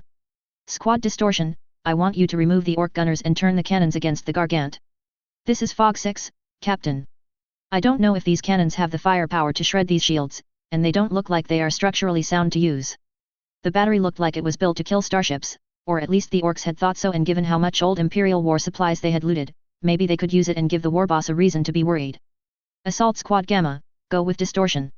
Reconnaissance squads, give them fire support. The rest, with me, we need to attract their attention for a few minutes. This objective was not complicated to achieve at all. From every direction, the orcs came. Hasdrubal was the first to fall, his blade broken and his bolter out of ammunition. By the time they counterattacked, it was far too late. His gene seed was lost forever, and all they could do was to avenge him. The orcs came at their position relentlessly. There was no discipline, just ferocity. The big ones were pushing the smaller specimens of greenskins into the cauldron of war. And then the Gargant blew up like a volcano. The explosion was so massive that for a few seconds, even the columns of orcs stopped shouting. Good work, Squad Distortion, now they had just to wait for the inter-conflicts to kill the orcs. But Captain, we have just seized the battery. The explosion wasn't done by our shots. But then, a vast shadow came upon his command, and then the equivalent of an orc drop pod crashed 50 meters from their retrenched position. The warboss is very much alive, rally on our position. Rally to me. Alpha and Omega. To the end of glory. The orc ranks stopped rushing in. They formed crude lines and waited. Drums and parody of music instruments resonated. And the monster came. For a second, Captain Victor Furan thought the orcs had tried to make a sort of super dreadnought or a medium hybrid walker. Reality was far more terrifying. It was just the warboss armor. The Xenos overlord had a green-black skin, and by the ghosts of the Great Crusade, it was huge. Maybe a bit smaller than Erlich Urg of Olaner, though his memories were a bit hazy and distant on the subject. But it was certainly not a warboss humanity could afford to let live. It had to be nearly 7 meters high, and the arms were like gigantic pillars of green steel. One arm was fused with a cannon, which would have been more appropriate for a bane blade than a single living being. The other arm held a barbaric lightning claw coursing with blue energy. 3/4 of the skin were hidden by a crude armor of plasteel and ceramic, certainly obtained by dismantling Imperial tanks. It was clearly an enemy worthy of Astartes legionaries. Kill it. For the Emperor and the throne of Terra, kill it, even if it's the last thing you do. The monster roared, and then it charged, each of its steps shaking the ground. Its body was slow, but it was moving like a titan, and in mere seconds the warboss was on them. Serkern was the first to die, shredded by the lightning claw before the gigantic gun shredded what remained of him. The Alpha legionaries retaliated. Sniper bolts pierced its skin. Bolters barked in anger. Several Folkite and plasma grenades were hurled at the non-armored parts of the body. June and Finn screamed and died as their battle armors failed to protect them in front of the inhuman Xenos' strength. One entire block went up in flames, and reconnaissance squad sans screams were unheard on the Vox frequency. They were the 20th Legion. They were the sons who had accepted their father's grave error and had returned to the service of the Emperor. They were going to kill this threat. Squad Distortion began to turn the anti-air guns on the monster, but after a few seconds the Astartes still alive realized with horror the warboss was regenerating. We need more powerful weaponry. Squad Omicron. Do you have any vortex grenades left? No, Captain, the last 2 grenades in our stocks were used 5 days ago. Retreat. He ordered. The command was bitter in his mouth, but as the monster agitated the corpse of Tyson impaled on the lightning claw, he knew he had no other choice. Retreat and fall back towards the Harrow Master position. We can't kill this damned Xenos with what we have, we need. First shalt thou take out the holy pin, then shalt thou count to 3, no more, no less. The voice which had pronounced these words was unmistakably human, and despite all his reflexes as a veteran, Victor turned his head to see who had the gall to utter such nonsense in a deadly fight. When he did, he wondered if his reserve of water had been contaminated with toxins. The man, and yes, it was a normal human, was wearing the most ridiculous clothes he had ever seen. It was a combination of a great bright blue dungaree like the farmers of certain agri-worlds wore, coupled with a big red hat and an M designed on it. In short, the newcomer would have made an impressive buffoon to make everyone laugh, except he had also a pulsating orb in his hand. 3 shall be the number thou shalt count, and the number of the counting shall be 3. 4 shalt thou not count, neither count thou 2, excepting that thou then proceed to 3. 5 is right out. Once the number 3, being the third number, be reached, then lobbest thou thy holy hand grenade of Antioch towards thy foe, who being naughty in my sight, shall snuff it. Amen. The war boss had stopped being amused by this little interlude and charged the human, deciding to stop the amusement in its tracks. 1, 2, 5, 3. And the human threw the orb before running in the other direction. Take cover and prepare to. It was like a volcano cannon had shot its blast. The Alpha Legion captain felt he was thrown in the air by a fantastic shockwave, and 2 seconds later he crash-landed with such force he almost passed out in pain. The light was bright, and his advanced systems went out one by one. And when he finally found the force to rise laboriously on his feet, he almost didn't understand what he saw. The lightning claw of the warboss was in pieces a few meters away, and as the dust settled, it was clear the massacres and the era of conquest had finally arrived. Half of the gigantic greenskin was crouched on the flank, its ugly face forever fixed in an expression of complete surprise. One by one, the mesmerized space marines left their positions as around them and in the fosse below the familiar sounds of greenskins fighting other greenskins arrived to their transhuman ears. Even around them, most of the orcs were tearing each other apart, most superbly ignoring the last Astartes. The battle had cost them dearly, he saw with a heavy heart. Of the 65 brothers involved in this assault, there were now maybe 20 left, and all were injured to varying degree. Ha! Ha! Ha! You saw that? You saw that? I killed the boss. I killed the final boss. Lead triumphs. You chose the wrong lead to fight, Bowser. Brother, will it be a problem if this suspicious character receives a tragic case of friendly fire in the next 15 seconds? Victor gritted his teeth as the blue-red buffoon seemed to do his best to make himself insufferable. This damned grenade had incinerated at least 5 of his battle brothers, and the culprit was literally dancing on their graves. Had this buffoon no self-preservation instinct? To my great regret, denied. Whatever potent archaeotech device this human used, it is one which is able to kill an extremely dangerous warboss. Until we know how he acquired it, we need him alive, and able to answer our questions. Uther, convince him to come with us. Ionas, see if we can recover gene seed and equipment from our brothers. Miller, burn the warboss corpse. I don't want any potential mysterious regeneration abilities to bring it back to life when we have our backs turned. Then he switched to the private command vox frequency. Harrow Master, I want to report. Seer Maia Teal Lysis. The return to consciousness was one of the most unpleasant she had ever experienced. When she took her first breath, it was like she had been forced to swallow glass and excrements. The second was worse. And the third was so difficult she tried to vomit, but there was nearly nothing left in her throat and her stomach. The rest of her body was affected by similar symptoms. Everything seemed to itch or to hurt. Her vision was blurry and vacillating. Her muscles were in incredible pain. For 6 more breaths, she wished for everything to stop. She wanted oblivion to claim her and stop this suffering. She wanted her soul to take refuge in her refuge stone and forget the pain her abused flesh sent by the intermediary of her nerves. Then the unpleasantness diminished sufficiently that she managed to stand from her prison and notice that she wasn't manacled anymore. The metallic Monday key guarding her cell were unconscious on the floor, and Ivrain was standing before her, free. How? She asked in a voice so distorted she winced at the sound. The Biltan Asuryani was atypical for her craft world, but as far as she had observed, the precautions taken by the Monday key were built to resist the skills of her race, and this didn't even consider that there had been a sort of primitive stasis technology, and if she had been imprisoned with one, then Ivrain had surely been too. Harlequin, Ivrain uttered the word like it explained everything, and indeed it did. He freed me and gave me your location and those of our equipment. The moment I stopped watching him, he disappeared. Only me? No other warrior. Only you. Ivrain's visage was sinister. Maia understood her depressive mood. Losing her escort of rangers was already a disaster, both for the experience lost and the sheer value of every life. But her rangers had been in squad numbers. The Biltan expedition had counted over 100 Asuryani, and if they were not held prisoner here, it meant all of them were dead.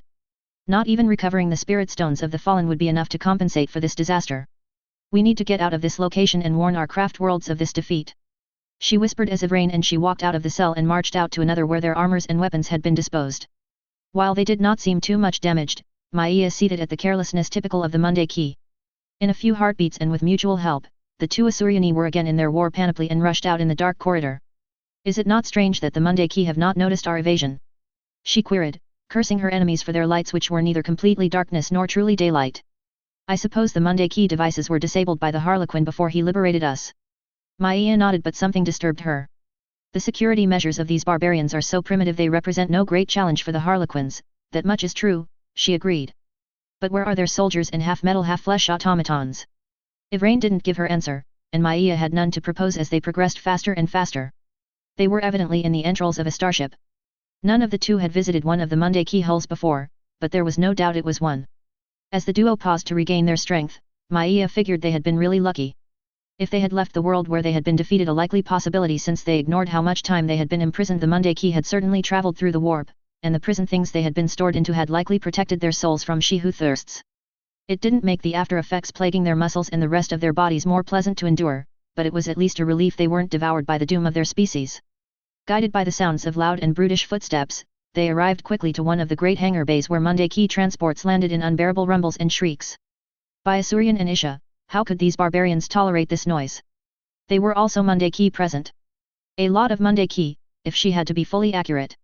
A majority seemed to be the creatures in red robes, but there were other sub-factions of the species. Some were clothed in blue, others in white, black or green. The barbarian warriors had however a bad common point. Most were injured, and severely. And as much as Maia wanted to mock their primitive medicine, she didn't recognize the wounds as the result of Asuriani weaponry used on lesser flesh. They have found another enemy and it is a violent one, she murmured. Yes, and they have also killed more Asuriani, Ivrain coldly cut her off, pointing at an isolated transport where recognizable bodies of Asuriani were thrown in one sort of metallic cage. The lack of respect was infuriating and it took a lot of self-control to not jump and slay these vile creatures for the desecration of proud warriors' bodies. I do not recognize the sigil mark of these warriors, but they weren't with us when we were imprisoned. But they are from Biltan, aren't they? Yes, they are. I count 24 bodies, none of them alive. The two young Asuriani moved like shadows around the hangar, Maia sending some basic mind tricks every time they had to cross a large distance without something to distract the inefficient eyes of their former captors. There were a lot of wounded arriving with each new bulky transport, and Maia rapidly arrived at the unpleasant conclusion that in the last battle, the Monday key had really fought with a tiny fraction of their total forces. We had 100, they had thousands, but it was them who could bring thousands more from the skies. This was not a battle we could win, whispered Ivrain angrily. Karan better be dead, because I'm going to murder him if he isn't. Calm, Ivrain, calm. She said in a soothing tone which lessened a bit the wrath of the Biltan warrior. We must assume the great farcer is no more. If he had somehow survived, he would have been in a cell close to us and he was not. Thank Asurian for small favors, muttered between her white teeth the dire avenger. Of us two, you are the one which has the greatest military experience. What can you tell me from the Monday key and what they are facing? Ivrain watched the inelegant and clumsy methods of the Monday key for several heartbeats before replying. They have been fighting a long battle. A lot of the wounded have fresh scars and light injuries. By their appearance, they received the equivalent of the healing we give to our frontline warriors, only theirs is far more primitive. And the Biltan forces present on this battlefield. There are certainly already destroyed, the warrior reluctantly affirmed. There are over 200 of the Monday key injured here, but none look to be wounded by our weapons. And judging by the arrival of one transport transporting Biltan bodies, I fear the battle was lost several microcycles ago. They were just unable to transport the bodies to their starship until recently. And what are the Monday key barbarians fighting? That's the easy part, Ivrain smiled. The green-skinned barbarians. Look at their transports and the liquid they are pouring on it. It's a primitive and horrible liquid, but I think it's a sort of decontaminant they use to get rid of the spores since they can't do it like we do. This was not the answer Maia had wanted to hear. Of all the galactic species in this galaxy, Asuriani and descendants of the Ildari had learned again and again there was nothing which could dissuade these violent beasts from their favorite activity, war. Even the Monday key weren't constantly that bloodthirsty. We have a difficult choice ahead of us. The Malantai seer spoke. We can hide on this primitive starship, but the moment they enter the great ocean, we are certain to die and be devoured by she who thirsts. Or we can hide in one of these transports and see if there are Asuriani to join on the battlefield, completed Ivrain. And the threads of fate are good, all our potential allies are already dead and we will have to fight a lot of bloodthirsty creatures. Don't forget the insects, Maia added while repressing a shiver. I see none here, but I doubt the Monday key commanders are stupid enough to lose one of their most dangerous weapons. If I die, I want my last breath to mean something, decided the Biltan dire avenger. Fighting against the brutes, it is. Good to see a defeat was not enough to remove the fighting spirit of Biltan. They evaded the slow and predictable patrols and columns of the red robes and climbed in an empty flyer the moment no Monday key was looking in their direction. As they began to leave this bland and disgusting smelling place, Maia thought for a second she saw a bright-colored harlequin saluting her with a deep bow on a pile of crates, but the next instant there was nothing anymore, and then they plunged into the war storm. Harrow Master Jeremiah Isley. Jeremiah tried not to scowl when the battle barge Anaconda disintegrated on the screen. The starship had been home for so long, seeing it break before convulsing and suddenly disappearing in light and explosions was more painful than seeing one of your Primarches be cut in front of you by Guilliman. At least by that point, he had loathed Alfarius for all his mistakes. The battle barge had been a refuge, a base, and a secure location where the legionaries could be themselves away from the lies and the failings of a galaxy they had so much contributed to create. And now it was gone. The first feeling of loss for this battle, and he had the feeling it was not going to be the last. Furan and Seeker Squad Fikrin had launched first with 10 drop pods, right in the heart of the Orc formations. A minute later, it had been the turn of the 70-strong Force Beta with Quirrell in command. With him had gone the tactical squads, their 3 last Outriders mounted on bikes, the tactical squads, their last Sky Hunter squad, and the despoilers. And now it was his turn. No drop pods for him, they hadn't that many left, and anyway his group had the Gene Seed stocks, the Devastators, and the tanks to transport. It should have been an impressive deployment of force. It wasn't. The Stormbird Void Arrow was half empty, and Jeremiah knew the 2 Thunderhawks and 3 Thunderhawks transports were sharing this fate. For all its resourcefulness at acquiring spare parts and new equipment, the cohort had been steadily declining since M32. It didn't help their long-range travels in the warp were making them re-emerge from the warp centuries after their departure. These days they were taking more time discovering the codes of important supply bases to resupply than taking the fight against the enemies of humanity. The effect was not pretty to see in the armory. They had no Land Raiders anymore, just 2 Rhinos, 1 Vindicator, and of course the Predator Executioner Hunter. It would have to be enough. Harrow Master, I will lead the attack. Had any other legionary made this remark in public, he would have faced a concert of protestations. But not with this heavy booming voice. Pierre had already been part of this cohort when Isley was inducted in the ranks of the 20th, and his internment in the Castre firm pattern Mark V Dreadnought had not made him less boisterous. After a few centuries, he had grown to be an icon of their force as much as the banners and the most valuable transports. He had also been one of the fiercest supporters in private to abandon the ways of the Primarch. Not surprising, since unlike nearly all of them, the Dreadnought had lived long enough to see the difference between the old 20th and the new. I approve. Strike deep, Ancient. Oh, I will, young Isley. I will. The Dead Strike missiles pulverized the Green Horde under them, and as they were roughly 7 meters above ground when the doors opened. Ancient Pierre was the first to jump and save the tank drivers, the apothecaries, and the flyer's crew. Everyone followed him in the hurricane of war. For the Emperor! Screamed the Dreadnought as he trampled the stunned greenskins into green paste. Die vermin! Die Xenos! For the Emperor! The Alpha Legionnaires in the green of the Dark Angels bellowed, and the Devastator weapons spread death in a vast circle. Old plasma cannons and heavy bolters scythed down the Xenos, armored or not armored. Tanks and vehicles more fit for a museum of horror exploded, and hundreds of orcs died. Advance! Attack formation Alpha 4. This was like the good times, and in 2 seconds the Rhinos were there, supported by the Hunter. The tentative armored counterattack they were facing was murdered where it stood, and the Astartes began their push westwards to catch the enemy between Quirrell and his forces. The orcs tried to resist, but with the 2 breacher siege squads leading the offensive with the armored fist of the legions, it was vermin extermination like all the campaigns post-Alainer. Vox calls confirmed him everything was going to plan, until the orders of the Master of Signals he had sent with Squad Fikrin stopped in an exclamation of pain. Come on! Come on! Encouraged the venerable Dreadnought, but it seemed his roars of defiance were doing more good to the orcs than the Space Marines. No matter how many the plasma shots cut in 2, no matter what the flamers did, there were hundreds of thousands orcs coming. At some point they had to stop the murderous rate of fire to give their weapons the time to reload. Plus they hadn't an unlimited supply of shells for the tanks. And the orcs took this as an invitation to attack. The multi-meltas could destroy their tanks and make fiery pyres of their columns, but they went in the fighting like there was no tomorrow. Captain, Quirrell is down. Spear 4 is down. Vindictive 7 is down. The litany of losses began to arrive on his position. This is not working. Move southwest-west, we must regroup with our other forces. Bolter 1, you are taking Quirrell's command. Regroup and flank the orcs over the F2 block. Acknowledged, but I respectfully suggest we begin to think about a second strike on the warboss positions.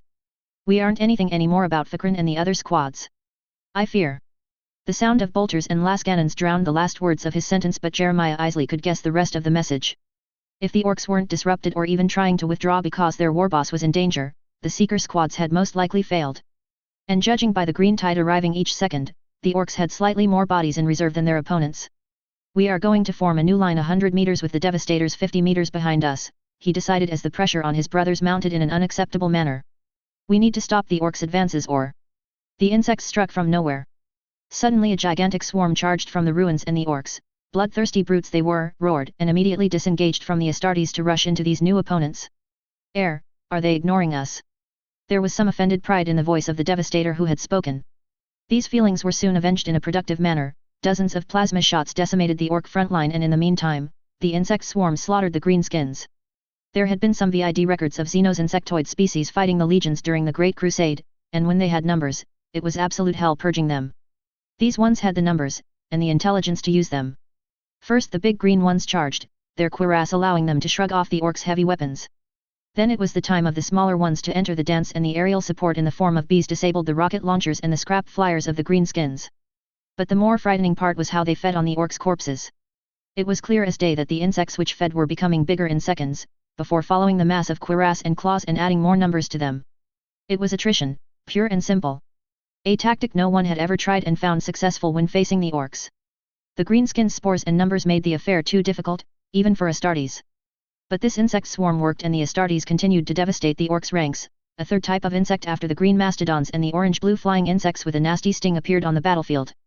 Approximately the size of a dreadnought, they were a deep black and appeared to progress slowly, providing shields for the human soldiers which came behind. And on the flanks, his second force was taking the enemy in its right unprotected flank. The greenskins roared and roared, but for the first time throwing their numbers at the problem wasn't enough. They were dying, maimed at best and massacred at worst. They were shredded by the barrage of devastators. Men of the Imperium! Boomed Ancient Pierre, raising his plasma gun in challenge. Do you want to live forever? For the Emperor! The guardsmen shouted like a baying crowd, and suddenly the orcs let go. They couldn't stand and began to lose ground. Hero Master, the tired voice of Captain Victor Furan arrived on the Vox channel. I want to report the successful slaying of the warboss thanks to some unexpected support. And where had been a gigantic orc horde, there was nothing of the sort anymore. In seconds the greenskins began to battle each other and slaughter the warriors they had stood side by side for so long. Good work, he answered as Astartes and men screamed in triumph. Heavy losses, I take it. Extremely heavy losses, yes, the reply was done in an exhausted voice.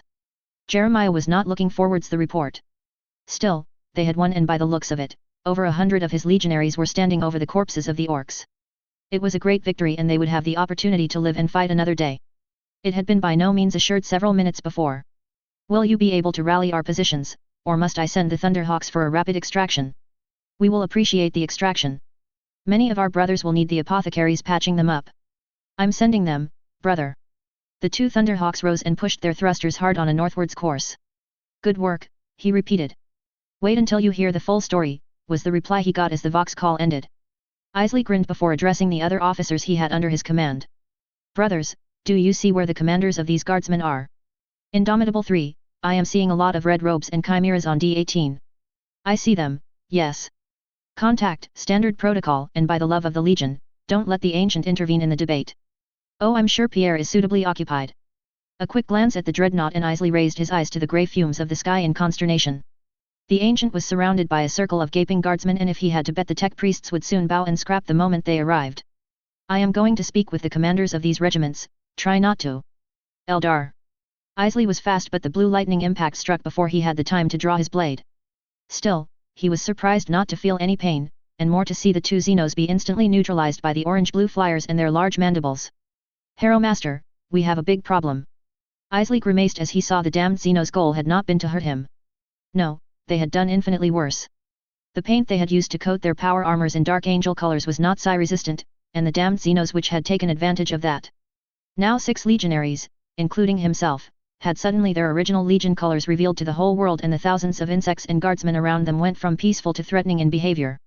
If we survive this, remind me to sue the Legion artisans for the substandard quality of our paint. Tech Priest Dragon Richter. They had won. The orcs were busy fighting each other both on the battle moon and in the void, their previous union of purpose nothing more than a souvenir. The warboss, Gruzkul Mag Uruk Stars Masha, had perished. Millions of orcs were already dead, millions more were dying as they spoke, and millions more would undoubtedly die before the day's end. When the Imperial Navy arrived, they would have a walkover destroy this enormous planetoid. Its defenses were in ruins, the endless armies of the greenskins too occupied killing each other to care about the humans coming to finish the job.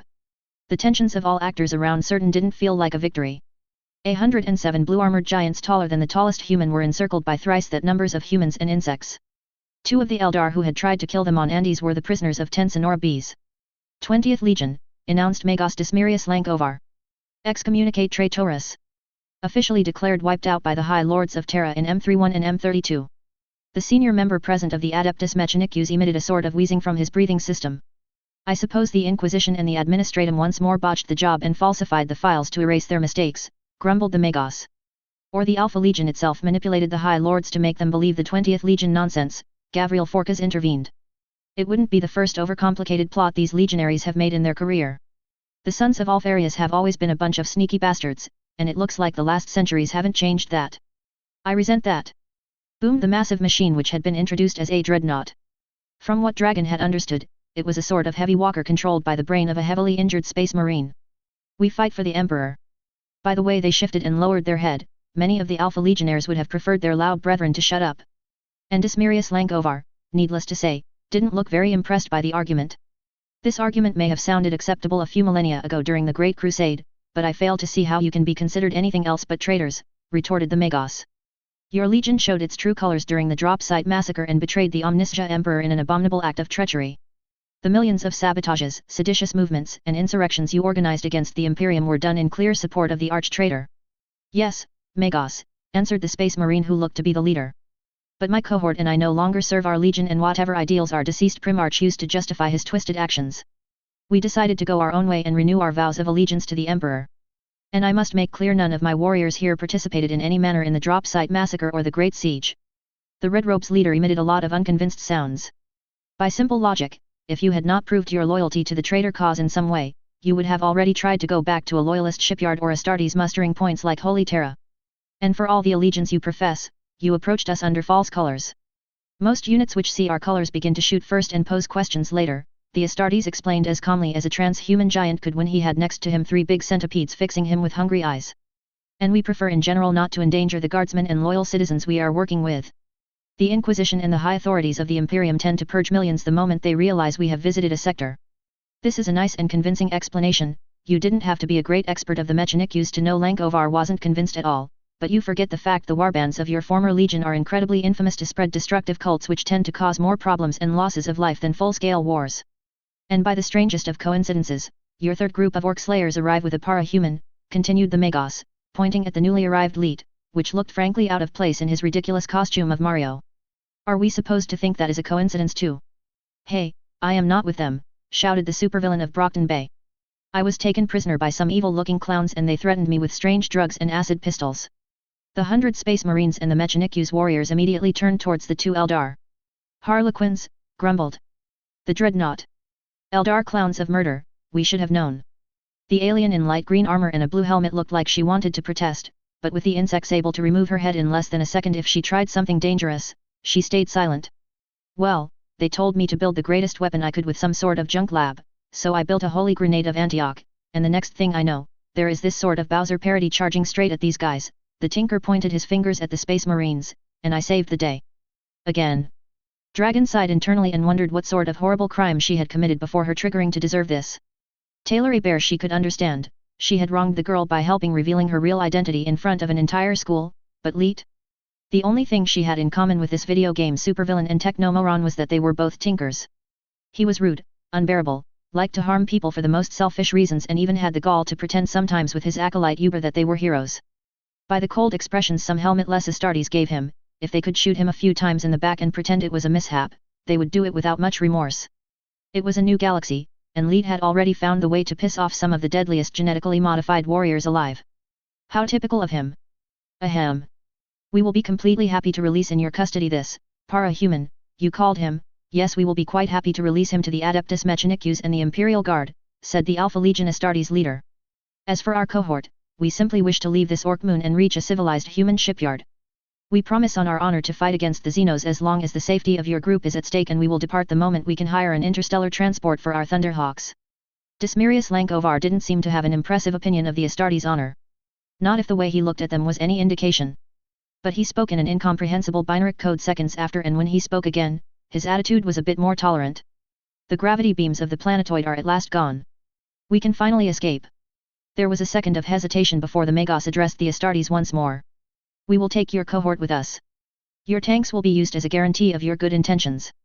And I want to make my logical judgment clear beforehand, should the Inquisition demand your heads, I will not oppose them. Major Hebert, please take the 2 Eldar with us to the Magos Laurentiis, I am really curious to discover how they managed to get out of their cells. It was after this ultimatum was delivered the earthquake shook the ground violently. The shake lasted over 10 seconds and at a guess, was a good 5 on the Richter scale. I think the orc battles have caused some problems in the integrity of the battle moon, run. Ultima segmentum. Nix sector. Neptunia reach subsector. Nix system. Nix 3. 7.622.289 M35. Lord Inquisitor Odysseus Tor. Once again, the maxims of his old master had proved their worth. Odysseus wondered if he should write a book on them when the rejuvenation treatments would begin to fail his flesh and bones. Such a work would be evidently heavily restricted, even among the ranks of the Inquisition, but perhaps many promising acolytes would grasp the implications in their young minds and do good work with the information. Then again, it was also possible the very opposite would happen too. He had fought the heretical servants of the ruinous powers enough to know everything was possible in this illogical galaxy. And in the end, the 100 maxims of Lord Inquisitor Damien for effective inquisitors would probably stay in his mind and the brains of whatever acolyte he judged ready to follow in his steps. Perhaps it was what his old master would have wanted. Perhaps it was not. Anyway, the Inquisition would continue its arduous task. And the maxims would continue to kill in the Emperor's name. For his arrival, it was Maxim 20 which had proved most useful. When you aren't sure of the opposition leadership on an unknown planet, begin by investigating the planet governor. That he was currently watching said governor burning alive in a cage for his sins told more than 100 speeches how much the Nix aristocracy and the Inquisition had failed this sector. That 2 inquisitors of the Ordo Nix were sharing the fate of the former governor to his right and his left would tend to support this argument. Truthfully, the crimes and the sheer incompetence of the men currently dying were completely inexcusable. Governor Naxos XXVII Menelaus, Kings of Nix, governor of the Nix system and by the will of distant Holy Terra, sector lord of the Nix sector, had 4 duties once he had sworn his vows to the God Emperor of mankind. The first was to give all the psychers of his system to the black ships. The second was to give the tithe in ore, vehicles, luxury goods and diverse materials demanded by the Adeptus Administratum. The third was to give the militarum tithe, the forces the Guard needed to fight its countless wars across the galaxy. And the fourth was to defend his domain against all the enemies of the God Emperor. Except for the first, Naxos XXVII Menelaus had utterly failed in these duties. The tithes were regularly late and the masters of the tithe fleets regularly coming to the Nix sector had few good things to say about him. The resistance to the orc raids and attacks had proven one thing, and this was that the man couldn't care less about the sector as long as he could increase the taxes and his capital system wasn't invaded by the Xenos. This would have been enough for a summary execution, but the reason Odysseus had been sent ahead of the tithe fleet was the unconfirmed presence of cultists in the Nix upper classes. Unfortunately, the suspicions of the Adeptus Arbits and his acolytes had been completely justified. There had been several heretics gravitating around the governor's court. And by gravitating, the Lord Inquisitor meant that 2 were the governor's own wives. Granted, the man had a harem of 138 women, but having agents of the ruinous powers so close and failing to excise the poison was not only incompetence of the highest order, it was treason against the God Emperor. And between the corruption, the lack of devotion, the military reverses and the ridiculous investment in any regimental formation save his private guard, Naxos XXVII Menelaus had betrayed the Imperium. He was not the only one. 50 of his wives were already dead. All the other female companions, wives, mistresses, and prostitutes would follow him into the pyres. So would the 200 children, the 600 plus grandchildren, the dozens of cousins, the uncles, and all the thousands of inbred aristocrats.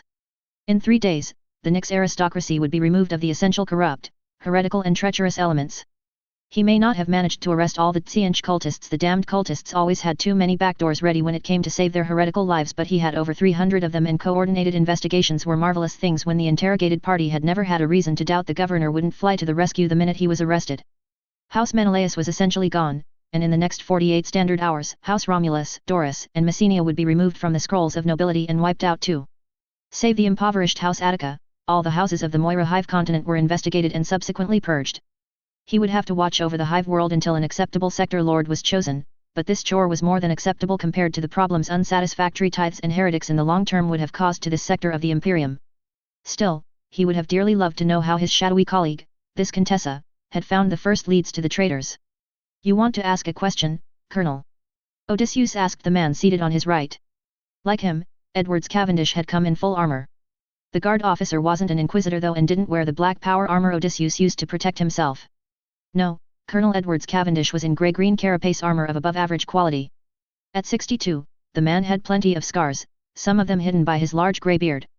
But he was also reliable, and had already a long and satisfactory and inquisitorial service when he had hired him. The fact his regiment, the Thracian 5th Guard, was trained in his image and proved their valor countless times had not hurt either. I just wanted to say I'm surprised I don't see this Grox of Van Dyer burning with the heretic scum, Inquisitor. It would not do for a Lord Inquisitor of the Ordo Malleus to grimace in public, so Odysseus Tor didn't, but it was a very near thing. Believe me, if I had the slightest evidence the man had been aware of heretics near the governor, he would be already dead. Alas, he wasn't. I personally rigorously interrogated several men and women of his staff, but he is really innocent of every heresy charge. Contrary to one believed, the Inquisition wasn't all-powerful, especially in a sector which hadn't endured that well the orc attacks. Officially, he could execute every member of the nobility, the senior adepts, and then order an exterminatus for good measure. Unofficially, if he didn't happen to have a good reason for his actions, other inquisitors would make sure this massacre would be the last thing he ever ordered. An inquisitor had a nearly limitless amount of power at his disposal, but an intelligent man in Odysseus fancied himself sane and able to do his holy duty seriously knew when not to push. Prelate Procurator Nostradamus Van Dyer is currently the highest-ranking figure of the Adeptus Administratum in this system. He has only been accomplishing his duties in the sector capital for about 8 standard months. Unfortunately, this means I can't completely ignore him when he shouts the situation was worse before he arrived. The pale green eyes of the colonel told him how much the officer believed the story. Fair was fair, Odysseus Tor didn't either. And if Nostradamus Van Dyer was a minor scribe or a minor paper licker, he would be a dead adept, no ifs and buts. The amount of corruption this Grox had been able to gather in 8 standard months was a scandal of the highest order. If the only thing I had to fear was the protestations of the administratum, I would go ahead and kill him, he admitted as the pyres began to decrease in intensity under the cheers of the vast crowd which had come to assist to the end of their governor. But Nostradamus Van Dyer has a large and powerful family behind him, very influential. His second cousin is the third most powerful individual of the Office of Records and 2 of his brothers are working for the Segmentum High Procurators. Which, for your personal education, are the current counselors of the Master of the Administratum himself. Edwards grimly nodded. No, I will have to convince the new sector lord to remove Van Dyer and send him back to the Segmentum Solar in disgrace, preferably without the vast wealth he diverted to his secret accounts. You will need to find a man more courageous and competent than the previous one, commented the grey-haired Thracian guardsman. I don't think this waste of governor ever contradicted a representative of the administratum in public, for all the work he did during his few hours of duty per year. It is going to be difficult, to be sure. What is it, Virginia? Odysseus had known that the moment his acolytes and assistants had tensed she was here. Virginia Nordbrandt was always spreading feelings of fear and angst wherever she passed. It must be said that she was always clothed like an angel of murder, a synth material espoused her forms in a blue-white envelope and she had almost 60 sheathed blades in evidence from head to toe. If there was a more perfect appearance for an assassin of a death cult, the Lord Inquisitor had never met it, and the beauty of the entire affair, it was a massive hoax. Virginia was supremely gifted with her blades, but her specialty laid elsewhere. In reality, she belonged to the Venom Temple and was a terrifying instrument of war. The astropaths are formal, Lord Inquisitor, she whispered in his ear the moment other jammer devices were activated. The Neptunia warp storm is almost entirely gone. Odysseus Tor didn't move a finger, but he knew the assassin was already guessing his mood. She had explored his body sufficiently to know what emotions were inside in his head. I see.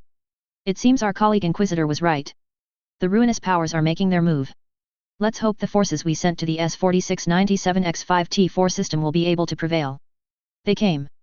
The naval forces of His Holy Majesty had been surprised by the appearance of a Xenos attack planetoid on the northern frontier of the Nyx sector, but the astropathic choirs had relayed the alert of the first contact and from there, the men and women sworn to the God Emperor reacted.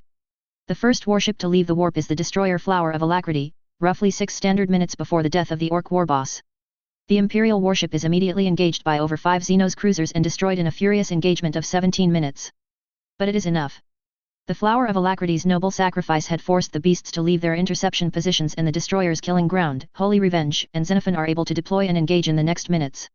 This is just the vanguard of the Imperium retaliation forces. In the next 10 standard minutes, small flotilla from Aglia, Harbin, Matapan, Montgomery, Andes and Atlas engage the enemy, launching hundreds of torpedoes and inflicting tens of thousands casualties to the disorganized greenskins.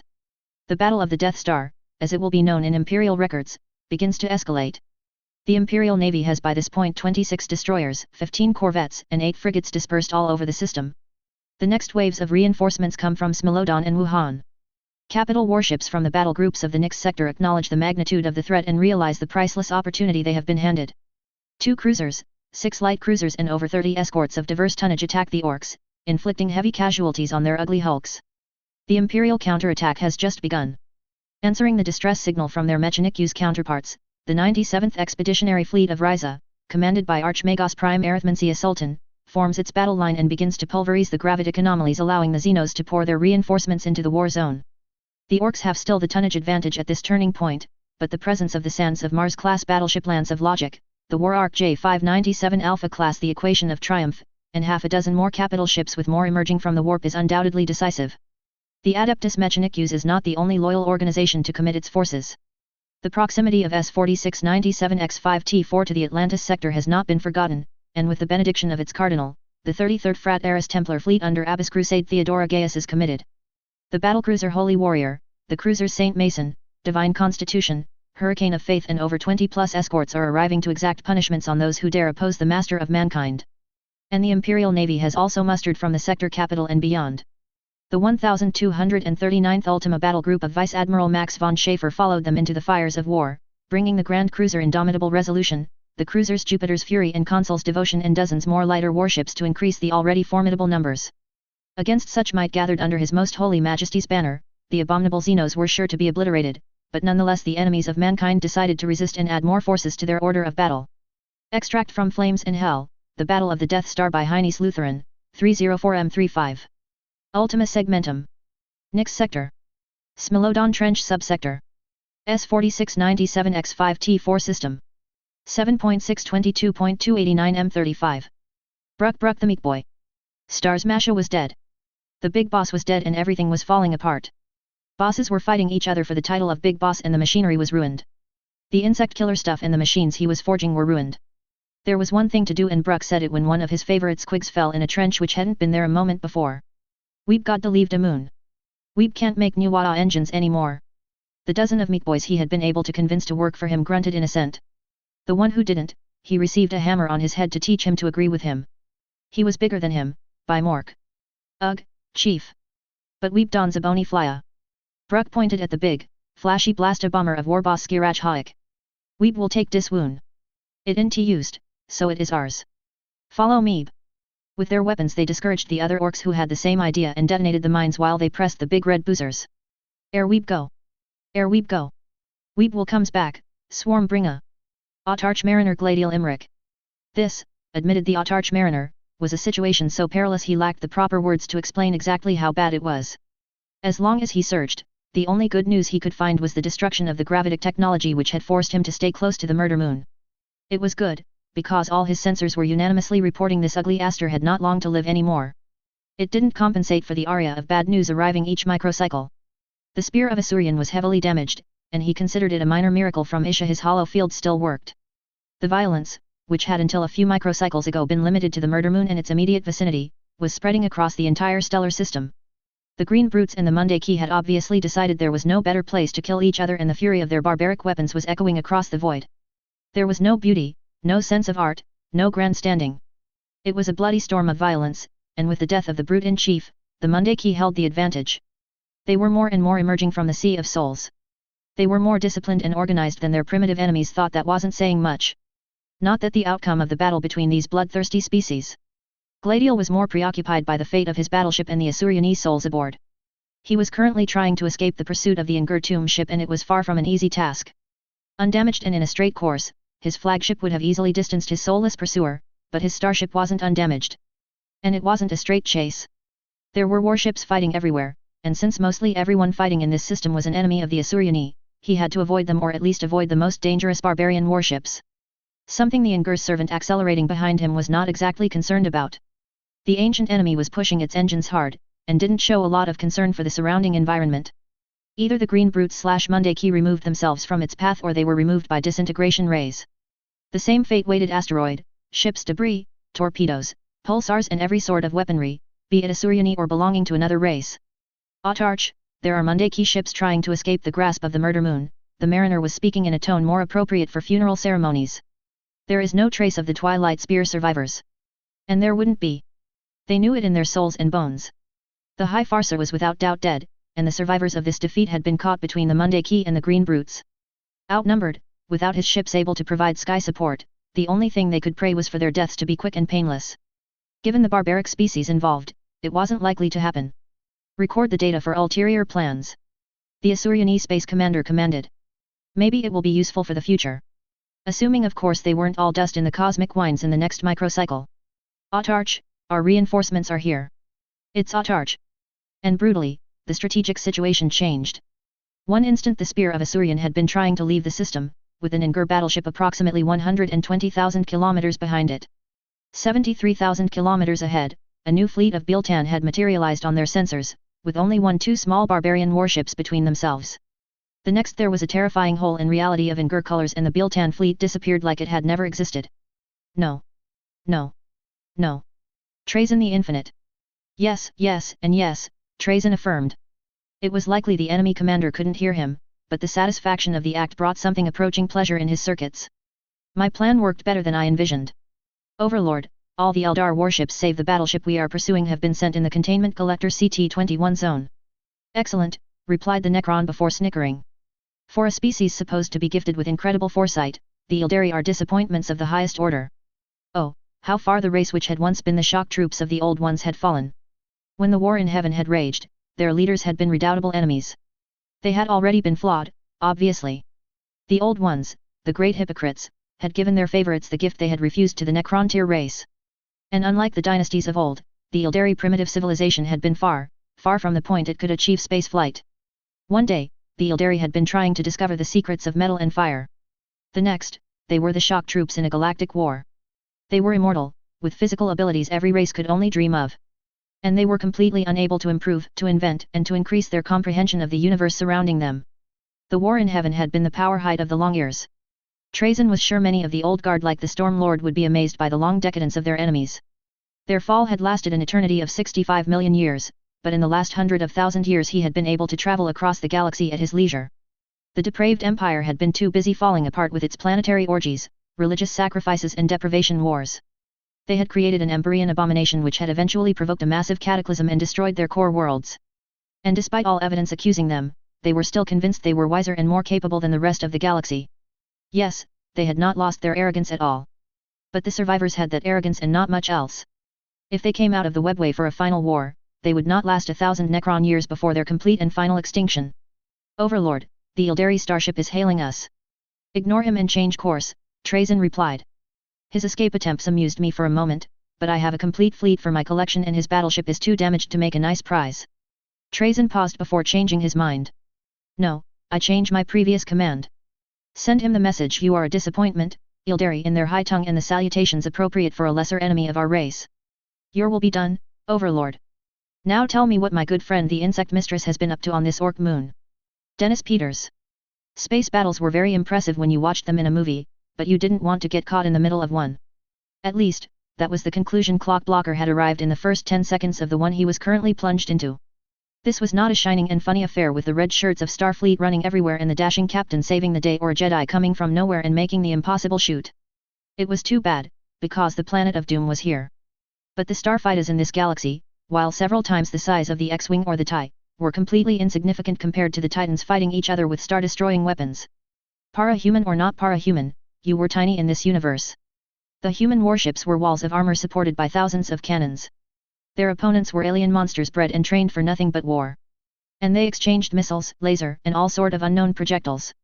Clockblocker hadn't a single clue what they were, and he had talked to several tinkers including Halbeard. You are going to get all of us killed.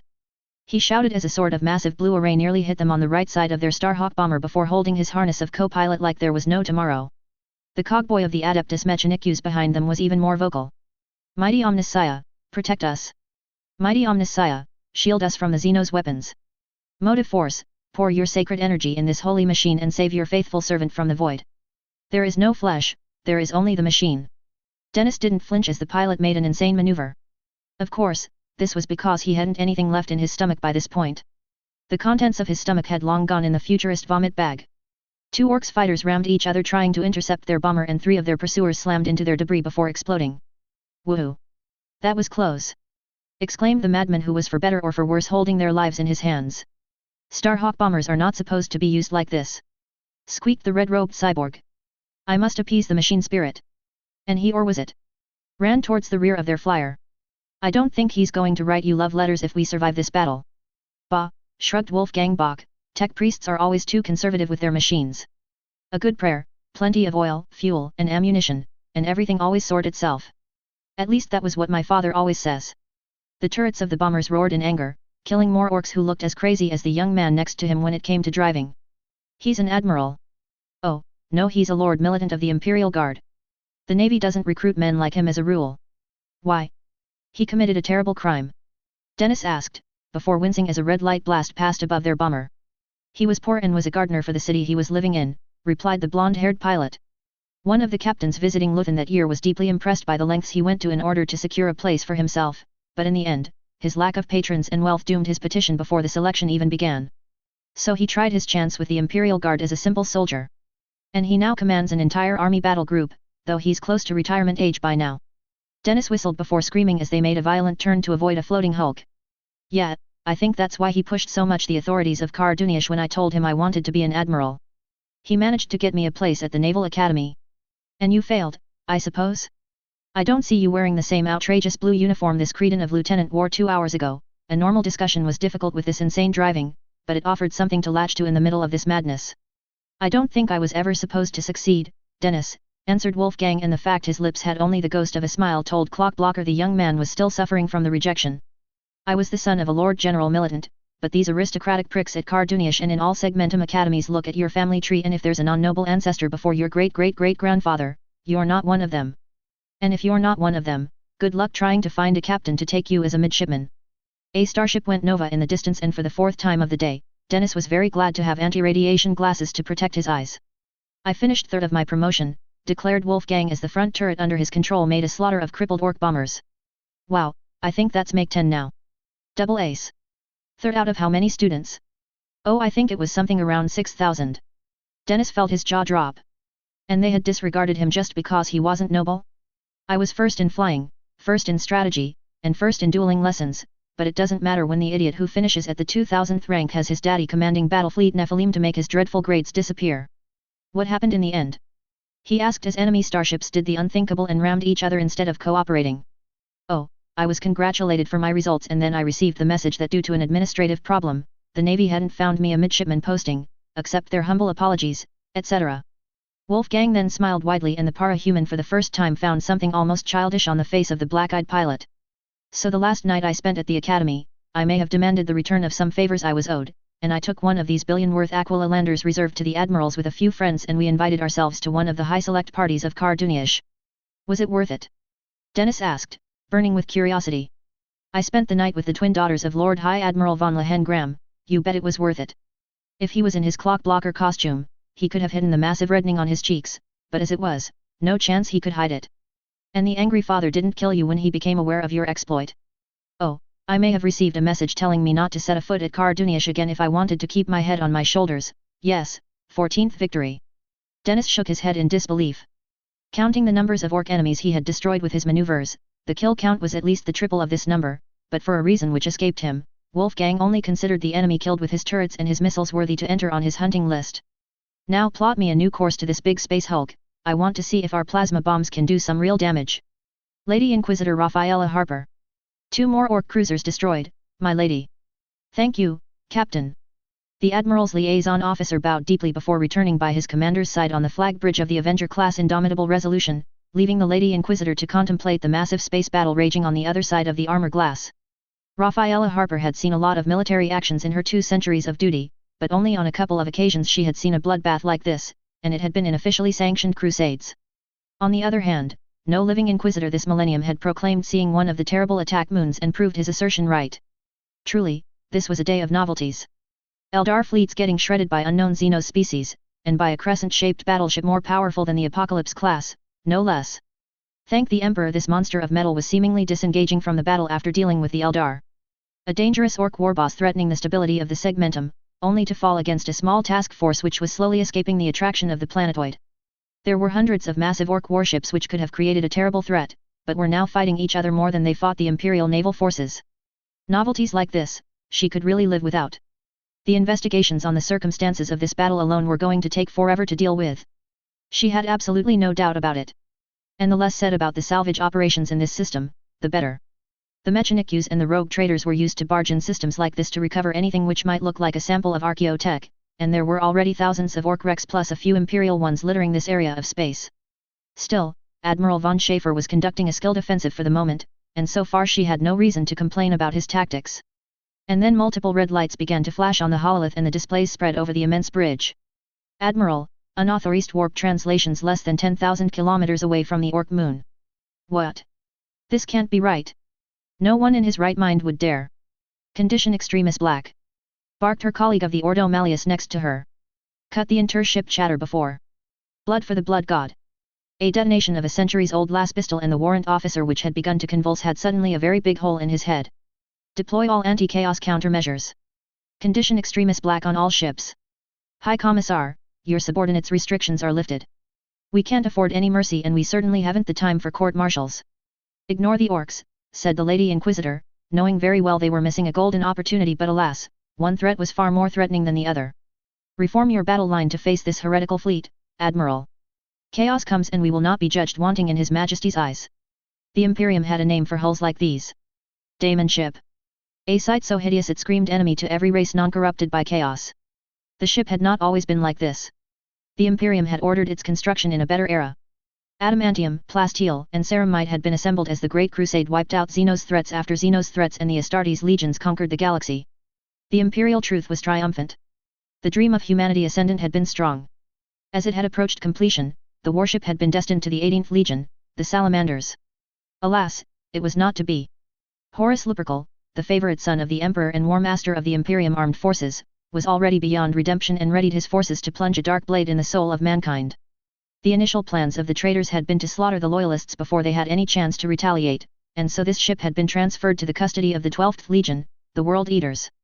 Thus when it had been commissioned in a great ceremony, the ship designation was Alpha 19, 0001 Delta, 005 M31 Gamma, Mu 16. Alpha 19 identified the warship as one of the rare Goliath-class heavy battleships. 0001 Delta signified the hull had been built in the ring of iron orbiting Mars. 005 M31 Gamma was the date of entry in service and the confirmation this starship was belonging to one of the Astartes legions. Mu 16 was the code for the 16th Assault Company of the 12th Legion, the World Eaters. But few had called the hull like that during the Great Heresy which had torn the galaxy asunder. For the trapped loyalists of Istvan V, the defenders of Ultramar and the protectors of the throne world, this abomination was called the Surt Amen Feral. It was the second greatest warship of the 12th Legion, with only the Conqueror dominating it in size, cruelty, and number of atrocities. It was the slaughterer of 100 worlds, the murderer of innocents, a lair of monsters and the heart of a heresy so monstrous most records had been deliberately erased rather than risk corruption. For centuries the Daemon ship had waited in the warp. The worlds of the small Neptunia warp storm had not been able to content its hunger, not when the monstrous hull had bathed in blood during the siege of Terra, and after a few centuries even the Daemon worlds were utter ruins where nothing survived. After exhausting the land-based sources of slaughter, the battleship had turned its bloodthirst on the other spaceships trapped with it. In another history, the Surt Amen Feral would have waited 600 more years before being freed from its hellish prison. But the threads of fate had changed. The future was now hazy and difficult to predict in this sector, and the forces of the anathema were on the verge of winning a great victory. An important STC database had been found. Cultists were slain and exterminated by the thousands. Ian's old plans were in peril. This would not do at all. The light of the anathema had been nearly extinguished, and it was out of the question to give humanity a fragile hope. An intervention was necessary. The four relinquished their hold in the weakening warp storm and a beacon of war was lit for their slaves. The Surt Amen Feral screamed and shrieked in mad bloodlust. For the first time in more than 4,000 years, it was going to return to the fires of eternal war. Missy Byron. Oh, by the great angel! Vista thought the exclamation from the officer in his red-black uniform was particularly appropriate given the circumstances. A moment ago, the gigantic warship Contessa had somehow managed to find against the odds, the Opera Exidium, had been sailing through the system under minimal emissions. In her opinion, this hadn't really been necessary. The battle raging in the system right now was such that it was extremely unlikely anyone was bothering to search for furtive warships. It was the kind of spectacle film producers would have loved to film, assuming they could find the budget in their treasury. Around a gigantic artificial moon, hundreds of warships were killing each other with millions of atomic bombs, lasers, plasma, and every type of futurist weapon you could imagine. Cathedral ships exchanged salvos with objects which looked like they were held together by some miraculous application of glue and prayer. Starfighters and smaller flyers danced in choreographies where the single misstep meant death. And as if it was not enough, a massive warship had just arrived to escalate the situation. It looked evil. There was no other word for it.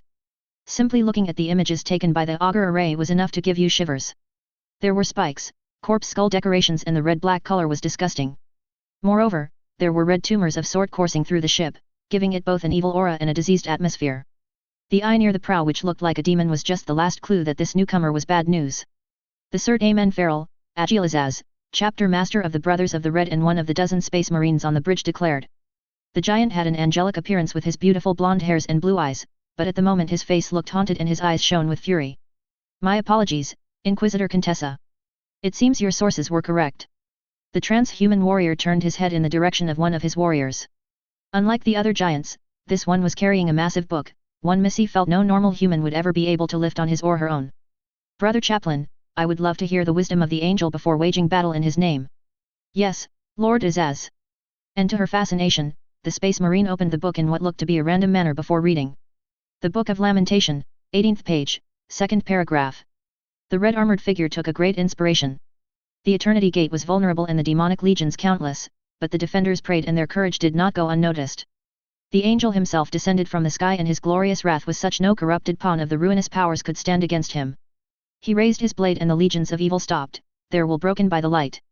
The loyal sons rallied and the angel spoke. For those we cherish, my sons. Today, we die in glory.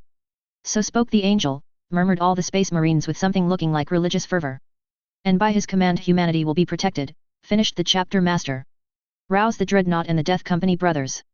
We are going to eradicate this source of evil in Sanguinius' name. Salutes and cheers were given, and then everyone who was not vital for the good functioning of the bridge began to depart. Inquisitor. I trust I can count on your report to declare our penance crusade successfully completed. Yes, Chapter Master, Contessa answered, showing as much emotion as she used to, which was none. Defeat these traitors and heretics in the Emperor's name, and your crusade will be considered accomplished and you will have the Inquisition's commendation.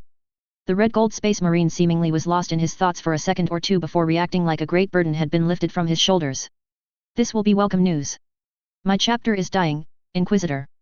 This crusade and our issues have caused important problems during the century away from his light. As for our opposition, be prepared for the greatest fight of your chapter, the thinker para-human warned. The blood abomination has decided to raise the stakes, and it will have not sent a small servant to command that many Chaos Astartes. We are the sons of Sanguinius, her interlocutor softly answered. The monsters of the warp will remember our fury and our weapons. Acting Colonel Taylor Hebert. After their little stay on the Orc moon, Taylor could safely say she hated the greenskins. And when it came down to it, she was sure both the dead and the survivors shared her hate. Maybe, if the green aliens had a redeeming quality, the hate would not be so strong. But frankly, what sort of redeeming quality could you find in these creatures? They had no honor, they were loud, they stank, they wanted to kill every human they came across and the only thing they respected was a massive battle. Yet, no wonder the Imperium wanted to exterminate them. A few hours in battle with orcs, and the men and women who survived had the same idea, getting rid of these aggressive xenos. Unfortunately, it was extremely difficult. Taylor supposed it was logical, if the task had been easy, the Imperium would have completed the eradication centuries ago. But damn, the orcs were annoyingly persistent. Even as the planet below the Magos Laurentiis burned in the fires of war and destruction, the aliens continued their attacks, fueled by their lust for war and the fact the Mechanicu's cruiser was one of the last escape possibilities. And for this, everything was acceptable for the orcs. Teleportation machines not always well calibrated, hundreds were now entombed within the walls, fighters and helicopters which by all rights should never have flown for more than 10 seconds top, strapping themselves to a big rocket, assault boarding shuttles and the least favorite of everyone aboard, hiding inside the shells of their biggest cannons, therefore replacing the ammunition. If someone after this tried to say the orcs weren't mad, she would slap him. These xenos were utterly insane. No if, but or maybe. We will need a lot of decontamination products to clean the ship by the time this is over, Gavril Forkas said as he removed his long sword from a greenskin corpse. It was just one of many littering the ground of the hangar. The tech priests are throwing the corpses into the incinerators as fast they can, she answered as she ordered her centipedes in a new neat line to see the carnage and destruction the enemy had wreaked here. Yep, 2 new transports completely wrecked. Lankovar was not going to be happy. In 6 minutes, we should be out of range from the planetary borders. Which will leave the rest of their armada in space, an Alpha Legion Astartes commented with an impressive gun burning with green flames. Traitors or not, she had to admit they were extremely useful purging the ship of the orc borders. The big problem was to find sufficient supervision, most of the ship personnel were completely exhausted and she couldn't direct her insects in every section. I don't think they are going to let us go like this. Bah, the Imperium fleet is the Andes officer who had just tried to interrupt the space marine stopped and let his lasgun fall to the ground like he had a seizure. Gah! His eyes rolled and his members twitched like he had a seizure. His eyes turned red and blood began to flow on his cheeks. Blood, blood for thee. He never finished the sentence as his head exploded in bloody fragments. His faith in the God Emperor was weak, Commissar Zueff said as he lowered his pistol. What was that? Taylor asked. She considered it a remarkable achievement not to scream as an Andes trooper brought a flamer and immediately burned the thing, twitching in the pool of blood. Chaos, snarled one of the Astartes. The great enemy is here. Taylor activated her Vox and tried to contact the Magos, but she cancelled the communication in a hurry after hearing only screams of agony. 2 more men began to bleed and were executed in the same manner as the Andes lieutenant. We can expect orders soon, commented the dreadnought who had presented himself as Ancient Pierre. The insects will be useful against the servants of chaos.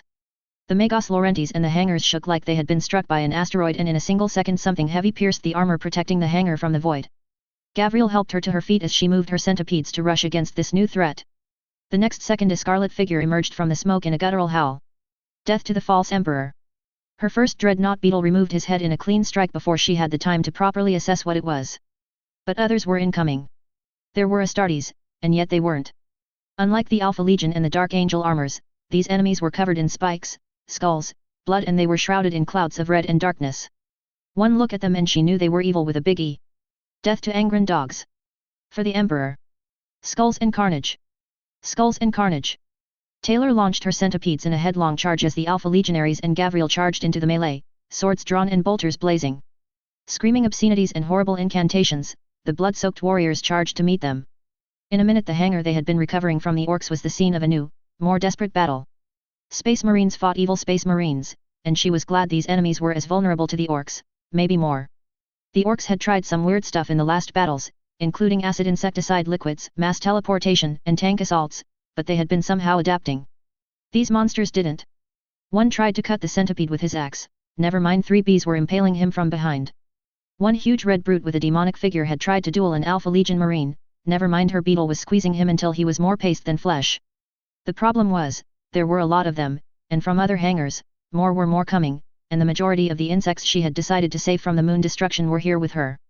Moreover, the insects were unable to feed and breed from this fetid flesh, there was apparently something deeply wrong with it. And the nightmare wasn't over. Just as 2 soldiers were supporting one Astartes in burning the corpses after the first wave was broken, the blood these things had left on the ground began to float like it had no reason to obey the artificial gravity, and in mere seconds the image of a demon coalesced from the red liquid in the air. Yes, a real demon. Big red wings, a long tail, the face of an abomination beast, and all the details one associated with it in the horror movies. It was red-skinned, 5 meters tall, it was evil beyond words, and it spoke. I will bring your skulls to my Lord Kern. Everyone in view shivered unconsciously. For the first time, Taylor thought she saw an Astartes experience something akin to fear. Tremble, little angels, for I am your bane. Kabandha. The demon shrieked loudly, and the gates of hell opened. Blood for the blood god. Chapter 22, Escalation 4-4 Endbringer. Escalation 4.4. Endbringer. The imperial abomination calling itself the blood god is not without cunning, and like everything coming from the darkness, it is a grave mistake to underestimate the danger represented by its plans. Fortunately, the same can't be said for the majority of its champions, slaves, and other entities shackled to its will. The red abomination's screaming battle cries before charging are without contest the least subtle of their brethren. Their range of tactics is incredibly slim. They are constantly at war, either with each other or against the living species of this galaxy. Some inexperienced recruits might say after this explanation the forces showing the mark of their bloody master on their standards are weak, justifying their reasoning by the combination of lack of intelligence and inability to adapt. These recruits are in general the first to die. The lesser entities in service of the blood imperial abomination are formidable at close quarters, and their unnatural aptitudes ensure they survive the seconds necessary to engage the enemy at their distance of predilection. A lesser daemon can and will cut through even the armor of a space marine if it is given the opportunity.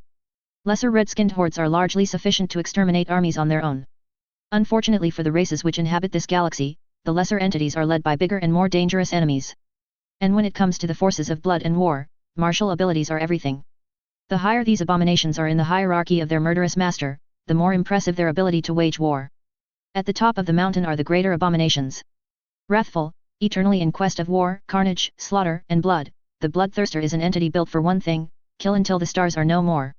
All are beyond mortal comprehension. The smallest and least powerful of these specimens is stronger than the most redoubtable swordmaster of the Adeptus Astartes. Entire regiments have been wiped out in less time it takes to say it by these abominations. And yet, even among these hosts of murder and ruin, there are eminent names. The Angel's Bane, second Endbringer, is one of those. Strong enough to duel the Primarch Sanguinius before the Eternity Gate, uncountable generations of Inquisitors prayed the siege of Terra would be the last instance humanity would have to fight this horror. It was not to be. The abomination returned in 050M34, eager to avenge in blood its defeat at the hands of the Primarch. 20 worlds burned, the death toll was in the billions, and it took the sacrifice of thousands unsung heroes to banish once more the daemon. And for over 1,000 years, the galaxy was spared the cruelty of this killing machine. But nothing is eternal.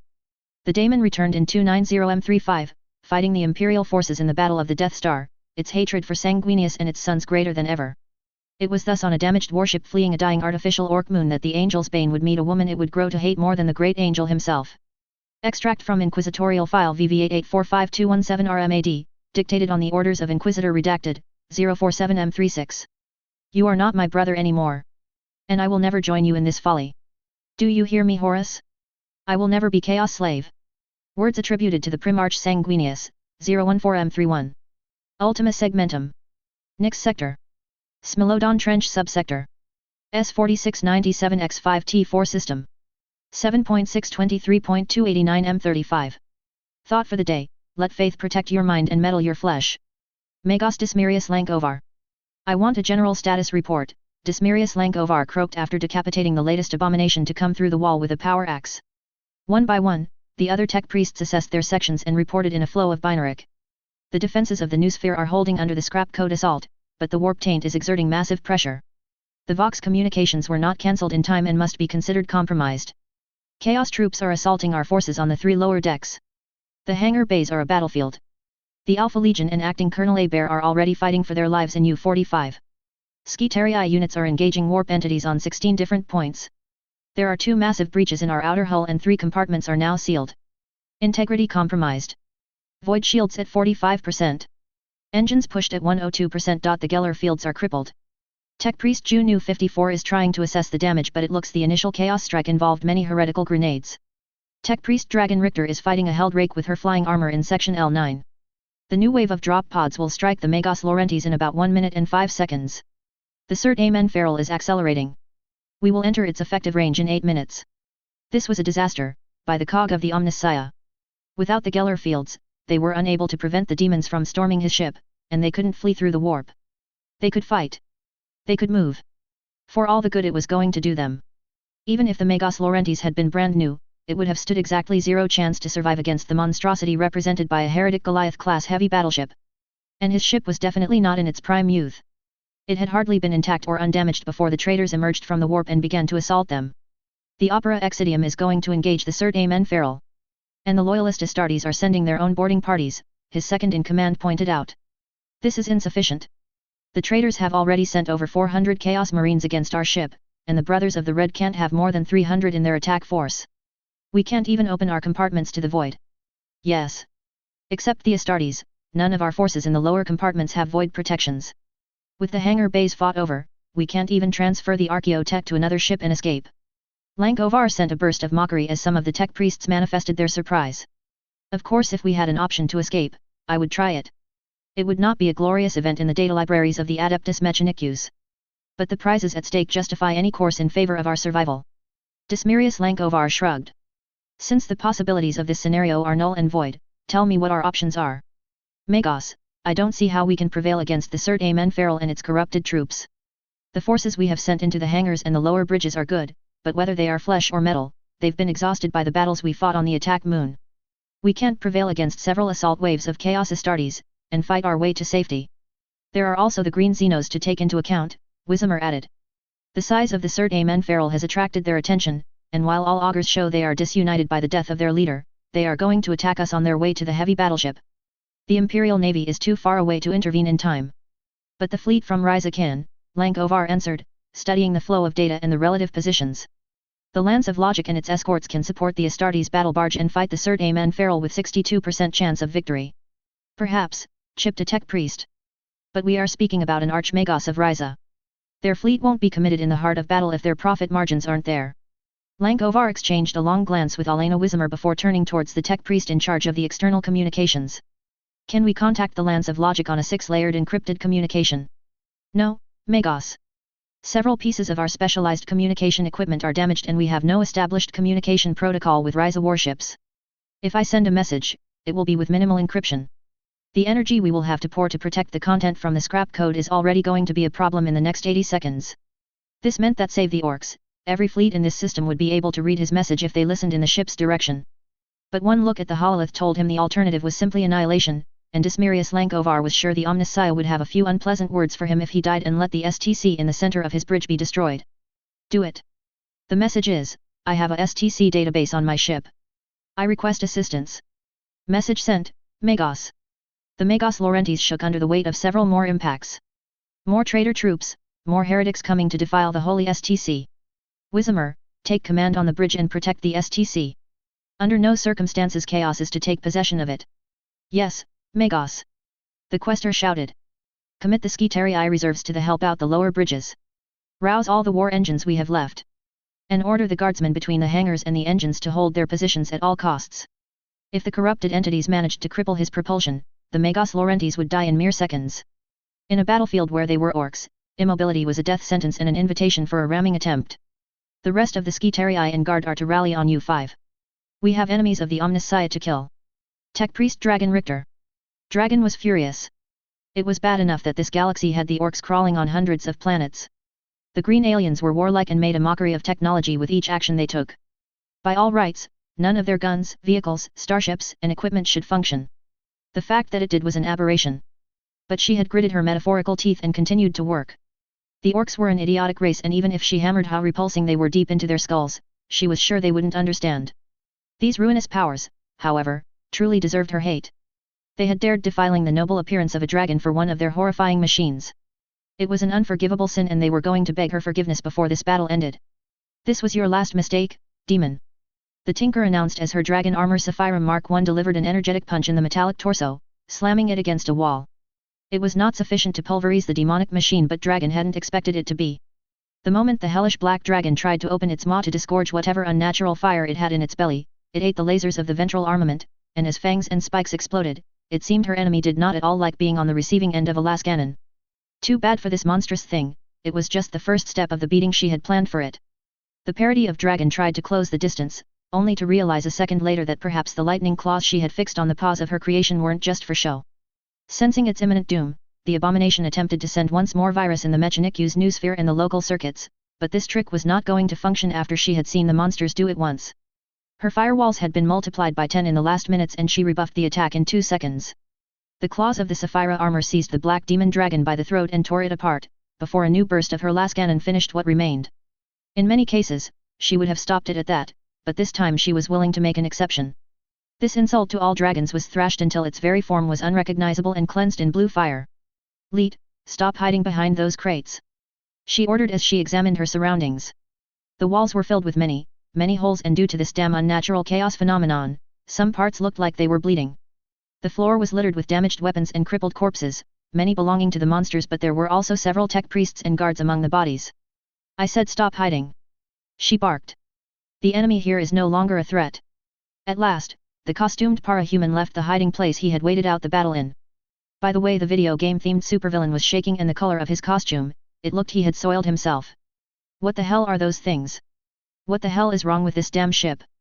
It was clear the parahuman was in full panic mode, and unfortunately Dragon had not the time to deal with him. So she applied Psychology 101 and slapped him. Hey!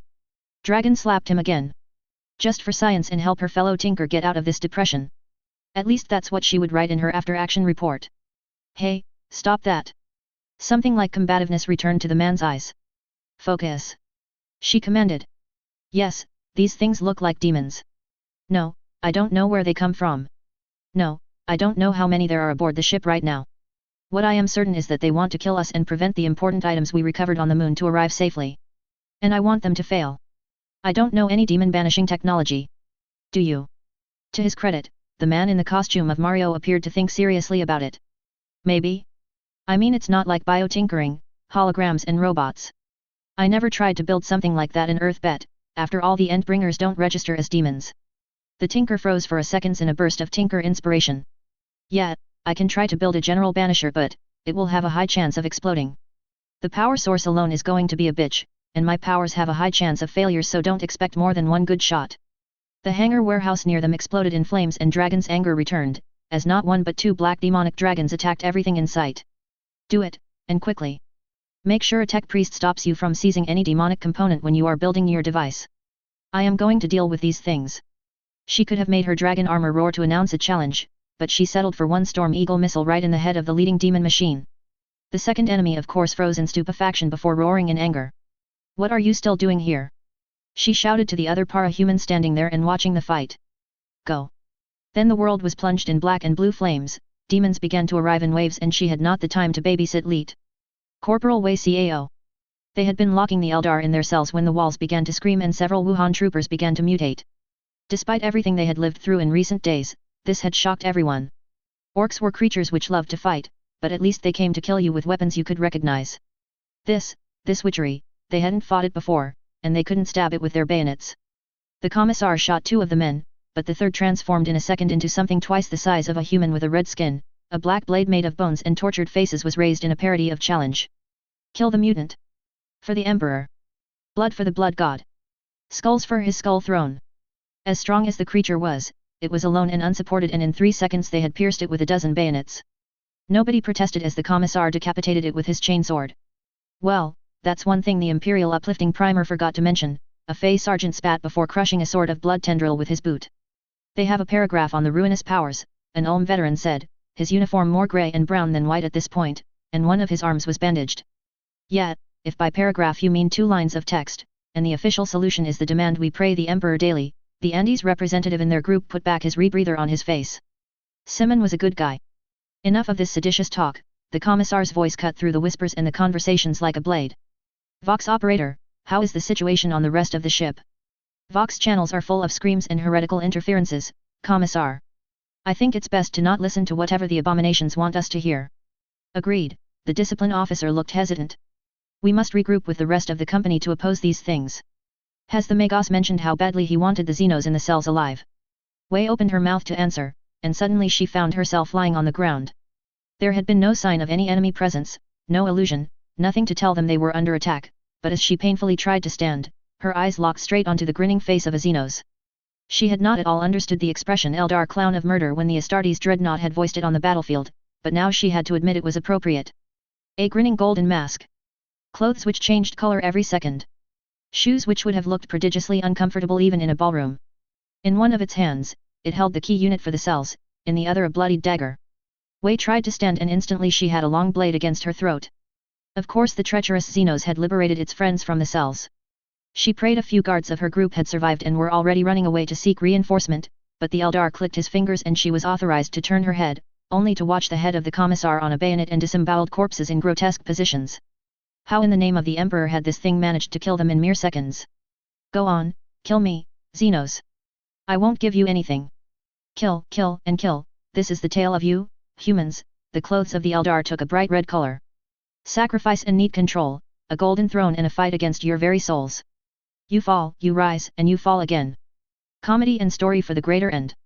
The Xenos paused. Your death, not today. The dagger danced in the air. A message for the bearer of the sword of Val, the one who masters the Kaidan life. Wei swallowed. They were speaking about the colonel. If you dare. The wool must strike true with the song of Nebula. Destroy and perish. Save the blood tear and win. Interesting choice, and tragedy follows, ha. A blue portal opened, and the white-armored and the green-armored Eldar stepped into it. Wei Cao stood as the Harlequin danced around the techno-sorcery it had just conjured. We will kill you for this, you know. What happened in the last battles will never be forgotten by the guard. My commander is going to kill you all. The swarm strike deep, the swarm fail against death. The portal disappeared and she was alone with the dead. The cells were opened and no one was breathing. The Emperor was right to demand your extermination. And she began to run towards the hangar bays where 2 companies of Fey guardsmen were supposed to rest. Wei didn't trust the Eldar at all, but she wasn't going to be very useful guarding empty cells. Missy Byron. To her eternal annoyance, there was indeed a common point between the PRT idiots and the Space Marines of the Imperium. The moment she announced she was going to fight a battle with them, oh, my god / by the Emperor no, you're too young and blah, blah. Seriously, what was the problem with humanity? She was one of the most experienced wards ever, she had a badass power, and she had fought against Endbringers and S-class criminals. But no matter what she did, they saw her as a tiny inoffensive child.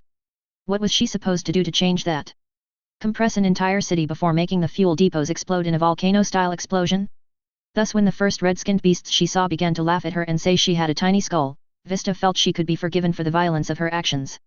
1 second later, the demon dog things were directly in the path of the murderous black-armored space marines and got the beating of their lives. They were dismembered, torn apart, and used to beat more enemies. Wow! Exclaimed a soldier who looked more dead than alive with his wounds and his bandages. These guys know how to treat the enemies of the Emperor. With me, men. We are going to kill the enemies of the Emperor. The battle resumed, with more enemies coming, but the majority of the Space Marines had by now arrived to the battlefield and began to joyously slaughter them. The ones in full red were fighting in a precise and methodical manner. The ones in black didn't. In fact, there was one to explain what they were doing, and it was butchery. There was no tactic, no flanking attacks and no taking cover. They were rushing towards the enemy and slicing it apart with enormous swords. And they were screaming incoherent war screams. Blood angels! Blood angels with me! Death to Horus! Death to Horus!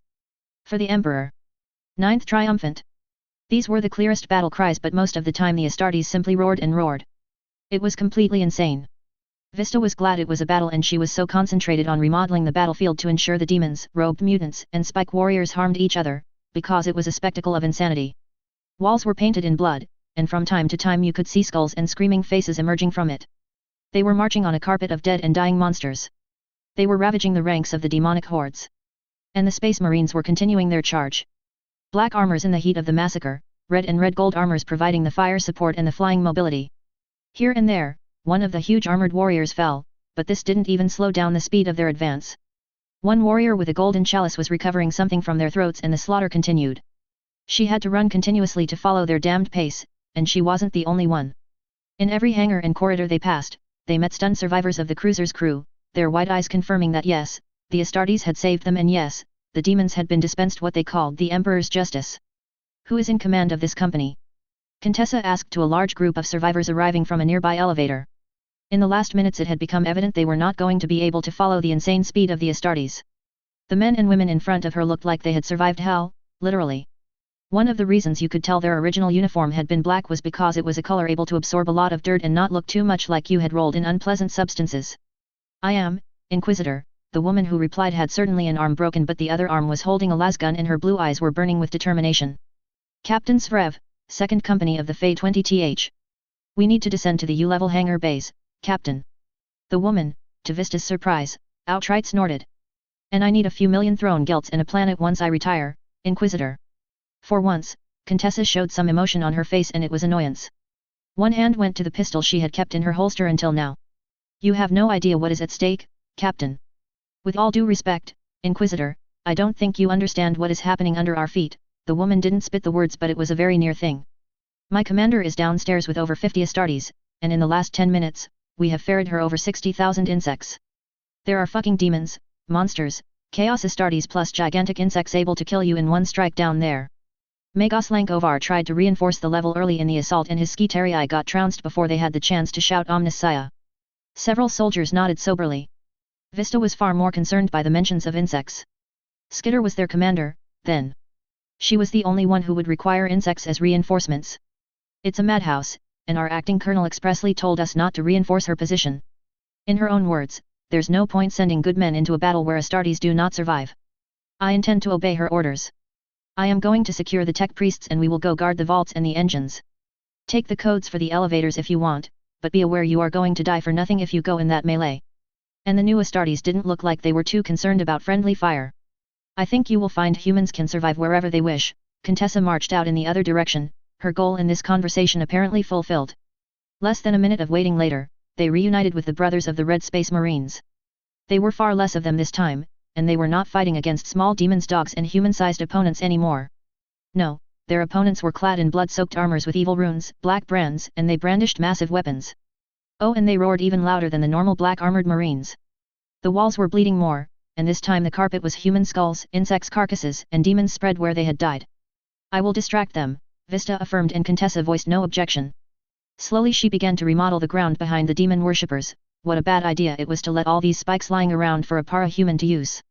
At least that was her opinion, and she was sure one of these beast-headed madmen shared her opinion when he tried to make a step and got impaled by what had been one of his friend's weapons. As she twisted the ground behind them and Contessa had finally decided to use her pistol to kill every monster with a perfect headshot, the outcome of the battle was not in doubt. But then she realized the problem was not the battle itself. The problem was that the fight had just been a skirmish compared to the clash occurring over 400 meters away in the next hangar. The battle was not between two human forces. Or at least one was partly human and the other one was definitely demonic. On one side, tank-sized centipedes were dominating the war zone, surrounded by a sea of lesser centipedes and black-armored beetles, with multiple aerial waves of insects vaguely looking like orange mutant bees. Behind them, blue-armored Astartes were firing with massive guns which were bigger than those wielded by the Brothers of the Red. And they were losing. If their opponents had been human, Vista was sure these huge bastions of claws, chitin and mandibles would have massacred everything in their way, but the enemy wasn't human. It was demonic, and it was coming from hell. In the far distance, she could see the blood-colored light from a gigantic gate where the creatures were coming from in an endless tide. They were beasts of nightmare, dogs which were sure to make the mythical Cerberus pale in comparison, vaguely humanoid things with black blades and beast heads. Your pathetic resistance comes to an end, servants of the corpse. The ranks of the horde opened to reveal a gigantic red-black demon. It wielded a gigantic axe and a whip, both weapons so large and so heavy no Astartes could possibly wield them. I am they. Angel's Bane. And for every word, a brutal blow fell indiscriminately in the ranks of its followers or the insects. Your father is no more, sons of the Sanguinius. Your doom comes and your souls belong to Kern. From nowhere came a storm of red and black lightning, and in a single second, over 100 space marines collapsed as if there were puppets whose strings had been severed. Harrow Master Jeremiah Isley. A space marine knows no fear. A space marine knows the galaxy is unfair. In times like this Jeremiah was forced to remember these sentences with an increasing regularity. But it was cold comfort when your reinforcements, more than 100 Astartes of the former 9th Legion, fell without a single enemy touching them. Well, at least it proved the servants of Kern were hypocrites like the rest of their malicious brethren. If that was not a sorcery attack, he was willing to eat his power armor, beginning with his helmet. Not that he was going to have the opportunity to do so. Kabandha was coming. He was slaying insects right and left, and. Wait a second, why was the bloodthirster suddenly hundreds of meters away when it had been making a breakthrough seconds before? Harrow Master, we need a new strategy. Yes Pierre, we do. The problem was that for the life of him, he couldn't find anything in his mind suitable to be adapted to their desperate situation. The strength of the Alpha Legion had always been in indirect fighting. But assuming for an instant it had not been, you couldn't fight the hordes pouring out of this blood gate with a handful of space marines. By the Omega, they couldn't even approach the damned thing, never mind sabotaging it. So far, only the shield provided by the insects of acting Colonel Taylor Hebert had allowed them to limit the losses. They had to close the gate but they weren't strong enough. The only sane tactic would be to self-destruct the ship, and they would never have the seconds to escape. Whatever disorientation had plagued Kabandha was gone. The greater daemon brought its axe high and generated a massive shockwave as it hit the ground. Blood for the blood god. Bring me their skulls. Like a single malevolent entity, thousands of demons charged forwards. My armor is contempt. My shield is disgust. My sword is hatred. The old litany was on his lips. Was this going to be the end of his cohort after so many centuries? In the Emperor's name, let none survive. Ancient Pierre roared and over 30 Alpha Legionaries raced to meet the demons. There was a flash of silver and in mere seconds hundreds of monsters were annihilated. A rain of millions of crystals devastated the battlefield. But the demons came nonetheless. The colonel of the Fey 20th had drawn a sword of sword archaeotech and it was fury incarnate. But in screams and madness the enemy came. Flames and black blades met the space marines as impossibly sharp crystals eviscerated the servants of Kern. The inferno roared and Kabandha entered the melee once more. The ground and the air seemed to be against the monster, but the very physics broke against its bleeding axe. More blood. More skulls. One of the greatest centipedes was beheaded with ridiculous facility and his warriors were thrown to the ground like toys. Thankfully, it was not the kind of sorcery which had immobilized the descendants of the Blood Angels, but at least 3 of his battle brothers didn't rise again. This last attack had devastated the insects' ranks. Where they had been thousands if not tens of thousands, there now were mere hundreds and the bigger ones had been butchered in the last waves. Around the acting colonel there were a dozen of guardsmen and the lone black-armored Astartes, who with the kind of sword he was wearing had to be a fallen. In addition to his last Alpha Legionaries, this was all what they had left. There were a few mortals behind the moaning and agonizing sons of Sanguinius, but he doubted they would alter the balance. Not against a bloodthirster. Not against Kabandha, a Primarch-worthy opponent. Nice trick with the sword of Vaul, mortal. But you will need to do better if you want to stop me. All demons were liars, it was well known, but in this instance the abomination was unfortunately not stretching much the truth. Wherever the crystals cut its skin, the formidable regeneration abilities of the bloodthirster were erasing the damage in the blink of an eye. The acting colonel advanced in front of the colossal beast. Jeremiah wanted to scream at her, but technically the young girl had operational command, and all his brilliant plans had not exactly functioned so far. The contrast between the two opponents could not have been greater. On one side, a slave of Kern, red-black skin, fangs, spikes, talons, claws, and an axe and a whip capable to tear armies apart without much effort. On the other a lone human, armed with a sort of sniper rifle on her back, and the very sword which seemed responsible for this crystal rain. Excellent. Glad to see not all servants of the Gold Corpse are cowards. You will make a nice skull to bring to Kern. Another day, monster. Cut. The flash of crystal was so blinding that for 3 good seconds, the optical sensors of his armor failed to adapt to this brilliance. And then it was over. The two opponents were still in the same locations, and Kabandha wasn't even looking hurt. By the Golden Throne of Terra, what did it take to seriously hurt this monster? Was it supposed to do something? The greater daemon roared mockingly. Perhaps you are not a worthy skull, after all. In response, the officer of the Imperial Guard opened her left hand, revealing a tear-shaped ruby. Jeremiah's mind needed only a heartbeat to recognize the object. It was a Baal ruby. It had to be.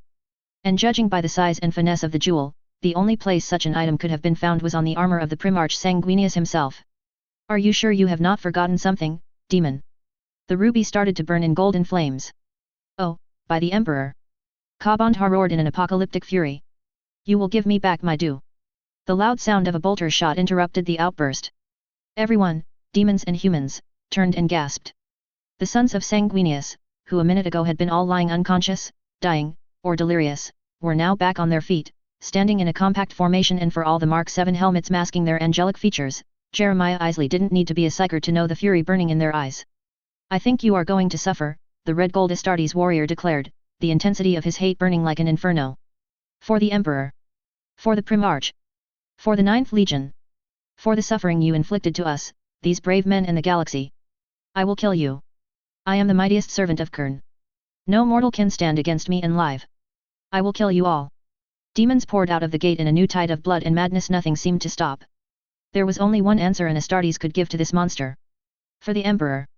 And like in the times of the Great Crusade, blue and red armors charged together against the demons. Acting Colonel Taylor Hebert.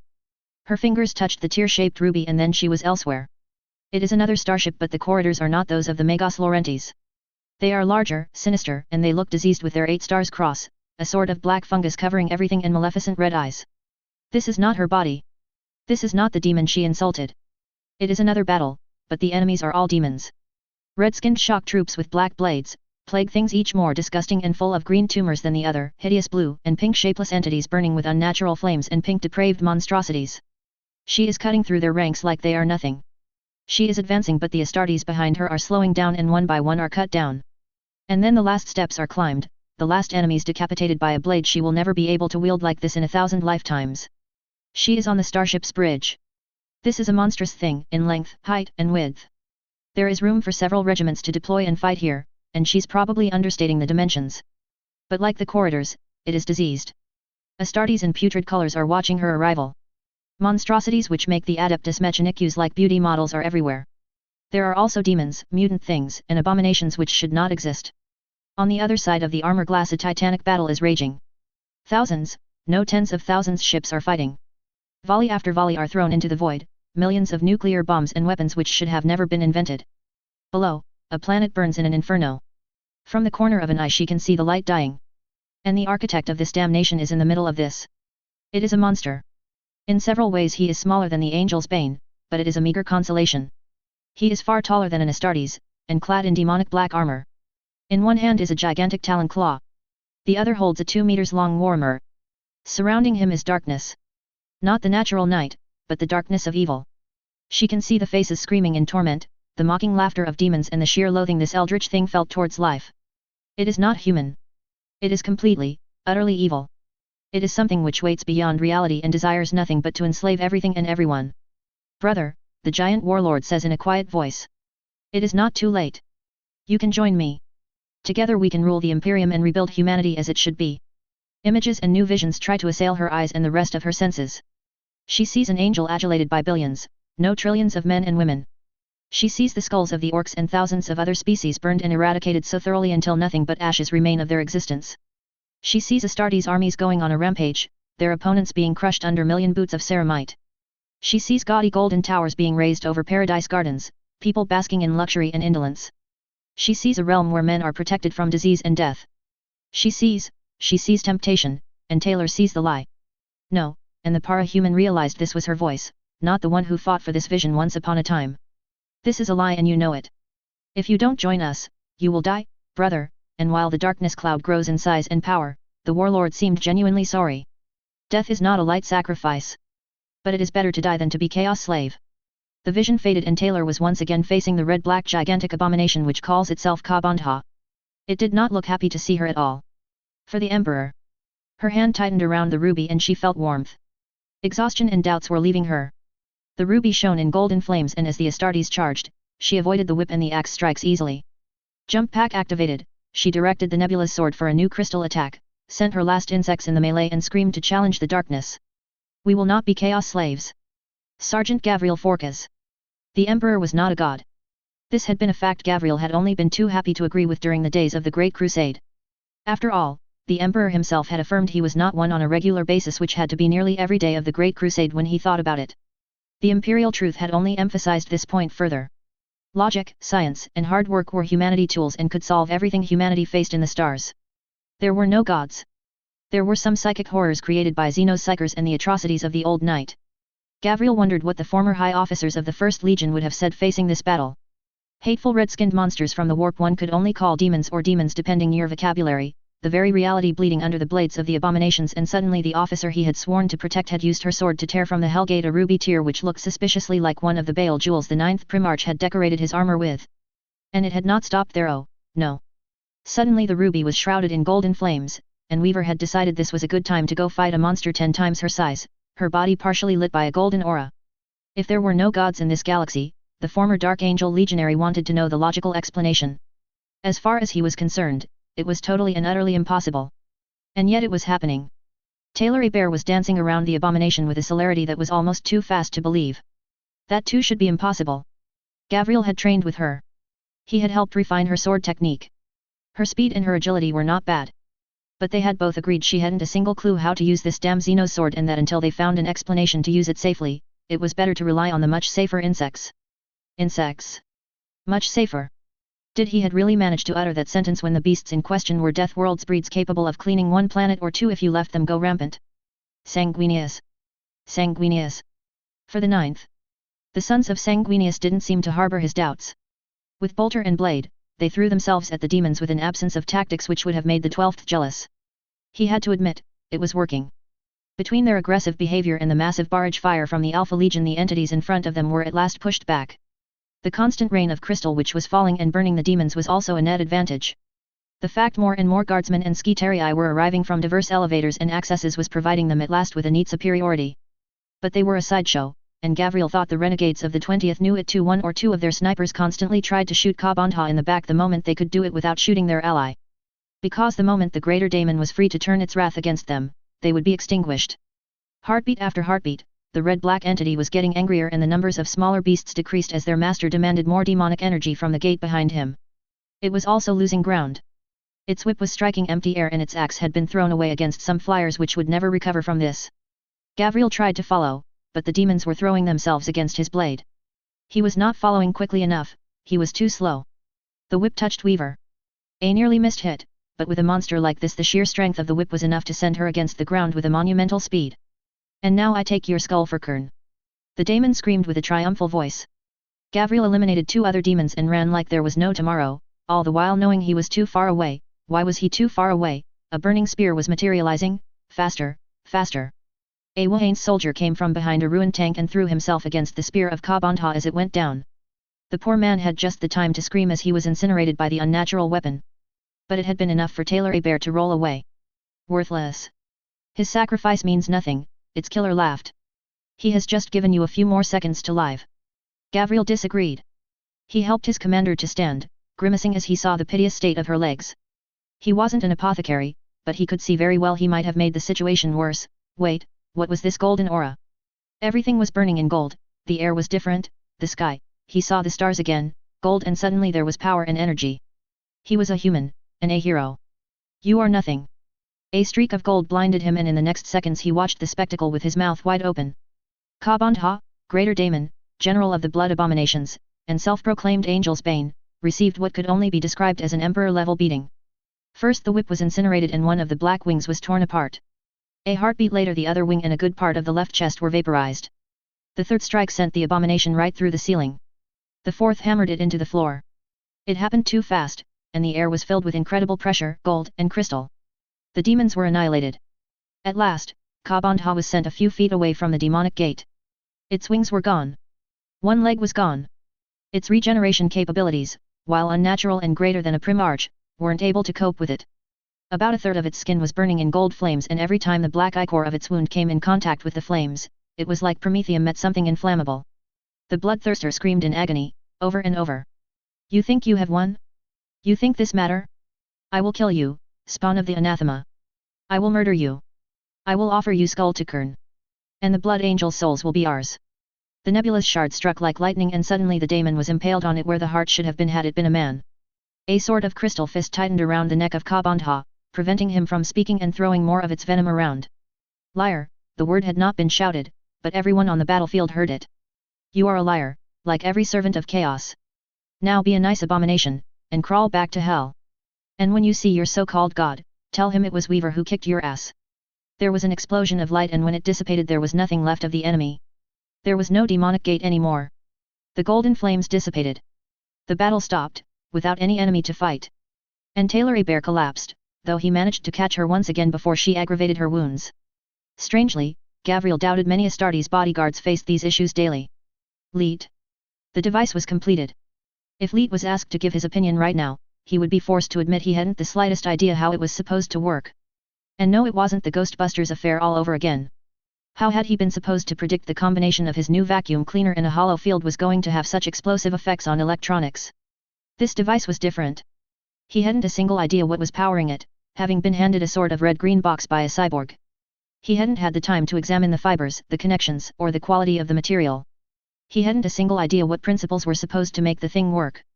Given how much of a chance of failure his Tinker inventions had in optimal conditions, activating this device was not dangerous, it was suicidal. And yet, with hundreds of demons less than 100 meters away fighting the last red-robed cyborgs, there was no other choice. Well, it was a fine ride, the para-human chuckled before adjusting the last lever and waiting for all the red lights to come into existence. What is the expression these guys are already saying? Ah yes, praise the Omnissiah. He pressed the big red button and an explosion of light blinded everything. After a few seconds his vision came back, and Leet noted with pleasant surprise he was still alive. The demons and the corruption which had been soaking everything were gone. It worked, it worked. And then the ship's alarms began their strident scream. This is Magos Lankovar.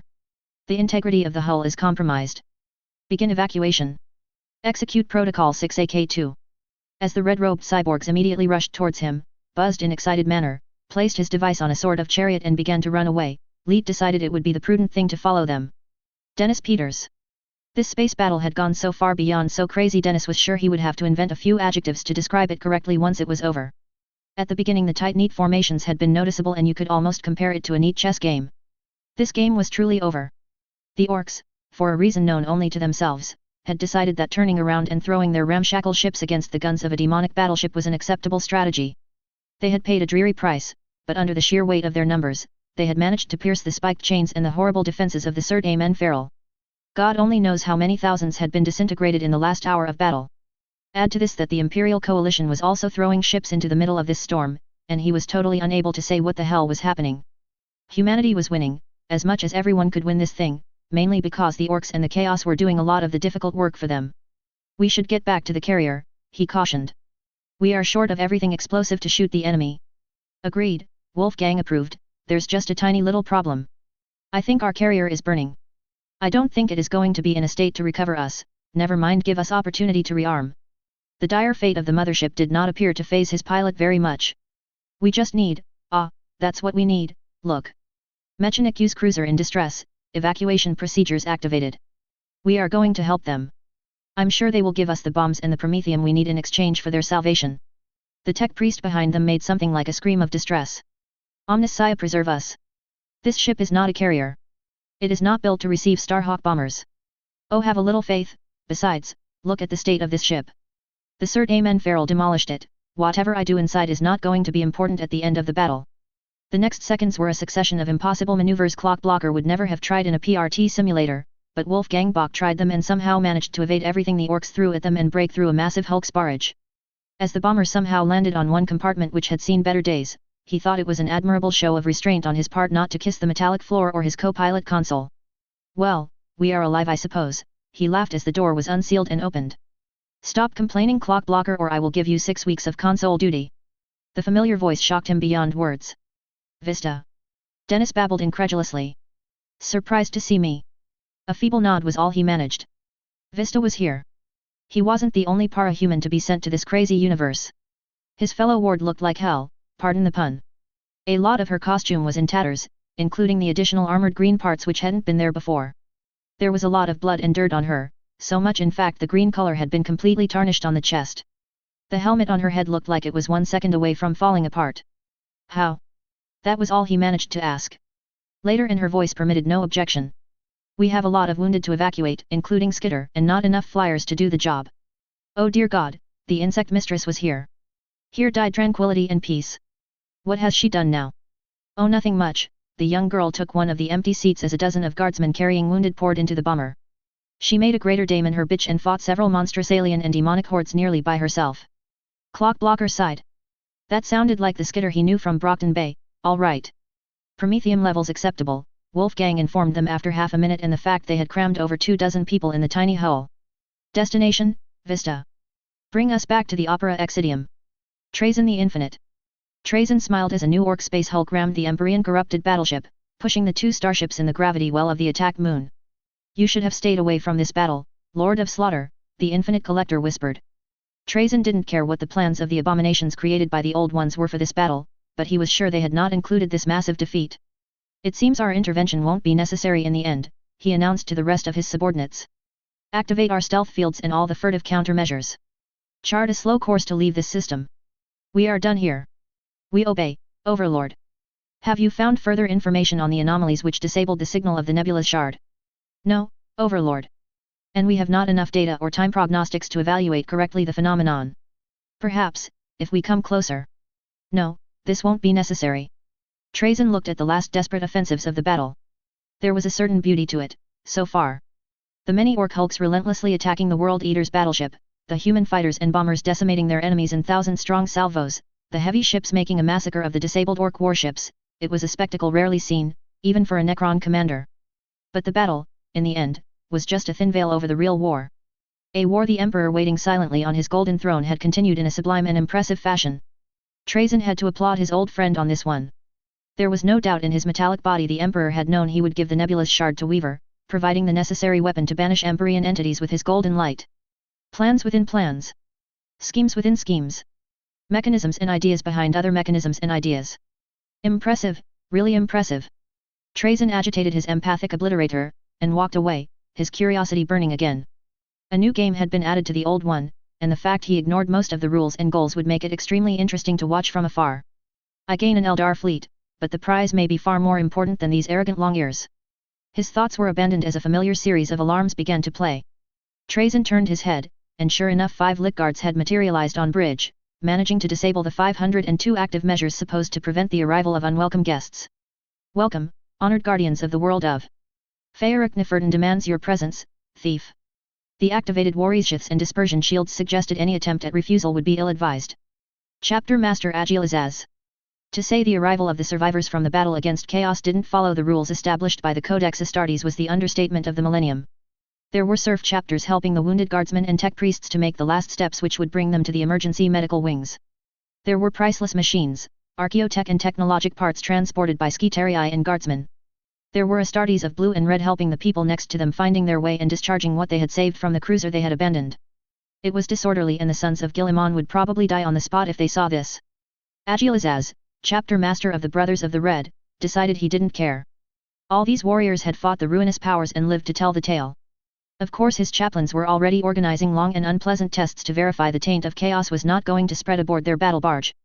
But for a few minutes, he was going to enjoy the fact he wasn't feeling the black rage pressing against his mind anymore. Not a whisper. Not a sliver of pain. The world was calm. The world was peaceful. You have given Magos Lankovar what he wanted? He asked the Marine of his first company who had just arrived next to his personal observation post. Yes, Chapter Master, our savior is for now in a stasis field. The Magos has already sent the call to several ships for medici experts in order to support the resources of our apothecarium. He remains confident she will recover completely, assuming she gets the required healing treatments. The poor battle brother had tried very hard not to say the saint, which was commendable. His lips twitched in faint amusement. A lot of imperial organizations regularly denounced the Astartes chapters as godless heathens. This was not, as the ecclesiarchy regularly clamored, because they had once been the champions of atheism during the Great Crusade. It was not because they were denied a seat at the high table at Terra. It was because the Space Marines knew, body and soul, that the Emperor was not a god. By his voice, the truth of the matter had been voiced multiple times. Except that if the Emperor was not a god, what in the name of the Golden Throne had they just seen and experienced? It had been like their father had been with them today. It had been, right. And their enemy had been banished, beaten so badly it would remember this defeat until the end of times. She will get them. Whatever the cost. In the name of the 9th Legion and Sanguinius himself, Agilazaz would make it so. It would not be said the brothers of the Red Chapter and the sons of Sanguinius would not honor their debts, and this one was so great they might never pay it in full. Give me the details of what the tech priests took that was so valuable to send our sworn enemy after them. An STC database, Chapter Master. Ah. Naturally this would have angered the traitors, the demons, and the heretics. Yes, this was a day full of surprises. He wondered if his two hearts might stop after all these shocks. It is not corrupted. The demons never managed to see it, never mind touch the force field protecting it. Well, this was excellent news. More than excellent, in fact. But he was a bit too tired to think about all the adjectives to add to this discovery. Tell our scouts to keep their two eyes on our cousins until we know what to do about them and.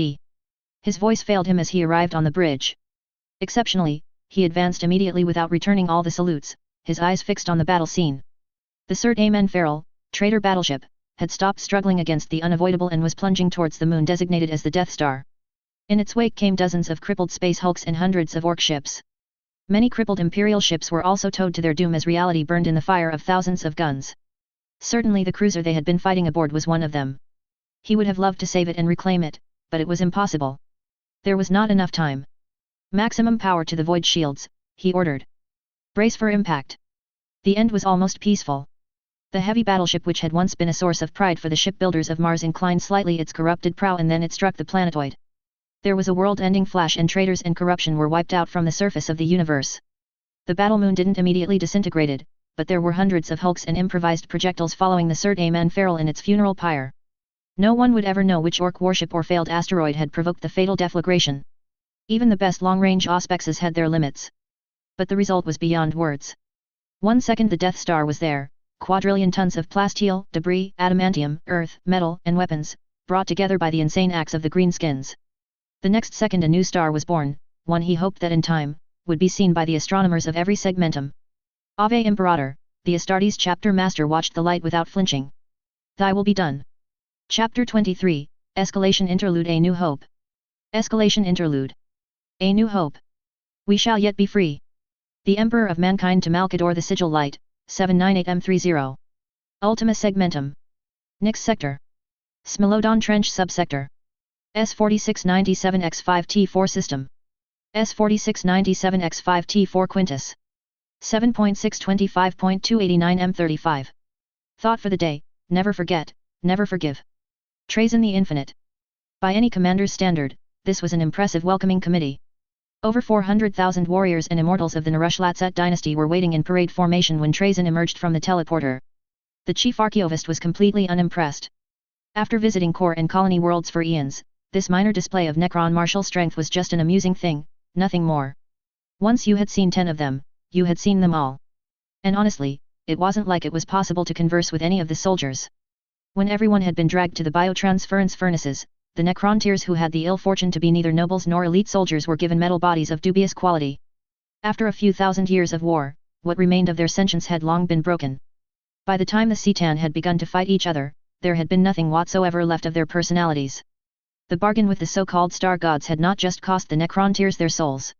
It had also taken the near totality of their minds, their memories, their personalities, their qualities, and their talents. Surik and the Phaerons of his court had thought it was a worthwhile bargain and had changed the name of their species from Necrontyr to Necron.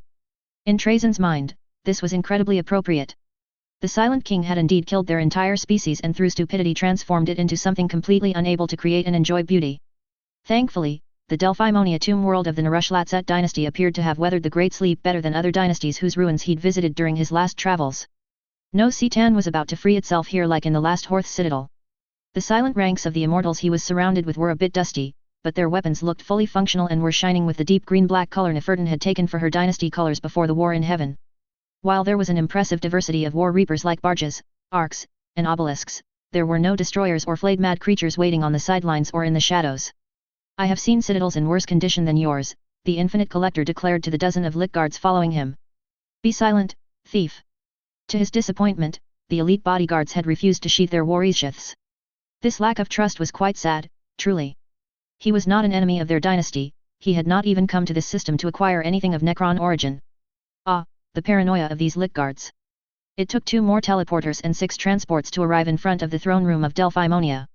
On their way they saw more and more Narushlatset battalions be roused from the Great Sleep. There were many Kanopitak guardians reassembling the decorations and diverse technological trinkets which had been there for the receptions of important dignitaries.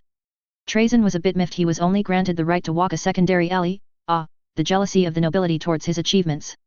The announcement of his arrival was thus particularly terrible in its rudeness and impolite behavior.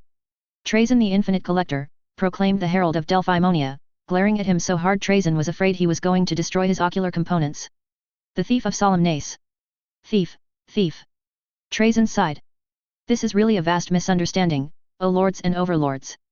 I do not steal anything. I preserve from the ravages of entropy and war the artworks of this galaxy. Without me, uncountable masterpieces would have been destroyed in the last million years. Faerug. Snarled a noble he was sure he had a few million years ago dispossessed of several magnificent armor parts. The thief admits he violated the edict of the Silent King. He avoided the Great Sleep. To hear you, that sounds like a crime. But if Surik really wanted everyone to obey him, he would not have destroyed the command protocols which enslaved all of us to his will. The next turns of processing cycle were spent ignoring the loud and rude accusations, insults, and completely unjustified comments on his noble collection duties. Enough, cut the voice of the Faerug. Leave me with him. Except my lit guards, leave me, my loyal subjects. There were plenty of whispers and metallic rumbling, but the nobility vacated the immense throne room in record time. And then the Faerug descended from her throne. It was a thing of beauty, Trajan was forced to admit. Unlike many overlords and Phaerons, Nefertun had not been satisfied with the performance of the normal necrodermis body the Citan had forged for her. Consequently, she had ceaselessly tried to improve it until she was granted the flexibility of a flesh and blood being. Seeing the silver metal provide the illusion of life, Trajan acknowledged she had come very close. And it helped that unlike too many Pharaohs, Nefertun had always refused the golden and jeweled decorations which made you visible from a few stars away. Her armor was a pale gold with the dark green color here and there. Her cape was red and several modest ornaments hid in placements where the metal was less than acceptable to the eye. You should get rid of this nobility. It's not like they are useful. The Faerug struck without a word. 1 second she was calm, the next a dimensional dagger was slashing against his torso and propelling him against the doors which by a strangest coincidence had just been closed. That was violent and completely unnecessary, Trajan complained as he rose to his feet again. I think I told you what would happen should I find proof you tried to break into my vaults, Trajan. The acclamations of the lit guards echoed in the throne room. To his relief, the weapon which had just struck him disappeared as fast as it had been drawn and the elite bodyguards made no movement to continue the assault initiated by their mistress. Yes, good to see the Great Sleep didn't rob you of these memories, he grumbled as Nefertun reclimbed back the stairs leading to her throne. Yes. And speaking of memories, I seem to remember certain artificial and primitive life forms I left in one of my heavily defended laboratories on the other side of the galaxy. I think I made you observe them twice, Trajan. Nefertun inclined her head, her visage features showing her irritation. Imagine my surprise when our galactic arrays told me the very specimens my dynasty worked on to recreate the Necrontyr genetic code have escaped, evolved, and spread across the entire galaxy. A fiery scepter materialized in one of her hands. A lot of unpleasant things have happened while I was asleep, Trajan. And I want to know why we weren't told to awaken from the Great Sleep when it was obvious this galaxy could tolerate organic life. Trajan looked at the noble visage of living metal and despaired silently. With any other overlord or Phaeron, he would have refused and begun to implement one of his escape plans. But Nefertun was not any noble. First, she was a Phaeric cryptek, one of the rare members of the Necrontyr nobility to have studied the disciplines of dimensional dissonance, elemental transmogrification and other harsh disciplines against the advice of her peers. As such, she was the absolute mistress of her dynasty and the programs embedded in it. She had no need to go to the cryptex, it was from her they were learning their secrets and skills. Secondly, Nefertun and he had been lovers an eternity ago, and while their souls had been devoured, their companionship had continued through the war in heaven. He had rarely refused her something when she asked. 65 million years is not something I can recount to you in one tale. I'm certain you can try, the Pharaoh conjured an antique scroll in her other hand. Or I will recover my dynasty's prized possessions by force, even if I have to take a world engine to Solemnace and search through your collections one by one. That was a totally unfair threat. In this case, I will say the current disaster is not my fault, Nefertun. I am only a collector. No, all our problems begin and end with a single arrogant and perfidious race. Trazyn paused. I blame, of course, the Ildari. Ultima segmentum. Craft World Malantai. 8.626.289 M35. Seer Maia Teal Lysis. After staying from the verdant gardens of her home for so long, Maia felt mentally tired watching their beauty. The flowers were still as enchanting as ever. The birds trilled in soft melodies comforting to her ears. It was a seducing refuge, a haven which was not troubled by the lesser barbaric species plaguing this galaxy. Perhaps she would enjoy it again. But for now all she could think about was the vulnerability of this garden. How easily the Monday Key, the primordial annihilator and every enemy of the Asuryani would destroy it if given the chance. Cycles ago, Maia would have believed that impossible. Now she was all too aware it was a real possibility in the threads of fate. The Asuryani were powerful, yes. But the aspect warriors defending their craft worlds were an exquisite blade too easily blunted and broken by the countless numbers of the primitive races. Maia had stopped trying to watch the future. As the Harlequin had led them away from the battle and into the webway to Farsar Filganilth Sirt Moran, she had felt the horror and despair of an entire Asuryani fleet as the trap of the cruel Ingur's servants closed upon them. There had been war, and torrents of blood. In too many flashes she had seen thousands of Asuryani lives extinguished. Maiden worlds were in flames or devoured by the primordial annihilator. She had screamed as gigantic storm of mutated insects clouding the stars and leading more monsters at the assault of the craft worlds. The young seer had cried as explosions racked the webway and the very core of the infinity spirits were lost to oblivion. And it was her fault. Maia Teal Lysis knew better to assume she was the only Asuryani responsible for the wars looming on the horizon, but she knew the grave threats were already lurking in the shadows. Too many seers and Farsars had felt the same sense of impending doom for it to be non-existent. And the spear of Asurian will return to Biltan as soon as the hull repairs are completed to my satisfaction, finished Autarch Mariner Gladial Imric as he and the Biltan Farsar walked out from a portal. You risk much going back, Farsar Filganilth Sirt Moran warned him before saluting her. His visage was troubled and full of concern. This battle was a complete disaster and High Farsar Manorath and all his Twilight Spear are dead. I may be old and pessimistic, but I fear the Kuran branch will reject all responsibility of this defeat and blame it on your actions. I know, Gladial Imric answered before seating himself on a large stone in a meditating position. And for all my ambition and loyalty, I will admit I thought about not going back. The other High Farsars are certainly not going to admit their errors of judgment. But my mariners have families waiting for them back home. They have loved ones they want to return to. The more I delay my return, the worse the punishments will be for them. The space commander mumbled something in an unknown language before his shoulders shrugged in defeat. I will return to Biltan and accept the judgment of the Farsars. The relationships between Biltan and Malantai are already complicated enough in this age. I have too much respect for our cousins to guide the wrath of my superiors on their heads. You can join our conversation, Maia, the old Farsar whispered and Maia shyly obeyed, her naked feet enjoying the cold embrace of water in the pool as she faced the elders. How much did this war cost the Asuryani? She demanded, dreading the answer. Without counting the scouting parties we have no information about and your ranger escort, Biltan lost 2 battleships, 8 cruisers, 12 light cruisers, 20 frigates, 39 destroyers, and nearly 4,000 aspect warriors of all temples. The Autarch replied in a defeated voice. The songs of mourning will echo for 100 cycles in the choirs of our craft world. Maia lowered her head, letting her tears flow. These numbers were worse than her most dire predictions. And they had not been able to recover a single spirit stone before fleeing. All these noble souls, lost to the Asuryani. I have asked your masters to accept Ivrain into your home, for the next 100 cycles, Farsar Filganilth said gently. I think an Autarch Imric agrees that should she go back to Biltan with the spear of Asurian, she will certainly be severely punished for the failure of Kuran and his allies. There is a lot of talent in her, but also a lot of anger towards the High Farsars and the Autarchs. I have explored many threads, but I have not seen one where she is accepted back at Biltan for long. Her chosen paths are unconventional, and her ideas of justice will clash with those of the High Council. Yes, I will help her and welcome her as a child of Malantai. I am honored by your generosity. The far-sighting eyes closed for a heartbeat before turning aside to see the gardens in their full splendor a last time. And now I must bid you farewell. I have a harlequin to track. The motives of Segurica's servants have always been opaque, but I am afraid of the game they decided to play during this battle. Farsir Filganilth Sirt Moran bowed a last time before disappearing into a portal he had activated without effort. Maia watched the Autarch mariner, but the naval commander was plunged back into a meditating pause and there was no outwards reaction from him. Inwardly, she could only feel pity. Maia knew that whoever had failed the Asuryani in this horrific battle, it had not been Gladial Imric. The Asuryani fleet had been led into a massive trap and had nearly lost everything. And Biltan was a harsh and highly militarized craft world. There were disturbing rumors that those who failed the High Council were forced on the path of service for their failures. Maia watched the celestial domes and the spires over the gardens, before turning back and beginning the short travel to her home. From the distance, the enticing voice of a singer reached her ears. Dance, golden children, dance the song of stars. Ultima segmentum. Charadon sector. Sobic system. 7.626.289 M35. Captain Valerian Benlio.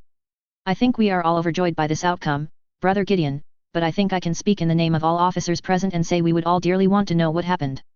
There was no challenge in the words of Chapter Master Julianale of the Red Wings, but then there didn't need to be.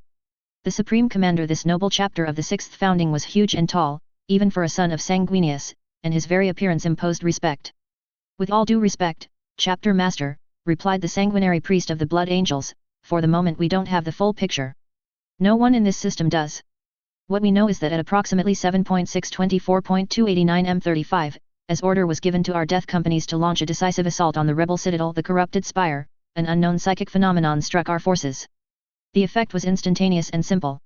Over 56% of our doomed battle brothers regained completely their minds, 23% partially recovered their memories before their bodies succumbed to their injuries and the remaining 21% have died with the usual suicidal fury massacring the heretics.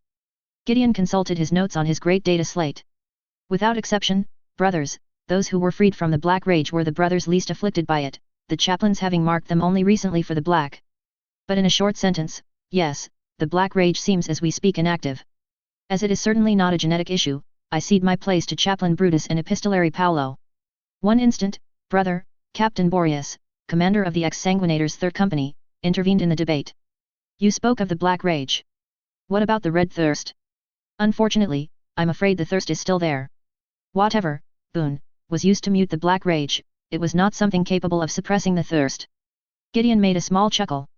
There has been long and loud debates as far as I can remember in every chapter of the Blood wondering how much of the flaw in the thirst were of an esoteric nature, and how much was genetic. I think we have been granted the beginning of an answer, brothers. Valerian Benlio watched as the 3 other Space Marines commanders assimilated the news. Boreas of the ex-Sanguinators was still smiling, though this was not surprising, his battle brothers were most affected by the Black Rage, not the Red Thirst. Captain Talio of the Angels and Carmine 4th Company nodded calmly. Only Julianale was openly grimacing. It was, alas, not very surprising for the captain of the Blood Angels 2nd Company. Several times during the campaign, he had seen Red Wings Astartes succumb to their bloodthirst and it had not been pleasant to watch. But no one was showing any sign of despair and as Epistolary Paolo of the ex-Sanguinators advanced, followed by Chaplain Brutus of the Red Wings, the good mood remained. Of the 7 understrength companies mustered to crush the heretics of the Sobic system, the chapter officers present aboard the battle barge Europe had seen their ranks bolstered by over 80 brothers they had all believed beyond salvation. Brothers, the ex-Sanguinator librarian began. I will encourage you to be extremely prudent with my words. I know our brothers want answers for the celebrations which are no doubt being prepared as we speak. Everyone in the conference room chuckled at the affirmation, but while we have some facts to work with, we have a lot of work ahead of us before we understand completely what happened. The chaplain on his right activated the hololith to reveal an image of the Primarch himself in all his glory. First, it appears our brothers which were saved from the embrace of the Black Rage were the valiant souls which had some lifetime left in them. Brutus exhaled loudly. It is not exactly a secret among the sons of Sanguinius those afflicted by the Black Rage are reliving the last hours before the death of our Primarch. So far, every brother the chaplains and the librarians have been able to interrogate told us of ferocious battles on the soil of Terra and the galleries of the cursed vengeful spirit. We are still searching, but either we don't have any of our brothers who saw the duel against the arch-traitor, or they have forgotten. Valerian Benlio thought it was probably the former rather than the latter. The shock of the Primarch's agony was in general sufficient to torture a son of the blood to death, it was likely why certain Space Marines had succumbed immediately after. The rage had been banished, but their minds and their bodies had endured too much of their Primarch's pain and given up. Secondly, we think the effect was galactic spread. We certainly didn't do anything in this system which was of a nature to free us from this curse, and yet we are all enjoying this victory. At this time, we have every reason to believe the effect touched all the sons of Sanguinius, wherever they are dispersed throughout the Imperium. We will need many contacts with our brothers to confirm this, cautioned Captain Talio. There were many signals of agreement from the Blood Angel's descendants. Secondly, we think the Black Rage has been psychically negated, but it is not completely gone. The epistolary raised his hand to forestall the protests. Those of our brothers who are able to see the Sea of Souls describe a new protection acting as a sort of individual shield around their souls. To be precise, it is a shield in form of tear and burning in golden flames. This shield is defending us for the time being against a tide of darkness. The Emperor, Julianale spoke. At the moment, this is indeed our conclusion, the ex-sanguinator replied. You have your doubts, Valerian said. I do, brother captain, the Red Wings chaplain answered. While I think no one in this room will doubt the power of the Emperor, I can say safely I have seen nothing of this scale done before and nothing in our archives tells of a similar power. Brutus grimaced before continuing. Ignoring the godhood dogma of the ecclesiarchy, this represents a monumental effort, if this boon is indeed galactic-wide. But that is not the problem. Oh. Julianale raised his cup with a half-mocking smile. And what is the problem? The Black Rage is, and we aren't able to deny this, a result of our Primarch's death. No matter how powerful, the Emperor would need to act according to this fact. As such, His Majesty would need at the very least certain anchors to make an efficient countermeasure to the flaw. We aren't in full agreement as to what would be necessary, but at the very least the Emperor would need the blood of the Primarch, and a powerful relic having belonged to the 9th Legion. I see what you mean, Valerian affirmed as the explanation ended. The Primarch is buried at Bale, and we haven't received anything from the garrison of the homeworld. Something extraordinary took place there. That is an issue, brother captain. Another is the fact the Black Rage has always been heavily tied to the existence and the opposition of the ruinous powers. The abominations of the warp are not invincible, but somehow I don't think they will be happy to see many of our battle brothers take back their place in our company's ranks. They would certainly have tried to oppose the Emperor's grand design. Yes, and this is why. Whatever epistolary Paolo had been about to say, his mouth didn't voice the words. Instead the librarian was fixing an invisible point no one but him in the room had the capabilities to perceive. Apologies, brother, the ex-sanguinator was nearly 10 seconds immobile. But I have intercepted an astropathic message destined to all sons of the blood. It bears the identification codes of the Brothers of the Red. The Brothers of the Red? Valerian took a second to remember the information he possessed about them. They were a chapter of Space Marines descended from the blood, created during the 6th founding like the Red Wings. Some famous actions, but also wars waged with an incredible brutality. Like many sons of Sanguinius, they had bathed in the blood of planetary populations and had constantly dozens of brothers wearing the black. And last time he had heard about them, the Inquisition and the Imperial Navy had forced them to swear a 100-year-long penance crusade. What is the message? Captain Boreas asked to his epistolary. Angel's Bane defeated. Black Rage gone. Possible living saint located. Nyx sector. I request a gathering of the blood. Chapter Master Agilizaz. The librarian could have told them the Emperor had spoken from the Golden Throne, and it couldn't have created more shock and awe. One heartbeat there was silence and then the cheers began to explode. For the next minutes all sense of ceremony and protocol were abandoned and on all channels Valerian heard his brothers begin the celebrations as the astropaths and the librarians delivered the news. In the storm of noise and shouts, the Blood Angels captain turned to Gideon, who despite his legendary stone face had cracked a large smile. Where is the Nyx sector, brother? Some 4 or 5 sectors south of our current position, brother captain, Gideon replied. I think one of our ancients mentioned a campaign not far from these stars in the Atlantis sector. Valerian Benlio gave a playful shove on the shoulder of the sanguinary priest, his decision made. Then we'd best order our navigators and the shipmasters to prepare a course for this sector. It will not be said the sons of Sanguinius will not answer the call. Valerian gave a carnivorous smile. And while we confirm the message, we will relay it to our brothers. Tell them to send emissaries for a gathering. Yes, brother captain. How many? All of them, brother. Valerian looked at the shining vid pict of Sanguinius and thanked their father for giving them this hope. Call all the chapters of the blood. Ultima segmentum. Nyx sector. Smilodon trench subsector. S4697X5T4 system. 7.628.289 M35. Lady Inquisitor Rafaela Harper. Faith in the God Emperor was the foundation of the Imperium as it stood today. That was an unquestionable truth. The Imperial Creed united humanity and bound it in the service of the Imperium and the Emperor. On too many occasions to count, it had proved a priceless shield against the horrors lurking in the stars. How many armies would have disintegrated against the greenskin hordes if it was not for their faith in the Golden Throne of Holy Terra? If not for the Adeptus Ministorum, would the dispersed sectors from Cadia to Ultramar find the resources each century to resist the assaults of the Xenos, the heretics, and the mutants? People needed something to believe in. That was a sad but an incontestable truth. And the Temple of the Savior Emperor was fulfilling this role. All very good, but she had not been taught how to control the Frateris Templars and their allies when they believed they had the proof of a real miracle. At this moment, her vast quarters aboard the Grand Cruiser Indomitable Resolution in a priceless hololith allowed her to listen to the mass celebrated on the Ecclesiarchy battlecruiser Holy Warrior. And the words she heard were not exactly reassuring her. And once more let us thank His Most Holy Majesty the God Emperor for his intervention. Thank you, Master of Mankind, for the salvation you gave with your holy light. Thank you, Sword of Holy Terra, for sending your saint and your angels purge the Xenos, the impure, the mutants and the traitors. Thank you, Warden of the Faithful, for remembering us. We are lone souls so far from the holy beacon of the Astronomicon, but your sacrifice will illuminate our bodies and our minds for centuries. Raphaela gritted her teeth. She had dearly hoped the local commander of the Frateris Templar would not say that. Small hope, she knew, and it had just been brutally ended. In theory, it took someone of cardinal rank to declare someone a saint. Theodora Gaius was certainly not one. Alas, one needed just to look at the vast compartment the Frateris Templar had converted into an acceptable cathedral to know all the protestations of the Inquisition would not amount to much in this case. There had to be over 30,000 spectators in this assembly alone, and the Emperor only knew how many tens of thousands listened to her words like her via Vox, hololith and other means of communication. Worse, the usual political problems weren't involved here. Raphaela had been on 2 occasions, the most recent instance over a century ago, involved in the pre-investigations of an ecclesiarchy cardinal wanting to canonize someone. In both cases, the evidence had been extremely weak. The most convincing example had been a dirty pool of water suddenly becoming pure, and yet the 2 characters involved had been proclaimed saints. Nothing of the sort applied here. One look at the abbess' visage was enough to convince the inquisitor of that.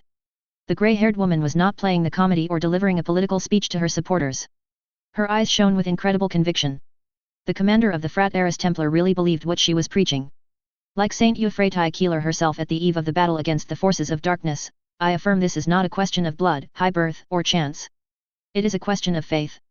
The enemies of mankind wanted to break us, but we believed, and no good deed goes unrewarded. The Emperor gave us a saint to rally behind and hunt the abominations out of this reality. The Emperor protects, faithful. The Emperor protects, thousands of voices answered back, but this was not the droning tone Raphaela was used to when she visited a cathedral or any church of a loyal imperial settlement.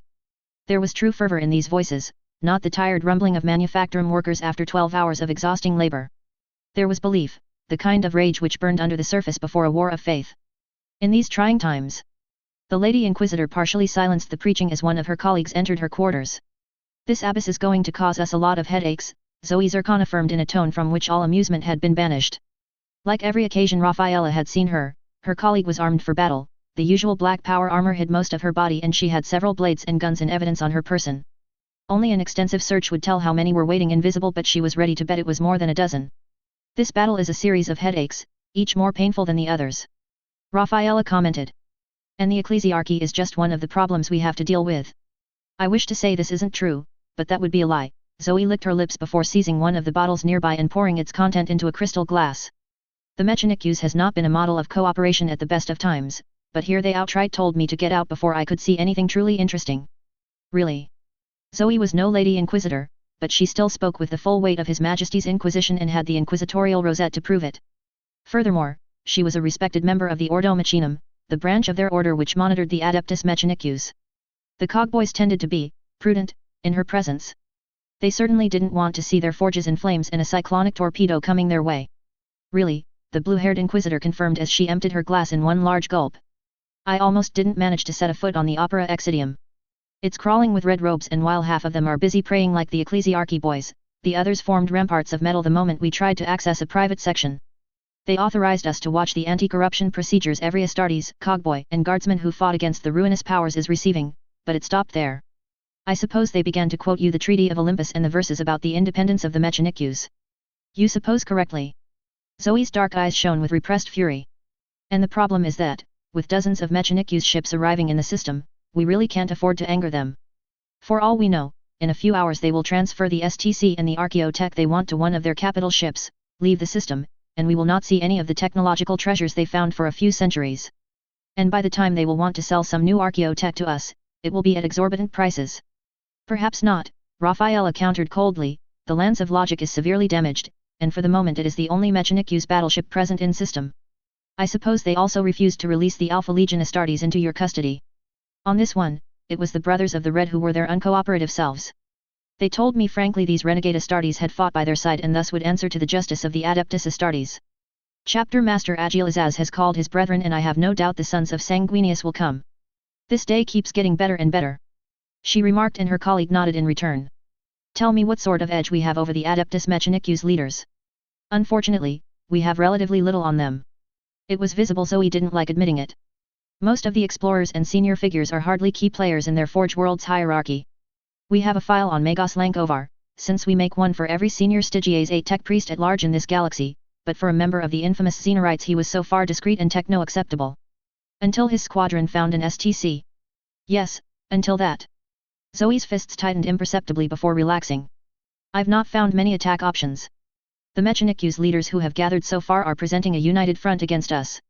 So far, the only chink in their armor is the guardswoman they call the Saint.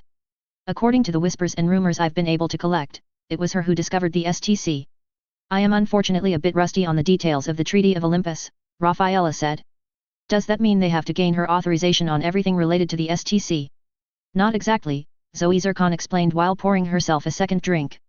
Mars will get the original STC, that much is guaranteed. Even His Most Holy Majesty was forced to concede that point in M30, it was more or less politically impossible to deny the Mechanic-Use the rights to one of their prized relics. But they will be forced to give her an acceptable compensation and as the Emperor wrote it, if the discoverer of a STC demands a complete copy of the information contained in it, the Fabricator General himself will be forced to obey. Interesting, the STC tales had always been popular among the diverse branches of the Adeptus Terra and the common citizenry.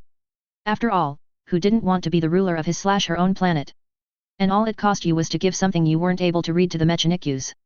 Mars may be forced to phase the new templates into pre-production far faster than they want to.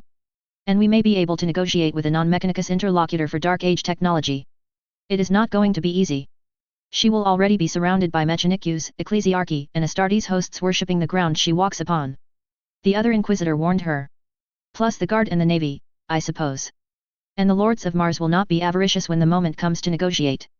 The Fabricator General and his allies are certainly a lot of things, but they are not stupid. Rafaela winced but was forced to admit Zoe had made a lot of good points. The question is then how long will we have before the greatest Mechanic-Use fleet this sector has ever seen emerges from the warp? I will have to consult the navigators and the astropaths, but I think the Rhizotech priests burned their astropaths in frantic calls before the Orc planetoid exploded. There was a lot of confusion and more astropathic communications after that, but by now they must have all the independent confirmations they need about the STC database's existence. A sizable fleet does not depart in an hour, but it is extremely likely they are expediting the preparations as we speak. They will also requisition their best navigators and shipmasters for the travel. I don't think we can't count on them to take more than 400 standard days to reach Nyx. Time was playing against the Inquisition, assuredly. The current Fabricator General was no friend of the Ordos, and even if he had been the departure of such a powerful fleet was going to attract the attention of several powerful players. Rafaela Harper turned her head to watch the hololith and impressively the abbess was still continuing her sermon and if the crowd's excitation was any indication, she was delivering a good performance. We must have a complete file on this new saint before the Mechanic-Use genitors have finished healing her. Send all our acolytes if the situation demands it, but we need more information on her. So far all we have is a name, Taylor Hebert, and what little paperwork managed to reach the Guards Sector Command. We need more, and we need it quickly. I will give the orders after this reunion, Zoe Zircon promised. You will contact Lord Odysseus Tor. I already have, but yes, I will send him another report in a couple of hours. Speaking of other Inquisitors, do you know if we have other colleagues close to Nyx we can call upon for such a delicate affair? Segmentum Solar. Solar Sector. Sol System.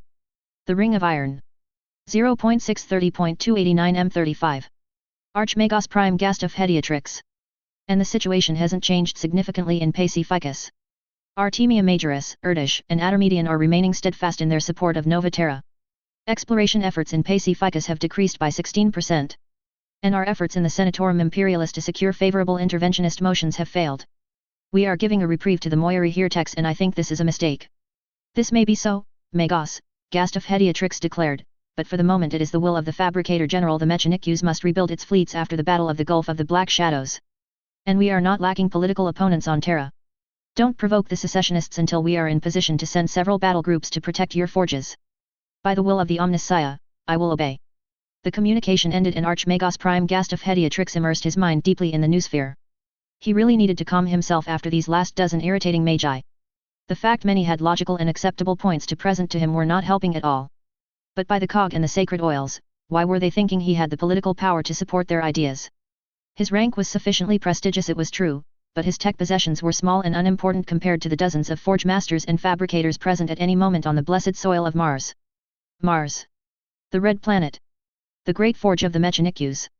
For Gastaf it was also home. For all his travels over the galaxy, there was no greater marvel than the planet where the sacred quest for knowledge had begun. Mars was the greatest repository of holy technical information in the Imperium, and the Archmagos prayed that it would stay true for 1,000,000 years. Mars was a marvel. The ring of iron where his fleet was waiting in its berths was a galactic wonder by itself, but in this holy sanctuary of the machine god worshippers, it was only one of the countless great achievements thousands of high-ranking fabricators had achieved in the last millennia. Mars was productive. Of the countless forge worlds from the halo stars to the eastern fringe, only his home world constantly managed to deliver a yearly production of I Maximus. Millions of vehicles of all patterns were churned by the magnificent forges of the Adeptus Mechanicus, may the motive force shine on their accomplishments. Tens of thousands of warships were at diverse stages of construction in the Ring of Iron. And unfortunately, someone had to patrol and protect these prodigious holy monuments to the glory of the Omnissiah. Logically, an attack on Mars was of course a ridiculous thing to think about. The Ring of Iron had been upgraded with millions of new weapons since the age of the Scouring. But Mars was too precious to take any risk, and thus at any moment the Fabricator General could call on 4 great fleets. 2 were patrolling between Pluto and Venus, acting in coordination with Battlefleet Solar or accomplishing their war games alone. The remaining 2 were waiting patiently in the Ring of Iron, ready to depart on the order of the Fabricator General himself. Fortunately, there were rotation cycles, like every blessed duty of the Adeptus Mechanicus. And it was a prestigious duty, Gastaf Hediatrix was not going to pretend the contrary.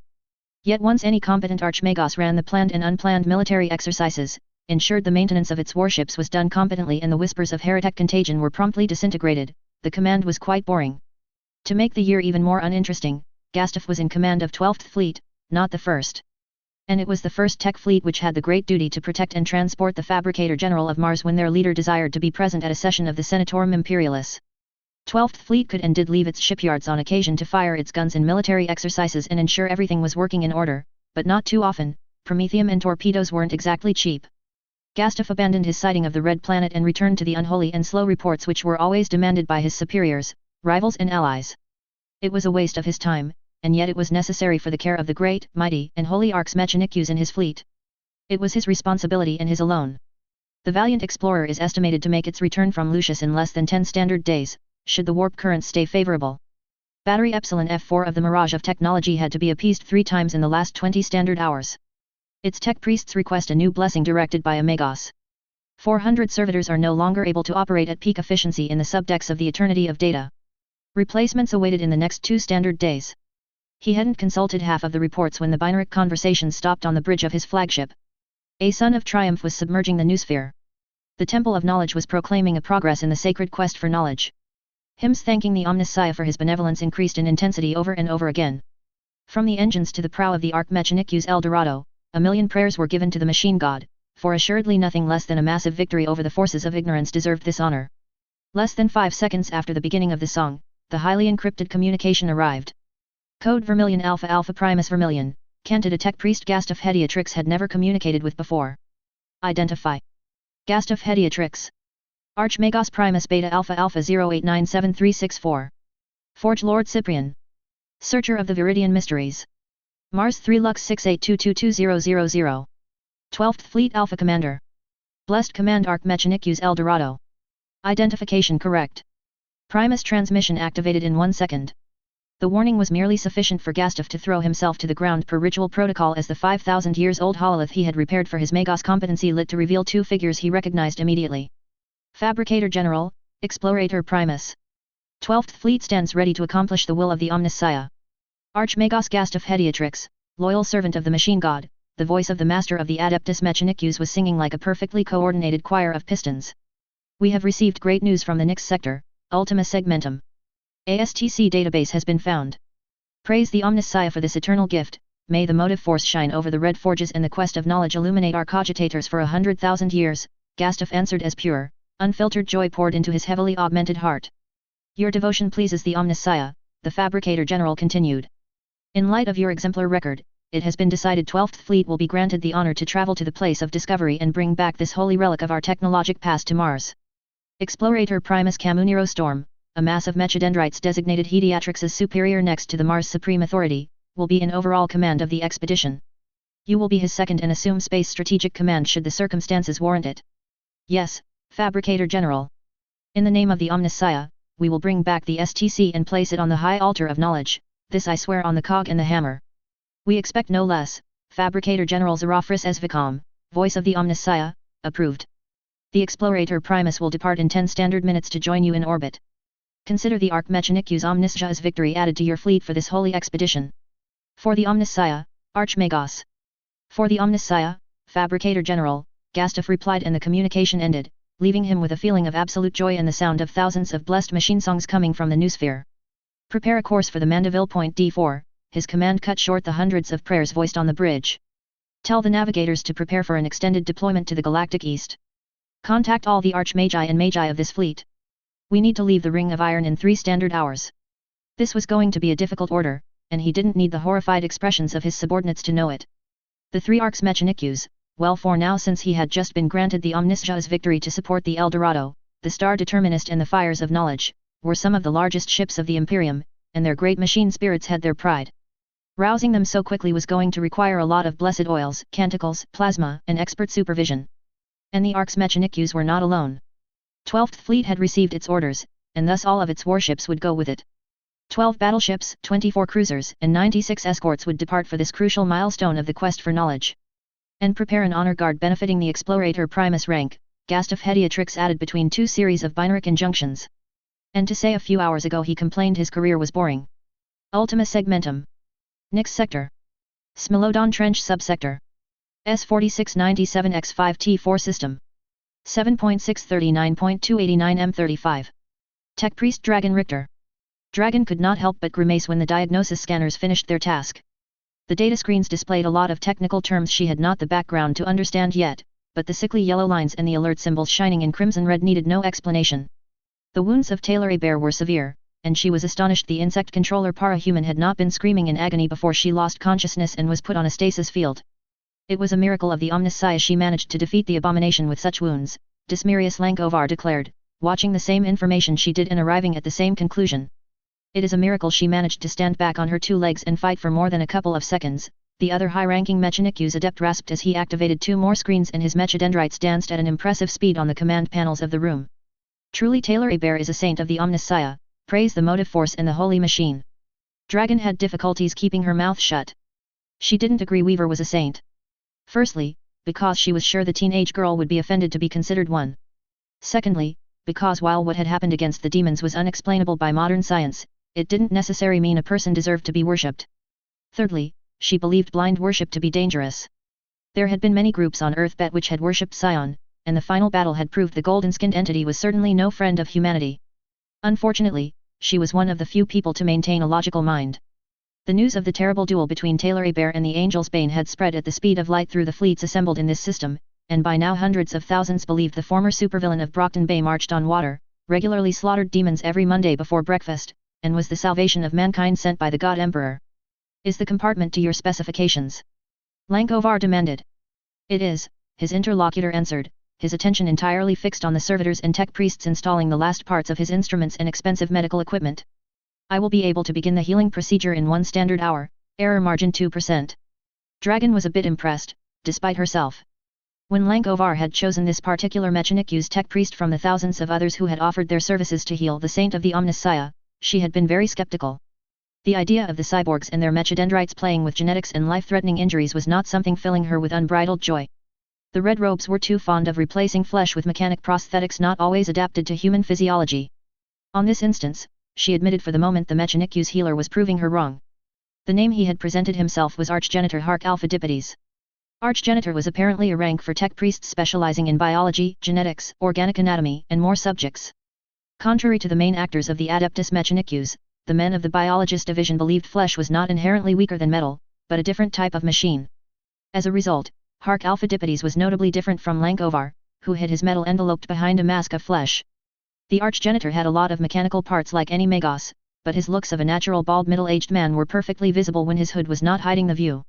The data on her blood will improve neatly my intervention, Hark Alpha said as a sea of binaric continued to pour on the screens. I am preparing a nutrient bath which will accelerate regeneration and reduce the pain to tolerable levels. While a stasis field prevents more damage from being inflicted, it is not something the great precepts of the Divisio biologists recommend for an extended period. The nutrient bath was certainly the massive column of clear green liquid in the sterilized room on the other side of the transparent armor glass, Dragon guessed. How much surgery will be needed? The Stygia's 8 Magos queried. Unknown at this point, but the saint's legs will certainly need a long medical operation. Plenty of mechadendrites were agitated in anger. This glancing blow did too much damage in the first place. As per your wishes, I will only inject identical vat-grown flesh to replace what has been crippled. A couple seconds were spent in complete silence before the tech priest hailing from the forge of Dantries III raised his head again. For what it is worth, I detect no sign of any taint in the saint. You can reassure the Inquisition spies waiting on the upper bridges. Rasps and shadows of smiles appeared on every face able to show the expression. Between the fallout at Wuhan and the general unpleasant reputation of the Order, the Inquisition was not enjoying a lot of popular support and even less love. In 17 standard minutes, everyone save my assistants, the Astartes, and 3 guardsmen in sealed armor will vacate this compartment. It was not voiced like an order, but Dragon knew Archgenitor Hark Alpha Dipides was dead serious. It is not the most complicated healing I was ever hired for, but it is one I have no desire to fail at in the eyes of the machine god. Preliminary estimations, 15 to 17 standard days before return to consciousness. Prudent. Logical and prudent, by the grace of the Omnissiah, the Archgenitor affirmed as new containers began to fill with green, blue, and red liquids and the stasis field containing Taylor A. Bear was pushed through the decontamination airlock. As for my payment. Why did this not come as a surprise? In the case a holy STC template with biologist applications exist in the sacred database, I want the formal agreement. I will be the first to negotiate a primary printout with the saint. Dragon had to admit the dedication of the Archgenitor was something to respect. Lankovar looked at her, since she by default had become the Mechanicu's representative seconding the new colonel of the Fey 20th. I approve, in Colonel Taylor Hebert's name. Good, and the Archgenitor then began to buzz long algorithms and encrypted commands of binaric to his assistants, giving them no more attention. Dismirius Lankovar and she left the room, leaving Gavriel Forkas and 3 troopers of Fey to serve as a last guard of sentinels. If only the tech priests of Ryza were so easy to handle. Lankovar murmured in linguatechnies as they traveled back to the bridge, dozens of space marines and skitarii saluting as they passed by. Harrow Master Jeremiah Isley. The room was not that bad. A bit bland, except the mural painting of a blood angel arming himself for battle, but Jeremiah had seen worse in the last centuries. A bed adapted to his size, a table, and a chair to eat the meals servitors were bringing him twice per day, a small ablution room and a wardrobe. There had also been a library before he was assigned it, but the crew of the Opera Exidium had removed its content before his arrival. The bookshelves were near empty now. For a reason which escaped him, they had left the prayer books. Perhaps they thought he was going to implore the Emperor 10 hours per day to forgive him? The thought gave him the urge to chuckle. He had never considered the Emperor a god, and he was not going to start now. No matter how much the recent chain of events had been challenging to accept. The smile on his lips disappeared as he reminded himself the will of the Emperor was not a guarantee of survival. The battle they had just fought could have easily led to the entire destruction of his cohort and the forces his command had fought alongside. That much was impossible to argue with. As it was, survival had been a very near thing. Jeremiah had no idea of the total casualties the sons of Sanguinius had suffered, but he knew the 20th's losses had been severe. At his arrival in this system, he had 219 Astartes. When the Death Star battle moon exploded, he was down to 62, many of them critically injured. When they were confined to secure rooms, they were 54 Astartes and a dreadnought left. His subordinates were fierce and redoubtable, but warp corruption had taken its unavoidable toll. They could have fled in the aftermath of the battle. The Alpha Legionaries had chosen deliberately to return to their standard colors to establish a rapport of trust as they escaped the war zone, but they could have easily passed as Blood Angels, seized an escort ship and escaped to fight another day. They hadn't done it. Their contribution in the battle against the Chaos Forces was sure to be reported in many circles, and Jeremiah Isley knew for sure he and his Astartes would endure eternal torment if they were captured by Key-ornate forces. As ironic as the idea was, the custody of their cousins was far safer than sailing across the galaxy for now. The World Eaters had a tendency to be a bit bloodthirsty in their feuds, and the loss of several hundred traitor marines and a Goliath-class battleship was not exactly something you forgot in a year. And the madmen of the 12th were only the first problem. They had fought under Alpha Legion colors, so there was the distinct possibility Voldorius and his friends would choose to pursue them before they further blemished the name of the Hydra among the traitor ranks. Yes, this room was far safer. That wasn't the same as saying it was truly safe, however. Before they were confined to their present rooms and relieved of their weapons and armors, the inquisitors had already demanded them to be delivered into their custody, and he had been pleasantly surprised their cousins had refused the order. As the hours passed he tried to remember the victories and the celebrations of the Great Crusade, but ultimately, whatever he thought about, his mind was always returning to the gold flames. To the intervention of the Emperor. To the proof the Master of Mankind continued his long vigil on the golden throne. He almost missed the door of his room opening. "May I interrupt your meditation for a short moment, cousin?" The cohort commander stood quickly from the bed. "Of course, Chapter Master," Jeremiah spoke. "After all, this is your ship, and your room." The senior officer of the Brothers of the Red wore a more ostentatious tunic of red and gold, though it remained sober and modest compared to current imperial fashion. Besides, the 9th had never adopted the policy of the 20th to protect its leaders by keeping them anonymous. The captains descending from Sanguinius led by example from the front, a fact which explained why those who managed to survive centuries of service were generally some of the deadliest warriors of this galaxy. "Well, I am not going to say you're wrong." Sometimes Jeremiah resented how much the Blood Angels looked like the paragons of beauty and grace sprouted by imperial propaganda.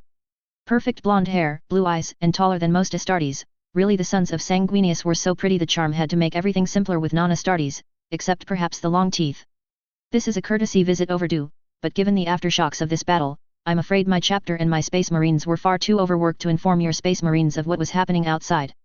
Must I conclude the situation is getting better?" "No, cousin," Agilazaz said bluntly. "No, it is not getting better. I have hundreds of tech priests running everywhere on my battle barge, an ecclesiarchy, mechanicus, guard, navy and of course the Inquisition are all clamoring and demanding my attention every minute." "That bad?"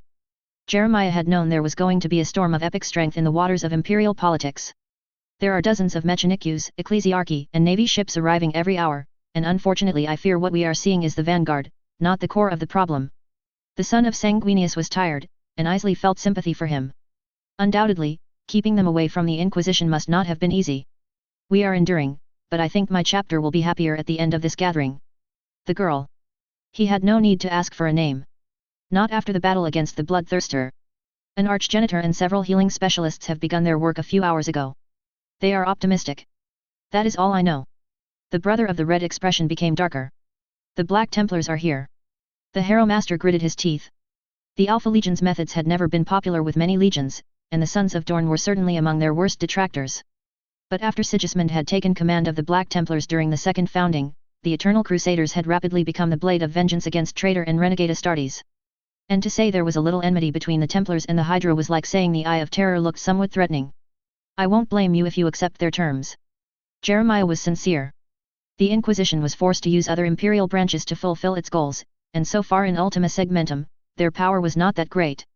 The Black Templars, on the other hand, could gather an impressive armada if they felt the situation warranted it. "Noble of you, cousin, but that won't be necessary," Agilazaz revealed in a low voice. "It seems the Astartes sworn to our heroine recovered some gene seed and archaeotech belonging to them, so they are willing to wait until she wakes up before demanding a trial for you and your Astartes. Their worship of the Emperor has its importance too. Of course, they are also profiting from this delay to convince several of the newly arrived chapters of the righteousness of their motivations. We will be judged by our cousins, then." At least if they waited until the main witness was able to speak, there was a chance they would have witnesses willing to say good things in front of their judges. Whether it was going to be enough was an entirely different question. "Yes, I suggest preparing a good defense which will give you a chance to satisfy the sons of Sigismund." "Missy Byron. There has to be a mistake," this was her first reaction. "There is no mistake." The virtuous expressions on lead and clock blockers' faces were obviously not a good sign. Though the obviously was kind of redundant, she knew. Was it too much to ask for a serious and sane para-human in this galaxy? But no, of all people she had to be given the two least serious para-humans of Brockton Bay. And to make it more problematic, Dragon and Contessa were far too busy with their duties right now to keep an eye on these two menaces, which meant babysitting the two of them was her responsibility. "Assuming for a second or two I choose to ignore how many Imperial laws you've just broken by listening to the communications of the Imperial Guard." "Oh, we didn't break." Leet quickly closed his mouth as she began to glare at him. For a second or two, Vista wondered how the supervillain could make a borrowed standard grey-black uniform look so bad when he wore it, but the Brockton ward decided she had no wish to explore this particular bag of problems. "I suppose this was a mutual collaboration with the third member of your little group." Because as if the situation couldn't get worse, the two unbearable para-humans had recruited and added a member of the Imperial Air Force to spread their horrible sense of humor further across the stars. And if this prospect didn't give her enough shivers to begin with, Wolfgang Bach was a son of Lord General Militant. Translation: the moment the two idiots in front of her were caught doing something they shouldn't be doing, the firing squads would not be far. It might be, Leet replied evasively, which was certainly the greatest admission of guilt she would hear him utter. Oh, come on Vista. In 2 hours, there will be whispers of these announcements on every ship present in this system. Gossip and rumors are still traveling faster than light, 35th millennium, or no? Idly, Vista wondered if Dragon would understand if she took one of these power maces and exploded their skulls. That way, the two would stop giving her headaches. Probably. I suppose you will not leave this compartment before you have spread the news. So out with it. The revelations were going to be known in a matter of minutes from the prow to stern of the warship after that.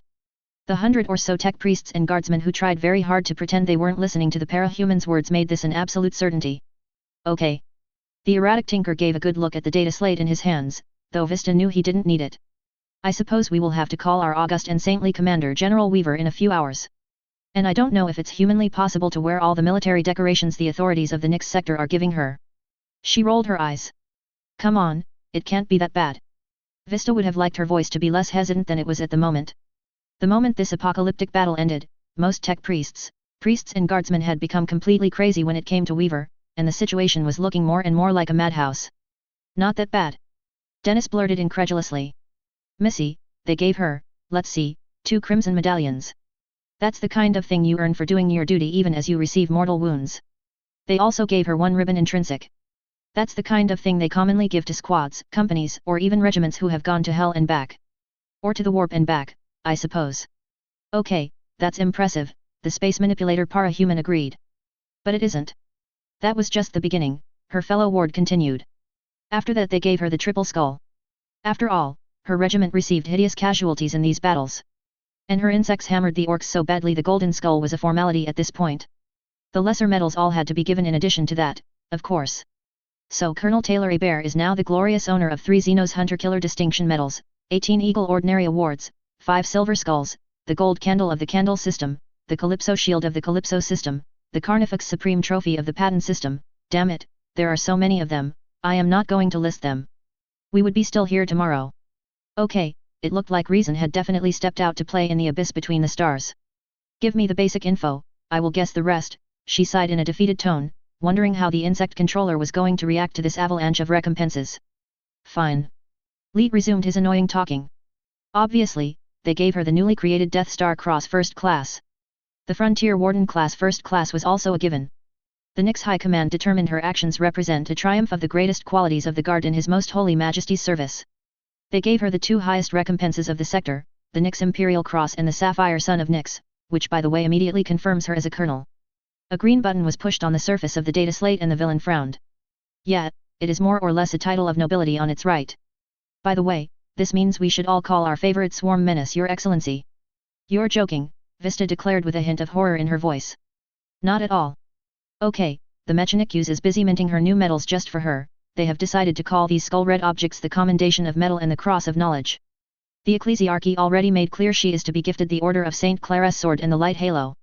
Which, by the way, should give her a sort of regimental command authority over all military forces of the Ecclesiarchy. Get on with it, she placed her head in her hands. I'm sure there is more. Yes, by now they have enough high-ranked officers in this system to agree to a decision. In short, she is to be given the Ultima Honorifica. Aside from the huge increase in pay and privileges, the ridiculous address titles and all advantages which go with it, it is an immediate promotion of 2 ranks. As a consequence, she bypasses the Brigadier General step entirely and is now a Major General. Whether she is going to stay that rank for more than a few days is the question. What do you mean? Surely. They commended her, Missy, the time-stopping ward revealed gently. At the highest level. It isn't decided if the Segmentum authorities or higher will accept, but it is an open secret she is now considered for the Star of Terra and the Order of All Yanius Pious. And each of these 2 rewards automatically grants its wielder a promotion of 3 ranks in the Guard hierarchy. I don't know the structure of the Guard. Are there that many ranks above Major General? That's a good question, Leet muttered thoughtfully while playing with his slate. Above Major General, we have Lieutenant General, Marshal, and General. So if she gets one of the 2 highest decorations to exist, she will be a full general. And yes, there are 3 ranks above this rank, Marshal General, Lord General, and Lord General Militant. It's the limit, however. The only guys ranked higher than the Lords Militant are the Lord Segmentum Commanders, and the Lord Commander Militant of the Imperial Guard, but it's more a political job. Wolfgang told me it automatically places you on the list. The list. The preliminary list for the Senatorum Imperialis, the heavy encrypted and high secret stuff the High Lords use for when they want to call for a crusade, you know that list. Oh.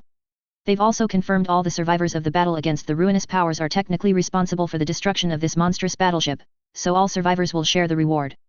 There was a reward? This Goliath-class battleship had disappeared for several thousand years. But it participated in the siege of Terra, A&D. A certain Lord Guillemon established a few special accounts for any commander who would destroy the capital ships having avoided the scouring. How much? Vista asked in a low murmur. 2 billion imperial crowns for a confirmed destruction of the Cert Amen Feral, in the local currency, that's something like 15 billion throne gelts. The compartment was suddenly filled with cheers and explosions of celebration, and what was left of sanity died mere seconds after. Ultima Segmentum. Nix Sector. Smilodon Trench Subsector. S4697X5T4 System. 7.670.289 M35. Lord Inquisitor Odysseus Tor. Odysseus knew the offices of every branch of the Imperium were going to present this as a true imperial victory and of course present the forces nominally under their command as the ones which had struck the true blow. The Lord Inquisitor was sadly sure none of these imbeciles would come here to observe the huge debris field created by the explosion of the Orc attack moon and hundreds of warships. For this was the real meaning of an imperial victory, it was paid in flesh, blood, loyal imperial souls and millions of tons of ceramite, plasteel, and adamantium. The Battle of the Death Star, for this was the nickname shouted by 1,000 astropaths and a trillion mouths across 4 sectors, had forged a legend for the subjects of His Holy Majesty, but it had been a harsh struggle. Assuming the losses of the renegade Astartes were added to those of imperial forces, the warships totally destroyed amounted to 1 battle barge, 3 cruisers, 5 light cruisers, 2 heavy frigates, 7 frigates, 8 corvettes, 18 destroyers, and 34 auxiliaries of diverse tonnage. It didn't give a complete picture. 1 battleship, 1 battlecruiser, 2 cruisers, 3 light cruisers, 1 heavy frigate, 10 frigates, 12 corvettes, 24 destroyers, and countless lesser escort and auxiliaries would need years of repair before returning to duty. The latest report he had before him gave a casualty list of 1,907,250 dead. The number of wounded and people who would need bionic replacements was stupendous too. Inquisition analysts estimated it was going to easily reach over 1 million. And yet, it remained a one-sided victory for the Imperium. The acolytes of Raphaela and the other Inquisitors were still trying to count the losses of the Orc warboss Gruzkul Mag Uruk Stars Masha. With the greenskins, guess estimates were going to be all they had, but even the lowest numbers had made several experienced men and women collapse. 1 attack moon, 8 monumental space hulks, 5 battleships, 22 battlecruisers, 78 cruisers, 130 light cruisers, 300 plus frigates, 700 plus destroyers, over 2,000 warp-capable lesser warships auxiliaries and over 80,000 attack craft had perished, and Odysseus thanked the Emperor for this. Several sectors could have very well burned before the Navy managed to muster a sufficient force to destroy this Xenos tainted moon. The number of orcs killed was literally beyond comprehension. Vice Admiral von Schaeffer's staff had published a minimum number of 587 million orcs killed. It was certainly a conservative figure, below the real butcher bill which had occurred. And this didn't count the Cert Amen Feral and the 700 or 800 traitor Astartes who had joined the orcs in death. Or the dozens of Eldar warships and hundreds of warriors they had left dead on the battlefield. The aftermath of a battle like this should be simple. Let the victorious soldiers celebrate a bit, purge those who were obviously tainted, and then transfer the core of the intact regiments and squadrons to a crusade or another counter-insurrection battle group. It wasn't. In fact, thanks to the errors of certain previous imbeciles amongst his own order and the veneration the Mechanikus felt for everything STC-related, he had been forced to leave colleagues in charge of the Nyx purges and come here in person. One look at a hololith was sufficient to imagine why. Less than 10,000 kilometers away from the cruiser Fidelita's Eterna, a massive fleet of Mechanikus and Astartes ships was moving slowly around the wrecks and debris. Seeing so many assets of the Mechanikus in one place was a rarity. The explorator fleets were constantly competing in the quest for knowledge, and many Forge worlds experienced tense relationships due to what could only be called industrial technological warfare. But it was rarer to see so many space marines gathered in one location. There were already 14 battle barges escorting the Opera Exidium, and not ones of lesser renown.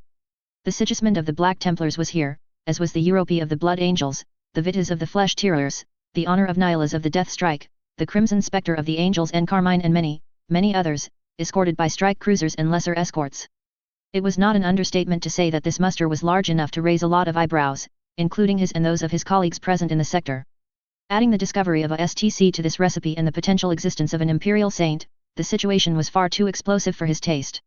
The sector was saved from the enemy outside and the enemy beyond, it was out of the question to let the internal influence struggles ruin everything. Prepare my personal shuttle, we have an investigation to begin. Lord Inquisitor Odysseus Tor commanded. As one by one his acolytes, assassins, and experts in one, departed to fulfill their duties, he let a sigh escape his lips. Were things simpler when I was young? Archmagos Prime Arithmencia Sultan. The soul of the machine god surrounds thee. The light of the machine god protects thee. The power of the machine god invests thee. The precision of the machine god preserves thee. The skill of the machine god increases your capacity. The soul of the machine god surrounds thee. Arithmencia Sultan joined her cant to the thousands of tech priests for 12 litanies before returning to the balcony where most of the high-ranking magi and archmagi were working. The greatest part of the day's duty was done for the present, and while she could have stayed to admire over and over the data flowing in her newest creation, her full processing power was not needed at the moment. 12 was the sacred number of the Mechanicu's cult, and she honored it as her station befitted. Logically, canting the tech prayers when there were already plenty of eager subordinates to take her place could not be described as an efficient decision. Moreover, the ground level was a bit crowded with these guardsmen, Astartes, and foreign tech priests protecting the altar. And the sight was far better from above. From above the 12 hollow projectors connected to the 2048 phase crystals were shining of the light of the machine god, deciphering the encryptions, assimilating the precious data of the tiny and yet so precious little black container protected by multiple force fields placed on the high altar of the lance of logic. 3 chimera-sized plasma generators gave their energy for this great and sacred endeavor. The difficulties had been massive to arrive to this point, and Arithmencia was not speaking of the battle against the enemies of the Omnissiah. No, plenty of Magos had intrigued to be the ones who would be tasked by Magos Dismirius Lankovar to make the first printout of the Holy STC database. In the end, her presence and actions during the Battle of the Death Star had granted her this honor. There had also been the problem of the process itself. Assuming the database had ever possessed a noosphere connection or a similar technologic marvel to interact with other devices, it had unfortunately not survived the long millennia and the brutality of the Xenos. The STC copying device was as such partly inspired from several archives of many Magos explorators. It was also far larger than the discovered STC container, 10 meters long, 2 meters wide and 1 meter high. The ancients had been able to store a holy STC in an object the size of a tank shell, but the Mechanikus was unable to repeat this feat.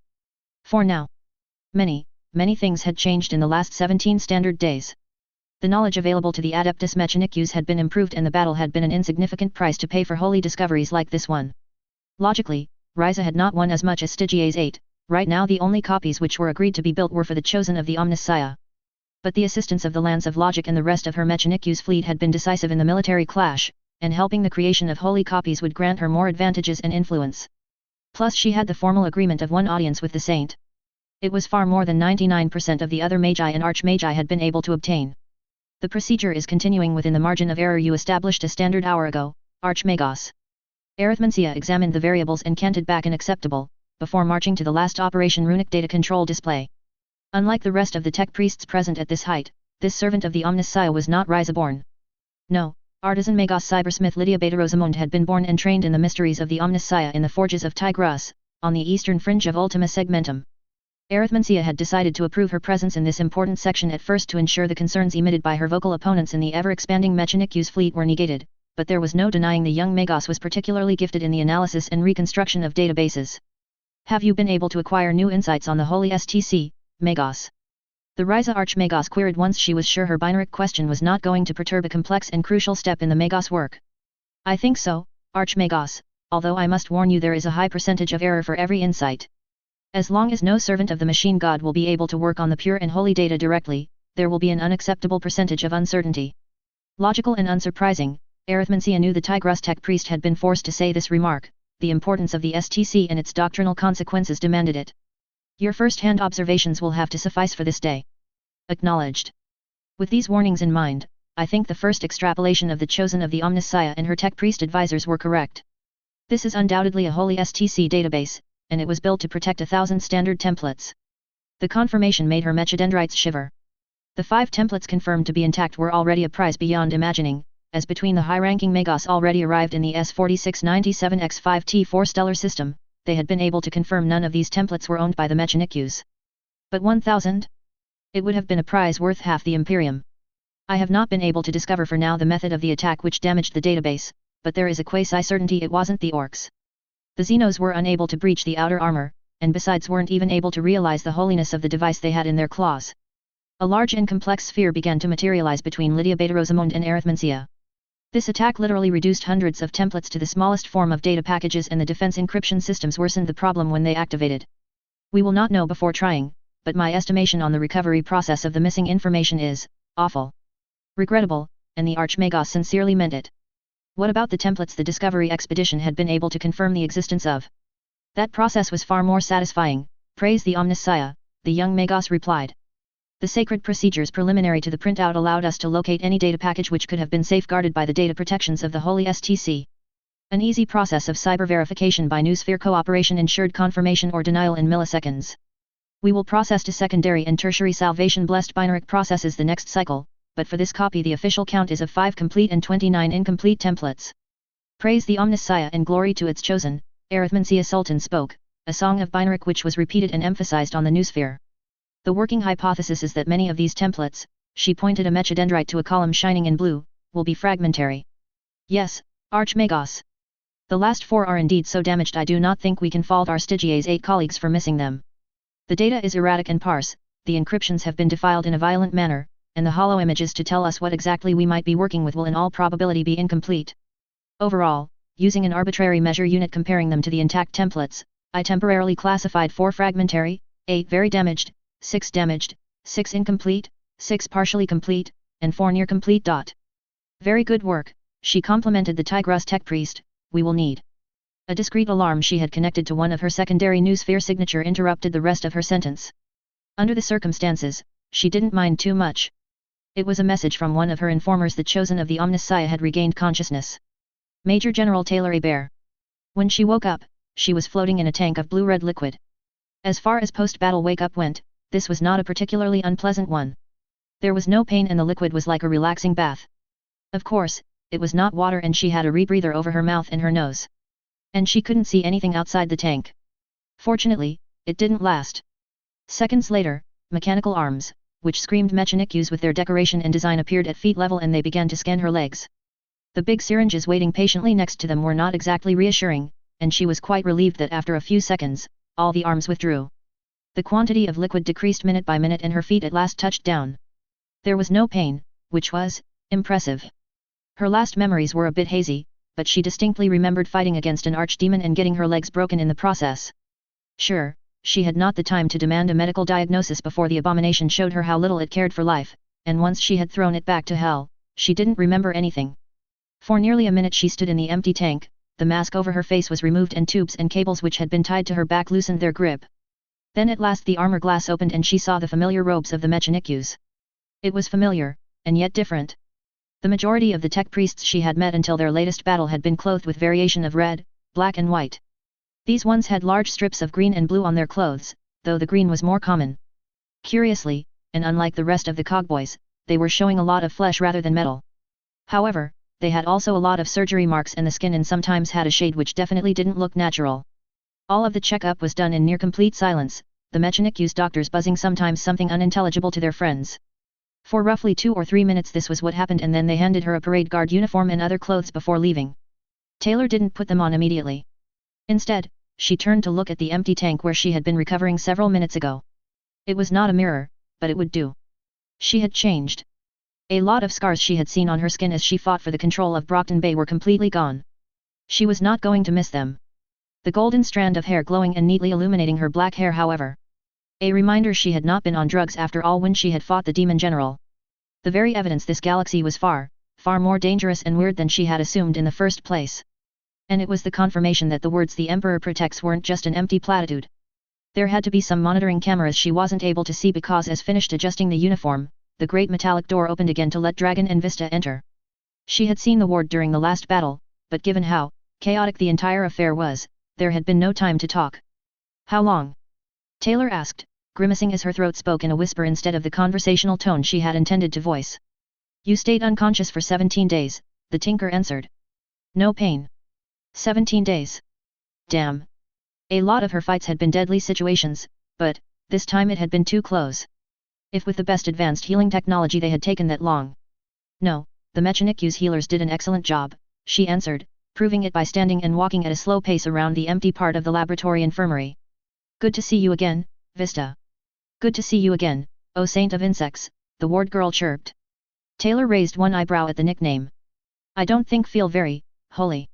The former supervillain replied and the 2 para-humans in front of her smirked like she had said the funniest thing ever. Her frown of incomprehension seemed to amuse the two even more. By the way, why is this uniform for a major general? I assumed I was going to be promoted colonel. There have been military upheavals, declared Vista with an innocent expression which instantly made Taylor suspicious. A lot has happened in 17 days. Many issues are still in flux, and a lot require your presence. What sort of issues are we talking about? Without her insects around, she could not pretend having the same impeding sense of doom some spiders felt before their death, but there was a shadow of it. It would not be proper for us to discuss it before you meet with your admirers. Dragon replied, the sentence sounding prepared just for the occasion. You will need this. The nebulous shard and her scabbard were handed first. While she didn't draw it to see if the crystal blade had returned to its normal appearance, the scabbard had been heavily redecorated, with delicate gravures of golden angels battling demons. As a result, this looked very much like a parade sword. The Mechanicues. Yes, but the ecclesiarchy commissioned them for the task. Wonderful, simply wonderful. How many powerful organizations had she attracted the attention of this time? The second object she was handed was the ruby she had cut from the tendrils of darkness near the Hell Gate when the monster hadn't been looking. It was beautiful, now that she had the time to examine it. It was a great ruby in the shape of a tear, and someone had set the gemstone in a big golden medallion with a silver necklace. The moment one of her nails was about to touch the red jewel, a flashing sparkle of gold was lit and she passed it quickly around her neck. Taylor swore she was going to figure out how the phenomenon worked, but not right now. The medallion has an internal refractor shield big enough to protect you and the Bale ruby, by the way, Dragon commented. The Space Marines insisted it had to be protected by the best technology available. You will have to explain to me how it functions, she told the Tinker as she felt a new familiar feeling. An insect had entered her control range. Sure enough, as the door opened for the third and final time, she was greeted by two neat lines of saluting guardsmen, and a middle-sized dreadnought beetle. Your transport has arrived, oh my general. Taylor gave a dark look as the two para-humans began to giggle of all things. Her vengeance was going to be terrible. She didn't know what the two had planned, but she knew she was going to give them payback for the problems they had left waiting on her desk for 17 days. Taylor climbed on the back of the beetle, before seating herself on the neck of the insect. Lankovar had done a good work with the growth of this one. Her insect transport was big enough to bear her weight, but still small enough to pass by the doors at the end of each corridor. Walking across the new warship felt like a strange and worrying experience. It was clear that this warship was not the Megos Laurentiis, it was far more richly decorated, and it looked like half of the crew and thousands of people had waited just for her arrival. This made her uncomfortable, very uncomfortable. At least the hundreds, no the thousands of guardsmen, tech priests, navy, and other men and women present cheered and looked genuinely happy to see her. Salutes were returned and as she left each compartment she could hear the cheers and the acclamations behind her. The travel lasted several minutes, but she knew the final destination was not far when she saw the first Fei, Wuhan, and Andy's uniforms stand guard on her right and her left, soon joined by a few Ulm troopers. Many had new prostheses and scars, and she knew many faces had no friends by their sides. How many had fallen on the battle moon? The losses had already been severe before the demons invaded. Her thoughts were stopped as she arrived in what must have been a storage section of the warship they were aboard, but now had been transformed in a neat parade ground. Except the troops waiting several steps below the balcony where she had just arrived were not guardsmen or Skitarii forces. They were Astartes. Hundreds of them. There had to be over 1,000 of them, a true sea of red, gold, and black, with many white and blue armored space marines providing other shades of color in the back and against the walls. Slowly, Taylor descended from her beetle and saluted by reflex, noting Gavriel and a good half of her staff as well as 3 captains of the Fey 20th were there. But inside she felt out of place. All these transhuman warriors, yes, she had vanquished a demon, but wow, these many space marines. A giant wearing a golden armor took a step forwards. His power armor was the very representation of an angel. In his hands he carried a chalice and a large banner, a banner representing a tear-like ruby with wings. Hail Taylor a bear, the Astartes proclaimed. Commander of the swarm, shield of angels, conqueror of worlds, vanquisher of the angels' bane. Hail. And then to her stupefaction the golden-armored Astartes bent the knee. We are in your debt. A heartbeat later, all the other Astartes imitated him. In 1 second, there were over 1,000 space marines bending the knee in front of her. What was she supposed to do? Chapter 24, Decision 5-1 Shadow of Unity. Decision 5.1. Shadow of Unity. War. This is a state of affairs the Imperium is intimately familiar with. The vast realm of united humanity we know today was first forged in the fires of the Great Crusade. A lot of compliances weren't achieved in blood and brutal conquest, but when the diplomats failed, the Astartes legions entered the battlefield and ensured defeat was a likely outcome for the other side. It was a galactic war the like the stars had rarely seen in the last hundreds of thousand years, and the prize was the galaxy itself. We know what happened next. 200 years of war against Xenos, human and eldritch foes, an age of prosperity and renewal about to begin, only to be snatched away when the favorite son of the Emperor decided that after all these years of fighting, he preferred very much it was him sitting on the throne of Terra. An era of civil strife and lost hopes was started the day the arch-traitor betrayed humanity. Trillions of men, women, and children died. Planets burned. Huge banks of knowledge were lost. Technologies merged with the demonic and wreaked carnage which by all rights should be impossible. It was war. It was unending. And it was the dreadful legacy the Second Imperium, the one which had to cope with the internment of the Emperor on the Golden Throne, was given by the traitors. But, is it really true? Humanity has always fought countless wars throughout its existence. Well before walking on the moon was thought to be possible, millions of men died in trenches under the fire of thousands and thousands of guns. It was brutal and entire generations were crippled by this carnage. And yet decades after, humanity was marching forwards again. There were new wars, even more terrible, yes. But despite the obstacles, despite the madmen lost in their insane delusions, technology became more and more advanced, people rebuilt the destroyed cities and our home world began to look at the stars. And if it was true in M2 and M3, I see no reason why it shouldn't be true in M35.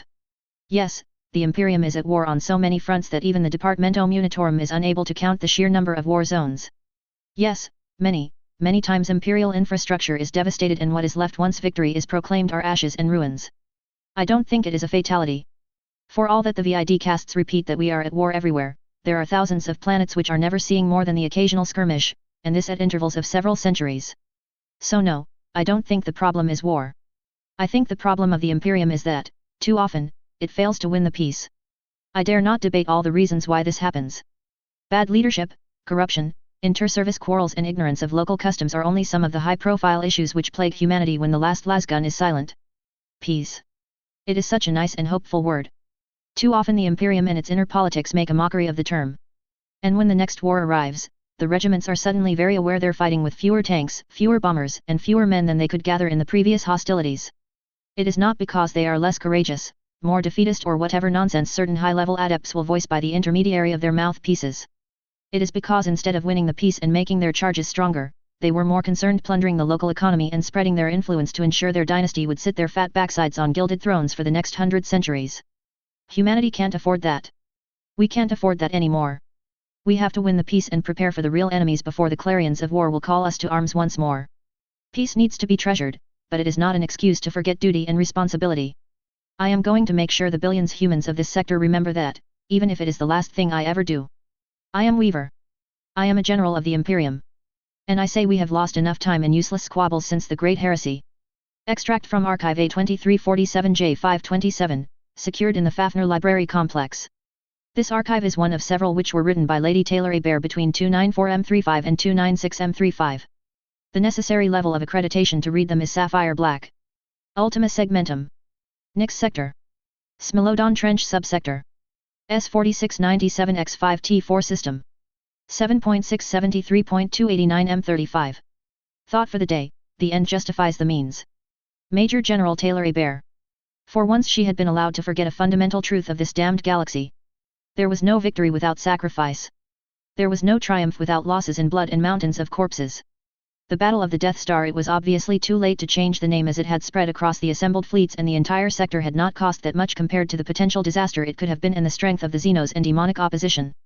But saying the price had been cheaper did not mean the casualties list were small. The Fae 20th had been gutted. Yesterday, she had naively thought the three captains present when a blood angel in the angel-like golden armor of the Sanguinary Guard had bent the knee to her were to be the representatives of this momentous event. She had been dead wrong. These three captains were the only three superior officers below her to have survived the desperate battle against the Chaos forces in the hull of the Magos Laurentiis by the time the chief monster was banished out of this reality. Granted, 3 of out 10 company commanders had perished in the successive battles against the orcs before their escape from the battle moon. But she had appointed replacements for those losses, only for said replacements to die against the blades of the demons. Just for that, she felt only disgust and hate towards these ruinous powers. Monsters, abominations, and demons, yes they were that, but above all else the chaotic beings were cowards. They had attacked like vultures when the guard regiments were exhausted by dozens of hours of tiring battles, and unlike the orcs, they did not rush towards the choke points where the resistance was strongest. No, these demons had poured in the improvised infirmaries and healing sections, spreading madness and reducing tough veterans to gibbering madmen before a shot was fired. How many guardsmen and guardswomen are left in our order of battle? The newly promoted Major General forced herself to ask. Captain Sachiv Eldayev did not even bother to look at his data slate. As we speak, the regiment has 1,309 active guardsmen and guardswomen, General. Of these surviving veterans, 15% are injured, but thanks to Mechanicu's Augmetics and other services secured they will make full recoveries within 6 months and eventually return to their posts. 11%, however, are expected to survive but short of more divine intervention, they will not be able to take back their places in the ranks. There are limits to Mechanicu's augmentation and brain damage, and according to several magi and archmagi, a lot of our troopers have found them. Taylor closed her eyes for a second and turned her head away. At this moment she did not want the captains to see her pain. So many dead. So many young boys and girls just a few older than her. The STC was worth it, the security of the sector was worth it, but it was still people who had talked with her, trusted her to lead them to victory, and they had died nonetheless, against threats nothing else short of an endbringer on Earth bet could compare. How many soldiers will our regiment be able to use as a training cadre today? The insect controller demanded. We will have 969 guards tomorrow. Seen with these numbers, the gutted word was incredibly appropriate. At their departure of Andes, the Fae 20th had been at full strength. This was the next best thing to 5,300 guards with a few hundred non-fighters and support units. 4 out of 5 had died in the Battle of the Death Star, and the fact they had not died for nothing was a cold comfort every time she looked at the million pieces of debris dispersed across the entire system. Taylor felt the urge to sigh, but no, she couldn't show weakness, it would have to wait until she was back in her quarters. Tears and curses would do no good for now. The Fae 20th had to be rebuilt, she couldn't abandon the regiment when it was lying wounded. Colonel Larkine had died for his soldiers, and not caring about the veterans would spit on his sacrifice and the million-plus dead of this massive space battle. All right. I am going to define a few short-term priorities. Tanya, you are the first captain by virtue of seniority. Unless you don't want it, the rank and the prerogatives of major are yours. The muscled blonde-haired officer nodded vigorously in approval. I will be honored to be your second in command, General. Taylor couldn't help but smile at this enthusiasm. I think you will regret it in a few hours, Major. My first orders, I need 10 captains for 10 companies. I have only 2 since your recent promotion. I know it is going to be difficult, we lost most of the material files with the Megos Laurentiis, but I'm told the tech priest saved the electronic recordings. See what you can do. I want a list of candidates for the 8 vacant captain seats and the 14 lieutenant's officer billets. Yes, General. Taylor turned to Victor Tovar, captain of the 8th Company. Your duty is going to be considerably less joyous, I'm afraid, Captain. Her voice could not help but convey her sympathy. I need you to contact Faye and inform the families and the relatives our fallen left behind. For their sacrifice, the least we can do is to pay the pensions they are due. Yes, General. Victor answered stoically. I will contact Governor Dalton myself for the reinforcement request. The former superior of Tanya Svrev had likely not imagined how much she would need to spend on the Fae 20th when they began their travel to Wuhan. We are certainly going to depart for Nix in a few days, so it's likely we will make much of the rebuilding there. Which brings me to my next point, Captain Eldayev. Yes, General. Taylor didn't know if she had entirely managed to hide her grimace. For all it had been joked that green recruits gained ranks by jumping in dead men's boots, it was really uncomfortable and weird to be called a general when some white-haired elderly officers were 3 ranks below you in the guards hierarchy. I don't know if I will keep the Fae 20th as a mechanist infantry regiment, but before I go to the Mechanicu's bargaining for new weapons, I need to know what we have left. I know most of the chimeras and the heavy weapons were abandoned at the end of the battle. And sadly she couldn't object. When you had prizes like Astartes equipment, an authentic STC, Astartes tanks, a horde of archaeotech samples, Mechanicu's databases, and various expensive technology, the chimeras were always going to come last in the order of priorities.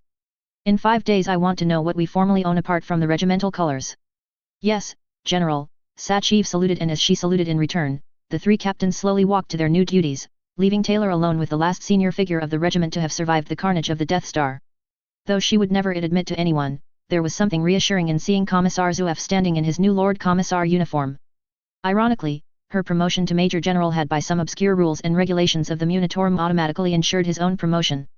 Some guards had whispered to her in private it was rumored he had been proposed the Commissar General rank and refused, but until she had confirmation officially, she was going to treat it as the rumor it was. Obviously, the promotion was entirely deserved. If one did not count the Astartes or the para-humans who fought aboard the Megos Laurentiis, Zuev was the human who could boast having killed the greatest number of Chaos Astartes. His chain sword in one hand and a plasma pistol in the other, the Commissar had rallied the 4th Company 5 times after the death of its captain before decimating the monsters. His duel with the traitor champion was already the stuff of legend, and aside from this particularly impressive victory Zuev had killed 11 other giant berserkers. Rebuilding the regiment will be a delicate affair. Exceptionally, the remark had been made in an almost neutral voice. The veterans will be reluctant to mix with the inexperienced recruits. I know, Taylor answered. I don't expect it to be easy, and the loss of equipment hurts, no matter what the official reports say. Figuring she might as well test one of her ideas in front of the commissar, the para-human explained the thought she had this morning. I'm staying prudent until I sign an accord with the Mechanikus, but I know for certain there was a new template of power armor in the STC. I was thinking about making the Fey 20th a heavy infantry regiment. To her relief, Zuef did not instantly say it was impossible or contrary to regulations. His expression was a bit thoughtful, however. I suppose that if the Mechanikus is ready to support the effort, you will be able to do it, the Lord Commissar said at last. But I will advise you to be prudent. I don't know the exact numbers, but I am certain 99.9% of the Imperial Guard have to rely on flak and carapace armors in battle today. Even the planets like Cadia, who are prized above all others by the High Lords, are rarely getting that sort of gifts. If you make the transition to power armor for your entire regiment, you will attract a lot of attention, and the Segmentum authorities will expect from you the performance of an elite regiment when you deploy to another war zone. Thank you for the warning, it would have been too simple otherwise, really. The status of the other 3 regiments. The Andes artillery was savaged during the fighting aboard the Magos Laurentiis, Zuef declared in a brisk tone. They fought with distinction on the battle moon, but in the corridors of a warship they could not use their cannons and it cost them. They are down to 700 men, but they have still a good training cadre. I will support a full rebuilding of their regiment.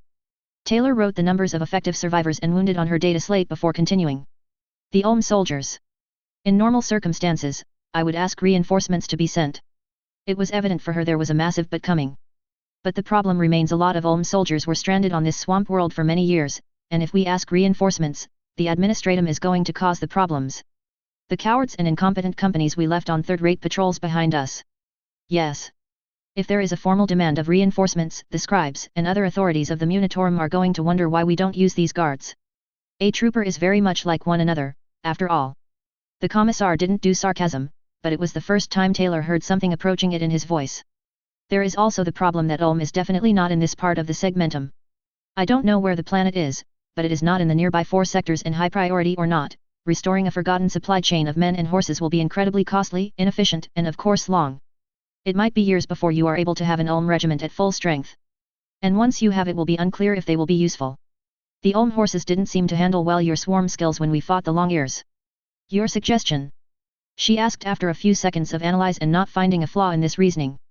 Formally disband the regiment after giving them full honors and send back the colors to their home planet. The Lord Commissar told her. Keep the competent elements of the Ulm Second who wish to stay here, either as armed retainers or auxiliaries of the Fey 20th. There are 750 of them, the move will be approved. And the Wilhanes. This time Zuef's face twisted with an angry expression. The performance of most of this regiment was abysmally low, the heavily scarred veteran growled. Yes, I know one of their troopers saved your life, the admission was given before she could say anything, but the fact is, 3/4 of the problems we had on the battle moon were caused by poor Wilhane's battle performance. Some of their problems were not their fault. They are an infantry regiment, their mobility is of course inferior to a mechanist one. But their poor training, low morale, disastrous leadership, and sub-PAR shooting skills, we can't afford such weak links in an army group. Give the honors to the individuals who deserved it by their sacrifice, and then disband them. They were the largest regiment in the Lankovar squadron, and yet now they are the smallest with barely 300 effectives. 300 when they had more than 10,000 before the battle. On this one she couldn't disagree. They might have to use a word stronger than gutted for the Wilhanes. I agree with you on several points, especially the losses they took. And I'm not in the mood to rebuild this regiment with so few competent guards. With the ardor and the fighting spirit her regiment had shown, she was sure the best commanders and fighters with a good dose of luck had survived the battle. Unfortunately, a lot of Wilhanes had not survived by charging in the demonic hordes and killing everything in their way. There were already several charges of cowardice and non-assistance laid at their feet. See if there are sergeants and corporals we can trust as auxiliaries and the like. I'm willing to give a chance to those who fight. The others, we will give them their pensions and send them back to Wuhan if they aren't accused of anything. It will be done, Zuef assured her. Now I must also speak of the requests for commissariat reinforcements in Thes 4697X5T4 system. Brockton, Taylor cut him. General. I am tired of hearing this series of letters and numerals every time we want to speak of this system. When we finish this meeting, I will make a request to change this system's name to Brockton. Your home city? Zuef inquired politely. Is it not a bit too hasty to give its name to a former war zone? Taylor smirked. Oh no, I think it is incredibly appropriate. Magos Draco Dragon Richter. For those who believed the different organizations of the Imperium of Mankind worked well together, observing the scene on the large hangar-sized reception room would have killed most of their hopes. Oh, there were no screams, loud insults or any sign of violence. The flesh and mechanical bodies of the different representatives were too old and high-ranked for the meeting to devolve into a fist fight. But there was a lot of tension in the recycled air, and you didn't have to be a genius to see that the delegations were all tightening their ranks and not mixing with each other. The red robes of the Mechanikus stayed with the other Mechanikus high-ranked tech priests. She and Lankovar were very much the only exceptions allowed, standing next to Faye, Andes, and Ulm guardsmen. No one raised his or her voice in anger, but when you heard the conversations between inquisitorial acolytes and priests of the ecclesiarchy, there were some things like cordiality, friendship, and respect missing. The talks between Mechanikus Magos and curators of the Adeptus Administratum were so cold hell might freeze over, and while half of the insinuations passed over her head, Dragon understood enough to know they were not going to work with each other if they were given another choice. Overall, this painted a nice picture of why the Imperium had so many internal problems.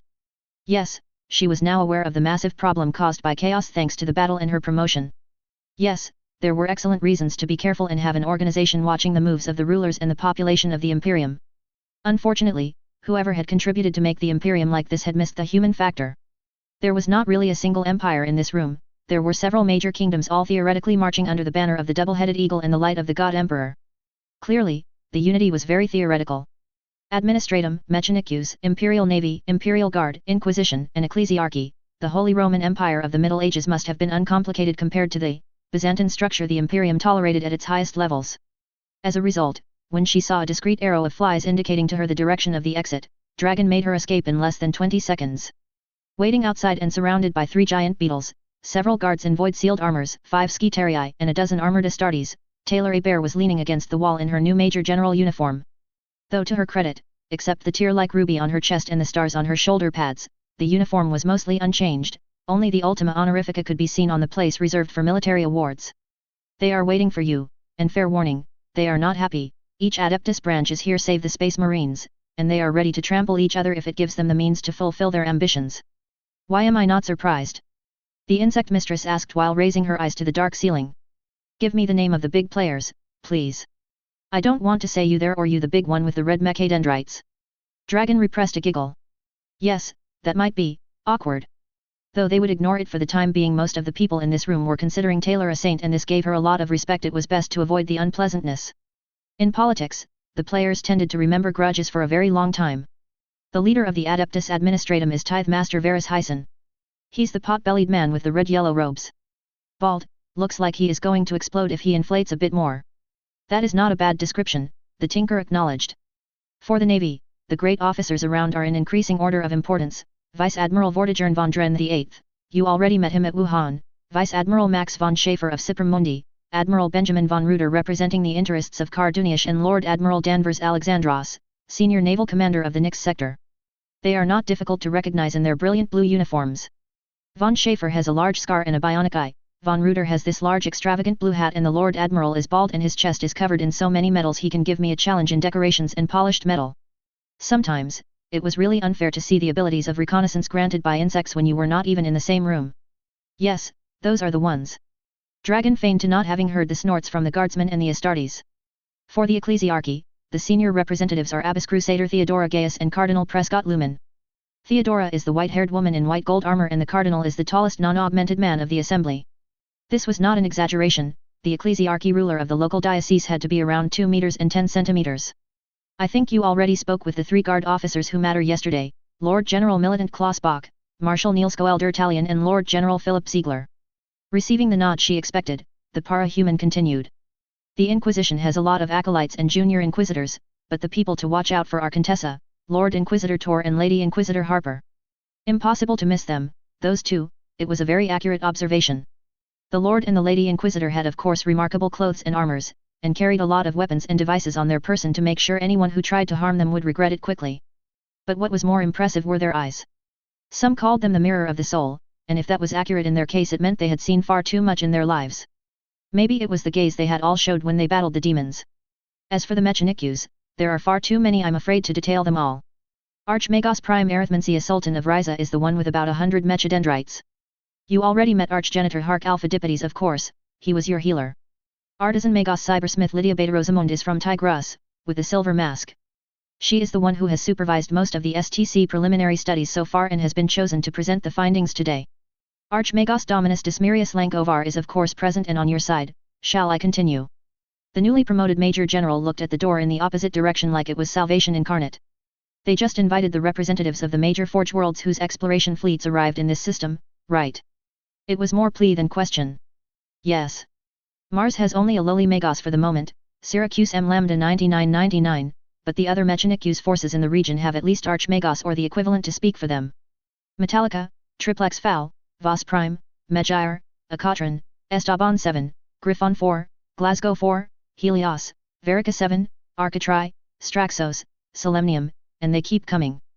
Lankovar had warned them a STC was going to attract a lot of Mechanicus warships, but honestly Dragon was beginning to think the sheer technology rush which had been created was simply insane. There were thousands of starships now plundering the debris field created by the Orc hulks and the Battle Moon, and for all the risks and the fact there was potentially nothing more to find, more were coming to investigate and make acquisitions. Great, there was no loud sigh but the single word was an adequate substitute. I suppose I better make my entrance before they fight each other. The next seconds were a musical horror as the great doors opened and every organization tried to sound the clarions or whatever instruments they had at their disposal. Given that the Mechanicus, to quote a prominent example, had an idea of musical perfection able to wake up dead men from their graves, the melange was particularly hurtful to the ears. It was not done instantly, but as they advanced in the room, all the dignitaries in the room bent the knee and this was for the high-ranked ones, there were many who literally prostrated themselves on the floor. Taylor did not say outwardly, but a general stiffening of the teenager's back told her the para-human was far from amused. Well, to be honest she would be too in her place. One time with Astartes was an honor. Twice, it could be good for the ego. 3 times and more, it stopped being funny. Rise, the insect mistress commanded once she had crossed 2/3 of the room and turned to look at the entire assembly instead of seating herself on the luxurious throne. Rise, everyone, she was forced to repeat as few obeyed her words. It was really only when she was seated that everyone stood up and coalesced in a new order, naturally facing the saint. Fine, new order might be pushing it a bit. The great factions were still there.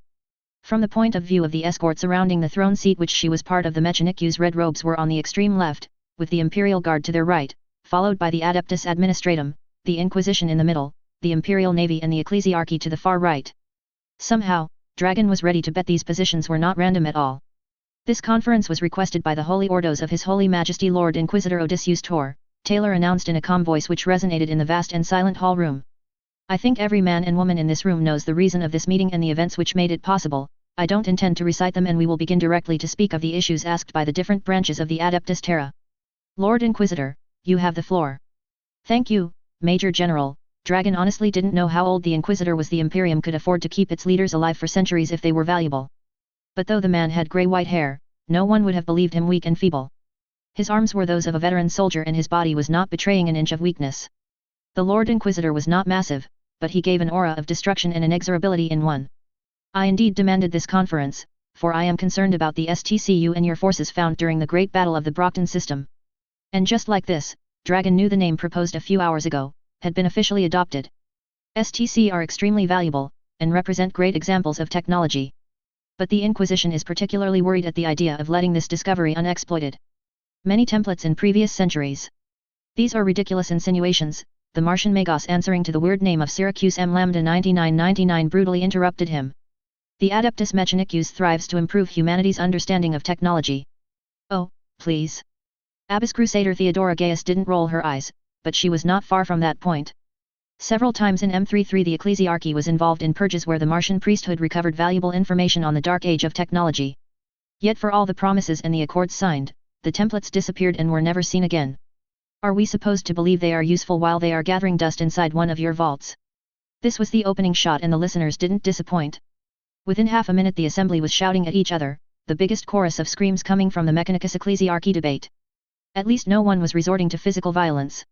Yet, when it became evident no one, not even the Inquisitors, was able to stop the enthusiastic exchange of ideas, the 3 beetles all stood like a human would and used their mandibles to produce an absolutely horrifying shrieking sound. The conversations went out. Time is precious. The para-human controlling the massive black-armored insects declared. The underlying message "don't waste mine" was perfectly heard. Continue, Lord Inquisitor. Thank you, Major General.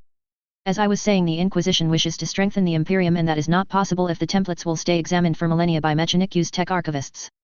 A mechadendrite went in the air and hundreds of eyes, natural and augmetic, turned towards Archmagos Prime Arithmencia Sultan. The Mechanics is the only organization able to study these holy relics per the Treaty of Olympus. If glares could kill, the Lord Inquisitor would have already lost his head. A hand went in the air and Cardinal Prescott Lumen stepped forwards, a regal attitude echoing each and every one of his moves. My dear Archmagos, no one in this room will deny the existence of the Treaty of Olympus. The Cardinal's voice was smooth and enticing. It is one of the cornerstones of the Imperium. My memory simply fails me in recalling where the words of the Divine Emperor tell us only the Mechanics is able to study standard template constructs and the printouts created from them. The Ryza Archmagos agitated her mechadendrites in frustration but did not answer back. The Martian Magos close to her was a bit more vocal. You would deny the temple of all knowledge its due. God Emperor and all the saints, no. The Cardinal's outraged expression was too honest to be authentic. By all means, the Ecclesiarchy will not oppose the return of the original standard template construct to the red sands of Mars and the Blessed Soul system. I merely affirm there are no laws against the creation of template copies from the legacy of the ancients. And there are also no laws against different organizations studying the printouts outside the Adeptus Mechanicus. This is not a wise attitude, Cardinal. There were certain people Dragon had a modicum of respect for in this room. Tithe Master Varus Hyson was not one of them. The Ecclesiarchy has neither the ability nor the secular preoccupations to take care of most blessed technology. The Adeptus Administratum and the Adeptus Mechanicus will give the weapons and the product of their studies when they will be needed. Precipitation is the enemy of order. Nearly all the Navy and Guard personnel had very disgusted expressions hearing that. For that matter, not all the Mechanicus Archmagi looked pleased. And this was completely ignoring how Taylor's fists had tightened for a second or two before briefly returning to a false posture of calm. And when will that great moment come, Tithe Master? Vice Admiral Max von Schaefer inquired politely. I don't think it is an imperial secret to affirm our troops definitely have equipment inferior to the one our ancestors wielded during the Great Crusade. The next 20 minutes were, a long list of recriminations exchanged in false civil voices. It was enlightening, at least. Certain individuals of the Adeptus Mechanicus were making common cause with the Administratum against the Ecclesiarchy, while a majority of the Guard, Navy, and the Inquisition wanted to use the knowledge to bolster the forces under their jurisdiction. The critical moment came when one of the subordinates of the Tithe Master, obviously not realizing where the real power was in the room, tried to claim his Administratum Master was to be given the right to pack the first STC copy the Mechanicus had just created and let him go to Terra. Trust his noble and altruistic intentions. Truly. The answer came quickly and was short. No. Taylor's voice made the scribe or whatever rank the man really was half jump in fright, a sight which brought more than a few chuckles. This copy is mine. With all due respect, Major General. With all due respect, Tithe Master, this standard template construct copy is mine. The legality of these actions. The blade claw of the first beetle stopped mere millimeters away from the throat of Varus Hyson. Island. Mine. There were moments it was easy to remember why Skitter had been more or less the uncontested ruler of Brockton Bay. I discovered it. I fought for it. I bled for it. And my regiment with the assistance of Archmagos Lankovar sacrificed much for it. Artisan Magos Cybersmith Lydia Beta Rosamund, I was told you had worked on a preliminary report. The Tithe Master withdrew but not fast enough for anyone to not see he had bladder control problems, judging by the odor and the color taken by his pants. Most of the participants were more focused on the fact the Artisan Magos handed a very bulky box to Weaver Dragon recognized a specialized data slate. The preliminary reading was clearly not of a great length, for Taylor Hebert's eyes returned in less than a minute to the red robe of Lydia Beta Rosamund. This was an interesting scene. Taylor Hebert was in her black and grey uniform, flanked by two enormous black insects, and facing a Magos who had transformed her body into a sort of silver-black humanoid sculpture. This is informative, thank you Magos Artisan. You confirm the 12 usable templates for the next year. Correct, chosen of the Omnissiah, the Mechanicus tech expert replied, should you give your authorization, we will try to reassemble correctly the parceled and broken data, but there is no denying the studies are going to need thousands of hours. I see, Taylor narrowed her eyes before taking a more offensive position on her seat throne. Archgenitor Hark Alpha Dippides, please step forwards. The senior tech priest of Dantries III emerged from the mass of his fellow Archmagi, his seemingly normal human body one of the 4 or 5 exceptions in the Mechanicus crowd. Since she was one of the rare persons to be aware of the agreement with the Archgenitor, Dragon had a good idea of what was coming. Archgenitor, per the agreement done in my name, I can confirm one of the near-complete templates discovered in the standard template construct has biologist applications. According to the information given by the good Artisan Magos, it is an advanced rejuvenation treatment template combining antithanatosic and pernicious injections. Do you intend to acquire such a template? I do, chosen of the Omnissiah. By the storms of the sun, you can't. The captain of the Imperial Navy who had uttered the words found himself facing a column of flies and rapidly shut his mouth. I await your proposal, Archgenitor. The biologist expert didn't bother giving any attention to a quarter of the audience staring open-mouthed before beginning to bargain. In exchange of a full copy of this template, the Forge World of Dantries 3 is ready to place at your disposal 50,000 tech priests specialized in biologist techniques, a primaries grade functional gene lab. Archgenitor Hark Alpha Dippides had by all evidence come well prepared in the case a biologist template was included in the template list. Of course, bargaining was bargaining, and though Taylor Bear was young, having a father in the Dockworkers Association of Brockton had given her some bargaining skills. Plus obviously she must have talked to Lankovar while she had a few minutes of free time. The entire negotiation took somewhere around an hour and 10 minutes. When it ended, the Archgenitor was formally to be granted the first solo copy of the 95% complete rejuvenation template. Dragon would suggest the name Heba for the Greek goddess of youth later. In exchange, wherever Taylor decided to settle or wage war, the Forge World of Dantries 3 would detach 70,000 tech priests with at least 500 biologist tech priest elites. A fully functional primaries grade gene lab would be built and operating at her orders. For 100 years the Archgenitor would provide medical supplies for the regiments commanded by the new Major General. 3 minor template printouts owned by the Mechanikus would be transferred to her custody. 1 major clinic would be opened on the planet of her choice. 12,000 Skitarii would be granted as a protection force. And last, but certainly not least, Dantries 3 was oathbound to give her 2 or more of every arthropod specimen for every new breed they ever discovered in this galaxy. Naturally there were to be restrictions. The new insect breed had to be untainted and be transportable out of its home system. By the time the official-looking parchments were opened and the formal pens brought in front, Dragon could tell this was going to be the end of order in a few minutes. She was right. The moment the Archgenitor bowed and said thank you, chosen of the Omnissiah, a new cacophony erupted from 1,000 voices, each wishing to be the ones to negotiate a template, and this time here and there fists struck flesh and mechadendrites slammed potential rivals. I don't think the negotiations are over for today. She heard Weaver whisper to Gavriel Forkas. Indeed, the Space Marine grunted. Indeed. Major General Taylor Bear. I still think your naming conventions could be better, Dragon said. You are just jealous you're not able to name the templates yourself, Dragon. Taylor decided that, being a mature soldier of the Imperium, she was not going to stick her tongue out and taunt the Tinker. Perhaps. It's not like we will have no opportunities to put new names forwards. By common accord, it had been decided that for a template to be given a name, the Mechanikus had to be able to use it in its present state. For the 5 complete templates, it was not a problem. So she had gone ahead and given them the names she wanted. The power armor template would be called the Angel's Tier. The bolt pistol one was given the name Faye. The lasgun template would be known to the soldiers of the guard as the Larkine H1 pattern. The water distillation plant template had been more difficult, but in the end she had settled on Vista's suggestion and called it Amphitrite. For the analyzer of poisons and venoms, Clock Blocker's proposal had carried the day and thus the Mongoose template was officially born. The near-complete templates had been more difficult to decide on.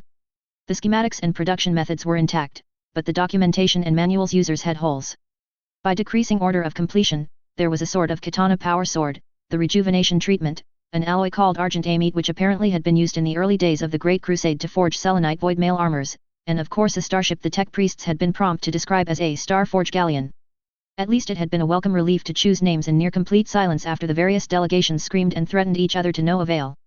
Ultimately, the katana would be the Masamune template, the rejuvenation data was Hebe, the argent amite was Moonlight and the forge galleon and God she had no idea the Magi of the Mechanikus could look crazy like that was the arsenal. Below that were the partially complete templates, and the last ones which were usable on the spot. Not all were, in fact. The Servo Owl template was functional code name Minerva as were the Biodome and the automated tea-making machine respectively designated Haven and Tea. The rest weren't. Apparently, this wasn't a problem for the model of photon grenade, the Imperium already had something similar available for its Arbits, but the plasma gun and the power shield would be extremely useful when / if they were completed. The incomplete templates coming after thus weren't going to be traded, named, or exploited for the moment.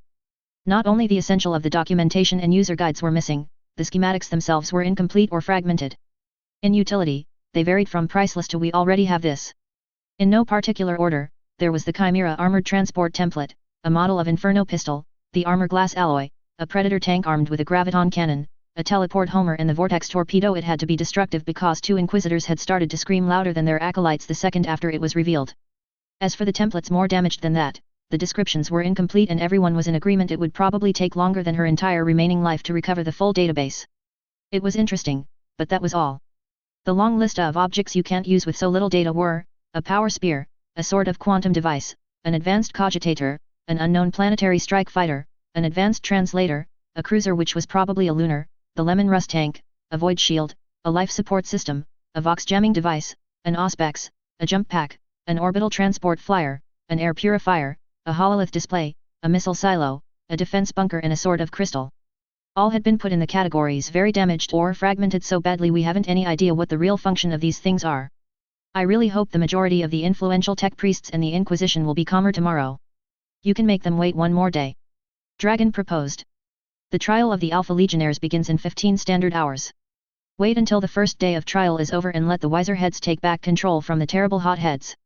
Will it work? She asked in a dubitative tone. The Martian Magos seemed to cordially hate me the moment I negotiated with the Archgenitor. I think it will. Sometimes Taylor envied how the Tinker most of the time managed to maintain an expression of serenity on her face. For all his howls, Syracuse M Lambda 9999 is a lowly Magos, and if the Archmagi present feel he will make sure they return to their forge worlds empty-handed, he is going to be removed from the next round of negotiations. Mars or not, SDCs are sufficiently rare for the fabricators to tolerate a lot of exceptions.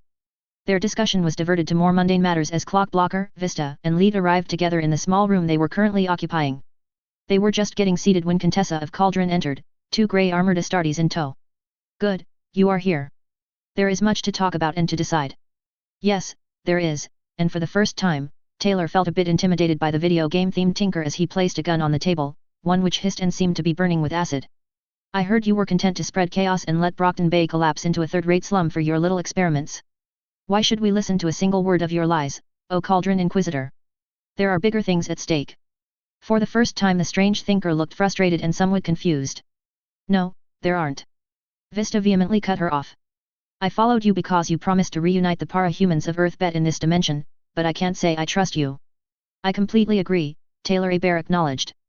If you were behind Coil in half of the problems we were forced to handle at Brockton, you are certainly not fit to command one of my reconnaissance platoons, never mind giving sound advice.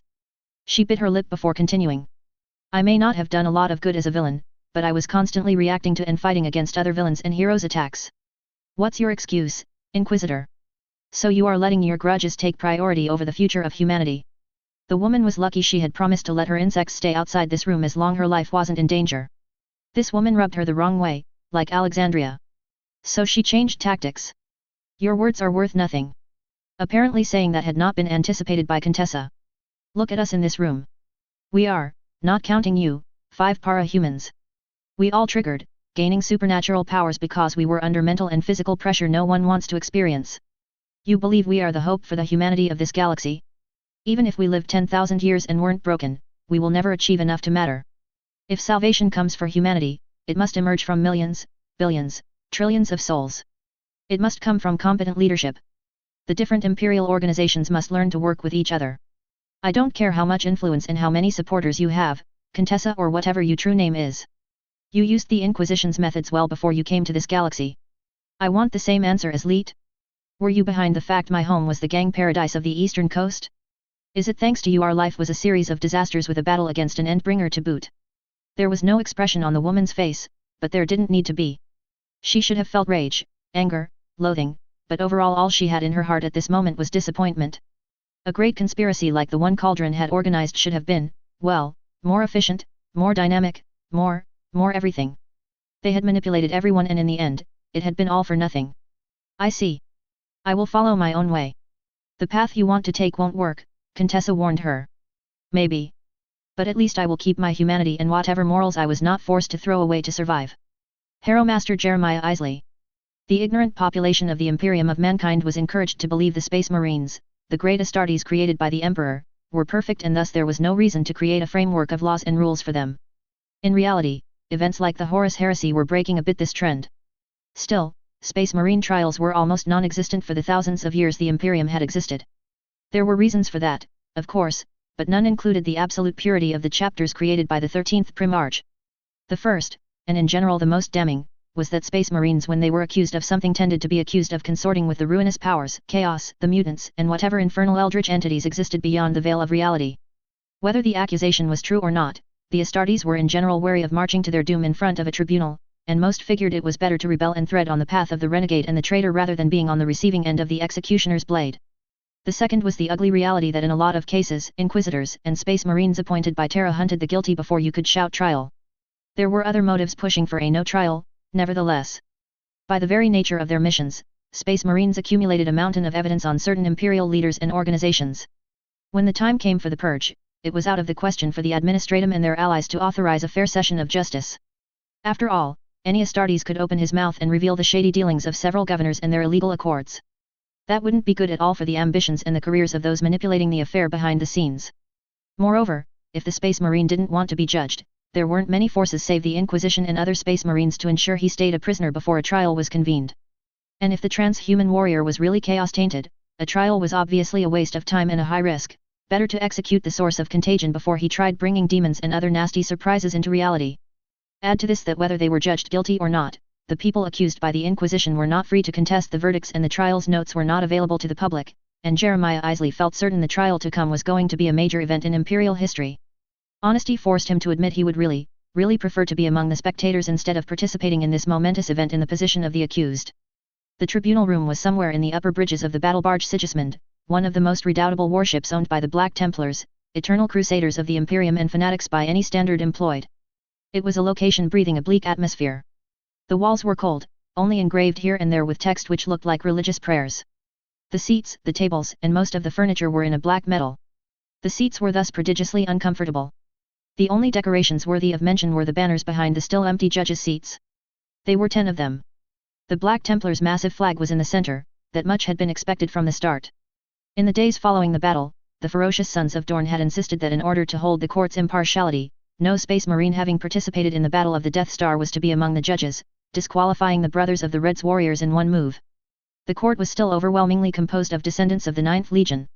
Blood Angels, Red Wings, Angels en Carmine, Ex-Sanguinators, Flesh Tirers, Charnel Guard, and Blood Drinkers banners were there.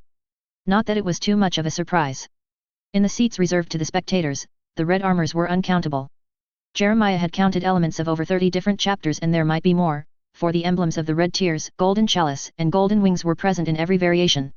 Returning to the judges, the Black Templars were not the only sons of the Praetorian, there was also the death strike of Nihilus. As for the 10th banner, the former Harrow Master recognized it as the chapter colors of the Iron Drakes, he had no idea which primarch they were descended from or the reasons behind their presence there. At first view, this trial was a good thing. The judges were 10 Space Marines, there were no inquisitors involved in the process. The administratum, arbits, and commissariat were absent too. But while they were absent among the judges, there were dozens of acolytes, professional assassins, and the like watching them at this very moment. There were indeed so many that with a few exceptions soldiers of the Imperial Guard, Mechanic Tech priests, and Navy officers the inquisitorial agents were taking half of the spectators' seats. As he and his officers were all wearing simple blue robes devoid of any ornament, they were all feeling very vulnerable. None were manacled or in chains. The company of red-clad Astartes and Templars pointing their bolters at their backs made the bindings superfluous, but they really missed their armors and their weapons. The doors opened, accused and spectators stood to attention, and the judges came one by one to take their seats. It was a beautiful procession, and yet Jeremiah felt regret. Before their eyes they had the very symbol of what the traitor primarchs had unleashed in their folly. The time of the legions was long gone, and while the chapters were obviously united in purpose, only a blind man could have missed the different shades of color, the myriad of cultures, the alteration of the Baal scripts and minor changes on the visages of the sons of Sanguinius. Captain Benlio of the Blood Angels was the first judge to be called, rapidly followed by Captain Talio of the Angels en Carmine, Captain Boreas of the Ex-Sanguinators, Captain Acnus of the Death Strike, Captain Surlana of the Charnel Guard, and Captain Tyrannus of the Flesh Tirers. They were the Angels of Death, the victors of 10,000 battlefields, and yet they were only shining in a pale light compared to the other judges. The Voxcasters announced one by one their names: Chapter Master Oliveras of the Blood Drinkers, Chapter Master Julianale of the Red Wings, and Chapter Master Duplex of the Iron Drakes. Then the senior judge came, clad in black and white armor which was so big it had to be an enlarged version of a tactical dreadnought armor of the Great Crusade. This was Marshal Marquard of the Black Templars, and one look was enough for Jeremiah Isley to know that, should it be a Black Templar's decision, his legionnaires and he would never leave this room with their heads attached to their shoulders. This tribunal is now in session. The commanding officer of the Black Templar spoke with a voice no one not under Lhostix could have described as friendly and amicable. May the God Emperor's vision shine on us, may his will illuminate us. Wow! Jeremiah had known the Black Templars venerated the Emperor as a god, of course, but he had not believed their delusion had gotten that bad after all these centuries. With his monk-like appearance and his prayers, the marshal could have passed for a preacher of the ecclesiarchy if not for all his bulk. The other judges and the non-Templars Astartes not in full armor all were trying to stay quiet, but on many angelic faces there was consternation and disapproval. The Blood Angels loved the Emperor and respected him as an incredible powerful being and their Primarch's father, but they did not consider him a god. A benefactor, yes. A lord worthy to follow until the end, yes. But not a god. Never a god. Too many, like the Alpha Legion, remembered his will. The Emperor had in uncountable events affirmed he was not a god. Why would Space Marines, his own gene grandsons, believe the contrary? Sons of Alpharius, legionnaires of the 20th Legion, you stand accused before this court of the following crimes: rebellion against the authority of the God Emperor, treason most foul, conspiracy to overthrow the Imperium of mankind, conspiracy to murder servants of the God Emperor, destruction of loyal planets, mass slaughter of Imperial soldiers, ambushing loyal adepts of the Golden Throne, fighting under false colors, destroying Imperial archives, conspiracy to destroy chapters of the Adeptus Astartes. The list of accusations continued on and on for a good quarter of an hour. The Harrow Master almost felt the urge to roll his eyes. By the look of it, the Black Templar had seized the first Imperial law book at his disposal and started to compile anything they might be accused of. This was hypocrisy at its finest, really. How kind of Markward to accuse them of terrible devastation unleashed on innocent menials when by all accounts the Black Templars were known to purge entire cities at the first sign of mutation and defiance to tyranny. Unfortunately, insulting the Chief Judge was not likely to result in an acquittal, and so he stayed silent, as did Victor Furan and the rest of the highest-ranked legionaries by his side. "How do you plead?"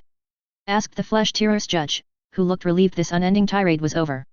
"Guilty for fighting under false colors, Judge. It would be hard to pretend otherwise when they had done it hundreds of times from Pacificus to Ultima, not guilty for all the other accusations."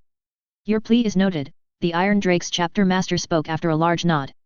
"Yes, yes," Marshal Markward seemed angry. Alpha Legion Astartes had the gall to deny their culpability in his own domain. "I note that in the preliminary data you delivered to this tribunal without coercion you admitted your forces destroyed over 50 cathedrals of the Adeptus Ministorum. If this is not a crime against the God Emperor and his Imperium, I don't know what it is." Isley took a moment to count of 5 before opening his mouth to reply. In some way, the religious aspect was inconvenient, in another way, it could not have been better.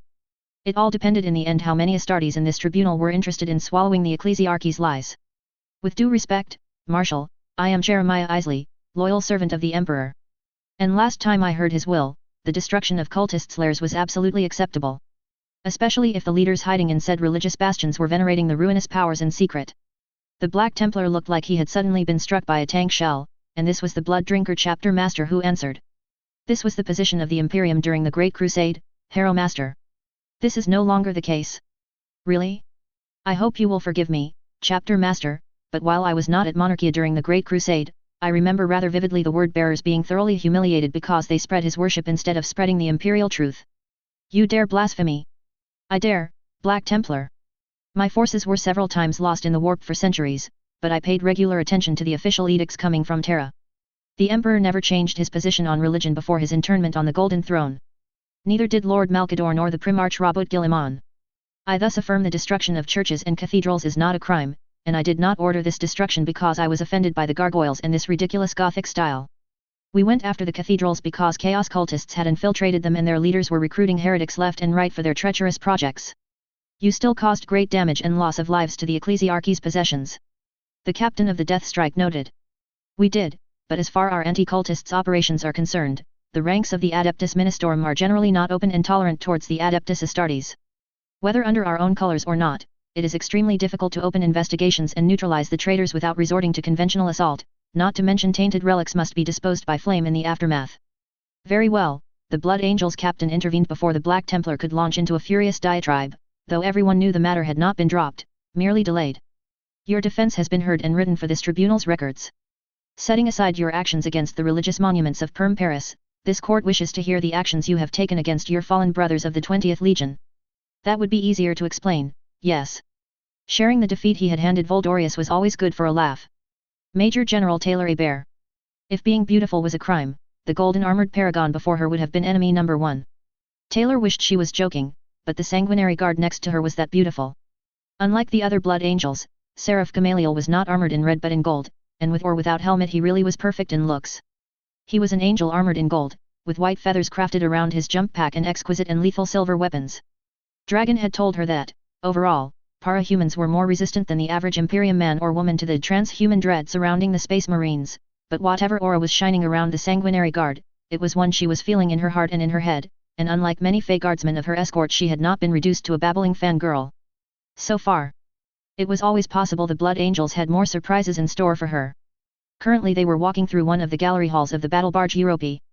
Okay, the Golden Blood Angel was walking. She was riding her transport beetle at a slow pace. While she was mostly healed, the Archgenitor and his subordinates had recommended she not do anything strenuous, and walking the 2 kilometers long alley in the heart of the battle barge and returning back to the Thunderhawk waiting for her definitely counted as strenuous, especially if you had to follow the pace of someone twice your height. The walls of the Europe, much like those of the Opera Exitium, were a marvel to behold. Paintings, tapestries, frescoes, mosaics, the Blood Angels and their descendants had definitely done their utmost to feel at home on their massive battleships. Many scenes represented were moments of the life of the Primarch Sanguinius or great victory battles of the Blood Angels, but they were not the entirety of the art collection. Many times there were stars and planets painted with an inhuman precision. There were peaceful landscapes and smiling groups of humans celebrating some joyous event. Undoubtedly there had been thousands or tens of thousands contributing to this massive art gallery. Unquestionably the Blood Angels had thousands of years to create this. And yet, for all this acknowledgement in her head, it was still beautiful enough to convince you to shed tears at the emotions and the strength poured in this artwork. The Smyrna Assembly, the Seraph gently pointed out as a painting protected by an iridescent stasis field. The painting was huge, at a guess, it had to be 20 meters long and 3 meters high. One of the paintings the iterators copied hundreds of times before the Ulaner triumph. It became considerably less popular once the heresy began. At the risk of repeating herself for the 1000th time, it was awe-inducing. The painted had done a masterful job to represent with precision and talent the visages of the participants. There were hundreds of space marines and humans, but it was the 2 great figures which attracted the greatest attention. One was Sanguinius, of course. It was evident why people of the Imperium to this day loved him. Seraph Gamaliel was above Gavriel and every angel in presence and charisma, but the mere appearance of the Primarch was surpassing him. Who is the other Primarch? It had to be one of the 9 traitors, for she had never seen his portrait before today. It was a pity, because while he was not up to the master of the 9th Legion, he was elegance and grace personified. Silver long hairs, golden eyes, purple and gold armor, all kings and emperors wished they could be half that attractive. He was the master of the 3rd Legion, the Emperor's children. We don't speak his name. There was pain and the regret in the Seraph's voice, and Taylor knew at that moment the 3rd and the 9th Legions had been very close. Even 4,000 years later, Space Marines were feeling the scars of the great betrayal. For several seconds they resumed their progression in silence. She had not even noticed they had unconsciously stopped, before the Blood Angel spoke again. I must admit I had other reasons to invite you today. There was so much apology, friendship, and nobility in the tone. Taylor was unable to feel even a twinge of resentment. I would never have guessed, the commanding officer of the Fey 20th chuckled, rapidly followed by the Blood Angel. The Angel's ruby tier or the trial? The former, the golden-clad Astartes replied, though we will have to speak of the latter too. What do you know about the Blood Angels? You were the 9th Legion before the 2nd founding, your Primarch was Sanguinius and he died facing the arch-traitor at the siege of Terra. Your homeworld is Baal, deep north in the Ultima Segmentum. Your specialties are high-drop assault, deep strikes into enemies' stronghold and aerial warfare. I'm guessing there is far more to say. There was. For the next hour, Seraph Gamaliel gave her a short version of the Blood Angels' history, including the twin curses which had wounded and crippled their ranks so many times since the heresy. Suddenly, the vision she had been granted before fighting the Angel's Bane was making far more sense, and the Sanguinary Guard didn't naysay her when she explained what had happened in her own words. Black rage. Red thirst. How were they coping with this? How were they living with this burden? Trigger events were horrible things, and Taylor was very much aware the mental and physical damage left every para-human, injured on some level. But these flaws were horrible and grew stronger over time, not weaker. Now the Black Rage has been temporarily banished thanks to your actions, the Blood Angel finished. There is much we are ignorant of, but most of our librarians confirmed the protection is now tied to you. That's not good. I intend to live a long life, but I am not immortal. Nobody, save maybe the Emperor, is immortal. I won't pretend this is not the cause of much apprehension among our battle brothers. The Seraph smiled. But you managed to give the abomination the defeat he deserved, something only our father achieved in his time. We are confident you will live a long time, and this situation is infinitely better than the one we were forced to endure before your victory. You gave us hope, and we will never forget it. She sent a questioning expression at the Astartes after the thank you sentence. We are in the process of creating an honor guard for you, Gamaliel told her, for all your skills with insects and the blessings of the Emperor. There are many terrors in the galaxy, and the servants of the ruinous powers, sooner or later, will come back to try to end your life. It will not be said the sons of Sanguinius will let you fight these enemies alone. I am honored, Seraph. How many Astartes are we speaking about? One for every chapter you saved from the Black Rage. So far, 33 descendants of the blood have answered the call. 33.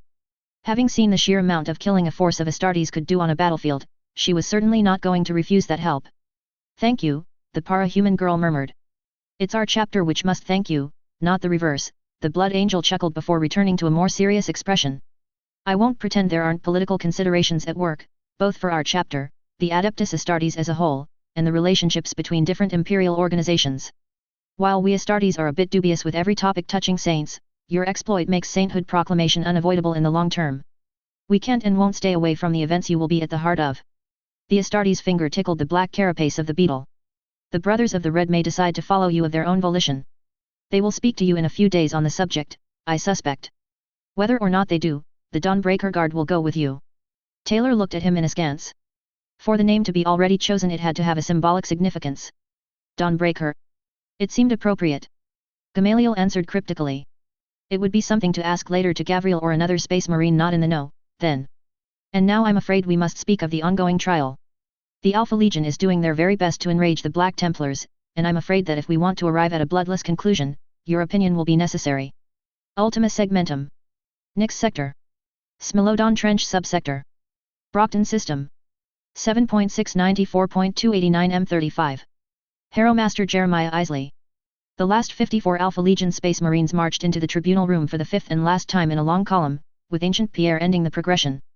Over the last days they had never been called together, whether they were to hear witness reports or answer the questions of their judges, but clearly today that was no longer the case. And it could only mean one thing. One way or another, their trial was going to be over today. Some part of him felt very glad it was. No matter the outcome, ending this justice procedure could only be a good thing. Astartes weren't made for this kind of thing. Or at least the 20th Legion wasn't. Their place was maybe not always on the battlefield bolter in hand, but tribunals were way outside their area of expertise. The exchanges had been ugly. Isley and his officers had thought they were prepared for it, but they weren't, not truly. The Blood Angels and their successor chapters had respected their oaths and maintained a face of impartiality in public with most of their fellow judges, but the Black Templars had largely compensated for the others. His initial impression had been right. Marshal Marquard wanted them dead and was not exactly bothered by the truth or hypocrisy when it came to accomplish this goal. Since the Black Templar had often gone far beyond what was acceptable in public, it had on several occasions widened the gap between Marquard and the 9th Legion's descendants. That was for the plus side. On the negative side, seeing dozens of accusations rejected because the Black Templars committed far more heinous actions without a shadow of remorse had not improved the mood of the fanatic. It took 5 minutes for everyone to find his place and at last the judges entered. Acolytes and guardsmen placed themselves in front of the judges and then pointed the swords waiting on the tables in their direction. Many of his men hissed or swore quietly under their breath. The verdict was guilty, then. It was anything but a surprise, to be honest. Now the great question was what charges had stuck. Judging by the glare several Black Templars sent them, the answer from the Crusaders' point of view was not enough, but that left a lot of leeway to work with. Astartes of the 20th Legion, Chapter Master Oliveras of the Blood Drinkers' voice thundered in the suddenly dead silent tribunal. "This court has reached a verdict. Are you ready to hear it?" "We are," 55 voices chorused as one. "Then in the light of the Emperor of Mankind, know that you are recognized guilty of the following accusations: fighting under false colors, murder of civilians and soldiers of His Most Holy Majesty, destruction of public property, successive renegade actions engaged without regard for proper authority, utter disregard of the Codex Astartes, and robbery of war materials." The blue-eyed Astartes stayed silent for long seconds before resuming his speech.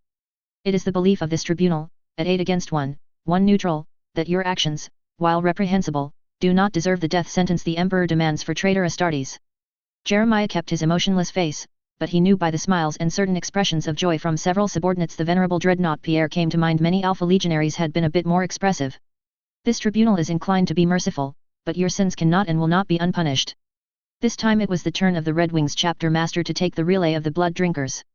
"The Adeptus Astartes must try to present a visage of protector to the Imperium of Mankind, and your actions, save those in the Battle of the Death Star, are falling short of these ideals. By a majority vote of 9 against 1, the following edicts have been decided. First, it is the will of this tribunal the name of the Alpha Legion doesn't survive outside these doors. The actions of the Hydra have brought fear, suspicion, chaos, and division to the Imperium. When you will leave these doors, it will be as the Heracles Wardens.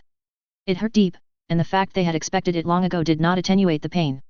Secondly, for a period of no less than 2 centuries, your forces will be under the strict supervision of a triumvirate including the Dawnbreaker Guard, the Inquisition, and a company of the Iron Drakes. If at any moment, 2 out of 3 council members of this Overseer Council decide you are acting against the interests of the Imperium, your lives will be forfeit. The formation of a supervising force over their heads was sound. Though the mention of the Dawnbreaker Guard was unexpected, like many Astartes elite formations, it had been disbanded during the second founding. Thirdly, it is the will of this council your recruitment will be handled by other Space Marines chapters for a period of no less than 200 years. Gene seed testing will be enforced to the highest standard. For the next 200 years, your numbers will not, under any circumstance, be authorized to be superior to 500. This was going to play hell with their favorite offensive tactics and homogeneity, but given their diminished situation, even 400 Space Marines was a considerable improvement. Fourthly, the Heracles Wardens will, for a period of no less than 300 years, contribute at least 5 warriors to the service of organizations under inquisitorial supervision. That one, he would be lying if he enjoyed obeying it. But alas, he could see the logic. The Inquisition probably had demanded it as a condition for their support and having elements versed in the tactics of the Alpha Legion. Fifthly, the armory of the new Heracles Wardens will be supervised by the triumvirate of the Dawnbreaker Guard, the Inquisition, and the Iron Drakes. Possession of a battle barge or any capital ship heavier than a light cruiser will not be authorized. Tanks, gunships, transports, and every type of Astartes fighting land and air vehicles will be decided by your supervising council. The Harrow Master felt a bit amused by the sheer amount of precautions their judges estimated necessary to keep an eye on them. Granted, the surviving Astartes were good, but they had no psychers and were unlikely to pull something spectacular if their recruits were all indoctrinated to be suspicious of them. Sixthly, the librarians and tech marines recruitment will not begin for a period 20 years, and past that date the training, selection methods, and doctrine will be established by other Space Marine chapters. Just as he was thinking about it, they were really going to have to fight smart for the next 20 years.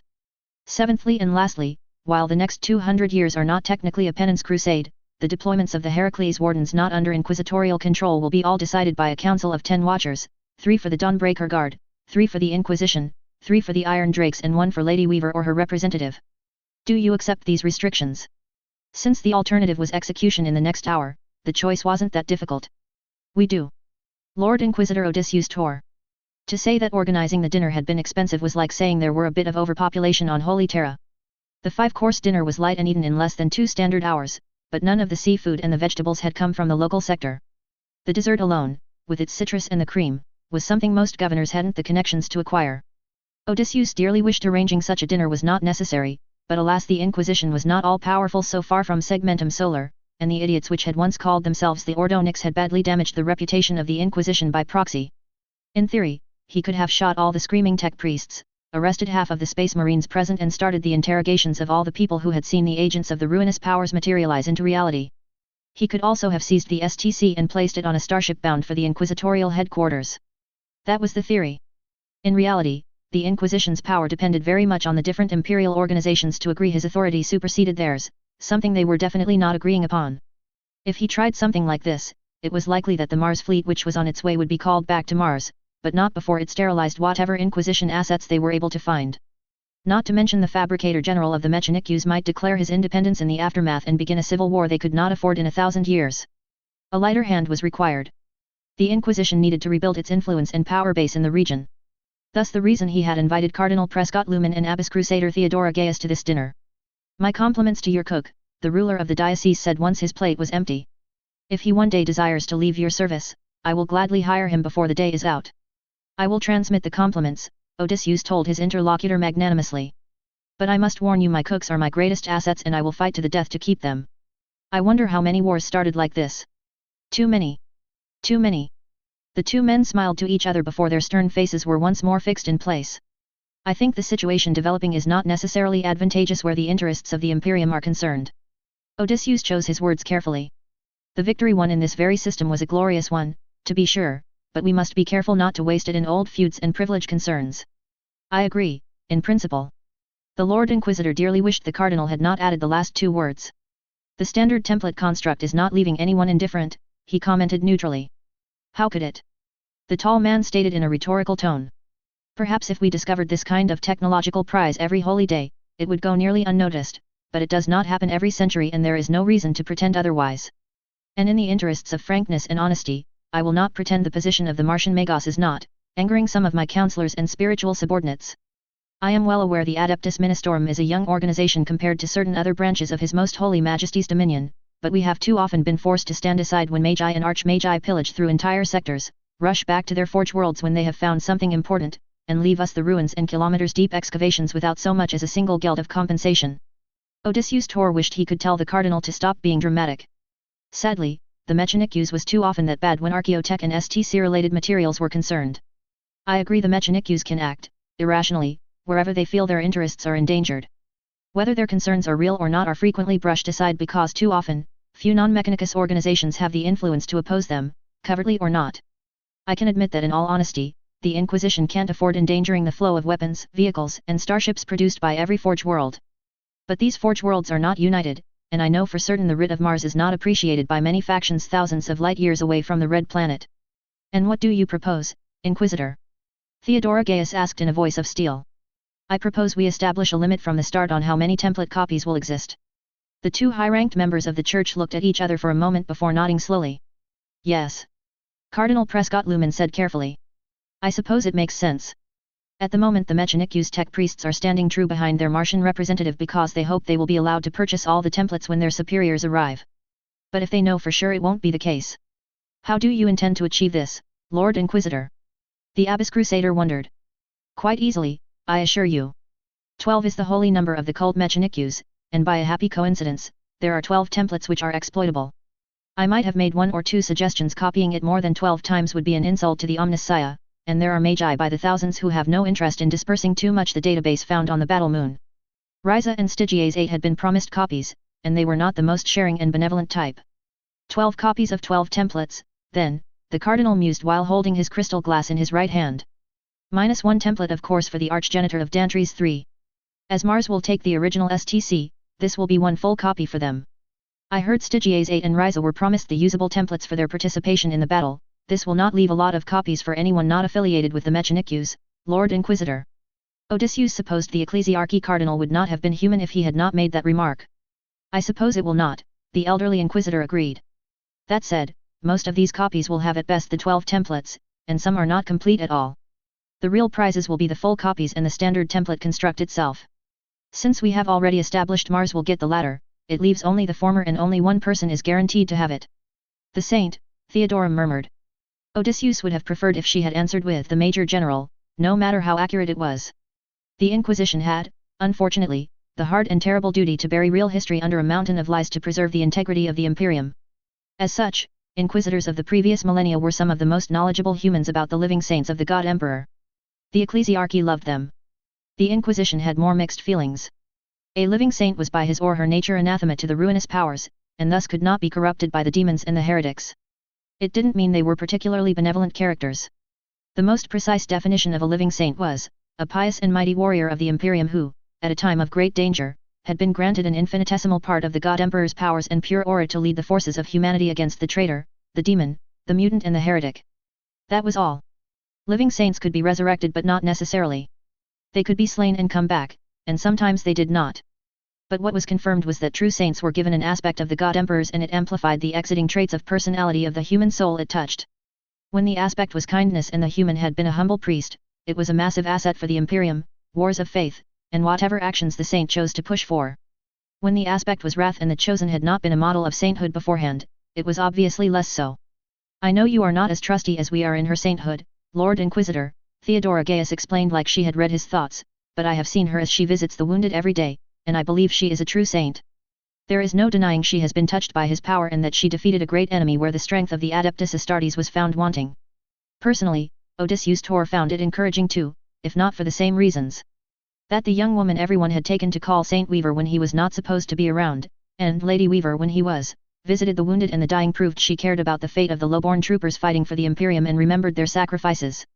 Too many officers at the top of the hierarchy forgot that point while climbing up the ranks. And too many holy leaders tended to proclaim they will dine with the Emperor tonight after losing tens of thousands in a bloody stalemate. I am afraid it is my duty to be, inquisitive and mistrustful, my dear Abbess. He replied in a half-sincere apology. As it should be, Prescott Lumen approved. Still, going back to your plans, I'm afraid this integral copy of the STC database will not stay eternally in the Nyx sector. I will not insult the men and women living in my diocese, but I know we haven't much to offer to a saint who is as the moment we speak gathering an extensive honor guard of space marines. Not even your support should she wish to become Lady Nyx. To their credit, neither the Cardinal nor the Abbess Crusader stared at him in open-mouthed disbelief. Ah! The single word was out before the representative of the ecclesiarch could reassert his adamantium-strong control. Yes, this could be a good incentive. I suppose the fact Nix Quintus is one of my cardinal worlds played a role in your invitation. That and the enclaves the ecclesiarchy owns on the majority of the capital system's planets, even if your influence on Nix Tertius is not what it was before Naxos Menelaus ascended to the governorship. The abbess crusader left her chair to whisper in the cardinal's ear. As much as he wished to know the details of their conversation, a curious piece of archaeotech hidden behind a golden aquila was preventing him from reading on their lips. A couple of minutes later, Theodora Gaius left the room and Prescott Lumen sounded a minuscule golden bell, at which two of his assistants rushed to bring him his cloak and his scepter. Once they left the room, the cardinal gave his answer. I agree with your proposal, under the condition the saint gives her approval. The ecclesiarchy won't try to push her on this empty seat if she is reluctant. Forcing someone to take a duty they do not want always has unpleasant consequences, and when the candidate has been given a blessing few in this galaxy are granted, it could be a disaster. Of course, the cardinal was more astute than many priests he had ever met until now. I will await her answer. Lumen nodded and left in long strides few non-Astartes could have matched, his half-dozen followers who had waited at the door running to follow on his steps.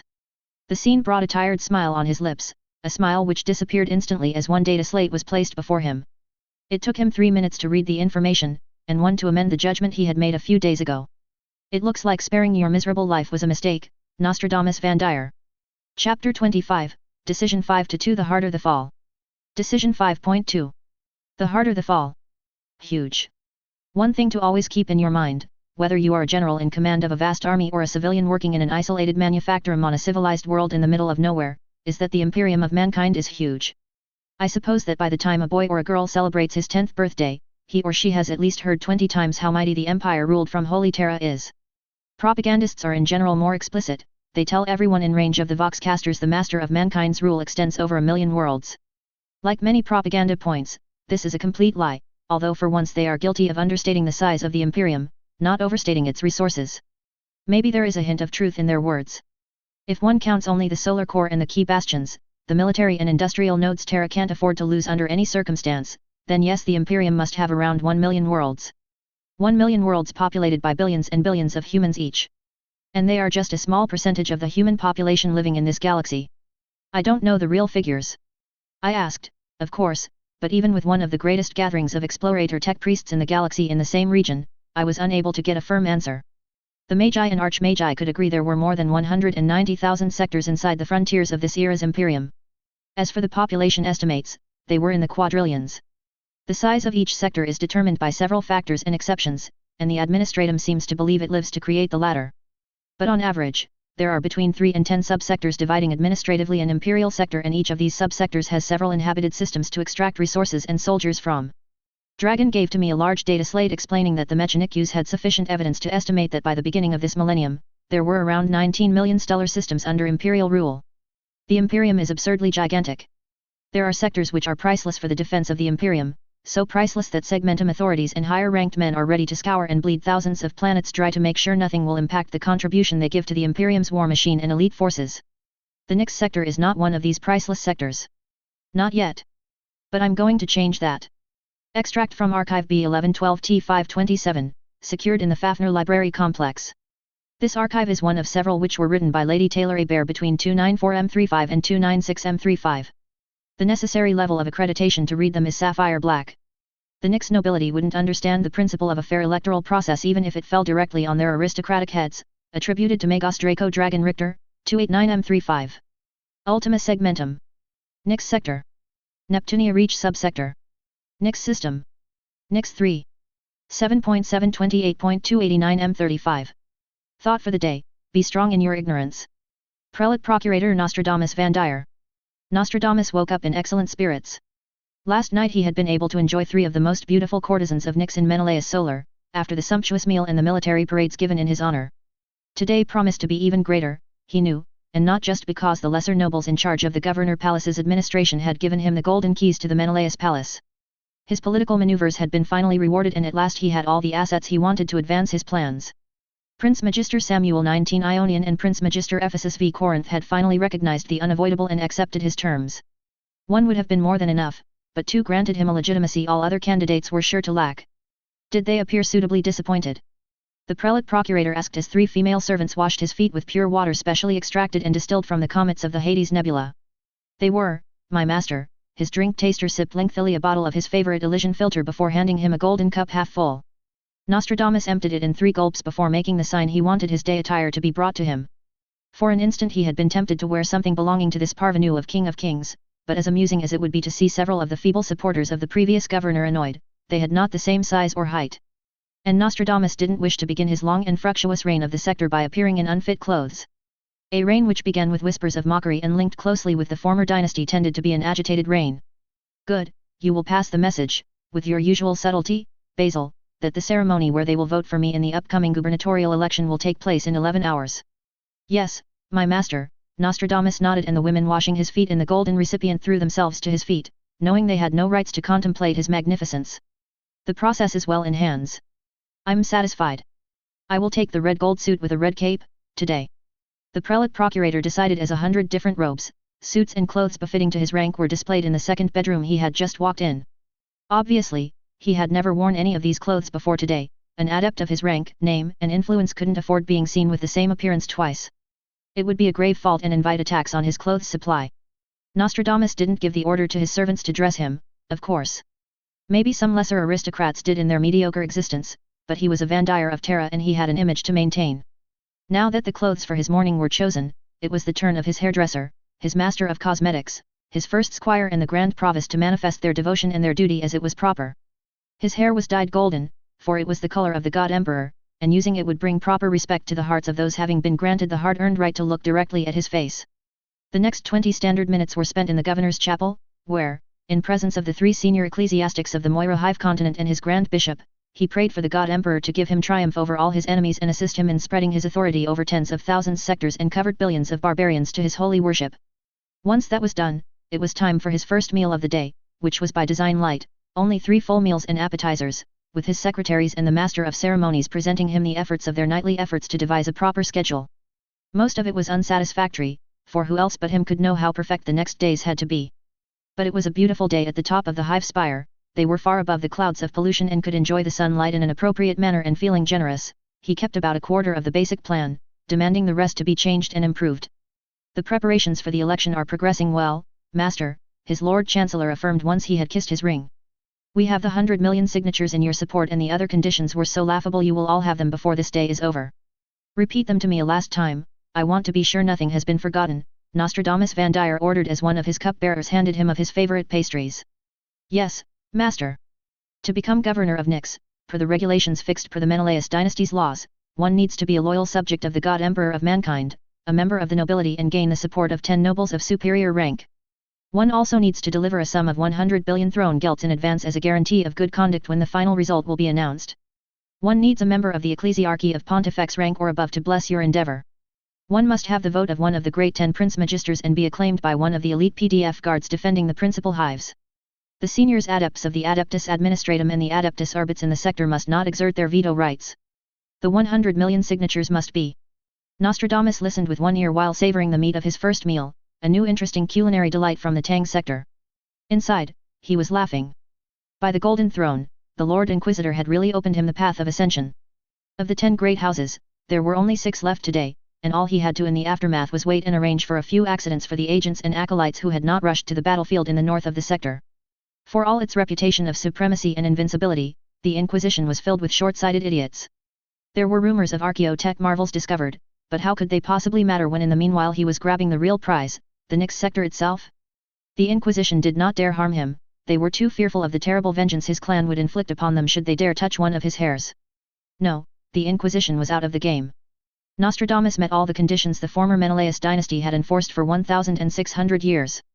The Moira Pontifex and the Nyx purebloods, the governor's own, were begging for the contents of his purse. The 100 billion throne gelts had been levied in record time from several planetary tithes he was responsible to oversee. I am convinced by your excellent portrayal of the future election. The prelate procurator declared after sending back half of his meat to the kitchens. It would not do to give the cooks lofty ideas of their culinary talents, wouldn't it?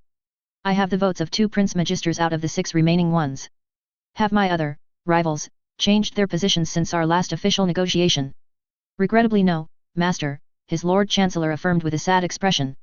Prince Magister Michael Thirxie Argos and Princess Magister Sophia 16 Seleucid remain convinced to challenge you in this gubernatorial contest. Prince Magister Justinian XX Eubea and Princess Magister Zoe 19 Attica remain neutral. I wouldn't worry about them, Master. The man is a few days away from death and the woman is so poor there were rumors about relegating her household in the lesser houses and elevating someone more dignified to the Prince Magister title. But the possibility, tiny as it is, exists one of the two could sell his vote to Argos or Seleucid in order to spite me. I would find it unlikely, my master. First, Attica absolutely hates Argos. He tried to assassinate her not 3 standard months ago, I think, and it was not the first time. Eubea and Attica know that if Argos becomes Lord Nyx, they will not live to see the end of the year. And Seleucid?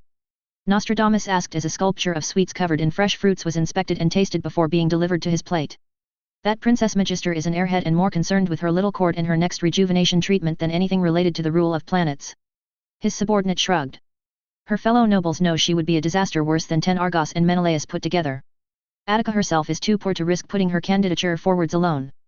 And Eubea won't risk supporting her financially unless he feels her chances of victory are above yours, Master.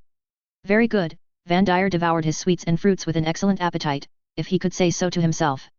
Very good, but in the unlikely and ridiculous case you are wrong and that a Lord Magister or another noble manages to gain 2 votes against mine. Then it will be, as per Menelaus conventions, a grand contest of gladiators in the Menelaus Royal Arena, Master.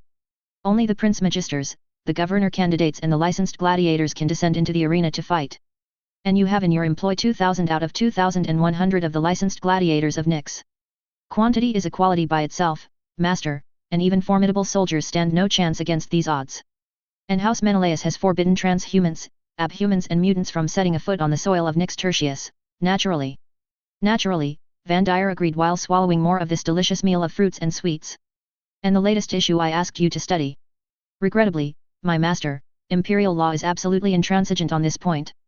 An adept of the administratum can't be elected to the title of imperial governor before first resigning from his duties. There are exceptions for the Astra Militarum and the rogue traders, but it is impossible to invoke them for our purposes in the days we have left. Yes, this indeed reeked of the Militarum's manipulations.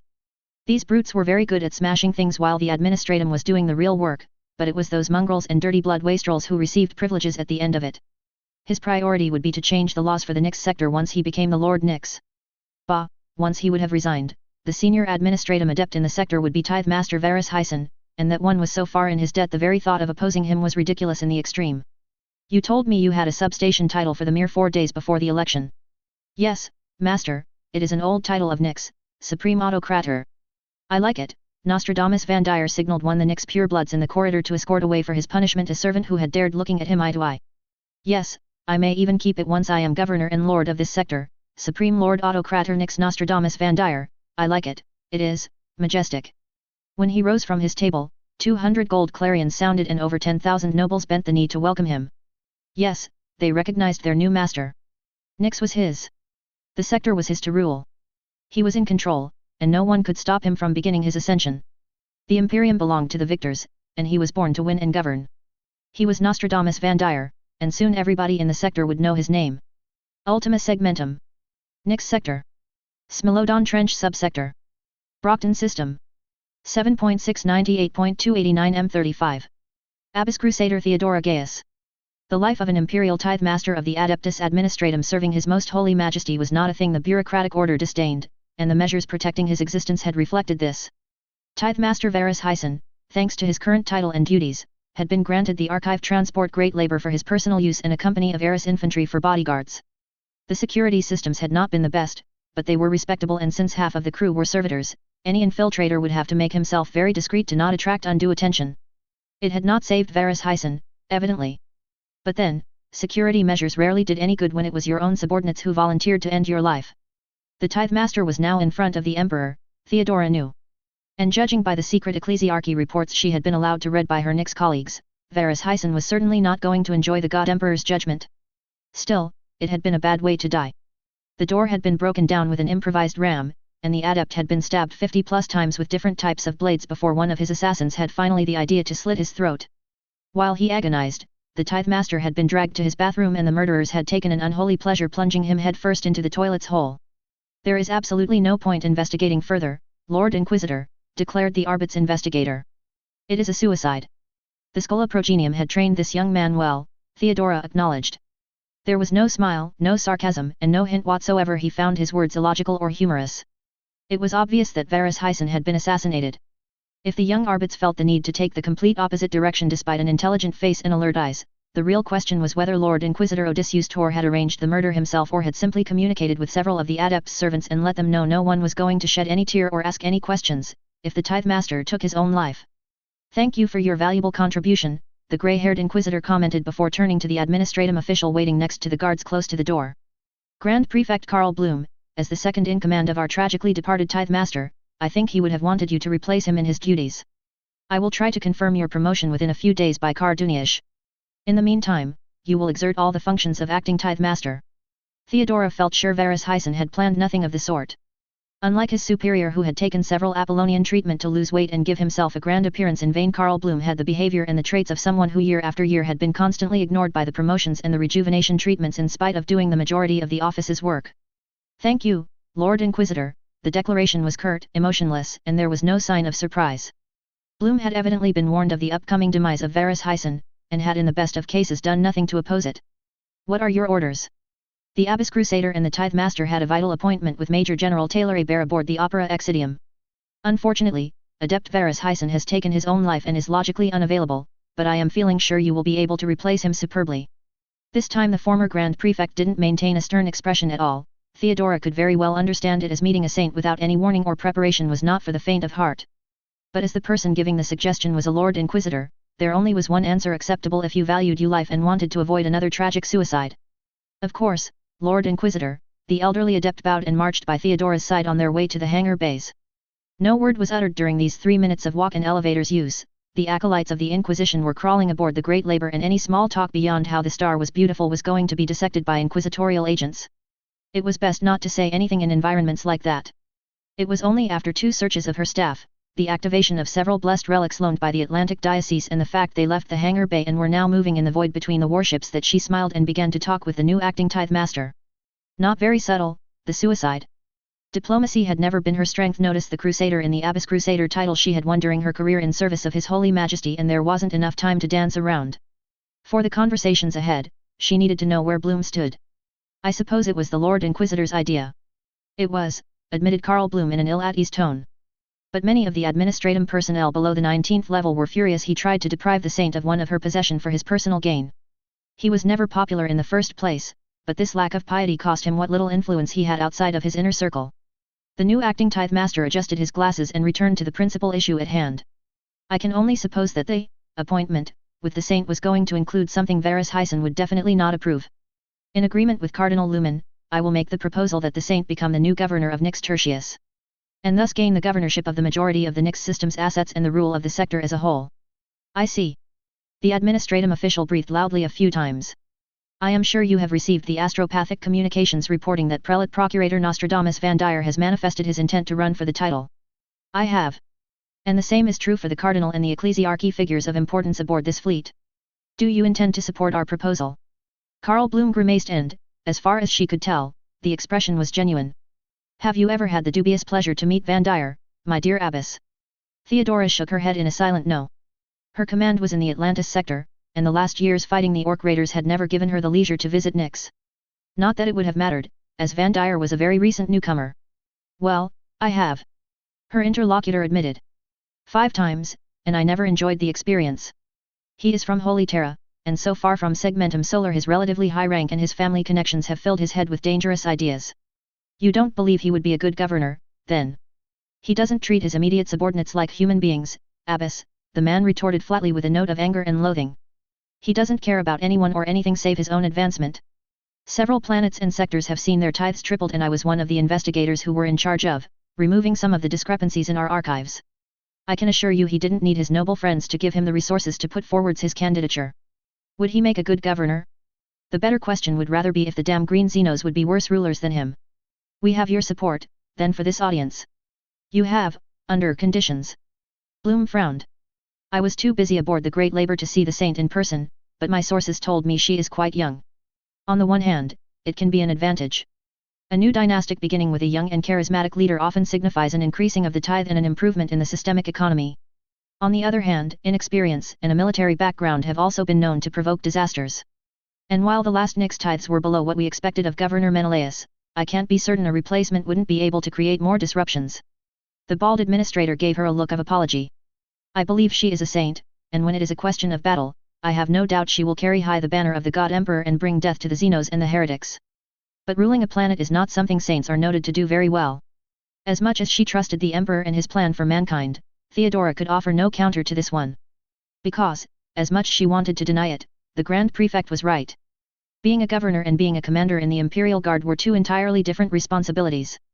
The Opera Exodium began to grow in their armor glass window, and as the pilot was hailed and gave their identification codes, they stopped the conversation and admired the flagship of the Brothers of the Red. It was an impressive battle barge. The Sons of Sanguinius were noted for the beauty of their craft, and though this warship was somewhat dominated in length, ornament, and grace by other battle barges present in the system, it was still a magnificent red spear destined to break and destroy the Emperor's enemies. The impression of beauty was of course a bit lessened as their transport made its final approach. 4 Mechanic-U's repair craft were stowed to its side, working on the recent wounds the capital ship had received in the battle. And there were plenty of sections where fresh wounds were visible, and only a months-long visit in the shipyard would change this. The landing and their arrival did not cause a massive unrest, which was both refreshing and a bit disappointing. A double column of Imperial Guard was formed and a loud music reserved for ecclesiarchy representatives was broadcast from the Vox speakers. It was somewhat underwhelming and yet at the same time somehow fitting. Hundreds of Mechanic-U's red robes were continuing their reparations on their left and on their right, giving them no attention at all. By reflex, she saluted the troops before walking with Karl Bloom on her heels, towards the massive space marine waiting before the wall painted with the tear and the wings of the Blood Angels. The heavily decorated power armor worn by the Astartes clearly indicated he was no mere battle brother, and his left pauldron told her he was a member of the Angels Sanguine chapter. But it was his right pauldron which was the most interesting. Where the company markings should have been painted, a trio of symbols had recently replaced them, a red tear, a blue beetle and a golden flame, the three appearing in triangle on a white field. The Space Marine had to be one who had sworn their oaths to this new Dawnbreaker honor guard then. However, Theodora had no idea where the purple amethyst cloak on the Astartes' back had come from. It looked of high quality, she would have said silk or something, but the price for real silk, not the artificial abomination the cogboys sometimes tried to sell to the cult of the Savior Emperor, was extremely high, and besides, where by the Golden Throne would Space Marines have found silk in so little time? Neither Baal nor the other Astartes homeworlds were famous for producing high-quality goods. Abbess Crusader Theodora Gaius, welcome to the Opera Exodium, the Space Marine said with a curt salute. I am Captain Quintus of the Dawnbreaker Guard. With his helmet on, nothing could be said about the Astartes' emotions, but an inquisitive tone was heard when he turned towards the Grand Prefect.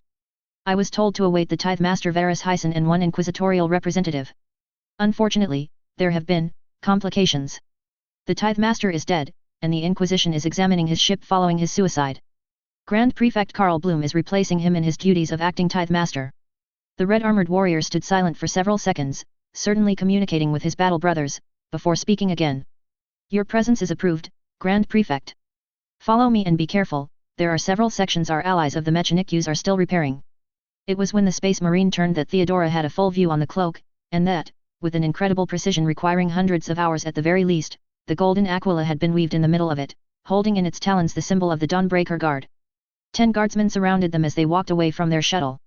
The trip was not long, albeit the fact they had to take several stairs instead of elevators and met a couple of hundred Mechanic-U's tech priests confirmed the fact the battle barge was still under heavy repairs. It was not difficult to realize when they had arrived. The golden doors with the effigy of the Primarch Sanguinius the Beloved aside, 2 Terminator Marines with purple amethyst cloaks were standing guard, and they stood vigilant and deadly as each step decreased the space between the two groups. Abbess Crusader Theodora Gaius and Grand Prefect Karl Bloom to see Lady Weaver, brothers, the bolters stayed in place for long heartbeats before finally being lowered. She is waiting for you and your guests, brother. The golden doors opened, they walked in, and Theodora was quite happy she managed to stay silent and not whimper like Karl Bloom did. The room they had entered was quite large and had certainly been intended with martial training in mind by the veterans of the Adeptus Astartes, if 1 or 2 cages in the corner were any indication. But this wasn't what immediately attracted their attention. What focused their eyes were the several dozen Grox-sized spiders racing everywhere before them. Past the moment of shock, the Abbess Crusader acknowledged none of the spiders attacked them or even paid them the slightest attention. And their movements were not random or could be considered typical for the species, although Theodora would never pretend she was a biologist specialist on the spiders of this galaxy. Because the spiders were working, weaving their silk in harmonious and perfect forms to make, well, a lot of things. From her current location, Theodora could see many purple cloaks being completed, the origin of the silk being resolved without the need to ask, but there were also tunics, robes and gloves being woven with a facility and a celerity no human artisan could ever have possessed. Weaver. Bloom muttered, and Theodora winced as she recognized the truth. Yes, in hindsight it was evident. The saint could control every type of insect on the battlefield, by her own words and the testimonies of those who had fought by her side. But why would this talent be cast aside when the battle was over? No reason, no good reason at all. And evidently, the saint had made good use of her skills. Not every spider was working, there were big black-purple columns eating and drinking from tanks the tech priests were replenishing, but those which were active on silk production were producing a lot of it and fast. Natural silk was not produced in the Nyx and Atlantis sectors, or any of their neighbors when it came down to it. It was a luxury material produced on few planets and imported at ruinous prices into this region of the Imperium, and most of the time it was not natural but had been produced by some arcane process the Mechanics loved to keep a secret. The saint evidently did not have these limitations. As Captain Quintus escorted them across the improvised silk atelier, Theodora could observe there were two different sort of spiders, the big ones, the more remarkable, producing the purple amethyst silk, and the smaller ones, generating the gold weaving. In a natural environment, the Abyss Crusader was sure the Grox-sized spiders would not have waited long before feasting on the smaller ones, but here they were cooperating, the larger spiders producing the bulk of the silk before their lesser cousins arrived to put on the finishing touches. There was some lesson to learn from this, but Theodora for the moment abandoned this reflection as she and Bloom kneeled before the saint. Rise, Abbess. Rise, Grand Prefect. You asked for an audience, it would be rude to spend half of it on the floor.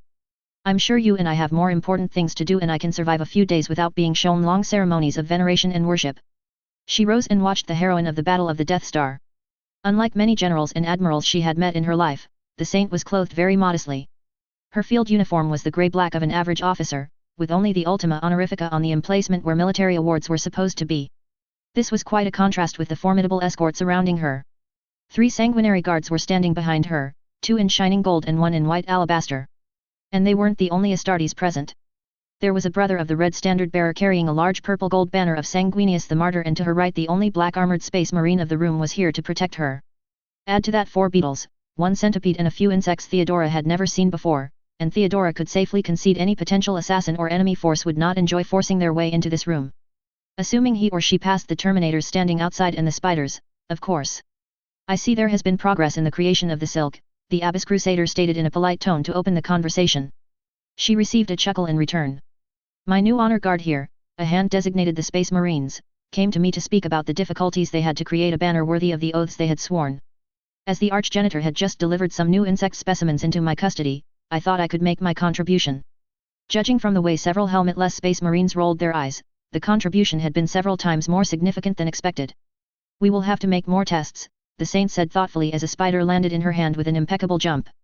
The purple widows and the golden silk spiders are the first useful species of spider I have been able to experiment with. Silk quality appears good, but all we had to compare until now were the mutant and radioactive aberrations from Wuhan. But I'm confident more negotiations with the Mechanics will bring other spider species sooner or later. As interesting as purple-gold combinations are, I will have to dye the silk if I want any color variety. You may be able to create an entire monopoly on the silk trade, Carl Bloom said with an incredulous voice. I suppose you have realized this.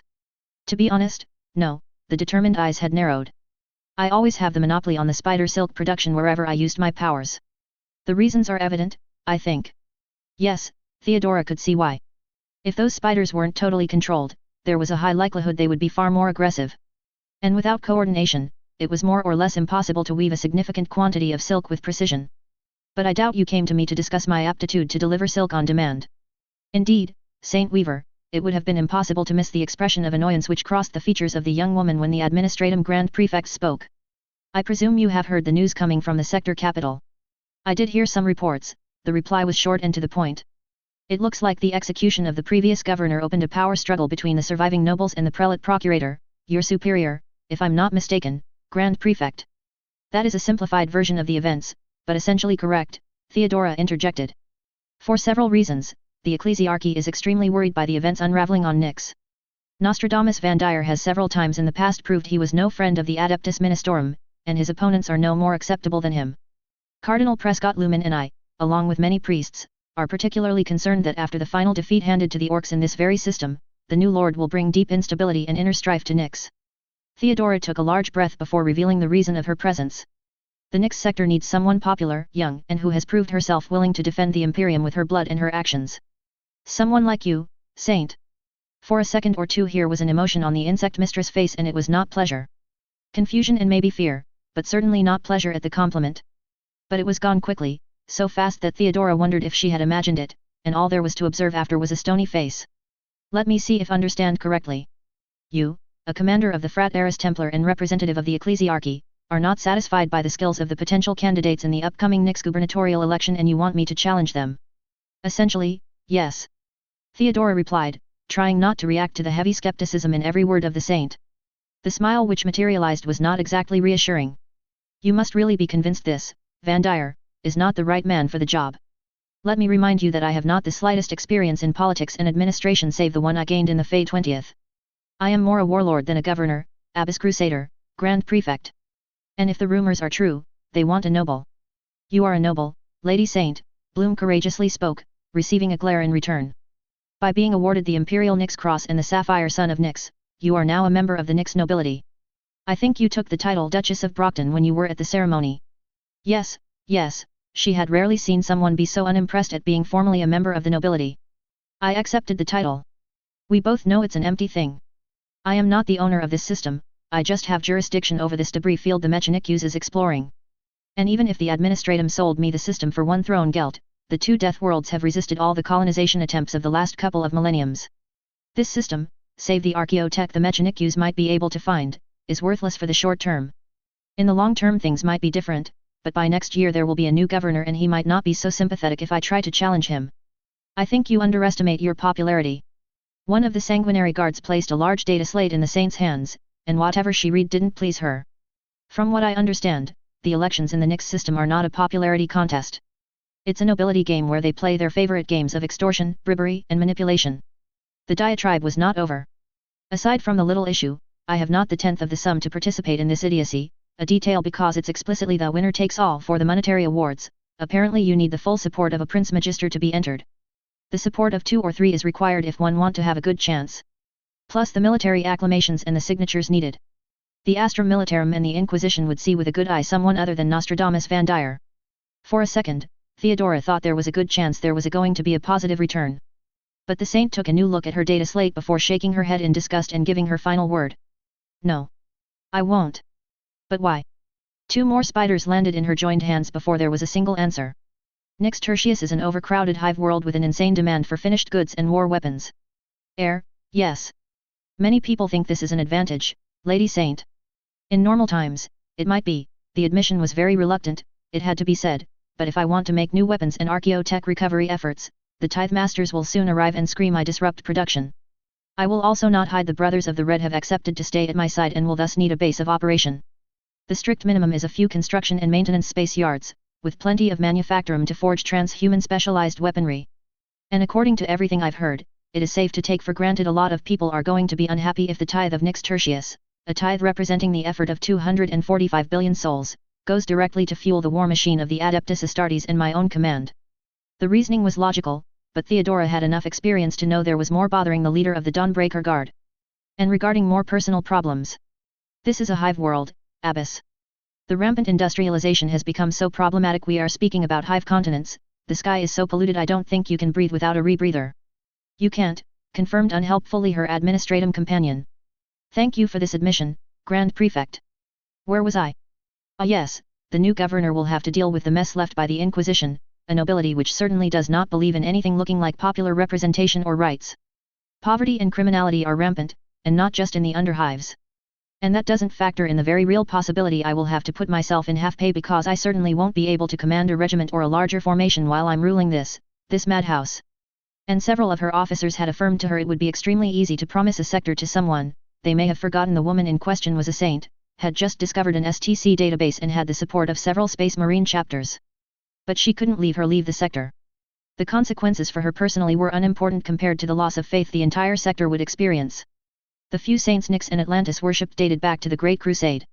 If they let a holy agent of the God Emperor walk away because the planets of the sector weren't to her taste, the religious implications didn't bear thinking about.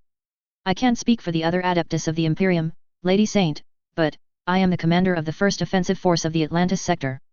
Should you agree to accept the Nyx ladyship, I would put my forces at your disposal for any expedition you deem worthy of your attention.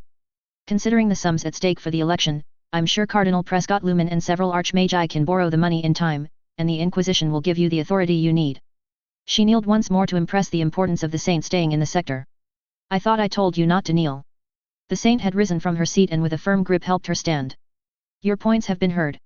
The military help is always welcome and I will hold you to it. But the tithe problem remains. I think, the administratum could prove conciliatory, Bloom said in a hesitant voice. I am just acting tithe master for the time being, but if Van Dyer suffers a massive humiliation during the election, it's entirely possible several of my supporters and I will be able to push his agents out of power, stop his little games, and confiscate his secret accounts. I am not in direct contact with Mars, but I'm told they are very complimentary of you at the time being. You could say that, yes. In this case, I think, Lady Saint, that should you achieve a victory in the gubernatorial election, we might be able to completely renegotiate the tithe system for the next sector with the Adeptus Mechanicus. I'm not saying the tithes will be reduced to zero, but for a century or two it might be possible Mars will demand a major forge world to increase its production to compensate, giving you the time to restore order and put in line new manufactorums, shipyards, and the like. The seat was left unoccupied as the saint marched out and plunged her hand into one box full of spiders to take out a pair of violet amethyst gloves and verifying there was no flaw in the spider's work. I suppose I will have to make some gestures to the Adeptus Ministorum and the other imperial self-governing branches, if I am willing to accept your proposal. I of course can't speak for the other Adeptus, but yes, it would appreciate it. Theodora bit her lip before deciding to have a go at it.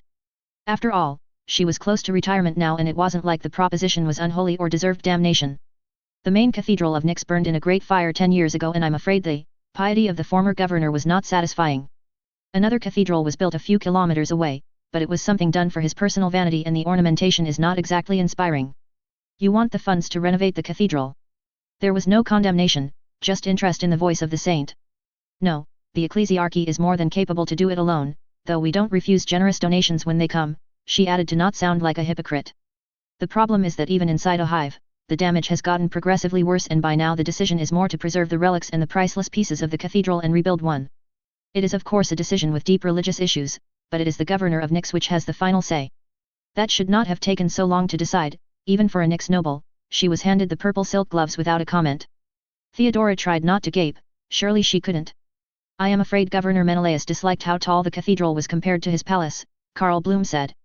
When the belfry collapsed, his great spire palace automatically became the tallest construction on Nyx Tertius. The murmur which came out of the lips of their host was not really intelligible, but she could have sworn the sentence was and I was thinking they couldn't get any more stupid. I will have to think about it, the insect mistress said after a moment. I hear what you say, but I will have at least to take a few hours to take my decision. Theodora nodded, a few hours they could afford, and besides by common accord it had been decided not to push out too much. Keep the gloves, Abbess, and try them, there aren't any spiders inside. And as for the project of a new cathedral? Yes. The spiders moved out from a corner of the room, revealing a sort of mini architectural complex which looked like no monument she had ever seen before. Leet worked on this memory monument machine in miniature yesterday, this was the explanation given, and this one he managed to build without filling half of the room in flames. My spiders are still making a protection of silk around it, just in case. Anyway, if you are willing to depart once from the Gothic style, dragon, and I would be willing to sponsor its construction. What would be the name of this cathedral? She asked, wondering how by the golden throne a huge dome like this one could stand on such feeble support. It's a basilica. As for the name, I was thinking about Hagia Sanguinella. Abbess Crusader Theodora Gaius never mentioned to the saint that two of her honor guard had tears running on their faces mere seconds after she had spoken the words. Captain Valerian Benlio. There were topics which broke no discussion when one began to speak about them. The influence of the ruinous powers had to be fought wherever it was discovered. The Emperor was, is, and will always be the Emperor of mankind. The most dangerous tank of a space marine arsenal was nothing if its fierce machine spirit had not been prepared. An army was nothing if its commander wasn't able to find a battlefield with a map and the cannons thundering over the horizon. The Black Templars were the most zealous space marines bar none when it came to the worship of the god Emperor. This veneration had caused a lot of friction over the centuries. There was no denying it. Even today, Valerian was sure 2/3 of the Space Marine chapters still didn't worship the Emperor. He was their grandfather in genetics, mind, soul, and body, yes. He was the master of mankind, yes. He was the one they swore their oaths to when they became Astartes, absolutely. But they did not worship him as a god. For sure, certain chapters came quite close, as they practiced a sort of praise our glorious ancestors with the Emperor as the greatest of the ancients which was almost a worship by itself, but generally the Emperor was not worshipped as a god by the Space Marines. Not in a manner the ecclesiarchy recognized, anyway. As a consequence, Valerian and the near totality of the chapters of the blood had, expected was maybe too strong a word, but, there would not have been a lot of informal bets lost should a close relationship between the Saint and the Black Templars be forged. It was both a relief and a surprise it wasn't the case.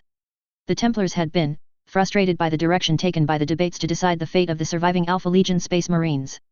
The members of the Guard and the Mechanics called to witness had been on average grateful for the assistance of the accused, and while Lady Taylor Hebert had not come to testify in person, her written statement had not demanded a death sentence. And when the young woman touched by the light of the Emperor had declared to Gamaliel it was better to be pragmatic in this instance and that killing the renegades of the 20th Legion would not help anyone except their enemies, the Black Templars' unhappiness had massively increased. And now that the last gathering involving the different Astartes contingents played itself on the battle barge Europe, it was obvious the Saint General and Marshal Marquard of the Black Templars had very different conceptions of what the Imperium should be. In hindsight, the captains descending the 9th Legion recognized in private, it shouldn't have been such a surprise.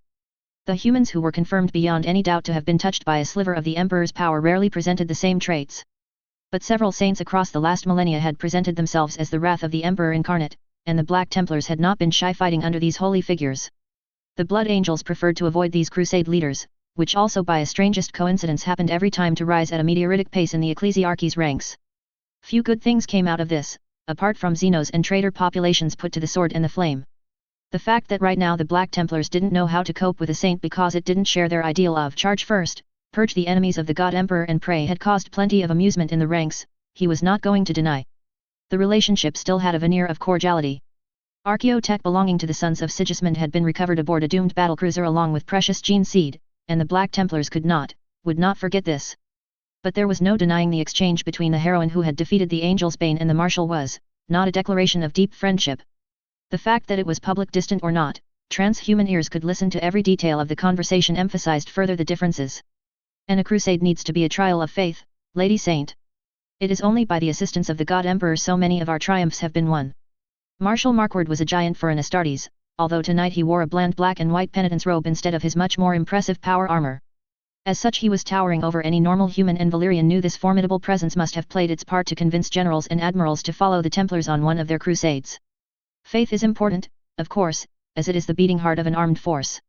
If soldiers don't believe they can win, they despair, and in the seconds after, they rout. But a crusade is a formidable industrial effort, Marshal. It must have faith, or it is doomed, but there are things which must be there in support. Proper strategic planning, establishing supply lines, a massive shipbuilding effort. Many things proper warriors can give to the staff and the rear-line administrators. The Marshal continued to repeat his brutal philosophy of smashing apart the enemy in a decisive engagement. It was not a speech the Major General of Brockton appeared to enjoy a lot. It was difficult to observe too much of her visage, but the slim section of her hair which had turned golden was flashing in a more agitated manner, and the subtle golden glow was becoming more and more perceptible to transhuman eyes. If they are faithful, they will obey their superiors and deliver the resources needed for our crusades. I think this would be a mistake to count on their faith, Marshal. Faith is the foundation everything will be built on, because for the Imperium of today, faith is the prerequisite for loyalty. But faith must be properly supported by competence, ingenuity, and wisdom. It needs a hint of pragmatism. Pragmatism is the first step on a dark road, Xenos and traitors begin by. Anyone worshipping the ruinous powers needs to die, and quickly. The insect mistress had seemingly run out of patience. The Orcs and the Eldar warriors need to go too, because they've proven we can't expect anything but war and daggers in the dark from them. But no, Marshal, I don't think pragmatism is something to be despised. I will kill the enemies of the Emperor, but I need to use the very finite resources at my disposal. Resources like these, renegades. Valerian would have to ask later to the other Blood Angels in this hall if they had recorded the growl-like sound the Black Templar had made with his throat. Resources like the Heracles Wardens, experts in counterinsurgency, Xeno-slaying and other types of warfare, yes. Marquard had wanted a clear and sonorous no, and his grim face was something he would remember for the next decades. Space Marines are a precious investment, and it would be inconsiderate to throw them away just because they are by themselves the remnants of some shameful part of humanity's history. The historical revision units and the Ordo Scriptus of the Holy Inquisition would disagree. Marshal. The violet cloak Lady Weaver wore was readjusted, allowing him to see there were several minuscule spiders waiting underneath to neutralize any unforeseen threats. If he had not had his eyes on it, Valerian would have missed it for certain. There is an ancient saying, history repeats itself because nobody was listening to the events the first time. It is my opinion that if you destroy the records, you are going to make more difficult the task of the next generations, which will have to deal with your threat a third time. Only by crushing totally and mercilessly an enemy, erasing every trace of his loathsome presence and consigning it to oblivion, can the enemy be truly defeated. To her credit, their shield against the Black Rage didn't say "you like proving my point," but everyone heard it nonetheless. Major General Taylor A. Bear. Listening to the ramblings of the Black Templars Marshal for a good half-hour had given her a massive headache, to which was added frustration and sadness that the equivalent of a Space Marine captain could be so obtuse, narrow-minded, and unwilling to recognize reality when it poked him in the nose. The very existence of these black-white fanatics in the 35th millennium proved something was wrong with the reality of this galaxy. The forces of the Frat Eris Templars were recruited on their fervor too, but at least their commanders understood your faith was really unlikely to bother an orc when your lasgun cell was bereft of power, your bayonet was broken and your supplies had been diverted by an ignorant Munitorum imbecile to a battlefield 600 light-years away. The Black Templars, they seemed to live in a fantasy world where they could crusade for all eternity without caring about the consequences of their actions.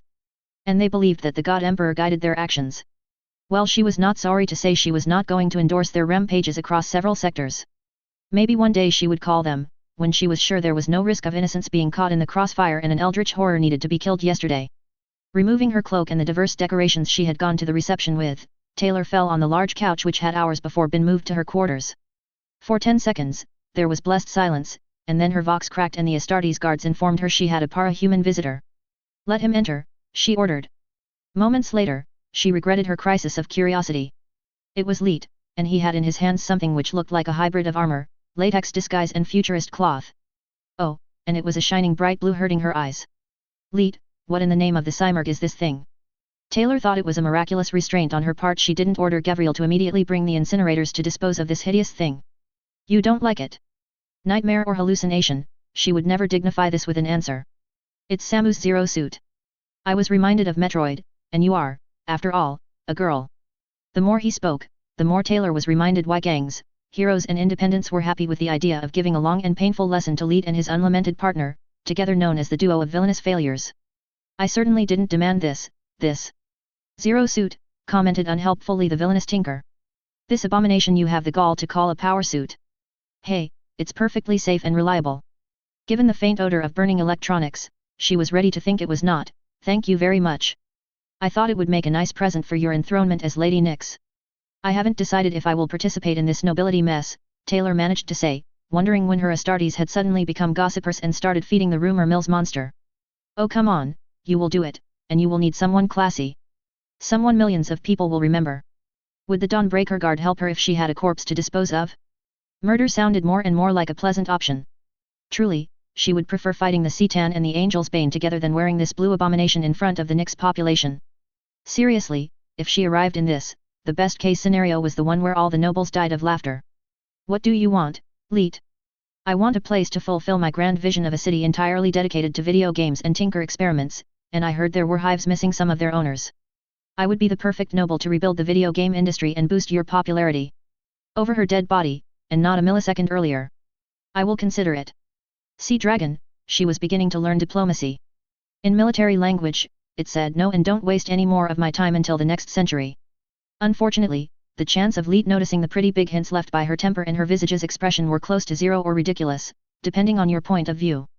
"Now get out of my quarters, and please take your Zero suit to Dragon before you provoke a massive fire."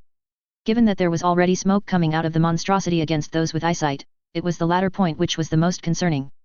"Gavriel, tell the Magi in charge of the reparations in Sector J3 to prepare the anti-fire foam, I think she's going to need it."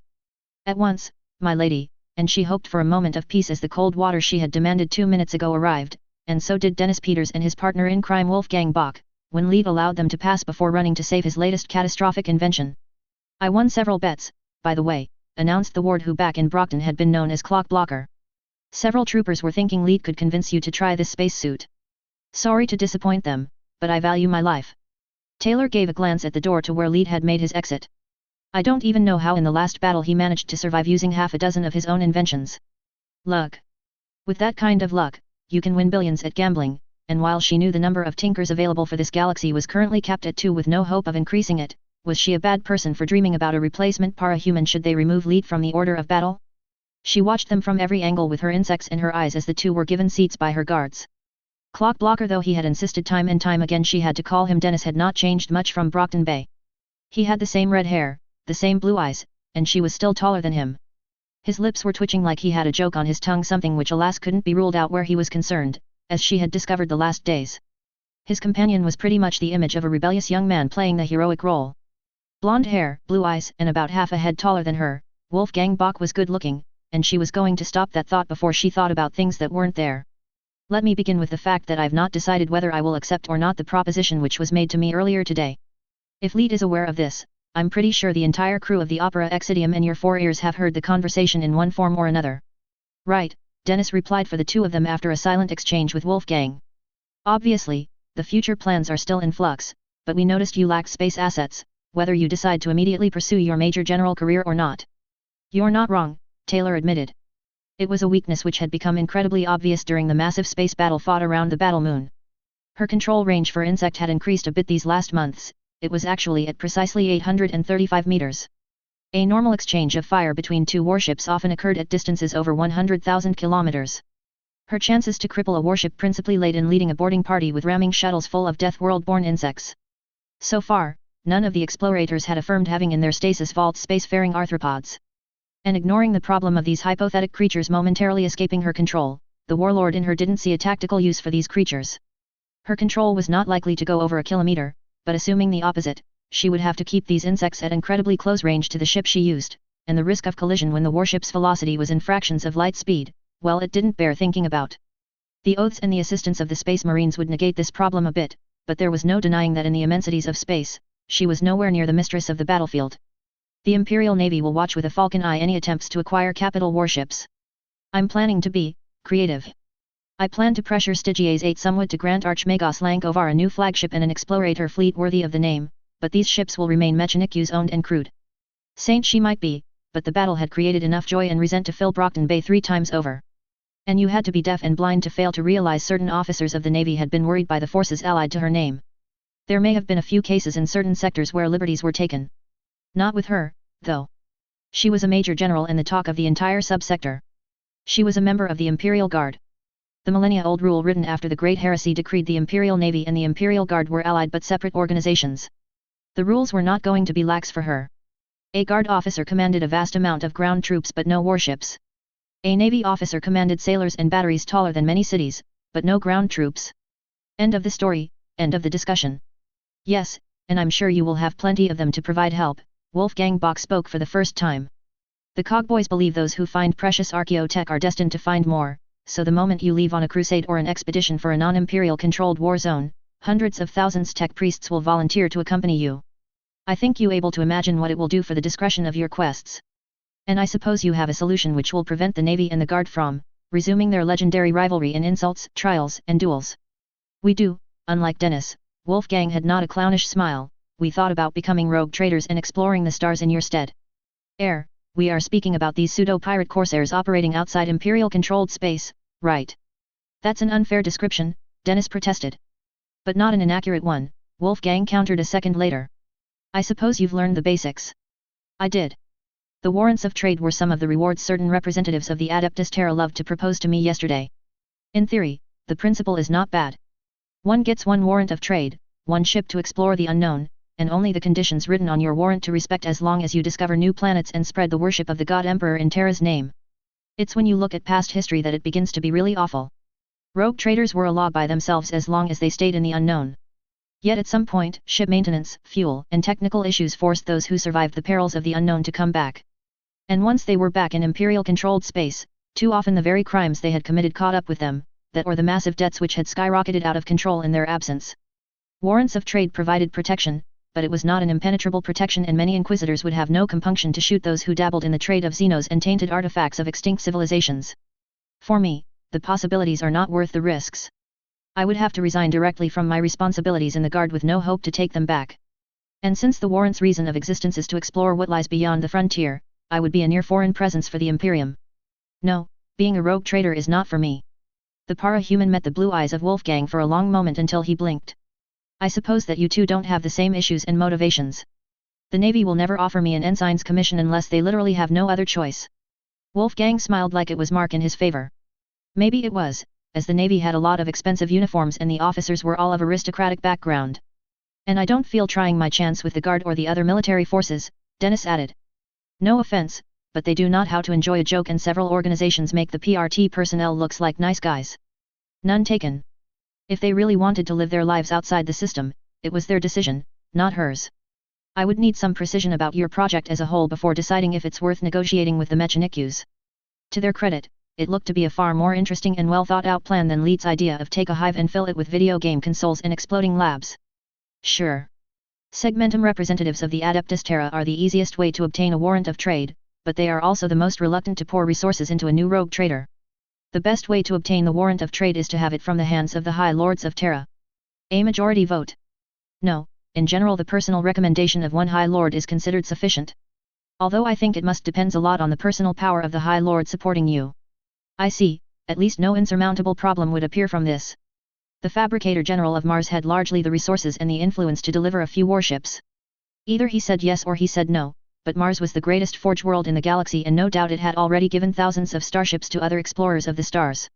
Give me a sum up of what warships you want, your trade and exploration strategy as well as the resources you want, and I will discuss it with Archmagos Lankovar. Do you want 2 warrants or just 1? 2 would be better, Wolfgang and Dennis said in unison before the latter continued. We plan to do a bit of exploration together, but we might pursue different goals and separate one day or another, and the travels of rogue traders are not risk-free. Okay, now go repeat all your arguments to Missy, Dennis. I'm sure she is going to find some counter-arguments I've not thought of. By the way, the time-stopping para-human shivered. This was not a conversation he had prepared with his fellow ward, too bad for him. Magos Draco Dragon Richter. Months ago, the arrival of several 3 meters tall armored giants would have been the imminent sign of an impending disaster. Nowadays, it was becoming business as usual. Dragon didn't know if it was a very good thing or simply the fact her sanity was finally slipping away confronted to the craziness of this galaxy.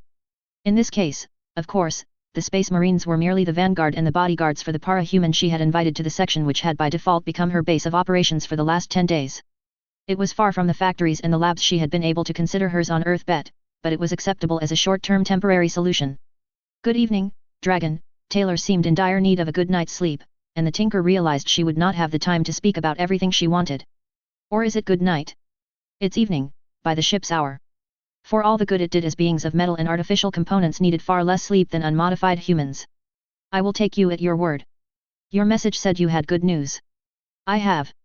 Your staff and I have finally completed the negotiations for the Larkine lasgun template. Already. A genuine smile appeared on the young woman's face. You're right, that is good news. Who are the buyers? As per your wishes, 1 copy for the Imperial Guard, 1 for the Imperial Navy and 1 for the Frateris Templars of the Ecclesiarchy. The Forge Worlds of Ecotron, Estaban 3, Griffon 4 and Bashik V were the forges to offer the better terms on the Mechanicu's side of things. I see, and in exchange. Remember we tried not to be too greedy, it was a template they wanted to spread fast across the Imperium, and it was only a lasgun template in the end. On average, the negotiations gave us 15,000 tech priests for each copy, so 105,000 tech priests overall. Most will be generalists and useful for training purposes. A grand total of 14,000 skitarii will accompany them. There will be a transfer of 22nd grade data printouts, principally focused on the creation of machine tools and manufacturing builders. In no more than 10 years, you will have 3 non-warp capable monitors and the support ships to keep them operational. The only refusal we couldn't overcome was the transfer of veteran regiments to serve as training cadres on Fae. The Munitorum refused to waste its best assets in a backwater sector. Their words, not mine. Well, that's good, right? Dragon clicked her fingers and grinned. It would be even better if we had a world to install all these tech priests. Taylor's reaction was to roll her eyes in fatidic resignation. Not you too, by the way you have not revealed to me how long it would take if we want to start from scratch. Didn't I? A poor lie, she hadn't and the 2 para-humans both knew it. With Mechanicu's support and pressuring the administratum a bit with some good arguments and shortcuts, I think we could begin our work on a relatively virgin world, or at least on the ruins of a former imperial world, in 2 decades. 20 years. She didn't need to watch Directly Weaver to know it wasn't the answer she wanted. 20 years at the very minimum. Colonies well suited for the development of a space society are in high demand, you know. Yes, but 20 years. The youngest major general of the sector closed her eyes before reopening them filled with determination. Nix would be available in a matter of days. Nix would be available in a matter of days, Dragon repeated with a nod. And the oversight over your head would be far less than the one considered normal for a new imperial colony. Nix is the capital of the sector, so as long as the tithes are paid and the planets are defended from the enemies of humanity, your obligations will be really minimal.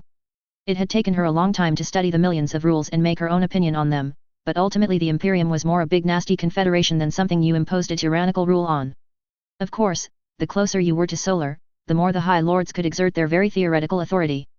It is not a decision without drawbacks, the Tinker pretending to be a dutiful daughter of the Adeptus Mechanicus amended, we will have to deal with a lot of powerful players and control over the industrial efforts will be partial at best.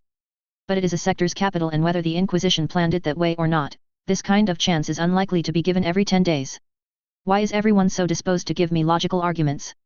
Weaver complained, not realizing there were Space Marines exchanging a few data chips behind her after this rhetorical question. Because we know you listen to them. There was no real strength behind the glare she received the next instant. Give me the other news, please. The Karen tank is meeting a lot of doctrinal resistance from the Mechanics. Several Magi worked with me to replace the obsolete parts by M35 approved ones, and for a majority of the upper Mechanics, the design is too radical. Taylor did not bother hide her dissatisfaction. The Guards armored regiments scream in every sector for more Lemon Russ Vanquishers and tank hunter destroyers. It's not like a new model will kill the tank buster market.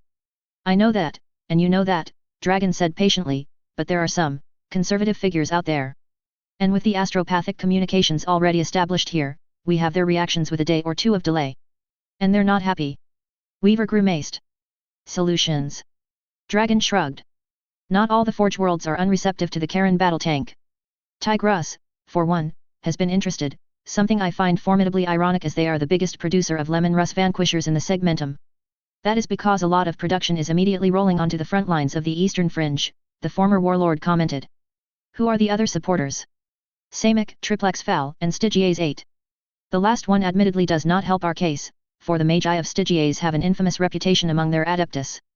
To break this stalemate, there are not 20 solutions, we use a large manufactorum under our complete control, and we produce something like 1,000 of them. All the tanks of this first wave would be given to the Mechanics for battle tests in varied environments and against a wide range of foes. All right, I see the logic. How long it will take to have 1,000 tanks ready? Impossible to say as long as I've not the tank manufactorum in question inspected. But optimistically, 2 to 3 years.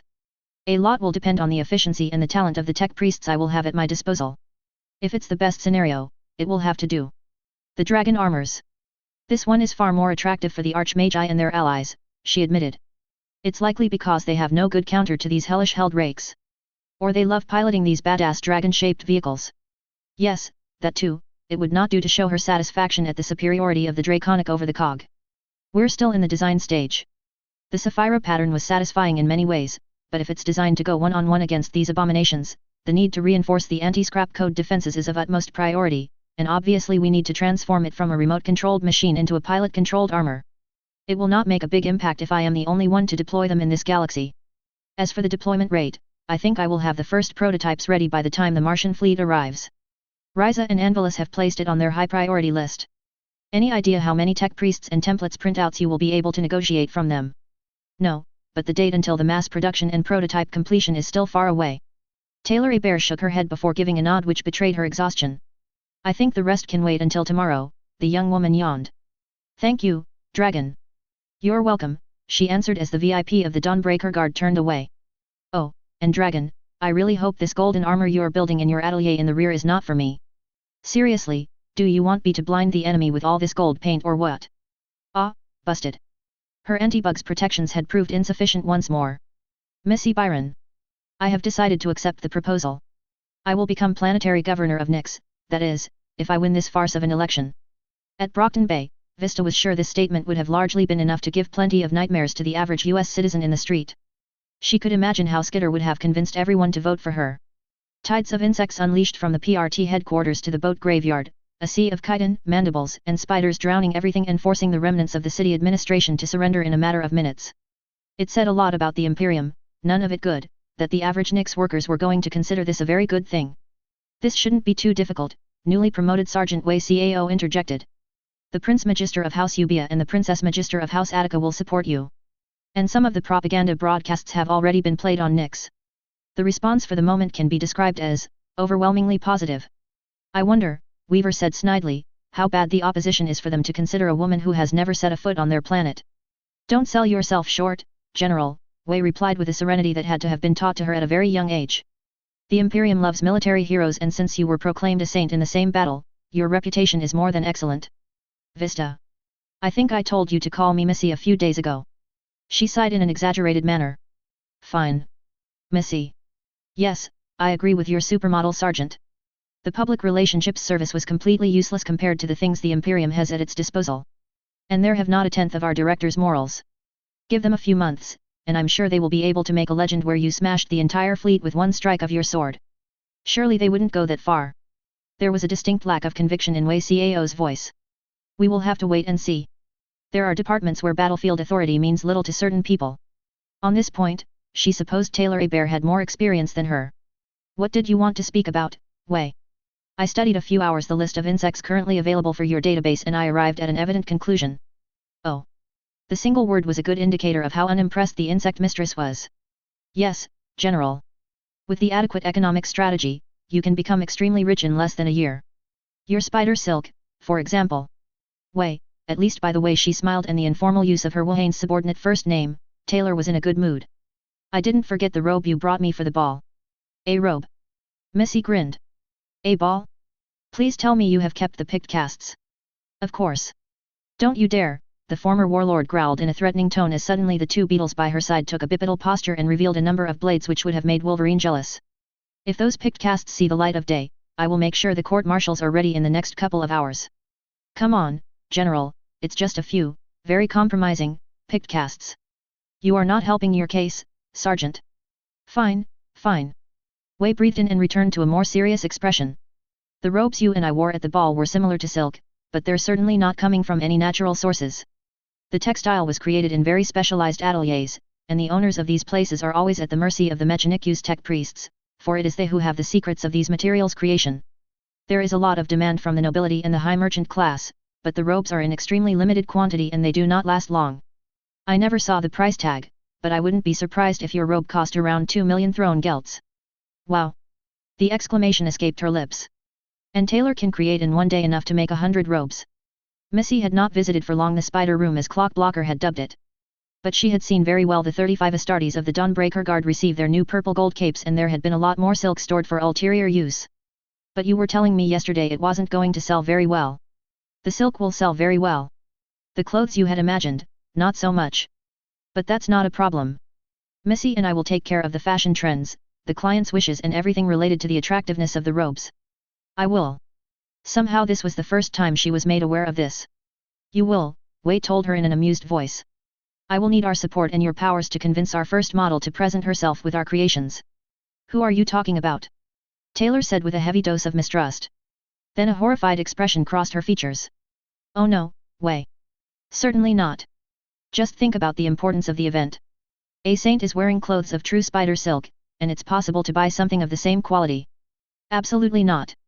Vista wondered how many days were going to be necessary for the Wuhane's girl to change the mind of her superior. I have seen what you consider proper. I will behave myself, the cleavage will be conservative this time. No. Yes. No. Yes, and this is just the first idea I had reading the list of insects you had.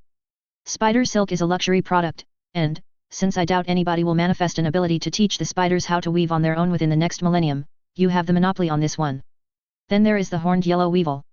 That insect is useless for a modern battlefield, Taylor said in a voice which was close to a teaching mode. It's so slow to move on open ground the battle could be over by the time it has moved 100 meters, and one lasgun is more than enough to kill a large specimen. And it's large, so it is a superb target for everyone not blind. What? Wei Cao had taken a patronizing expression which was a mixture of pity and amusement. General, we would follow you into a warp storm if you asked, but honestly your flair for investment could use some improvements. Very well. What's the point I'm missing? The tusks of the horned yellow weevil are pure ivory, and the magi who wrote the report was convinced it could grow them whenever it wished. This is because fights between males can be incredibly violent.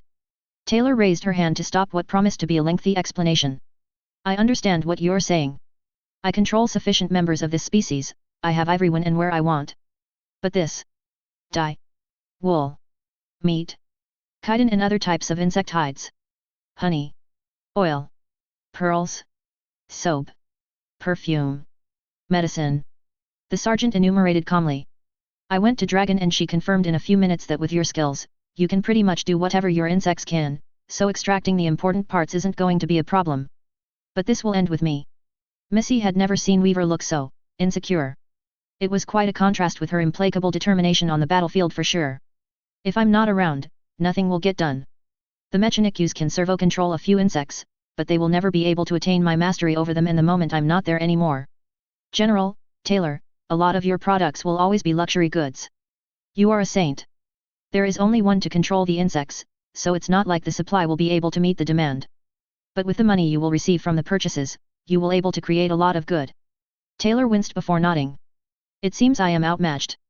The para-human rose from the beetle she had used as seat. We will try it your way. Contact Magos Lankovar and choose the 5 species which seem the most promising to you from a financial perspective. 5 species, not including the spiders. I will head directly to the bridge. I think he was still in conference with the archgenitor. What is that?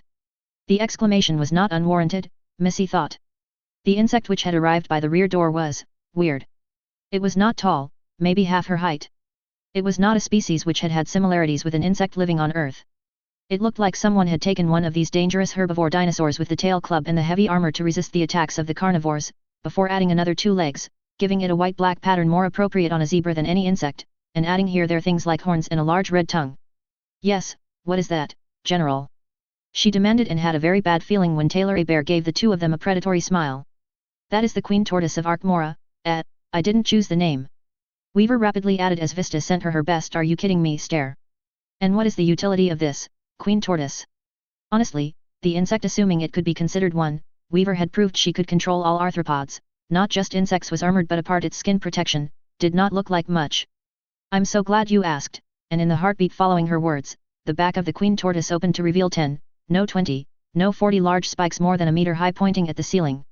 Missy stared with her mouth wide open, and she was sure Wei had the same expression on her face. The spikes can be launched at deadly speeds on my command, and the tests have concluded the bone spikes can pierce ceramite.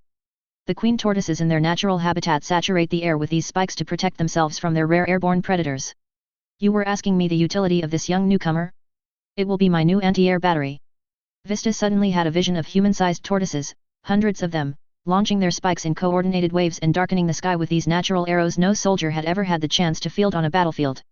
Flyers arriving for their landing would be dead meat, if the lethality of the bone spikes was not overestimated.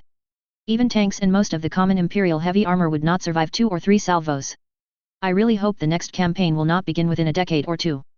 Missy murmured to herself before walking back to her quarters, hoping Dennis had not concocted something crazier while she was away. Ultima Segmentum. Nix Sector. Neptunia Reach Subsector. Nix System. 7.739.289 M35. Major General Taylor A. Bear. On a scale from 1 to 10, the warp travel from Brockton to Nix was approximately a 9. The inner Geller fields of the Opera Exidium held. There were no eldritch things materializing aboard. The number of wounded and deaths was extremely low, though as she understood it over 24 people were mentally hurt and may have to be euthanized for their own good in a few hours. A few months ago, she would have considered ridiculous the prospect of something trying to prevent them from arriving to their destination. But they were in the warp, and the darkness she had felt pressing against the energy protections of the battle barge couldn't be joked about. The warp was not empty. The warp was full of horrors. And she knew deep inside that with her last battle, she had attracted the attention of the demons. It was not her imagination. 2 of the reserve navigators and 3 dozen psychers had to be placed in a medical coma before they tried to take their own lives.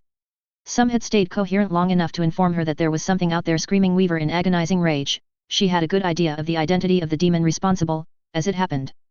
The previous battle had changed her in some way. It was easy to ignore it as long as she was resting and controlling her beetles, but in the warp denial was no longer possible. Her body had taken to shining in a golden aura and the golden light of her hairs had increased, not diminished. There was endless darkness and malice waiting in the depths of the Sea of Souls, and the light, she was not so naive to pretend it was strong enough to fight these infernal beings.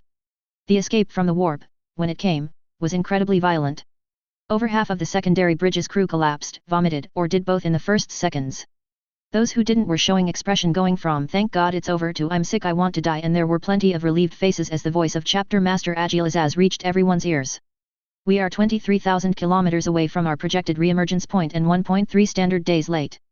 Warp travel completed successfully. No one would ever mention it in daily conversation, but from the tallest space marine to the lowest trooper, everyone unconsciously relaxed and the heavy tension dissipated. The chapter master gives his compliment, my lady, and states the observation bay will be available for your personal use in 5 minutes, Gavriel affirmed formally. Give the chapter master my thanks and my gratitude for a safe travel through the warp. It was not the fault of the Brothers of the Red that they had been forced to ride the demonic storms. All in all, it took nearly 15 minutes before she was able to watch the Nix system in all its glory. Though frankly the in all its glory was maybe a bit of an exaggeration. For reasons which had as much to do with defensive measures as the human captain's sanity, warships of the Imperium materialized far away from the main planets, and the Opera Exidium had not derogated this rule. As such, the first impression Taylor got of the sector capital was the system star, a bright giant which was essentially white to the naked eye. It is a star not unlike Canopus as it was studied at home, Dragon said conversationally as she arrived on the observation hall at 200 meters long. It was difficult to call it anything else. I think the luminosity is significantly less than that. I will take you at your word, Taylor answered. As a certain endbringer was always preventing space exploration attempts, classes about astronomy and the wider galaxy, let's just say they weren't the most popular courses at Winslow, or in other schools. I completely understand. Dragon replied politely. We will have a good view of Nix Sextus in a few seconds. The prediction was fulfilled at the appropriate moment. Instead of the void, the Space Marines and the Guardsmen watched as a big ball of blue was magnified on the left bay. Nix Sextus, she murmured, also known as Blue Anchorage. This is the primary base of the Imperial Navy in the sector. Promethium extraction facilities, Promethium refineries, maintenance and construction shipyards and 5 primaries grade defense stations are orbiting this blue gas giant. Unfortunately, orbital facilities are all there is to see, Dragon whispered. Neither this giant planet nor its 6 moons are inhabitable in their current state. It might be for the best, Taylor continued to speak with the same tone of voice. Planetary governors of the past would certainly have made more efforts to dislodge the Navy and the ecclesiarchy from their holdings on the outer planets. I wish I could disagree. I can't. The observation bay became a thing of beauty and spectacle as the cogitators calculated, analyzed the long-range Auspex readings and began to share their findings with the para-humans, humans and transhumans present. The white-looking star, the aster the locals had taken to call the Sapphire Sun, was granted plenty of representation under different angles, but the other planets of the system were also given their own moments to shine. From afar, Nix Quintus was the planet which looked like the most like Earth. Its appearance was a swirl of green, brown, blue and white. Unlike a lot of planets, it had no moons whatsoever. The common points with Earth bet were not legion. Nix Quintus, official name St. Clara's Stand, was a world turning around the local star at 5 times the distance Earth did from the Sunday. Of course, the diamond sun of Nix was far more luminous than the star of the solar system, but it nonetheless resulted in a cold world, famed for exporting religious artworks and books, as well as the extraction of ore and unrefined resources. It was also not under the control of the Nix governor, as it belonged to the ecclesiarchy diocese ruled by Cardinal Prescott Lumen. Nix Quartus was warmer and far closer to Mars when viewed from millions of kilometers away. It also couldn't be different from the red planet where the Mechanicues reigned supreme. The planet shone red like a ruby, and the first explorers in the Great Crusade era had evidently agreed, as they had called it Ruby's Harvest. It had rapidly become the breadbasket of the system, in other words, it was an agri-world. The 2 moons around it, Ochre's Harvest and Kilimanjaro, were fulfilling the same roles, although one was according to her staff's findings producing food only for the governor and the Nix aristocracy. Over 800 million workers were toiling in these uncountable farms and plantations. Difficult to believe 1 planet and 2 moons are really entirely reserved for the food production of another planet. It's not like they have a lot of choices. To be fair, the Mechanicues has managed to reduce the use of pesticides and improve the living conditions of the agriculture workers a bit. The harvests and the tithes are all delivered as millions of tons of food. The 5 main exportation goods are ruby rice, ruby grain, ruby potatoes, dodo eggs and grox meat. The names were very familiar, but she had to remember names often weren't closely linked with reality. Her queen tortoise was absolutely not a tortoise. The Ulm horses would have given heart attacks to a horse owner on Earth bet, and plenty of animals and insects had at best a vague resemblance to their ancient name holders. And that leaves the 2 last inhabited planets. Nix Secundus, aka Luke's mine, Dragon spoke with a grimace of distaste. The conditions on the surface are hot, and the radiation is far above any threshold I would recommend.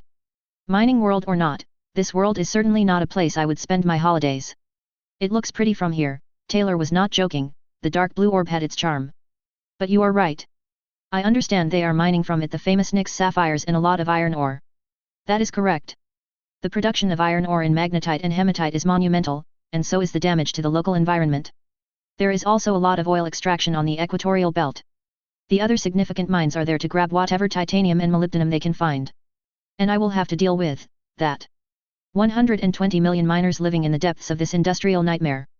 There was a moon orbiting this planet, but Luke's vigil was more a Departamento Munitorum depot and a conference center for the nobles supervising the mining facilities than anything else.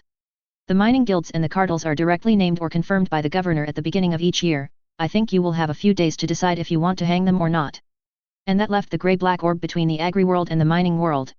It was in many ways the only world which mattered, and the number of ships, orbital stations, and man-made structures made this opinion impossible to refute. Taylor had at first wondered why the system had been called Nix in ancient times. The Greek primordial deity of the night was obviously not a good name for a system with a bright white sun. But the system had not been named for the star.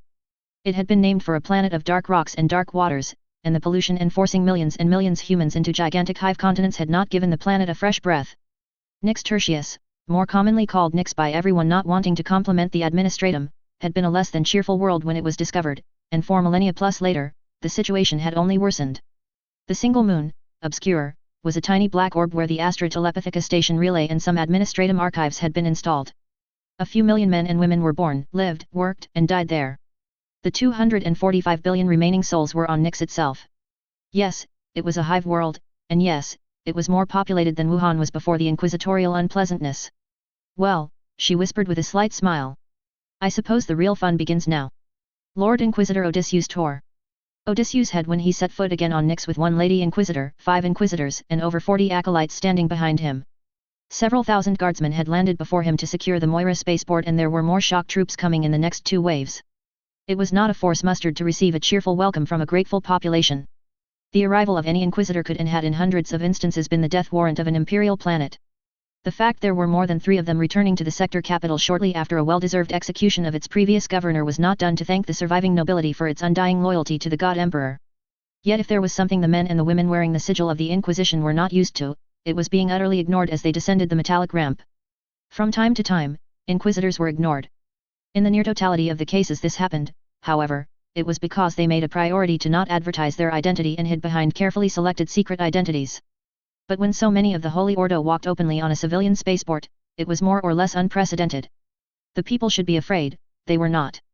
The reason for this absence of fear was 200 meters in front of them, being cheered by a crowd of hundreds of thousands. Of course the Nix purebloods had to try to arrest her. He grumbled. I think they are going to regret it a lot when they wake up, my lord. The Lord Inquisitor didn't answer. No word was necessary. The moment the commanding officer of the Nix purebloods leading the spaceport security force had tried to fulfill the orders he had received, thousands of twirling butterflies had danced in their ranks and the former gubernatorial guard had not bothered sealing their carapace armor or making the slightest preparation for battle. 10 seconds later, the 5,000 men of the finest PDF regiments of Nix were soundly sleeping and the Space Marines who had descended with Major General Taylor Hebert were trying to impose some order as a massive crowd pressed on to see the heroine of the Imperium. It was not even a tenth of the population living between the Moira spaceport and Hive Menelaus, but by the Golden Throne it gave an impression of numbers beyond counting, and they had the voice to make themselves heard. Weaver! Weaver! Weaver! Thousands of throats were shouting. I think the previous governor never had a third of this popularity, Rafaela Harper snidely remarked. Menelaus never went to war. He never tried to rule except when he wanted someone interesting to him in exchange. He had the popularity he deserved, which was none. And as thousands of faces sang the name of the Major General, Odysseus knew Nostradamus Van Dyer must have left the very same impression on the hive world in the short time he was in charge. There would never have been so many delighted visages otherwise. The Lord Inquisitor saw white-haired PDF veterans, men months away from retirement, cry without restraint as they were touched by a single flying insect. They were children in dirty clothes jumping and trying to catch one of the insects next to scions of well-off merchants. There were young women and aged workers, thousands of the middle and the lower classes of the planetary society. Several hundred servants had brought music instruments, and since there was no orchestra master, all were playing their own music, adding to the massive din. And the Weaver calls were not the only acclamations to be shouted. There were also many cries for the saint to bless them, and to the angels of death to thank them for their protection and to tell their names to the God Emperor. The surviving troops of the Battle of the Death Star had to nearly fight their way across this ecstatic sea of human bodies, but after 10 minutes, they managed to create a small cordon for the vanquisher of the Angel's Bane and her Dawnbreaker guard to advance through. The tech priests and their assistants who had stayed in the halls of the Opera Exidium had accomplished much in the days of travel to Nix, he was forced to acknowledge. As often as he had met important dignitaries, the procession now honoring Nix with its presence was rarely seen by servants of the Imperium, and even more rarely under peaceful circumstances. The members of the Dawnbreaker Guard were shining red beacons in the middle of the grey crowd. Each wore armors entirely devoid of damage, decorated by many purity seals and valor decorations. Their purple cloaks where the golden aquila was triumphant were positively regal in the presence of not one, but 3 sanguinary guards, 2 in gold and 1 in white, was a shadow of the great angel himself walking among mortals. And they were just the escort for the one the growing crowd was watching enraptured. The new power armors were not ready for production yet, but evidently the Mechanikus must have rushed ahead and opened their archaeotech vaults, for the new Duchess of Brockton had been given a priceless battle armor which in all honesty could not proclaim her sainthood more obviously. The helmet had been forged in an angelic visage, while the jump pack was merged with the white feathers of angelic wings. And the colors, by the throne, the colors. The power armor was seemingly burning in a fusion of gold and silver fire, and there were only two known alloys recognized to produce this effect in the 35th millennium, auramite and argent amite. As this armor was the perfect combination of the sun and the moon, of the gold and the silver, of the strength and speed, of the angelic and the saintly, it was no wonder that as they left the spaceport, tens of thousands of Nyx PDF soldiers were saluting before prostrating themselves or bending the knee. Weaver. Weaver. Weaver. Lady Weaver for Nyx. Lady Weaver for Nyx. Make sure all the Nyx purebloods are arrested or neutralized before tonight, Odysseus ordered to Raphaela. I will leave to Lady Taylor a bear the fate of Menelaus' dogs, but the fewer fights we have today, the better for the first days of governance. Deploy our battalions and the Luthen troops around the main barracks across the Moira Hive continent. Use the PDF reserves if you need assistance. If the administratum leaders treated them like vermin, they will jump on the chance to participate in the fall of the purebloods. Ave Imperator. Nyx and Weaver. Ave Imperator. Do you intend to unleash your assassin on Van Dyer, my lord? Asked one of the acolytes belonging to another inquisitor. This one he was sufficiently amused by to ignore the mild insubordination. Besides, it was a good question. No, this time the Inquisition is not going to lead the charge. Van Dyer wanted to become governor of Nyx. I think we can watch the face of this Grox when he realizes he just jumped into the arena with the swarm and the angels. The Lord Inquisitor bared his teeth in a parody of smile. I already have solicited the Navy to arrest all his declared supporters on Quartus and Secundus. In a few hours, all the spaceports will be under our control. The former prelate procurator won't be able to escape.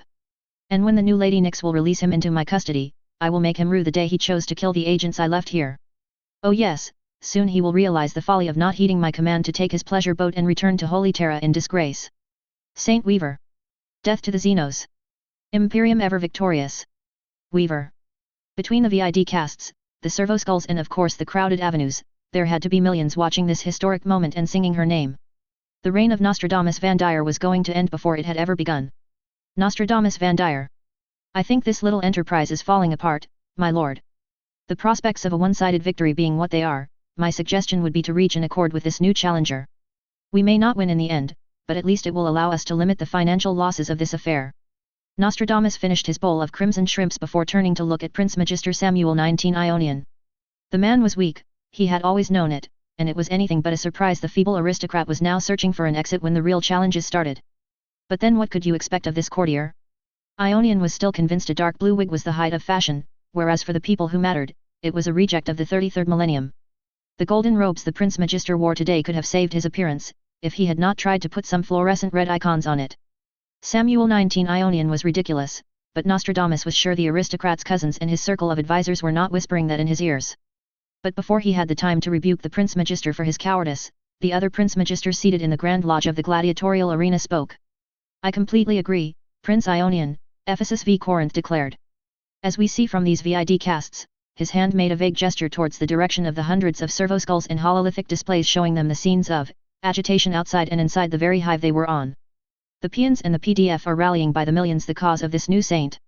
The Navy is not supporting us, and Eubea and Attica have decided to vote for her in a desperate attempt to ingratiate their houses with a new mistress. The Inquisition is here too. There is no support to be gained from the Arbits, given the number of court judgments we removed from their jurisdiction last year. Over 4/5 of the ecclesiarchy priesthood is in the streets with the rioters. We have lost, Lord Van Dyer. The only thing we can do now is force this new opponent to consider our power base and gain some concessions. I knew Ionian had no spine, Van Dyer snarled, but you, Corinth, I thought your service in the Navy had at least given to you the fire the God Emperor expects from his officers. The aristocrat of House Corinth, even today, was wearing a modified admiral uniform of the Imperial Navy. Of course, everybody knew Ephesus v Corinth had returned to take the title of Prince Magister as a lowly lieutenant when his father was killed. The promotion his clothes had experienced in the months and years after had been commented upon extensively in certain circles. The Navy does encourage honor and defiance against the odds when it comes to pirates, Xenos monstrosities and heretical threats, Lord Van Dyer, Ephesus v babbled as his face became redder. A last stand here will serve no purpose. It's not a last stand. Nostradamus tried to calm himself as he realized he had shouted the last sentence. It is not a last stand. He repeated more calmly. I have plenty of assets waiting to be played. The great labor of Tithe Master Varus Hyson is here. I sent him his marching orders. He is going to veto all the candidatures save mine, beginning with the one of this so-called saint. Assuming Hyson is still alive, Samuel 19 Ionian retorted in a quavering voice, I don't think he will be so eager to embrace this course of action. Unlike you, the tithe master knows his duties to him and the God Emperor, it went without saying. Between his debts and all the favors his subordinate owed him, there was no possibility of Hyson betraying him. None. I have your votes, the resources, the signatures, and the support of the Moira Pontifex. A Pontifex who is certainly not going to keep his priesthood privileges once Cardinal Prescott Lumen is done with him. Nostradamus glared at the defeatist noble, who had the temerity to look away instead of looking him in the eyes. Pontifex Spiro is a saintly man, unlike these traitors and heretic scum following a false saint. I'm sure he is.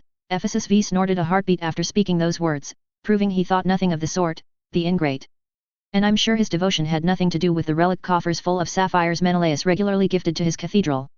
And in the end, Samuel 19 Ionian idly affirmed, the support of a cardinal trumps the one of a pontifex every time. That you have our 2 votes against the 2 of Euboea and Attica isn't the problem. The problem is the popular support this major general is enjoying. There are millions in the streets believing she is an angel coming to save them. Our military forces will deal with these traitors. How? The Prince Magister of House Corinth questioned incredulously. The Nyx purebloods may be the elite of the Nyx PDF, but there were only 76 regiments of them yesterday, and at least half of them are already arrested or dead. Our personal Magister guards are even smaller than this, and the primary reserves of the Moira PDF are on the opposite side now. That is over 2,300 regiments standing against us. They won't dare using them against us. Nostradamus announced. They won't. If there is the slightest hint of intimidation in the electoral process, the outcome will be invalidated. I have powerful supporters in Ultima and Solar which will make sure the new governor will be ejected from the throne she usurped in record time. He was a Vandyre of Terra. His word was enough to gather millions of soldiers and purge entire sectors who had failed to pay the proper tithes they owed to the Golden Throne. You are delusional. Ephesus V. Corinth rose from his seat. You are no longer a prelate procurator, since you resigned your titles to participate in this election, and I don't think the administratum as a whole will be impressed by your willingness to abandon your duties for a secular planetary governorship. You underestimate my influence and the forces I can unleash if you give me cause. There are assassins in my clan's employ no human can protect you from. I am not impressed by your threat, the Prince Magister in his brilliant navy blue uniform spoke as he pushed his throne against the buffet table. I will take my chances with the new governor. If you dare take a step out of this lodge without my permission, Nostradamus threatened, I will make sure all your debts and economic troubles are revealed and your creditors will ruin you before this year is over. You will lose your hive, your properties, your fortune, and your reputation. You will be forced to live with the plebeians and experience poverty. You speak like it wasn't going to happen anyways once you lose this contest. The roll of the shoulders and the curt dismissal momentarily forced Nostradamus to pause. The Prince Magister didn't care, well, let's see if cared about another secret. As the first words were out of his august mouth, though, Nostradamus acknowledged there was no possible return after revealing this. I know that your daughter loves to disguise herself as a masked duelist and partake in some illegal activities where the Dolos PDF refuses to investigate. I'm sure the Arbits would love to ask her a few questions. The livid shade the former officer of the Imperial Navy told him the information which arrived in his possession had been more valuable than adamantium. If you cooperate, your secret will stay safe. Your daughter will not pay the price. This I promise on the name of Clan Vandyre. The promise would be enforced by the new princess once he eliminated her father. Having such a priceless asset to make one of the Great Ten follow his decrees was made to be used. But the eyes of Ephesus V went not to him, the servants or the guards protecting the Great Lodge, but the gloating face of his fellow Prince Magister. Samuel 19 Ionian had heard everything, and the hate between the two was so deep there was no question the information was going to leak out. No. The Prince Magister growled. My daughter will have to pay the price for her actions. I will not play your games anymore, Vandyre. The blue-clad great noble left the lodge, surrounded by his silver shields as the Menelaus arena was letting enter tens of thousands people, not all of them whom had bought tickets for the event. In the background, the purebloods officers barked orders and tried to prevent the crowd from entering the spectators' stands, but there were a few thousand of the black carapace armors and millions of rebels and rioters. My gladiators will butcher this so-called saint the moment she enters the arena, Nostradamus boasted, but deep inside, he wasn't so certain anymore. There were so many plebeians, and they were not shouting his name. Weaver! Weaver! Weaver! I think the time has come to make, how did Ephesus put it? Ah yes, it's time to make a tactical withdrawal, Lord Vandyre. Don't you dare! He turned to stare at the wig and the powdery attire of the Ionian Prince Magister. I promise you Corinth will pay for his defiance, and if you leave this lodge, I will make sure his final fate will look pleasant compared to yours. What do you mean? I mean your activities with underage boys. Samuel 19 Ionian shivered and his face froze in fear. Yes, I know what you do in your fortress of spiritual renewal. Betray me, and it will be all over the VID casts in a few hours. The shoulders of the Nyx aristocrat fell in defeat, and Nostradamus smiled. Good, at least one knew when he was beaten. He would have to eliminate him nonetheless. You couldn't count on such a corrupt and feeble noble after revealing you were aware of one of his darkest secrets. Returning his attention to the arena below his lodge, the location looked to be filled to the brim, and wait, where were the purebloods he had posted at the critical choke points across the whole structure with heavy weapons? I saw the fury of the orcs. I saw the evil of the ruinous powers. I saw the malice of a metal entity. I saw a city drowning as heroes died in vain to slow down the destruction wrought by an Endbringer. The voice came from behind him, but Nostradamus hadn't the time to see who had spoken as his throne was thrown aside and he fell to the ground hard. When he rose once again, his lodge had 10 Space Marines landing and all his guards were unconscious. This is an outrage. A smaller figure, all in gold and silver, revealed itself where seconds before it had been hidden by the massive armors of the traitors Astartes. You should look at the definition of an outrage, Nostradamus Van Dyer. This had to be the false saint. They had given to her an expensive armor in support of her claim, but if she hoped he was going to let himself intimidated, she was sorely mistaken. Your behavior may be taken as an example to illustrate it. You do not respect the laws of Nyx. Several Space Marines chuckled at that. They had the gall to chuckle. Oh, yes. And you respect the laws of the administratum in a perfect manner, don't you? Absolutely. He tried to stand right and project a righteous expression, as the Space Marines made an honor column and he was forced to descend the stairs leading to the common spectators' stands while their voices echoed in the arena's sudden silence. In this case, the female traitor answered, you will surely have an explanation how by the strangest turn of fate you were able to provide the 100 billion throne gelts for your candidature? The tech priests checked, and 100 years of your current income would not be sufficient to pay for it, whether you had other expenses to afford or not. I am a Van Dyer of Holy Terra. You are a greedy and arrogant imbecile siphoning the planetary tithes you were supposed to collect instead of sending them to colonization, trade, or development purposes, the woman corrected before one black armored Space Marine parried a laser shot like it was nothing. Certainly fired by one of the pureblood snipers. But the false saint was uninjured, and the next second, more Space Marines arrived, half of them throwing decapitated heads on the sandy ground of the arena. You have no right to interfere. Neither do you. But obviously, it didn't stop you. We have the same number of votes. I demand you face my gladiators. Ah yes, your gladiators, the angel-shaped helmet inclined slightly on the left. I'm afraid they are receiving at the moment we're speaking the visit from my new champion in their training grounds. A champion? This is not. But the insolent woman interrupted him again. He is one of my Dawnbreaker honor guard now, but a few days ago he was known as Champion Kratos of the First Company of the Flesh Tearers chapter. Van Dyer felt dread hearing the name of the Space Marine chapter. He had never heard of any Kratos, but he was well aware of the infamous reputation of the Flesh Tearers. You are guilty of ordering a massacre. Maybe, the false saint shrugged, to be honest, I think this is karmic justice. The former governor loved to unleash his professional killers against unarmed and untrained civilians in this very arena. Unlike him, I will give these men the choice to surrender and I won't make a spectacle of their deaths. But I won't shed a tear if they think they have a chance against a veteran Astartes at close quarters. This, you think because you are the heroine of a battle and have Astartes by your side, you have what it takes to be the new ruler. Let's find out.